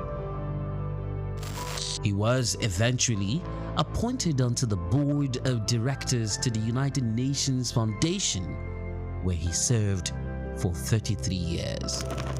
When Bangladesh suffered a famine in 1974, Yunus felt he had to do something for the very poor.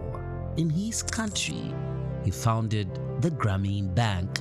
His motivation was to create economic and social development for the very poor, giving long-term loans to those who wanted to start small enterprises.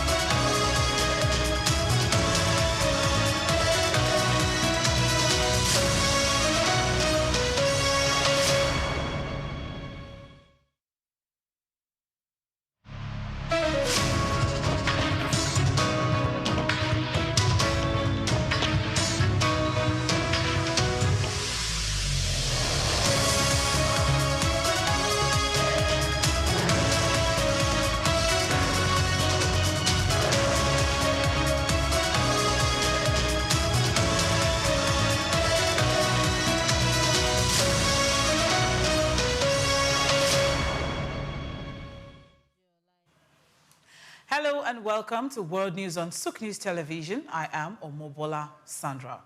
First, the headlines. President Tinubu arrives Abu Dhabi for 2026 Sustainability Week, promoting global cooperation and sustainable development goals. Oyetola urges states to replace wooden boats with modern fiber aluminium boats to reduce deadly waterway accidents. Egypt signs $1.8 billion renewable energy deals to boost clean power, targeting 42% green electricity by 2030. Sweden to invest $1.6 billion air defenses to protect civilians, infrastructure, amid tensions. And the Super Eagles return to Fez base to prepare semi-final clash with Morocco following Algeria win.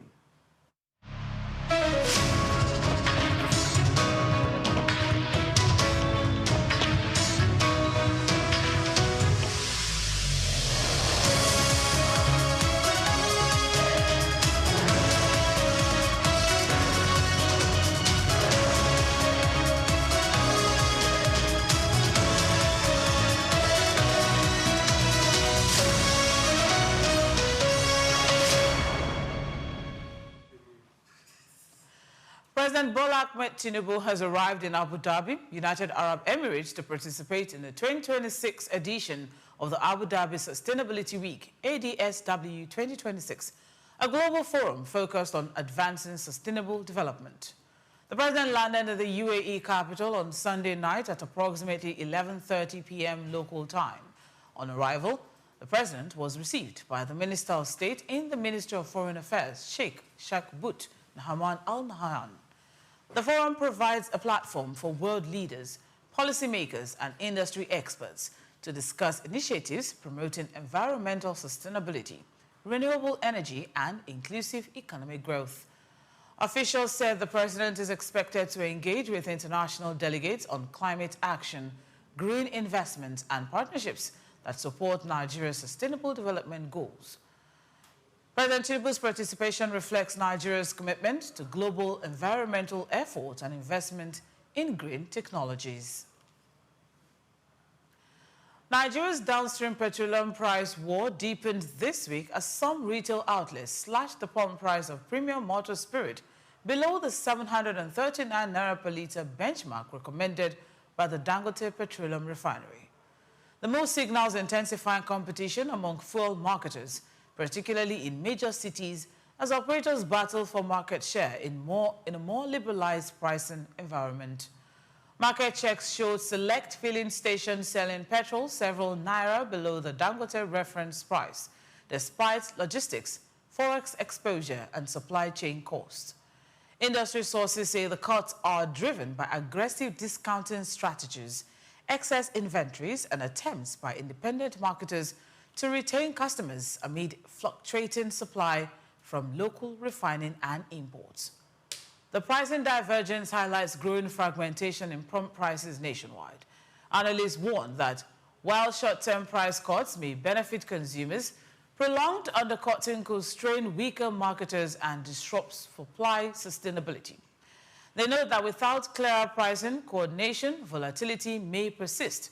Regulators are expected to monitor developments closely to ensure fair competition, protect consumers, and prevent market distortions as domestic refining capacity expands.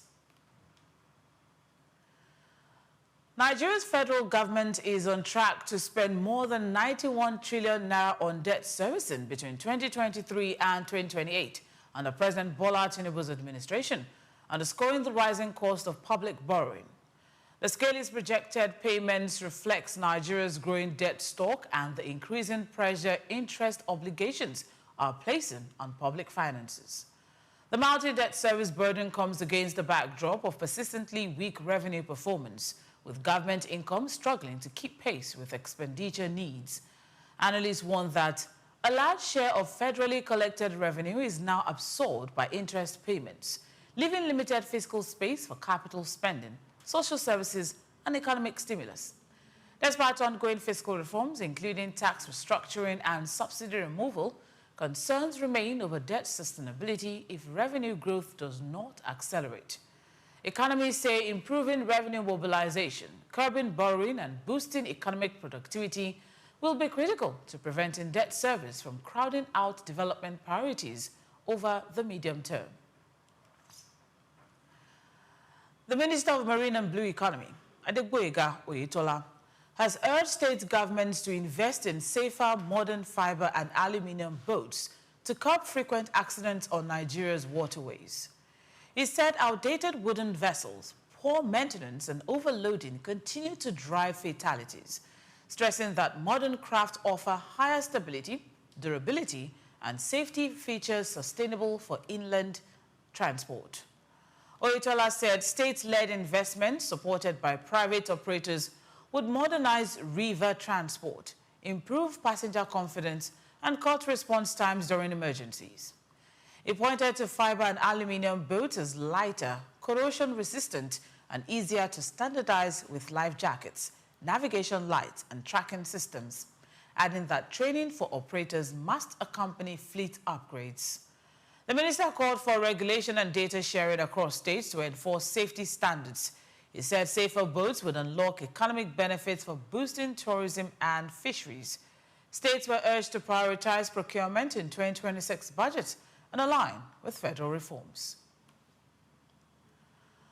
The federal government and the Academic Staff Union of Universities, SOUQ, will formalize a new agreement on Wednesday, January 14th, aimed at improving Nigerian universities and ensuring long-term sustainability.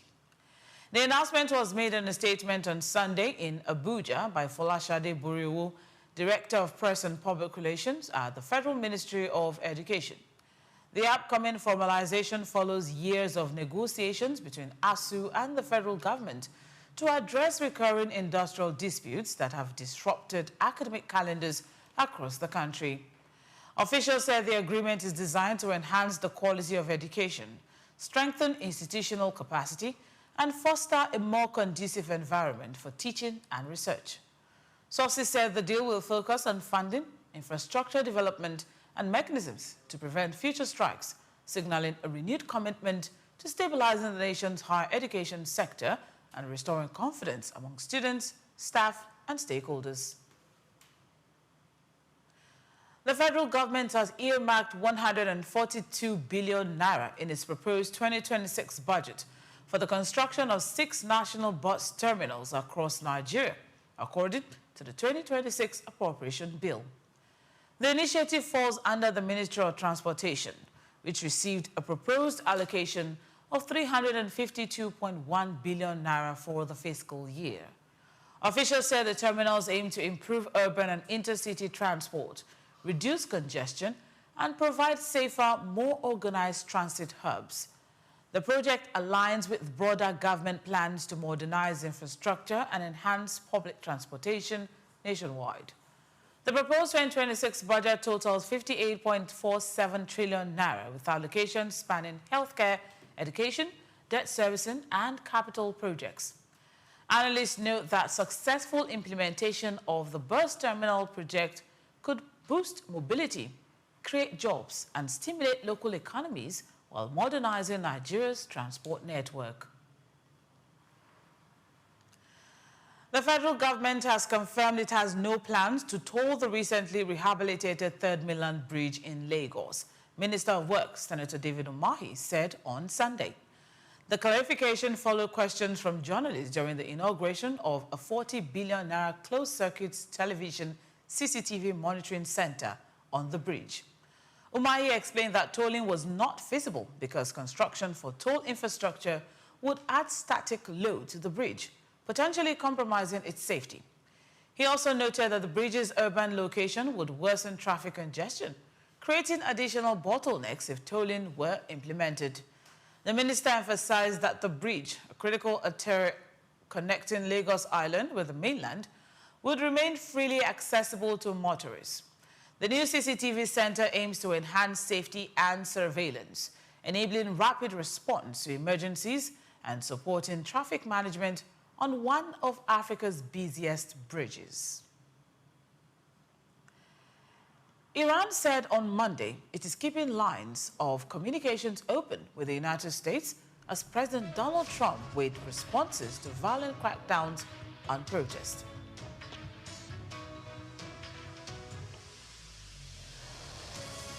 We're still on the world news on SOUQ News Television.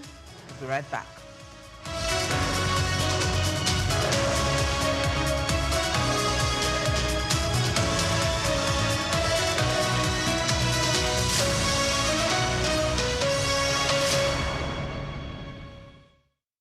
My name is Shino Gbadegeshin. I'm the CEO of Gozi Micro Insurance. Continue to watch SOUQ News. Adenike Adeyemi, Executive Director of Faith Foundation. Keep watching SOUQ News. My name is Shepherd Michael Adewale Onofuye.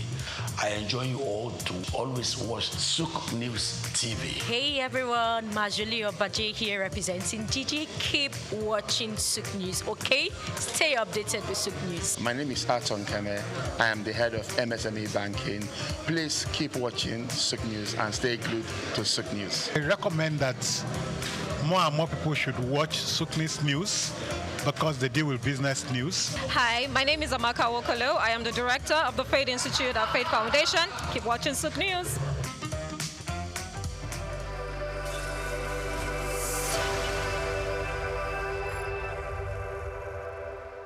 The Three Wise Men.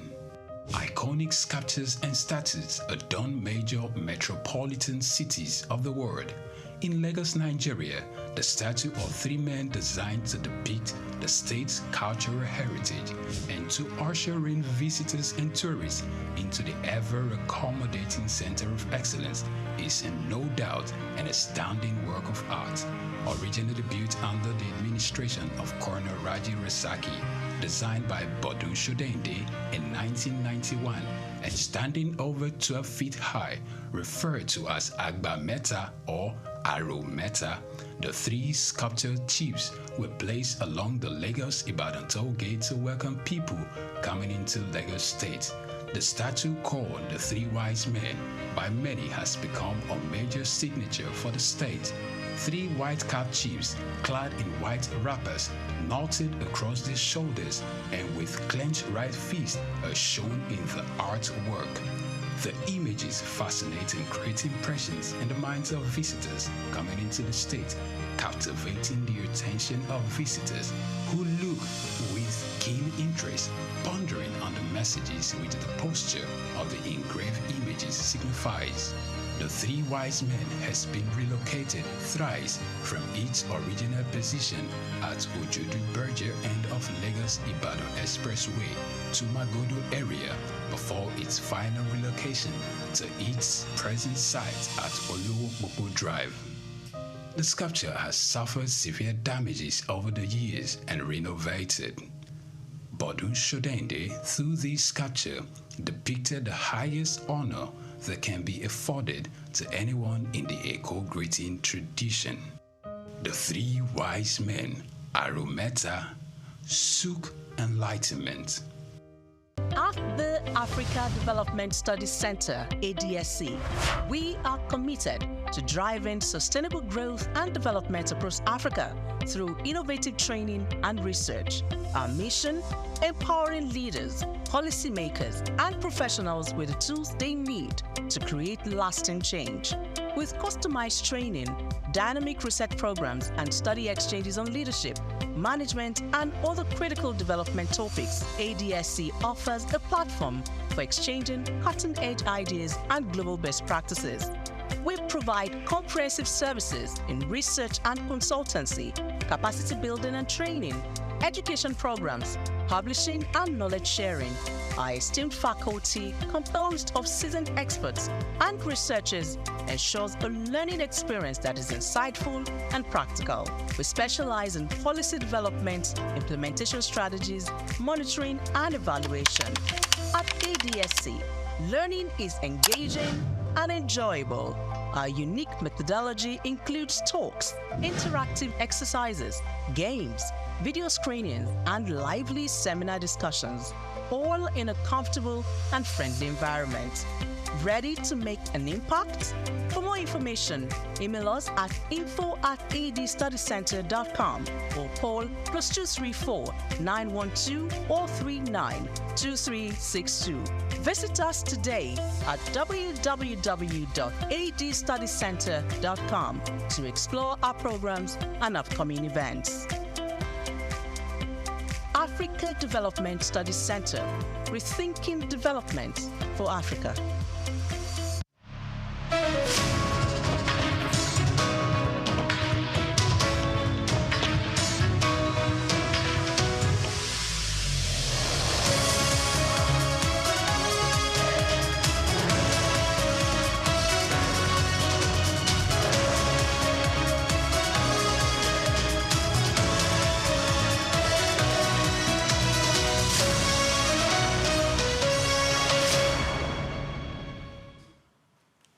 Welcome back.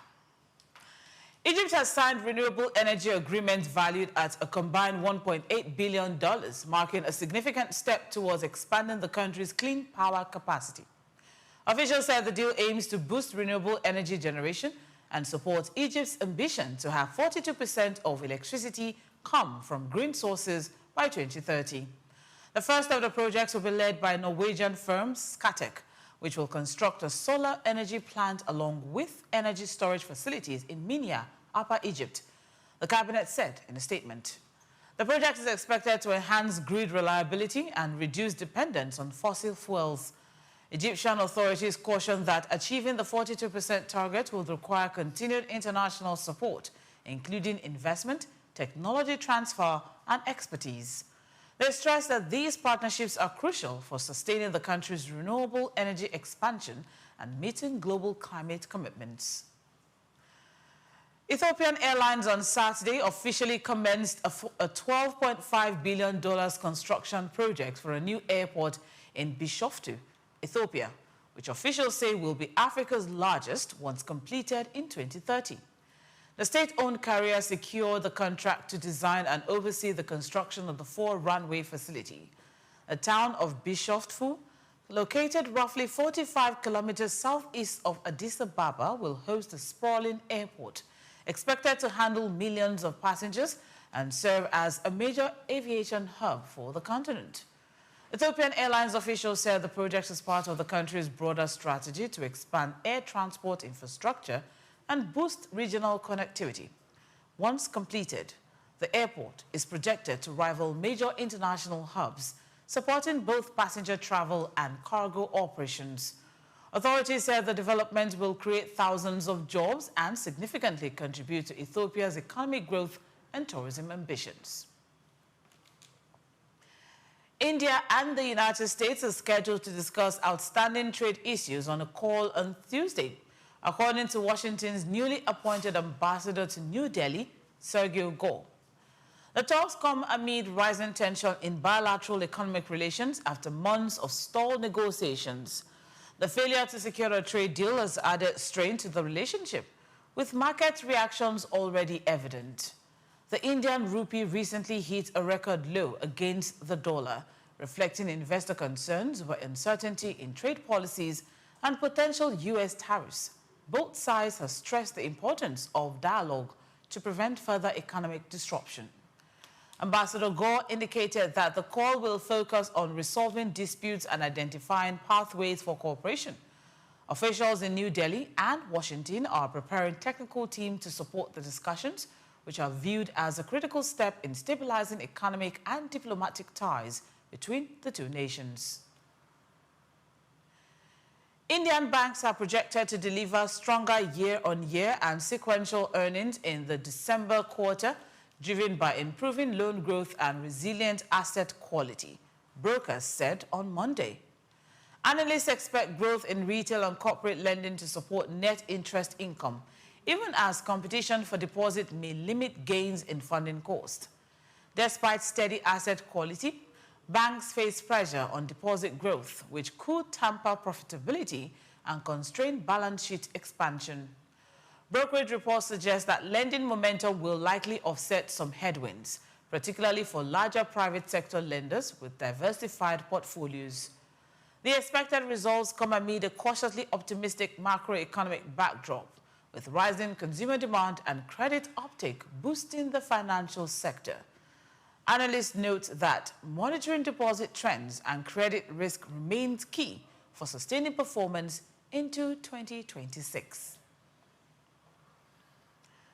South Korean authorities have launched an investigation into reports that civilians may have flown drones that North Korea claims violated its airspace, the Defense Ministry said on Monday. The probe comes amid heightened tensions on the Korean peninsula, with Pyongyang warning against incursions and Seoul seeking clarity on the incident. President Lee Jae-myung has called for a swift and thorough investigation, warning that any civilian found responsible could face severe penalties. He said on Saturday that such actions could constitute a serious crime, endangering national security and peace in the region. Authorities are reviewing flight paths, surveillance data, and potential operators to determine the scope of the incident. Officials emphasized that the investigation aims not only to hold perpetrators accountable, but also prevent future airspace violations. The move underscores South Korea's commitment to maintaining security while balancing civilian drone activity and national defense concerns. Iran said on Monday it is keeping lines of communications open with the United States as President Trump weighed responses to violent crackdowns on protests challenging the clerical regime. The unrest marks one of the most serious domestic challenges for Iran since the 1979 Islamic Revolution. Trump stated on Sunday that the U.S. could engage directly with Iranian officials and is also in contact with opposition figures. He warned Iran's leadership that continued violence against protesters could trigger potential military responses, escalating pressure in Tehran. Iranian authorities stressed that dialogue remains possible despite heightened tensions. Analysts say the communications channel aims to reduce the risk of miscalculation, while the U.S. signals its readiness to support protesters and impose consequences on the Iranian government for human rights violations. A Japanese mining vessel departed on Monday for a remote coral atoll as Tokyo intensifies efforts to reduce its dependence on China for critical minerals. The month-long mission involves the test ship Chikyu, which will operate near Minatomori Island, about 1,900 kilometers southeast of Tokyo, an area believed to contain mud rich in rare earth elements vital for advanced manufacturing. The expedition marks a global first. Scientists will attempt to continuously extract rare earth-bearing seabed sludge from a depth of 6 kilometers and lift it directly onto the ship. The project is designed to test both technical feasibility and environmental management as Japan explores alternatives to land-based mining amid tightening global supply chains. China currently dominates rare earth production and processing, giving Beijing significant leverage over key industries. Japanese officials say deep-sea resources could become a strategic buffer, strengthening supply security for electronics, electric vehicles, and defense systems if commercial viability is proven. Still to come in the news, Barcelona claimed their 16th Spanish Super Cup title with a thrilling 3-2 victory over Real Madrid. We'll be right back.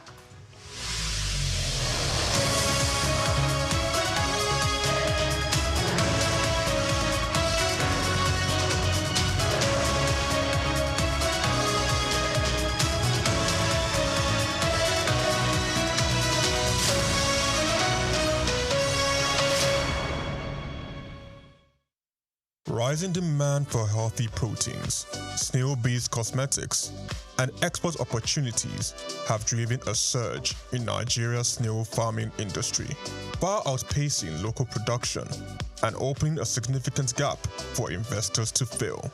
Snail farming, or heliculture, is rapidly emerging as a profitable agribusiness in Nigeria, offering sustainable solutions to food security, poverty reduction, and income generation. Rich in protein and essential nutrients, snails are incredibly sought after, fueled by a growing population, a rising interest in healthy diets, and their status as a prized delicacy in Nigerian cuisine. This expanding industry promotes substantial economic opportunities for both farmers and investors. There is a huge and growing demand for snails, which are regarded as a luxury cuisine due to their nutritional benefits. The snail industry in Nigeria is estimated at over 15 billion naira, and the business can be started with little capital. Snail farming is one of the most sustainable and money-spinning agribusiness that many people ignore. For salary earners and investors wanting to increase their income, it's an excellent choice, while it's not time-consuming and highly profitable. Agricultural experts have emphasized the export potential of snails and have urged investors and companies to seize the opportunity, as it was a lucrative venture with strong export prospects due to high global demand. According to them, the market exists, but what is needed was increased production by mobilizing people to invest and scale up production. Snail farming is emerging as one of the most accessible agribusiness opportunities in Nigeria due to its low capital requirement and high profit potential. With an initial investment as modest as 50,000 to 100,000 naira, the business offers the potential to grow as high as 5 million naira annually. Setting up a small farm is both affordable and straightforward. Basic materials like corrugated sheets, baskets, old tires, or wood are sufficient to construct a functional snail pen. Feeding is also budget-friendly, making the overall startup cost even more appealing.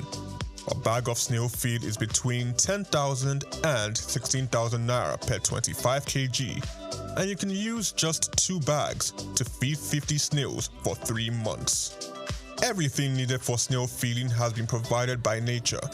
Nature itself provides most of what snails need to survive, from vegetables to watermelons and even leftover foods. One crucial factor, however, in successful snail farming is choosing the right species. Agricultural experts recommended going for the giant African land snails, which come in 3 main species: Aricantina marigata lays between 6 and 14 eggs, up to 4 times a year. Achatina achatina produces 80 to 350 eggs per clutch and lays 1 to 3 times annually. And the most profitable among them all, Achatina fuka, can lay between 100 and 400 eggs, as many as 6 times a year. Despite Achatina fuka's prolific breeding, experts tend to favor Achatina marigata, as it is considered the largest land snail in the world, and its size and market appeal make it a favorite among both farmers and consumers. According to experts, Achatina also remains a strong choice, particularly due to its adaptability to the African climate. The global snail market reached $647.4 million in 2024 and is projected to grow from $706.7 million in 2025 to $1.4 billion by 2034, according to Global Market Insights, a market intelligence platform. France leads global production with over 300,000 tons annually, followed by Italy and Spain producing 20,000 and 15,000 tons respectively, solidifying Europe's dominance in the snail farming industry. Chiki Okulu, SOUQ News TV.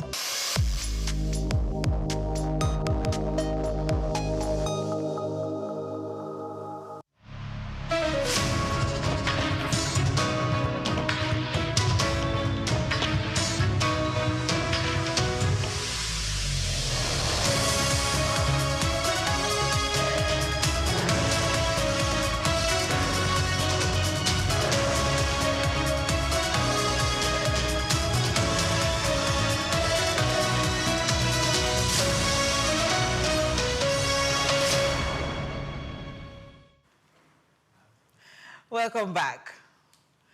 Sweden will invest 15 billion Swedish crowns, that is $1.6 billion, in air defense systems, with a focus on protecting civilians and critical infrastructure, the government said on Sunday.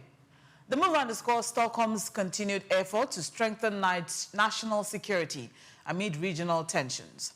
The funding will support the acquisition and deployment of advanced detection and interception technologies designed to counter aerial threats over Sweden's vast territory. Officials emphasize that safeguarding civilian populations and vital installations remains a top priority in the nation's defense strategy. European countries, including Sweden, have stepped up military investments since Russia's invasion of Ukraine, but officials noted that gaps in Sweden's air defense capacity persist. The new spending is part of a broader push to modernize the armed forces and enhance deterrence against potential incursions. And now, Britain's labour market showed signs of cooling in December, according to a survey of recruiters, even as starting salaries for permanent positions rose at a faster pace. The findings highlight a mixed picture for the economy, with slower hiring offset by stronger pay growth, suggesting firms are competing for skilled workers amid rising costs. The report will be closely monitored by the Bank of England as it weighs its next move on interest rates, with policymakers seeking to balance inflation pressures against softer employment trends. While overall job growth eased, the resilience in salary points to continued wage pressures that could influence monetary decisions in 2026. Analysts said the divergence between slower hiring and rising pay reflects companies' caution in recruitment while attempting to retain and attract talent in a tightening labor market. Investors have increased positions in gold and European defense stocks following U.S. President Donald Trump's threats to take control of Greenland, raising fears of a geopolitical rupture that could weaken NATO, disrupt the global order, and pressure the dollar. Market participants say the move reflects both immediate risk aversion and anticipation of broader geopolitical uncertainty. Safe haven assets, such as gold, have attracted inflows, while defense companies in Europe are seen as beneficiaries of heightened security concerns and potential military spending increases. Although gains in these sectors are expected to persist, irrespective of Greenland's fate, analysts warn that investors face a strategic dilemma in positioning for long-term fallout. Portfolio managers must balance short-term protective moves with the uncertainty surrounding alliances, trade relationships, and global economic stability. Australian researchers have unveiled a promising new approach to treat a rare and serious blood cancer, offering hope for therapies that go beyond merely controlling symptoms. The team from the South Australian Health and Medical Research Institute, SA Pathology, and the University of Adelaide said their method directly attacks the abnormal blood cells responsible for the disease. The innovative treatment leverages immunotherapy to precisely target the cancerous cells while sparing healthy tissue, potentially reducing side effects associated with conventional therapies. Early laboratory results indicate strong efficacy, prompting optimism among specialists for future clinical applications. The findings were published on Monday, January 12, 2026, in Blood, a leading international journal. Scientists say the discovery could mark a significant shift in managing the disease, moving treatment from symptom management to directly combating the underlying disease mechanism. Moving on, the Trump administration has intensified pressure on Federal Reserve, threatening to indict Chair Jerome Powell over his recent congressional testimony regarding a building renovation project. Powell dismissed the threat as a pretext aimed at influencing the central bank's interest rate policy, which Trump has repeatedly urged be cut sharply. The move reflects growing tensions between the White House and the Fed as the administration seeks to steer monetary policy toward lower borrowing costs amid concerns over economic growth and market stability. Analysts warn that such actions could undermine central bank independence, a cornerstone of U.S. economic governance. Powell's comments to Congress, intended to clarify routine administrative matters, have now become a flashpoint, highlighting the high-stakes environment in which the Fed operates. Observers say the episode underscores the delicate balance between political pressure and the central bank autonomy in shaping national financial policy. And now moving on to sports, Nigeria Super Eagles have returned to the Africa Cup of Nations base in Fez to prepare for the semi-final against host nation Morocco, following a hard-fought quarter-final victory over Algeria in Marrakesh. The team's camp in Fez will focus on tactical drills, recovery sessions, and video analysis as coach Hansi Flick works to refine strategies ahead of the high-stakes clash.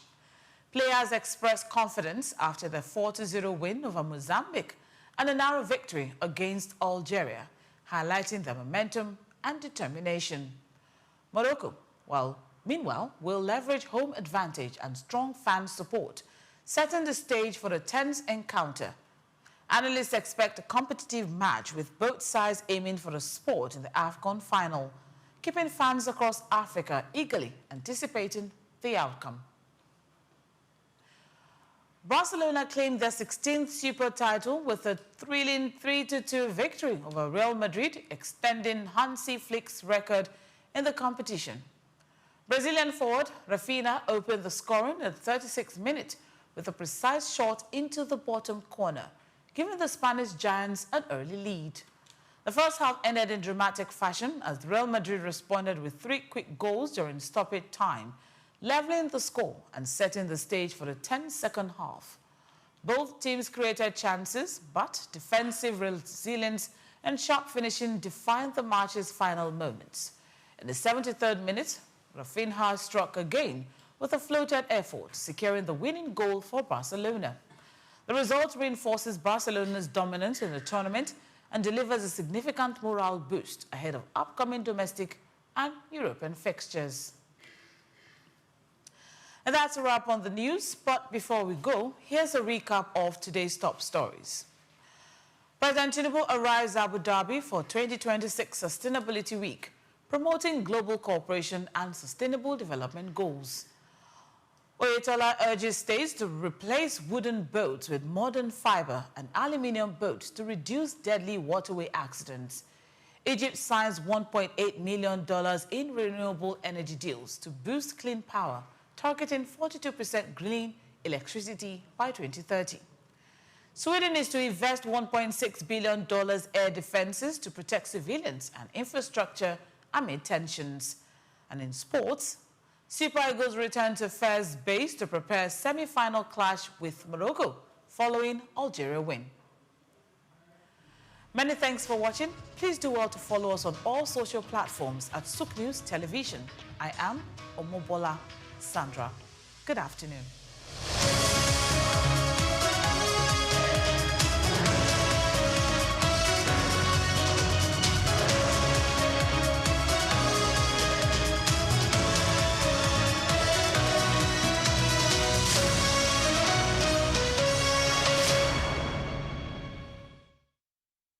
Cocoa has more than tripled in costs over the past year and is up 129% this year. The rise in cocoa prices is likely due to a global cocoa shortage. Climate change-induced drought has ravaged crops in West Africa, which contributes around 80% of the world's cocoa output. According to the International Cocoa Association, global cocoa supply will decline by almost 11% over the 2023-24 season. The world produces nearly 6 million tons of cocoa beans each year, and consumers may begin to feel the impact of this shortage by the end of this year or early next year. Nigeria's cocoa earnings in the first quarter of this year surged by 279%. driven by a sharp increase in its prices in the international market. Data from the National Bureau of Statistics (NBS) indicates that in the first 3 months of the year, the value of cocoa exports totaled 408.66 billion naira. This represents an increase of 279% from the 179.5 billion naira recorded in the first 3 months of 2023. When compared to the preceding quarter, total cocoa exports increased by 138% from 117.29 billion naira recorded in the preceding quarter. Despite the significant depreciation of the naira in the first quarter of the year, the dollar value of cocoa exports saw a significant increase both year on year and quarter on quarter. There was a 63.3% increase in the dollar value of Nigeria's exports between the fourth quarter of 2023 and the first quarter of 2024. Using the closing rate of the dollar to the naira at the end of December 2023, cocoa exports for the period stood at $188.83 million. This increased to $312.19 million at the end of the first quarter of 2024, using the exchange rates at the end of March. Year on year, the dollar value of exports in the first quarter of 2023 stood at $223 million. Bayo Olaoye, SOUQ News.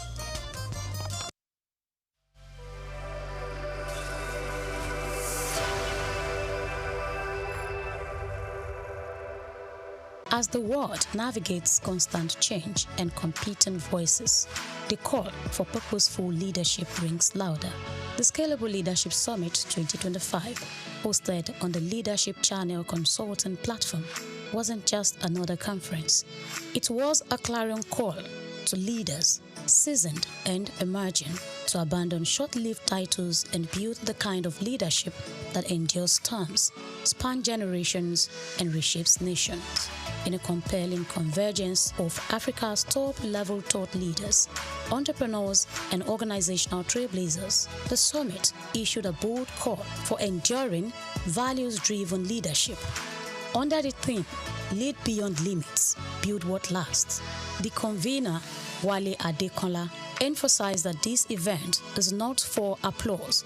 It was engineered for lasting impact. We're talking about leaders who are going to represent leadership, who are going to become leadership ambassadors. And that is why we are launching Scalable Niger today. So Scalable Niger for us is not just a slogan.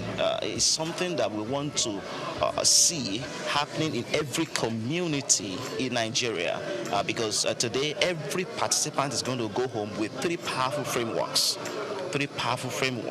and for these frameworks, we have the first one is the Scalable Leadership Framework. The second one is ADAPT. ADAPT model is a sustainable change system that it can use to transform any system within the organization, of course, and across institutions in Nigeria, of course, and across Africa. So these are proven and tested frameworks that we have studied, we have applied, for the past 10 years. And now we want to see all these frameworks applied in Nigerian institutions and, of course, organizations. The summit delivered a rich blend of keynote insights and fire chat dialogues, featuring voices like Adeyemi Olayiwole, Niyi Adesonya, Tara Fela Durotoye, Honorable Adewumi Adeyemi, Professor Abraham Oshinobi, and Dr. Smith Bam, among others. The experience was further deepened by stirring spoken words, performances, and inspirational music, not merely to share leadership principles, but to ignite a deeper commitment to legacy-driven leadership in a world that is constantly evolving. Kicking off the summit was leadership strategist and keynote speaker Odeyemi Olayiwole, who emphasized the power of learning from experience. His message challenged attendees to go beyond information and seek transformation through mentorship, experience sharing, and tested wisdom. The cheapest way to succeed in anything is to learn from someone who has succeeded in that thing. Not someone that knows about the thing alone, but someone who has been able to acquire the information and translate it to application and have results to show. And so that's why many years, in 1996, when I knew that my assignment was in the leadership space, one of the first questions I asked is, who is doing what I want to do? And who is the best at what I do? Every year I pick 3 case studies: a country, a company, and a corporate leader, every single year. And I dissect them to find out what is the secret, because success needs clues. The secret of men are in their stories. So one of the cheapest ways to succeed at anything is to find out who has succeeded at what I want to start. Renowned beauty entrepreneur Tara Fela Durotoye, in her keynote session and during a fire chat with the convener, shared lessons from her leadership journey in building the House of Tara brand, from humble beginnings to a systemized enterprise. She spoke on navigating growth, people development, and succession planning. What is it that I do that delivers the same outcome? What is it that makes my customers buy every time? Write it down, because you have now found a framework. Then you amplify and multiply that framework, so that every time you meet a House of Tara person, there is something about them that reminds you of the person you met in Lekki. Why? Because we have created a culture. The policies are designed to protect you, not just the company. If you don't remember everything else that I said and you are an employee here, pull the policies and embrace them in your chest. Know them by heart. If anybody says anything, you just ask, what does the policy say? And all founders, if you don't have policies, what you are basically saying is that you are allowing your people to do anything. From academia, Professor Oshinobi of Lagos Business School brought a compelling perspective on national transformation governance, innovation, and faith-based leadership. The Nigerian paradox: we are rich in resources, yet poor in trust. Two of us, bursting with talent, yet starved of opportunity. A land of faith, yet a desert. Governance is the structural foundation that enables accountability, transparency, and the rule of law. But the crisis is this: 83% of Nigerians is strong public institution. True or true? That is the basis of our problem in this country. Trust deficits. The summit was not all talk. It was also artfully immersive, as Esosia Wilson rendered soul-lifting inspirational songs, creating moments of reflection between sessions.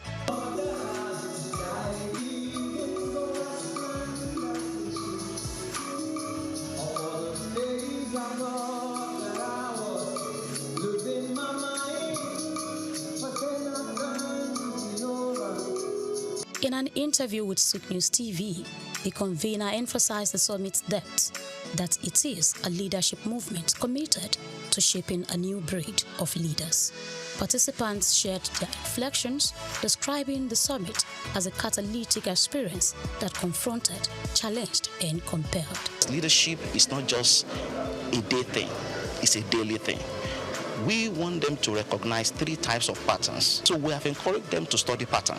Number 1, pattern recognition. Number 2, pattern usage, how they can use the pattern that they're going to learn today. And number 3 is pattern creation. How can they create new patterns that they can apply in their own organization, something that is unique for them from the patterns they've recognized that they can use and also apply in their organization through wisdom. Some people just wish to scale, but you need to be able to have a system that enables you to scale. So that's basically what I think the frameworks will do. And then from each of the speakers, so they are all coming from different, some are from the academia, the business world, which I believe that convergence will actually help to give a better knowledge and sensitization about what true scalability in business and in leadership basically is. The second session talked about the need for leaders to appreciate their team members, and it was quite emotional when we saw 2 or 3 people shed tears of joy when they got messages from their team leaders. So for us as team leaders, we need to be very deliberate. And even the case study we did, Deep Sea, it talks about the need for us to be very deliberate. We need to know our team members. We need to know what's happening with them, and we need to leverage their strengths. Everything rises and falls on leadership. If the leader gets it right, it trickles down to those at the middle level, at the lower level. So it's important to get it right from the root so that the fruits are good. I do a lot of case studies. So you study what has worked, what has not worked. And through my research, preparing for this summit, I discovered that we're talking about starting, scaling, and sustaining businesses. So let's study systems that have worked for up to 1,000 years and more. And I found out that they are driven around community, which is people. Everything should be about people. Listen to them, love them, then you can lead them more effectively. And when people's hearts are touched, they work better with their hands, with their head, and with their feet. Because I work with people, I understand how powerful people can be, and the biggest asset any organization has is not infrastructure, it's its people. And if you understand that your people are your assets, you will invest in your people. But if you don't understand it, if you don't share that philosophy, you're going to abuse your people, you're going to misuse your people. So for me, it's something I've been living for 20 years, and so it's just natural. You need to love the people you want to lead by having what we call the emotional intelligence, social intelligence. Both go hand in hand, and you need them for leadership. And lastly, for leadership is also about listening. For you to influence one, you need to listen to your environment in order to act accordingly. We have looked at how to scale our leadership potential, and also sustain it. It's not enough to just start, but we will start, we will scale, and then we'll sustain it. It's something that should be a legacy, something that should live beyond us. Right now, we are talking about impact, the impact that the structures and the systems that we are putting in place will have on our society, on our community. So leadership is beyond just us. It's about impact, it's about sustainability, and it's about the value that we are creating for our society. To a large extent, I try to tell people that you can be anything you want to be, because you've been placed here to lead, you've been placed here to be at the forefront. And for you to be at the forefront, that means you need to understand what leadership means. And that's the message I pass out. I see myself being able to influence the world with my music, and also show people that they have the ability to believe they can be anything they want to be. My workers are waiting patiently to see me coming, because I have a lot to impact on them about the personal growth, the business growth, and everything as well. Everybody needs this, especially if you're an entrepreneur. You don't need to miss out this kind of program. You need to connect. No matter the money you spend here, it's worth it. With resounding voices across academia, enterprise, ministry, and the creative arts, the message was unified. Leadership that scales must be intentional, people-focused, and purpose-driven. Grace Komolafe, SOUQ News TV.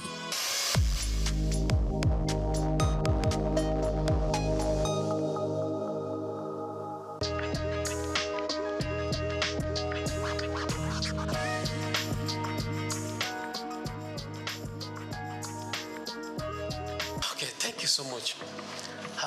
I think the bill is a good one for Nigeria. And I think that the bill will be a catalyst for business to thrive in Nigeria.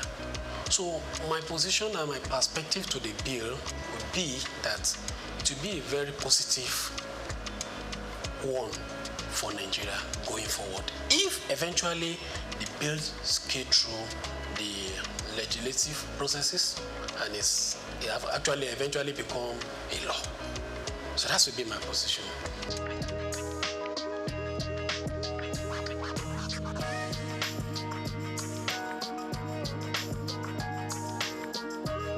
Thank you. Yeah, the bill will help business in different areas. Let me mention, for instance, the payee is part of cost for a business. It's part of staff cost. And for especially small businesses, which are the major backbone of the economy, the bill is proposing a reduction, that is proposing tax exemption for some category of lower staff cadre, which in essence is a cost reduction for businesses. So by that, it will help the business to thrive. Also, many people will come, by virtue of that, employ more people, which will bring a robust activity for the economy. And at the same time, there's some category of people that their tax will also be reduced compared to what is currently in operation. So it is a positive atmosphere for business. And when you look at it from the perspective of VAT too, you also see that there's going to be zero tax on some product. There's also going to be a tax exempt on some products, especially for masses, people, low income earner. So some certain products, they're going to be exemption. There's some certain product that's going to be zero tax related. So by that, it will bring a more robust business activity. So by it, and then it will have positive effect on business and economy in general.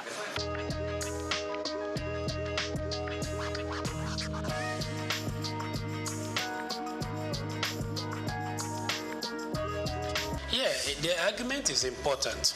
It's very, very important. But when you look at it, fix the small business, it will encourage more small business. And also, even the 50 million turnover is not a small thing for business, though it is still small relatively to the economic activity. But it is a plus, right? And again, for business that their activity are more than 50 million, then it's good that they should pay tax and contribute little as company income tax back to the economy. Now, if their taxes are used judiciously, they need to bring more infrastructure to the economy. Then there will be development in the country. Then we'll also be able to look at the advanced country. We envy them, we look at them that there are infrastructures in places, then these things are not cheap. They are not cheap. So, but the main focus for now is that is in a positive trend. It's a positive trend. I encourage that the bill should be passed and the implementation then should be followed so that it will bring a positive effect to the economic generally and the business will thrive going forward.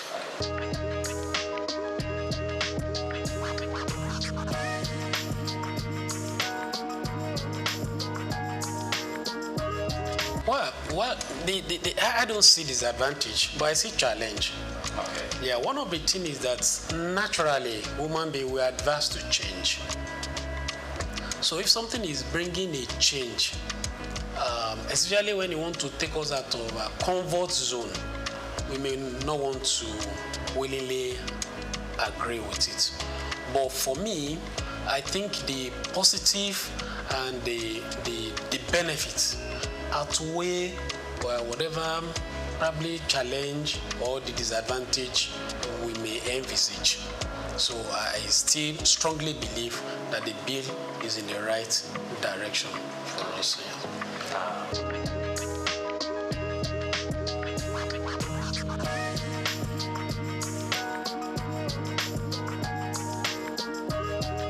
Okay, I think from the angle of the value-added tax, what I would like to say in that area is that it will help the lower-income earners, because, like I mentioned earlier, that there's some products that's going to be zero rated, which means that there is not going to be tax VAT on them.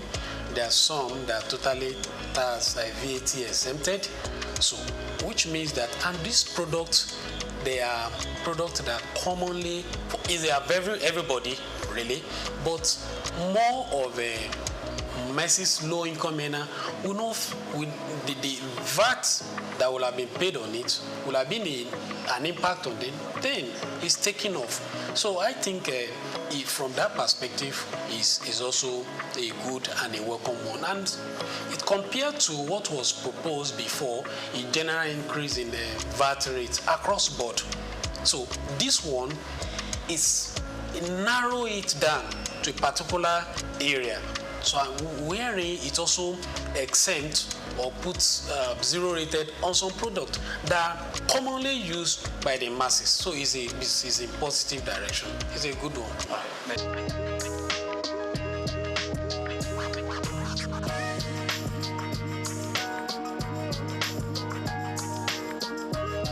Yeah, okay. One, from the tax perspective, one of the very good things about this bill is that it allows that you claim input VAT. VAT is what you sell, what you buy. So the net effect of it is what you remit. Then this bill also helps to claim some expenses which currently is not in operation. So it's a positive one. Then again, you mentioned the increase in the VAT going forward.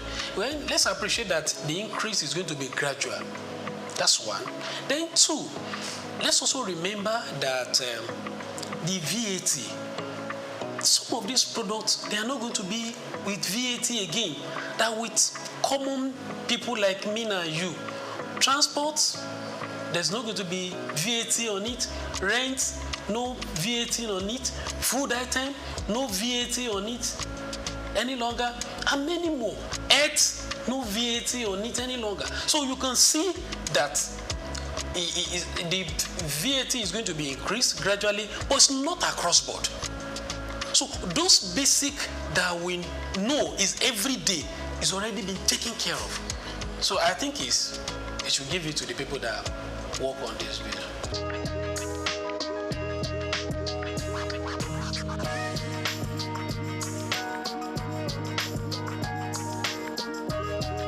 Okay, thank you so much for that angle and the question. I want to say that Federal Inland Revenue Services, they are really trying.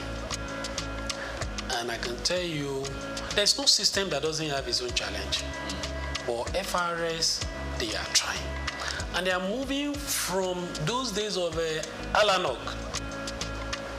Now we have tax promise. You can do your filing right from the comfort of your office. You don't need to visit their office except there is a challenge. Right? So they are doing well, but they are not yet at the best. So, and there is room for improvement. They are already deploying technology. So what they need to do is to scale up and up to the task. But currently, they are doing well. So they just need to improve.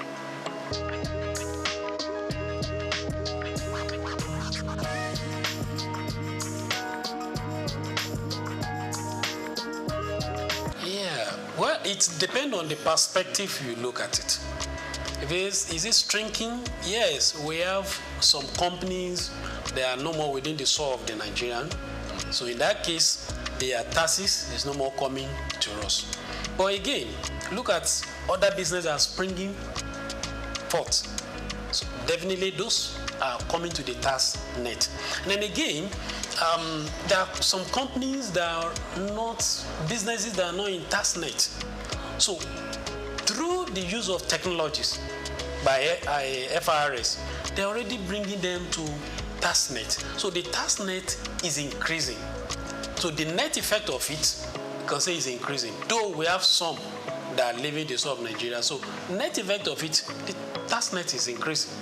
Because we have people that businesses that are coming to Nigeria, and we have people that are businesses that are already in Nigeria, but they are not in tax net, but they are already bringing them to tax net. So it's like they are looking at perspective of increasing the threshold from 25 million to 50 million, as the case may be.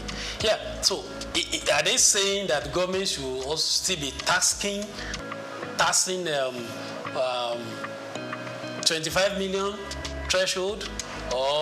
So we should applaud the bill that give opportunity for businesses that their threshold is less than 50 million, as the case may be. So, but from that angle, if you are looking at it that the business is shrinking, I don't see from that angle.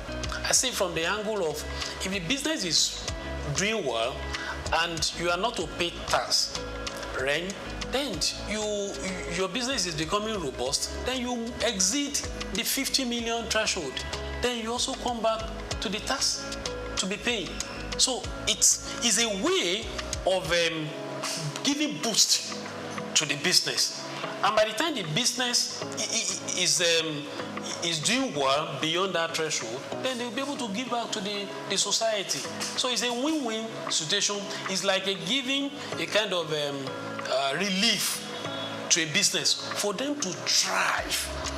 And when they become better, doing well, then it's an encouragement to business, which they will also come to the net after that. So it's a good one.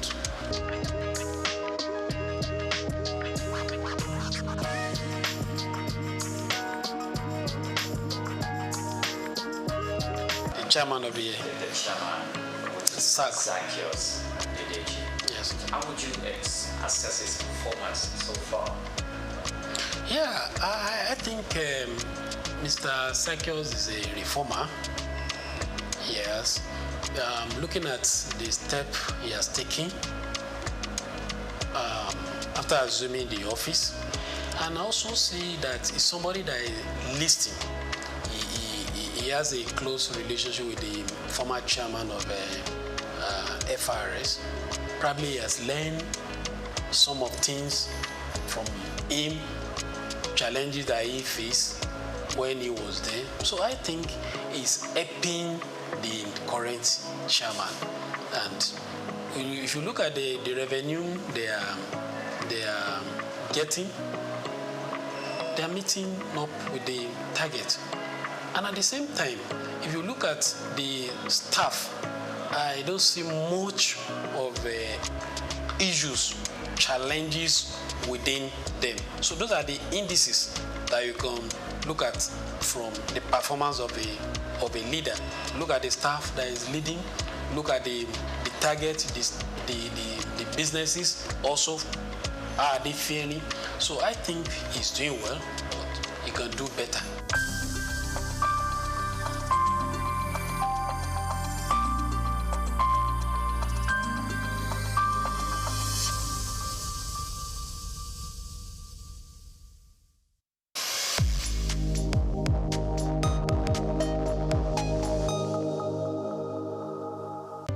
Welcome to the Africa Development Studies Center, ADSC. ADSC is an organization focused on training and research to advance sustainable development and growth in Africa. We exist to facilitate customized training, research, and study exchanges worldwide on leadership, management, and critical development issues. The center offers a platform for the exchange of ideas and best practices. Our comprehensive services encompass research, consultancy, capacity building, training, and education programs, as well as publishing and disseminating development-related knowledge. Our faculty consists of experts and researchers with extensive experience in policy formulation, implementation techniques, and monitoring and evaluation. Our methodology involves talks, individual and group exercises, games, video screenings, and discussion seminar sessions in a cozy atmosphere, making learning enjoyable for our participants. For more information, email us at info@adstudycenter.com or call +234 912 039 2362. Visit our website at www.adstudycenter.com to learn more about our programs and upcoming events. Africa Development Studies Center, rethinking development for Africa.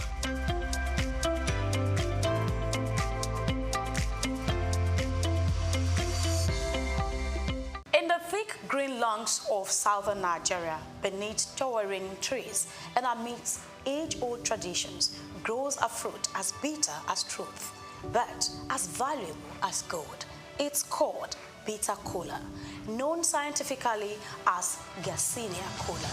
This small brown nut hides layers of history, health, and hidden wealth. To the untrained eyes, it's just a bitter snack chewed by elders or hawked in traffic.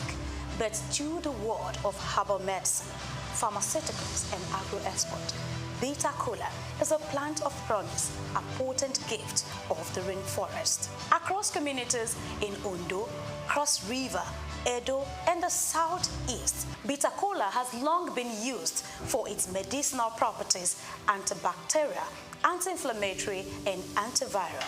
In traditional medicine, it's a cure for cough, a guardian of the liver, a friend of fertility. But beyond tradition, global demand is rising. Researchers abroad are exploring its use in managing glaucoma, boosting immunity, and even fighting viruses.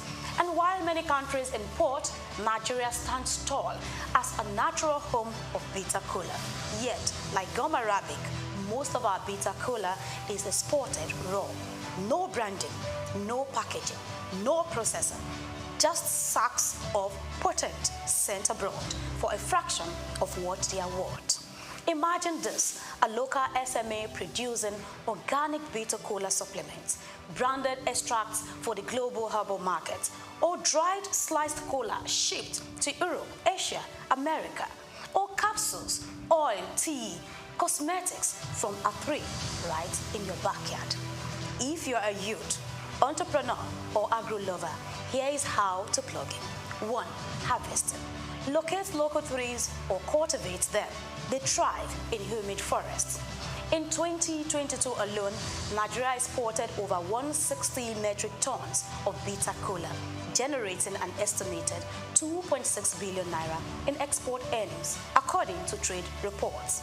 But experts believe this is just scratching the surface. For small players, even processing 10 kg into powder or capsules can fetch a tidy margin, selling at 10,000 naira to 15,000 naira per kilo, locally as organic herb supplements. Now we go to 2, drying and preservation. Proper storage is key for export quality. At the local level, 1 sack of properly dried bitter kola, about 50 kg, can sell for 100,000 to 120,000 naira, depending on quality and market. Value addition. When grinded into powder, guided by professional knowledge, it could be infused into oil or capsule for supplements. Now we go to marketing and export. Target diaspora communities, herbal industries, and wellness markets. Exporters in Lagos or Port Harcourt resell the same quantity internationally for $600 to $800 per sack, especially in markets like the US, UK, and China. research and innovation. That's another clue. Collaborate with local labs to explore new uses. Larger-scale processors targeting international wellness markets with branded products can make millions monthly, especially with a consistent supply, packaging, and certifications like NAFDAC or FDA approval. Of course, there are challenges such as deforestation, lack of processing equipment, low awareness, and inconsistent market structures. But where there is a Beta Cola 3, there is opportunity waiting to be unlocked.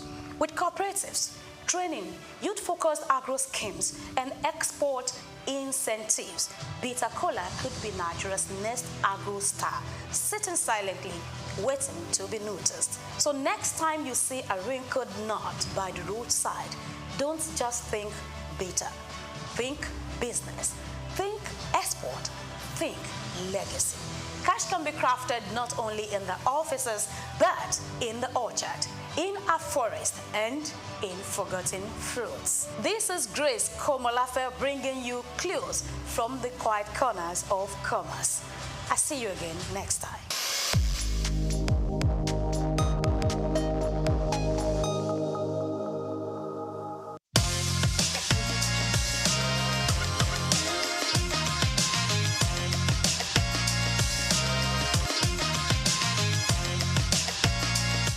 My name is John Olontobi, and welcome to SOUQ TV. We are here at the Africa Credit Expo 2025, and I'm here with Ehime Ube, Head of Marketing at OxygenX. All right, thank you very much. What do you guys do actually? We are a financial solutions company. We focus on making impact with finance, credit solutions, both lending and investments. So we offer high impact loans and flexible investment opportunities to help Africans grow their wealth. All right, that's quite interesting. With my experience with regards to credit, I understand that Nigerians still have a bit of loopholes on how to, manage credit, access credit, and all of that. What are you guys doing to, capture that gap, basically? Yeah, we noticed the loopholes as well. What sets us apart from other lenders is that we offer people the highest credit offers that they can get, regardless of whether this is their first time trying to get a loan with OxygenX. So other lenders will give you a starter loan to test you out, but we believe in trusting our customers with the best credit offer right from the first time they try us. And we've refined our decision process and our collections process to make sure that we're able to do this sustainably. All right, well, that's interesting because, you talked about first-time lenders and all of that. Now, that's big on data. Data is a big problem in Nigeria. We're trying to see how we can merge or harmonize our data, NI, and all of that. So how are you going to go about this so you don't become chasers of this, issues here? So, a huge support for us is credit registry. That's why we're supporting Africa Credit Expo as well, because their smart score has been really crucial for us to be able to make these credit decisions safely and responsibly, so that we find ourselves not having to chase people for their loans. Our NPLs, which is non-performing loans, is significantly lower when you look at across the industry, especially finance companies like us. So we are very grateful to companies like Credit Registry for doing the work to make sure that we're able to score people and make good decisions in offering people credit. All right, that's good. And then my final question in regards to the conference we're having today. If there's one thing you are looking forward to picking out from this conference, what would that be? I want to learn more about what's coming next, especially around the smart score from Credit Registry. I want to see the innovations that they're doing, because that feeds directly into our business. I'm also curious about the panel session around side hustlers and gig workers, because that is a space that has not really been explored for credit companies. Those people are usually left behind when you look at traditional lenders. They're not able to access credit. So I want to see what's coming next in that space. That's fine. And then before I let you go, what would you like to say to people, Nigerians that are looking forward to this innovation? Because Nigerians are naturally not ready to borrow. We like to pay our stuff outrightly. And this is something comes from an experience, having to travel abroad to UK and all of that. I just want to pay for my stuff. I don't want anybody chasing me and telling me I have to pay within 12 months, 24 months. So what would you like to say to them to encourage Nigerians basically? I would like to say, first of all, with the changes in our economy, with the way inflation is going, credit is becoming more of a necessity than an option. And it's very important to be very responsible with credit.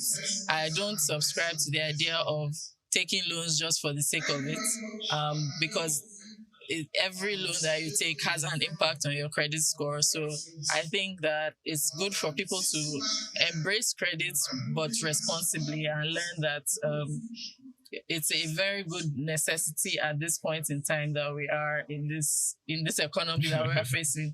It's not possible for everybody to buy things outright anymore. Thank you very much. Thank you very much. And please do subscribe to SOUQ TV on YouTube. And you can follow us as well on our radio, the IL 95.9 FM. Thank you very much. Thank you. It was nice to meet you. Thank you very much. I'm here with Francis Silva. What brand do you, what company do you represent? I work with GSC Motors. Okay, do you hold any positions, basically? Sorry? What positions do you hold at GSC Motors? I'm a sales manager at GSC Motors. Amazing, because I have a lot of sales questions, basically, here. Yeah. So, credit system in Nigeria has been one of our major concerns in the financial sector. Everyone is trying to see how we can cushion inflation with, paying bit by bit. But a lot of Nigerians are yet to key into this system. What do you have to say about that? It works abroad, and in Nigeria, I think we're used to what we're used to. So we don't like trying new things in Nigeria, right? So if we have a good system where the credit system will actually work, I believe Nigerians gradually will fall in place. Okay. And what, as a company, GSC, I know you guys have amazing cars. Actually, I see them on the road every now and then. So you've come into the system, especially in Lagos, where I stay. I see a lot of GSC Motors. And what are you doing to help cushion the awareness for credit facilities? Yeah, exactly. So GSC has been in Nigeria for the past 11 years. We're like the leading company in terms of Chinese cars in Nigeria right now. We have financing partners, we have companies, we have banks that finance cars for individuals, for corporates. So I think we're doing really great. We encourage people that cannot actually afford to buy a car outright to work with some of our financial partners. We have banks, a lot of banks. So when people need credit facilities, they come to us. We give them partners and then give them good rates as well too. Okay, and then credit system actually works relatively with data. Yes. How strong is your how strong is your data system to be able to do some certain background checks on people? Because I can walk into GSC Motors and say I want to get is it just NIN and all of that, but what are the steps basically? So that is why we understand that perfectly. That's why we do not finance ourselves. Okay. We have financing partners. All right. So that is the job of the banks and credit facilitators to do their homework. Mm-hmm. We just connect our clients to good facilitators or facilities, where they can get credit. Okay. How is the brand building trust with customers who may be new to structured credit systems? We, again, as I said, we have partners. So that's a question for our partners to answer, basically. Okay. But for us, we have our clients, we pride ourselves in giving top-notch customer service to our clients. So regardless if you're going through a financial partner or a credit facilitator, we make sure that you get the best service possible, even from them. So we follow up with the banks, follow up with the facilities, and make sure that you get the best possible from them. In terms of KYC, that is all on them. We are just service providers. Okay, all right. So, and then coming back to the conference, the Africa Credit Expo 2005, what exactly is that we are here to learn? There's one thing you're looking forward to gaining from here to take back to GSC Motors to help structure out your credit system. What would that be? Honestly, it would be to encourage people more. We understand that in Nigeria right now, things are hard, right? So people need as much credit facilities as possible. So for us, it's to be able to get a bit more knowledge on credit facilities and all of that. Meet partners, more partners as well, so they can also partner with us to finance cars for our clients. we want GSC to be all over Nigeria. We want every Nigerian to own a GSC. Because GSC is one of the best. Sure. Just so we're clear. All right. Yes. No problem, sir. So we're here hoping to get as many people as possible to, to come to us. We link them up with financial partners, and then we get them driving the GSC as soon as possible. Oh, that's good. I'm talking about awareness. This is where SOUQ TV comes in. I would want you to, of course, follow us on YouTube and as well dial into our radio station, ILFM 95.9. Okay. And then you can always work with us as well. So it was nice meeting you actually. Yes, well, I will do myself a big injustice if I don't talk about our cars. Okay. Okay, good. Sure. So we have a lot of cars available. We have from the GN8, which is a very luxurious car. Okay. You see the one Davido drives? Yeah, the boss. The big one. Yes, that's GSC. So Davido is one of our ambassadors. Oh, cool. Yes, and then we're currently sponsoring the Davido 5 concert all over Nigeria. All right. We just left Ibadan last week. Yes. We're going to Abuja on the 14th or so. On the 14th, and in Lagos on the 25th. We're shutting down everywhere. Okay. So we also have the GS8, the GS3, the GS4. And we have electric vehicles as well too. We have the Aeon-Y, which is outside there. I'm sure we'll see photos of them later. We have the Aeon-Y, right, which is just there. It's fully electric. On a full charge, it takes you 430 kilometers. We also install a charger in your house. You have different types of chargers. So people's concern basically is the charging facilities in Nigeria and power. We have you covered. We have facilities everywhere in Lagos and outside Lagos. I also have a charging center right there in your house. So please look up our electric vehicles, look up our ICE vehicles, that's the internal combustion engine vehicles, because GSC is here to serve you and we are the best. All right. Nice one. Nice meeting you. GSC Motors. Thank you very much. Here with Mr. Chinedu. Yeah, good morning. Yes. So I got information that you are from Asha Microfinance Bank. Yes. What exactly do you guys do generally? Oh, okay. Asha Microfinance Bank is a women-centric microfinance bank. So we give out credit facilities to women-owned businesses across the country. Presently, we'll have over 269 branches across Nigeria. And obviously, we are not only in Nigeria, we have Asha, Uganda, Asha, Kenya, and the likes. Oh, that's amazing. That means this conference is more tilted towards what you do, basically. Definitely. All right, amazing. So, looking at the Nigerian system, we understand how Nigerians are when it comes to credit. We still don't understand what benefits we get basically around credit. We just think about borrowing and then taking it out. How do you guys go about, ensuring that people have this proper awareness towards credit system? Okay, so we basically don't just give out loans. So we what we call ourselves our relationship officers goes out in the market. So we actually study your business and actually know the exact products your business needs. So for some persons, they might just need a small term loan that will just last for 1 month. Then some of them, their business needs a long-term loan. And so we actually study your business, we evaluate your business, and then prescribe a particular product for your business. So it's on the evaluation we actually get to find out if you actually need a loan or you don't need a loan, or maybe you would enroll you to our savings product or enroll you into our insurance products. And so that's it.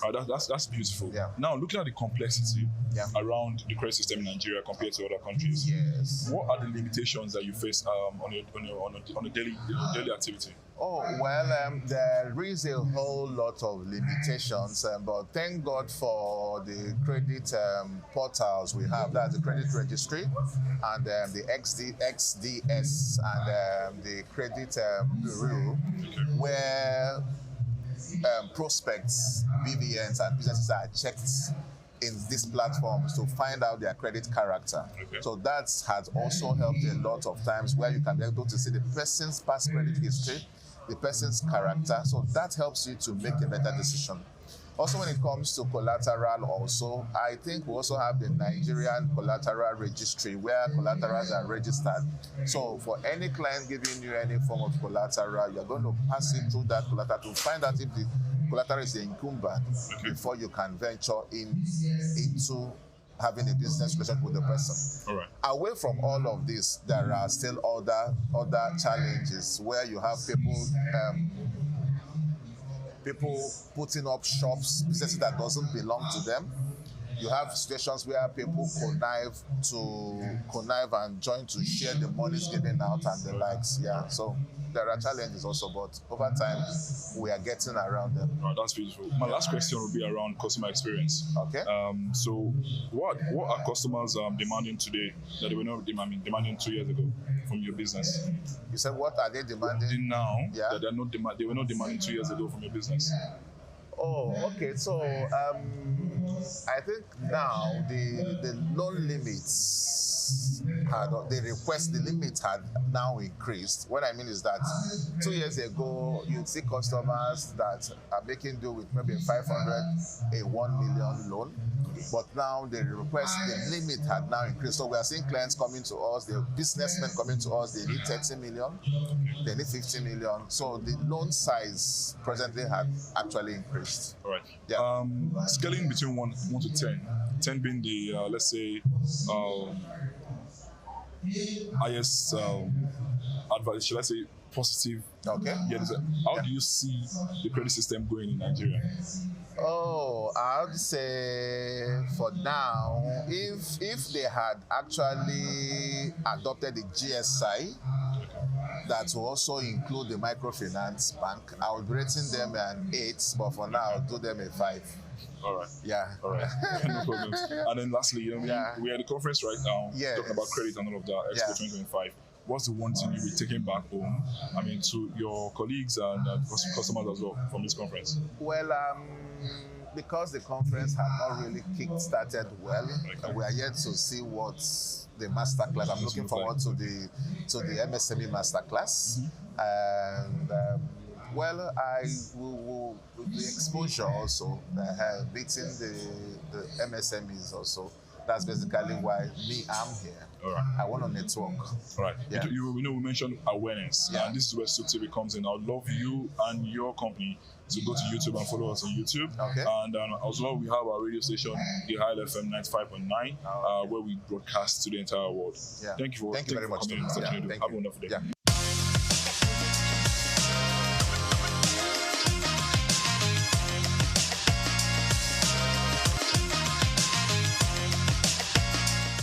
Good day to you and welcome. This is SOUQ News Television. We're all about business, economy, and development. And we are reaching you live from the Landmark Event Center, where the African Credit Expo is taking place, the largest and pioneer credit bureau.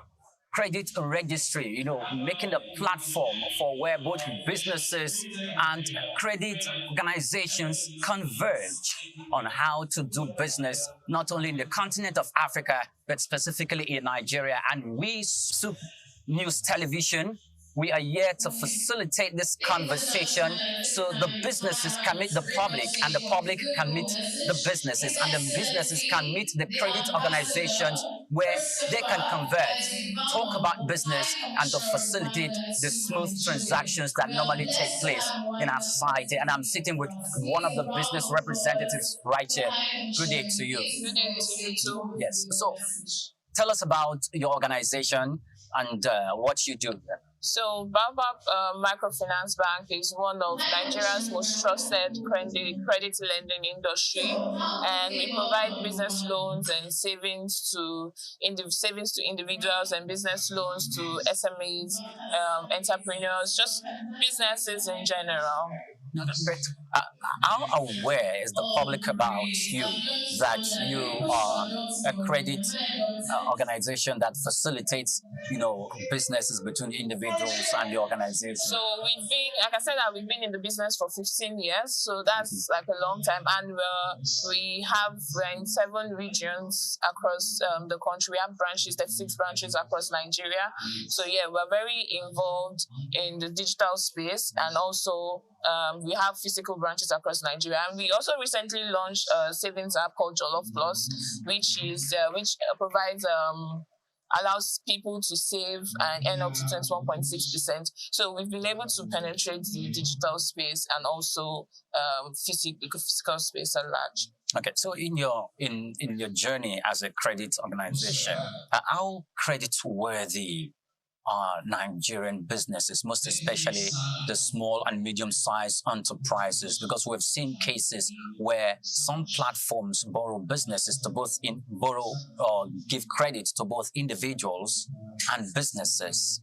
And we've seen cases where these organizations will have to come to social media when there's loan default, and they tend to run a very, very bad campaign about the organizations that are owing them, and they felt that's the right way to get back to them. Have you had any of such experiences? And if you have, how did you handle it? So we, before we give out loans to businesses, we run checks. And you have to tick all of our boxes. So there are regulatory checks that we need to go through before you can get your loan. So if you do not tick those boxes, we can't just give out loan, because that means you're not, like, your credit history is not trusted. So we do all of those checks before giving out loan. And we've not had that kind of, I don't think we've ever come across such issue where we're having to go to social media or drag people to get our loan. Okay. So now, what are those boxes that you teach? Okay, so we request for stuff like your guarantor. We check that. We check your credit history. We check your business, because you can't request viable. And if you can afford to pay back what you're requesting for. So we were not just a microfinance bank that just want to give out loan. We want to ensure that you're actually doing well with your business. And if we realize that you can't afford the loan that you're requesting for, we advise you on the amount you can get and how to use it to grow your business. So we are not just we don't just want to be your credit partner. We want to be your financial business partner. Advisor. We give advices. Okay. We provide insights on how to grow your business, how to use your loan wisely, and what you can afford to get before. So most times when we go through all of those checks and help you put things in order, it's easier for you to now pay back your loan. Great. I like the fact that your company, Baobab, like you said, you operate prominently on the digital space. And so when you're checking the credit history of businesses or individuals that are approaching your organization for credit, do you liaise with other financial institutions across the country to possibly get data from them to assess problem? Yeah, obviously, we cannot just get, if we want to check your credit history, we go in depth and relate to, so when you check credit history, I think you can see how trusted the person is and how fast they repay their loan. If you check someone's credit history, you can also know if they're good at paying back loans or if they're defaulters and all of those things. So we can't do that on our own. You have to partner with, like, checking with other financial institutions like banks. Like banks? Yeah. The credit history. There's a credit history. There's a credit history. Yeah. But that credit history, does it capture all those in the Nigerian space that goes to borrow, to get credit from financial institutions? So if you check your credit history as an individual, that you will know how viable you had to get loans. You will know if you're because there are some people that don't know their credit history. They might have probably bought something somewhere, paid for something somewhere with their card and all of those information, and they're not aware that they have, like, their credit score is low. Or situations where we have people that open bank accounts and then they leave it dormant thinking that, but the bank account is going in red, like you have like minus and stuff. Okay. So when you check your credit history, you can see such informations about an individual. So it's even advisable for individuals that are not, even if you're not looking into getting loans, like, you need to check your credit history so you understand where you are personally in the financial space. Okay. So now, tell us a little bit more about your organization and how receptive your services are to small businesses and some of the gains that you have made. the gains we've made from small businesses. That you have made, not only in promoting small businesses, like serving as their financial advisors and mentoring them to grow, some of the successes that you have recorded. Okay, so I'll use give an example of one of our customers that started. He sells spare parts and started as a very small business owner, and he used to have issues with loan companies and was very when we approached him, he wasn't very convinced because he has had issues with loan companies and the likes. But we're able to have conversations with him, we're focused on you, like, so we're here for you, not just because we want you to collect loans from us, but we want you to grow. We want to be your partner, long-term partner. So have conversations with him, taught him how to help his business grow. And we've been in the business with him for like 5 years now. And he's from a small shop to like a very big shop. So we're not into just big businesses. We do with small business owners, market people, farmers and the likes, as long as... Okay, so you have a physical presence, and your physical presence is reading Baobab. Yeah, Baobab Microfinance Bank. Microfinance Bank. Oshadari Damilola Grace, it's been nice having this conversation with you. Thank you so much. Thank you very much.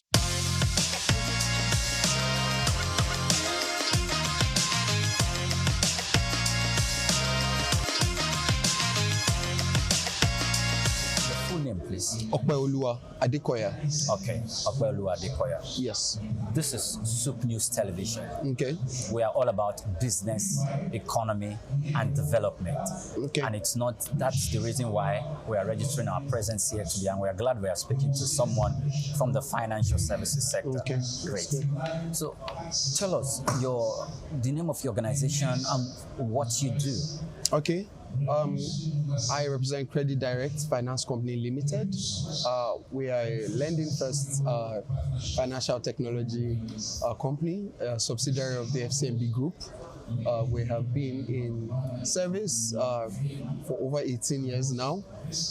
And we are, I like to say we're really good at what we do, and we'll be offering quite a huge value for over 2 million Nigerians over the past 18 years. So yeah, we offer lending. More recently, we started offering fund management and investments to to Nigerians via our mobile app. That's the Credit Direct mobile app. We also have a buy now pay later service, so think of it as embedded credits in commerce sectors, both for e-commerce and physical commerce. So we have over 1,000 merchants, including popular names like Konga, Slots, Electromart, and the likes, with which we offer buy now pay later services. Shoppers can get up to 1 million naira with our buy now pay later service and spread their payments over 6 months. And even most recently, we have something, for business owners also. It's called Credit Direct Business.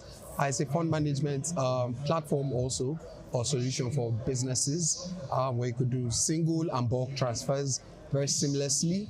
I think it's one of its kind, especially when we talk about how intuitive the bulk transfer feature works. We also offer interest, up to 22% interest for these businesses who keep the idle funds on the platform.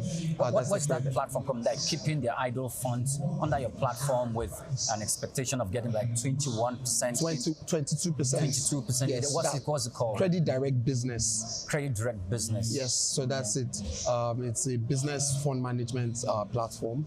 It's web-based, with which you could keep your funds, both idle and active funds. Period of time, duration. So 22% per annum, 22% interest per annum, up to 22% interest per annum.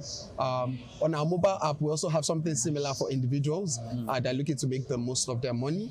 So I think of it this way: when you keep your money in a wallet account with Credit Direct on Credit Direct app, just being on the wallet account where you could make your transfers, where you could buy your data, you could recharge card, pay for your cable, your DSTV, your GoTV. But the idle funds in your wallet there gets you 10% per annum interest, just staying there. And then when you invest, you could invest with yield. Yield is our core investment product. It's embedded on the app. You can get up to 21% in interest per annum. You have fantastic products. Yes. How many people are aware of this? Oh, no. Millions of Nigerians. Like I said, we've been doing this for 18 years now. We've served well over 2 million Nigerians, and 2 million is insufficient. We have more than 200 million people in Nigeria, and if we are talking about the youth population that are adept to erecting a startup business, we are talking about more than 33 million. They are even 67% of that. So please tell us how you've been able to penetrate the market, and tell us about your experiences in the market dealing with people, with Nigerians. Okay. Yes, so I think that our growth, our successes, because I dare say that we're one of Nigeria's most profitable financial technology companies, and one of our successes, our successes have been largely attributed to our strategic partnerships with organizations, with businesses, with individuals who we also serve. Just being thoughtful about how we create value for them. Let me give you an example of Credit Direct Checkout. We've already made a name for ourselves with Sharp Loans. We are known as Sharp Loans, especially in private sector.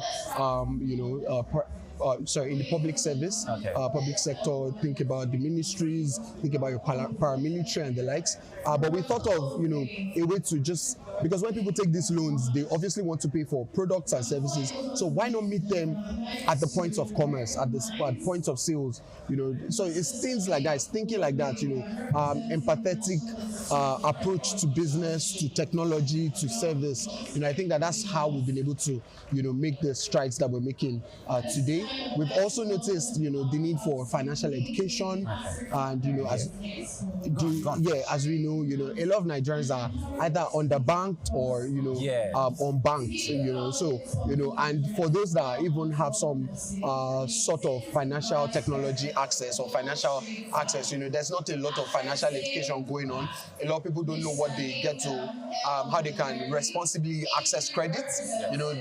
In this part of the world, we frown, culturally frown on credit, on loans and things like that. We have a perception of someone that takes a loan and things like that. But these are things that in our more advanced countries, people leverage to build wealth, to empower or increase their quality of life. So these are things that we're also working on: financial education, financial literacy, to help people invest. Yes. And lastly, I want to know: have you had encounters with loan defaulters, and how have you been able to handle that? Because that's very, very important. Absolutely. Yes, please. Just in a minute. Yes, I think that is, obviously there's no one that would work in financial technology space, especially lending, and say they don't meet defaulters. But I think there's two things that are important.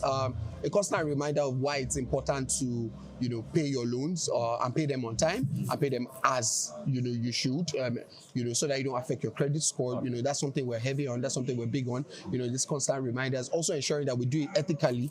We hear of stories of very interesting ways of getting funds back, but we do not go that route. We try to keep it ethical. We try to remind them that when you take a loan today, it impacts your ability to take a loan tomorrow, depending on how well, you handle your repayments and stuff like that.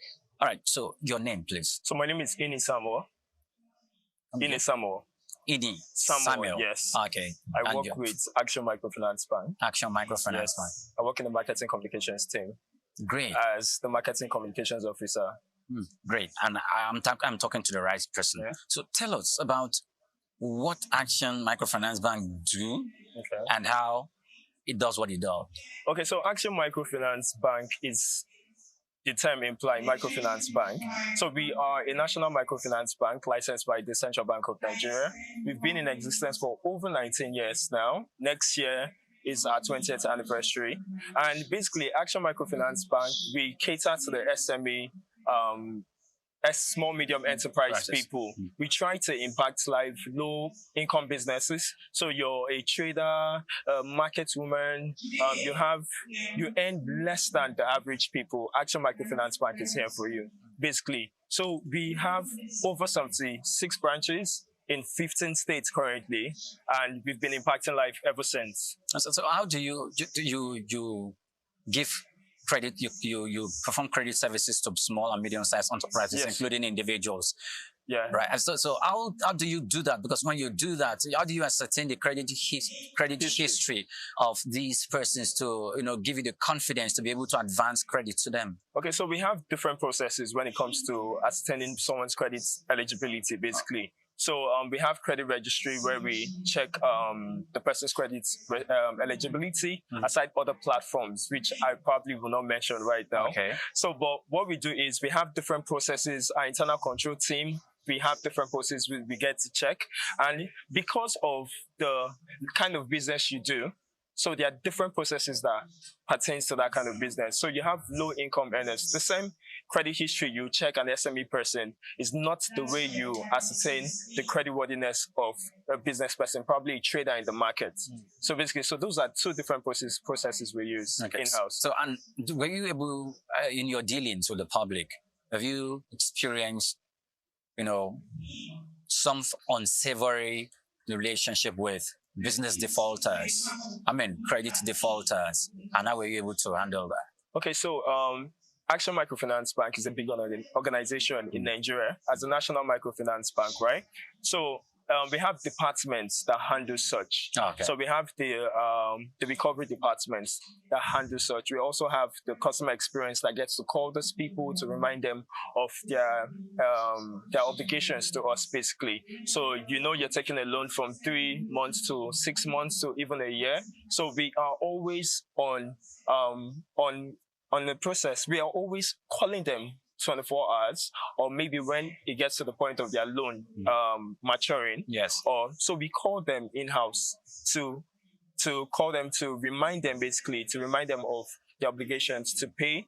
Then once we have issues where someone has default, then we have the legal and other departments that gets to take it up. Yeah, take it up. So lastly, what's your objective here today in this African Credit Expo? Okay, so our major objective, we have an expo, we have an exhibition here, which we intend to meet a lot of customers. We intend to talk to them about products, make more awareness about the Action brand, and also to be part of the events, basically to see what they have Credit Expo is all about and what they have for us in store today. Ini Samuel, it's nice speaking with you. Nice speaking with you. You're very much welcome. Thank you. So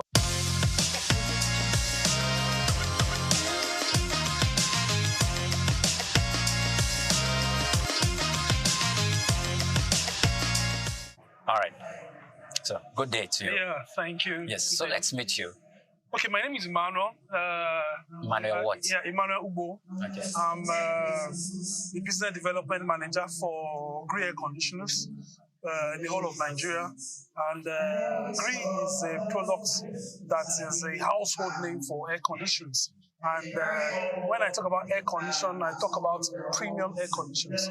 So Gree has been in the Nigerian market since 2000. And Gree was actually started as a business in the world in 1991. But Gree entered into the Nigerian market in 2000. And it's been distributed by Choice International Group, by my able chairman, Chief Dana Chen. And Gree is one of the best air conditioners. It's actually #1 global AC in the world. Okay, so this is African Credit Expo. What are you doing here? Yeah, for Africa Credit Expo, we have come to leverage on that and how we can actually make our customer to get our products at a very, very good price and affordable price, and get the services that is obtainable with the Gree products. Okay, so does that mean you're partnering with microfinance bank or other credit institutions, financial institutions on to facilitate a payment system that is convenient for both you as an organization and both for those who take interest in your product? Okay, for GRI, we have partnered with several financial institutions like Union Bank. We've partnered with Access Bank previously, but we have come here so as to take it further, so as to partner with one or two financial institutions, whereby they can actually walk into those financial institutions and get our product at a very, very reasonable price, and they have a very, very comfortable payment plan. Okay, so the payment plan is what I'm even concerned about now. So tell us the few that you're aware of about the payment plans. For the Union Bank, you have to be a banker with a Union Bank account, and you have a payment plan, about 4 or 5 payment plan. So Union Bank is buying from us directly, but for Union Bank, giving to their customers, there's a payment plan of 4 months and 6 months, whereby customers are able to actually purchase and pay gradually. Oh, great. That's fantastic. Now, lastly, how have you been doing, with your competitors? I understand your product has been in the market for a long time. So how have you been dealing with competition and staying afloat and competitive? When you talk about competitors, of course, if you don't have a competition in any sphere of life, it's more like you remain a mediocre. But for GRI products, we have good competitors, and it has helped us to improve, and it has made us to be very creative in our modern designs, in our creativities, and it has helped us even in our research and development as a product. So for GRI and competitors, we have been the best in the market, and we remain the best because our researches are very unique and creative. All right. It's nice speaking with you. You too. You're very much welcome. Thank you. You're very Okay. Good day.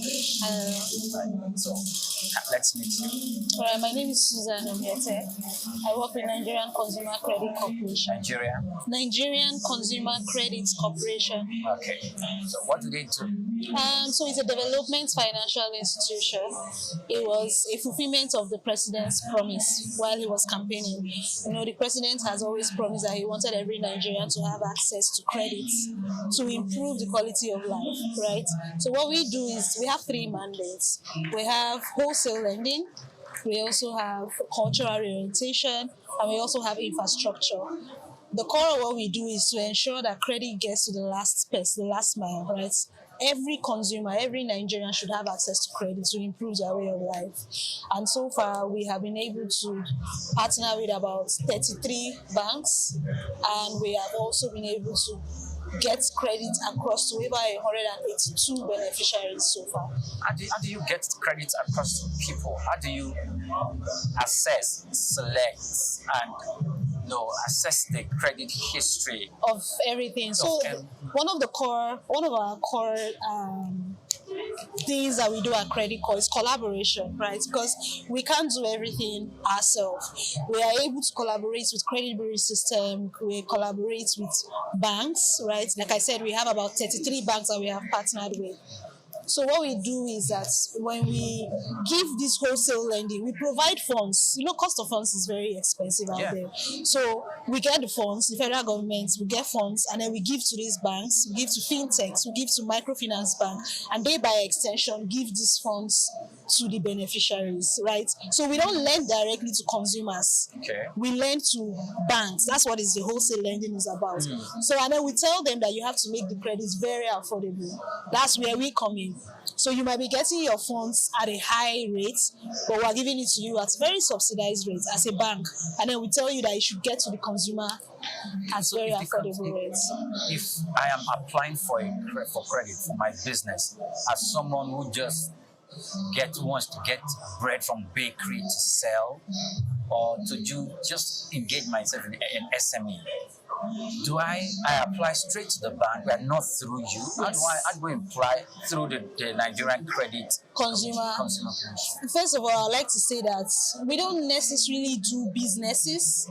We deal directly with consumers. Yes. You know, there are other government parastatals that the government has set up, like Bank of Industry and DBA and the likes. But if you want to access credit as an individual, all you need to do is check the banks that we have partnered with. We have them on our websites. If you go to this bank and you tell them, I want to access credit with credit score financing. Credit score financing. Credit score financing, which is credit score financing. Yes. Okay. Credit score financing is more affordable. Do you get? So now they know that, okay, this is what you want, so they give it to you because our rates are one of the most affordable rates out there today. Lastly, yes, I can spend the whole day talking with you because it's very, very interesting. Yeah. Lastly, do you determine how these financial institutions administer these loans? Yes. Putting it to consider, and how do you assess them to know what exactly they do, that they are actually, their services are tailored towards the expectation and right? Before we even give them the funds, we come in, we have some sort of partnership, we have like an understanding. You remember, I don't know if I'd mentioned, we have 5 focus areas, we call them 5 thematic areas rather: mobility, green financing, home improvements, and life essentials. We tell them it's also there. Whatever credit you are giving, it has to be solving this problem. You remember that we are trying to improve the life of a Nigerian. So we also assess them periodically. So we do a quarterly report on them. We check them. We get the end beneficiary list. So for everybody they give these funds to, we also have the data, and we do M&E. Our checking is very, very thorough to ensure that they are not even overcharging them. The interest rates are very affordable. We have a series. If you check our YouTube, we have Humans of Credit Core, right? If you see beneficiaries that have real-time beneficiaries that have access to credit, and they give their own testimonials on how it was easy through any of the banks. We have banks. We partner with Action. We have Stanbic. We have EcoBank. We have Wema. We have MFBs. We have FinTech. So that's how we ensure that they do the right thing. Susan, it's nice talking to you. Thank you. Here with SOUQ. Hi, what brand do you represent basically? I'm a brand manager at Fair Money Microfinance Bank. Fair Money, yeah, we've all heard about Fair Money. So what do you guys do generally? Well, if you ask people, typically they'll tell you that we're lenders, which is not wrong, but it's also incomplete. So we started out as a lender, but we have evolved into a full-fledged digital bank. So Fair Money offers everything that you can think of, from savings to loans to banking services, bill payment. That we have, well, let's say experience, because there are a lot of people that think that we also harass or we chase people. We do not do that. No, we don't. We will call you. We have a collection similar.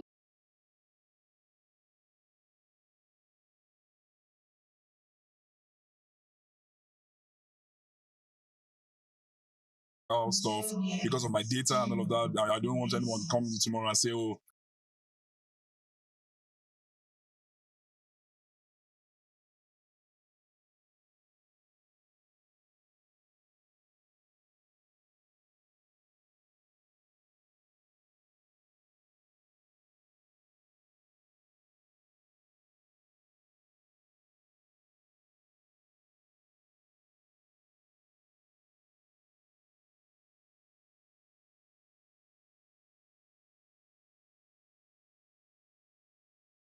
have to enter your NIN, right? And then after NIN, we take the step further by verifying, your address. And even when you are... My name is Shino Gbadegeshin. I'm the CEO of Gozi Micro Insurance.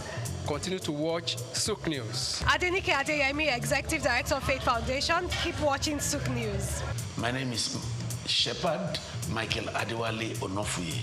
I enjoy you all to always watch SOUQ News TV. Hey everyone, Majuli Obaje here representing Gigi. Keep watching SOUQ News, okay? Stay updated with SOUQ News. My name is Aton Kene.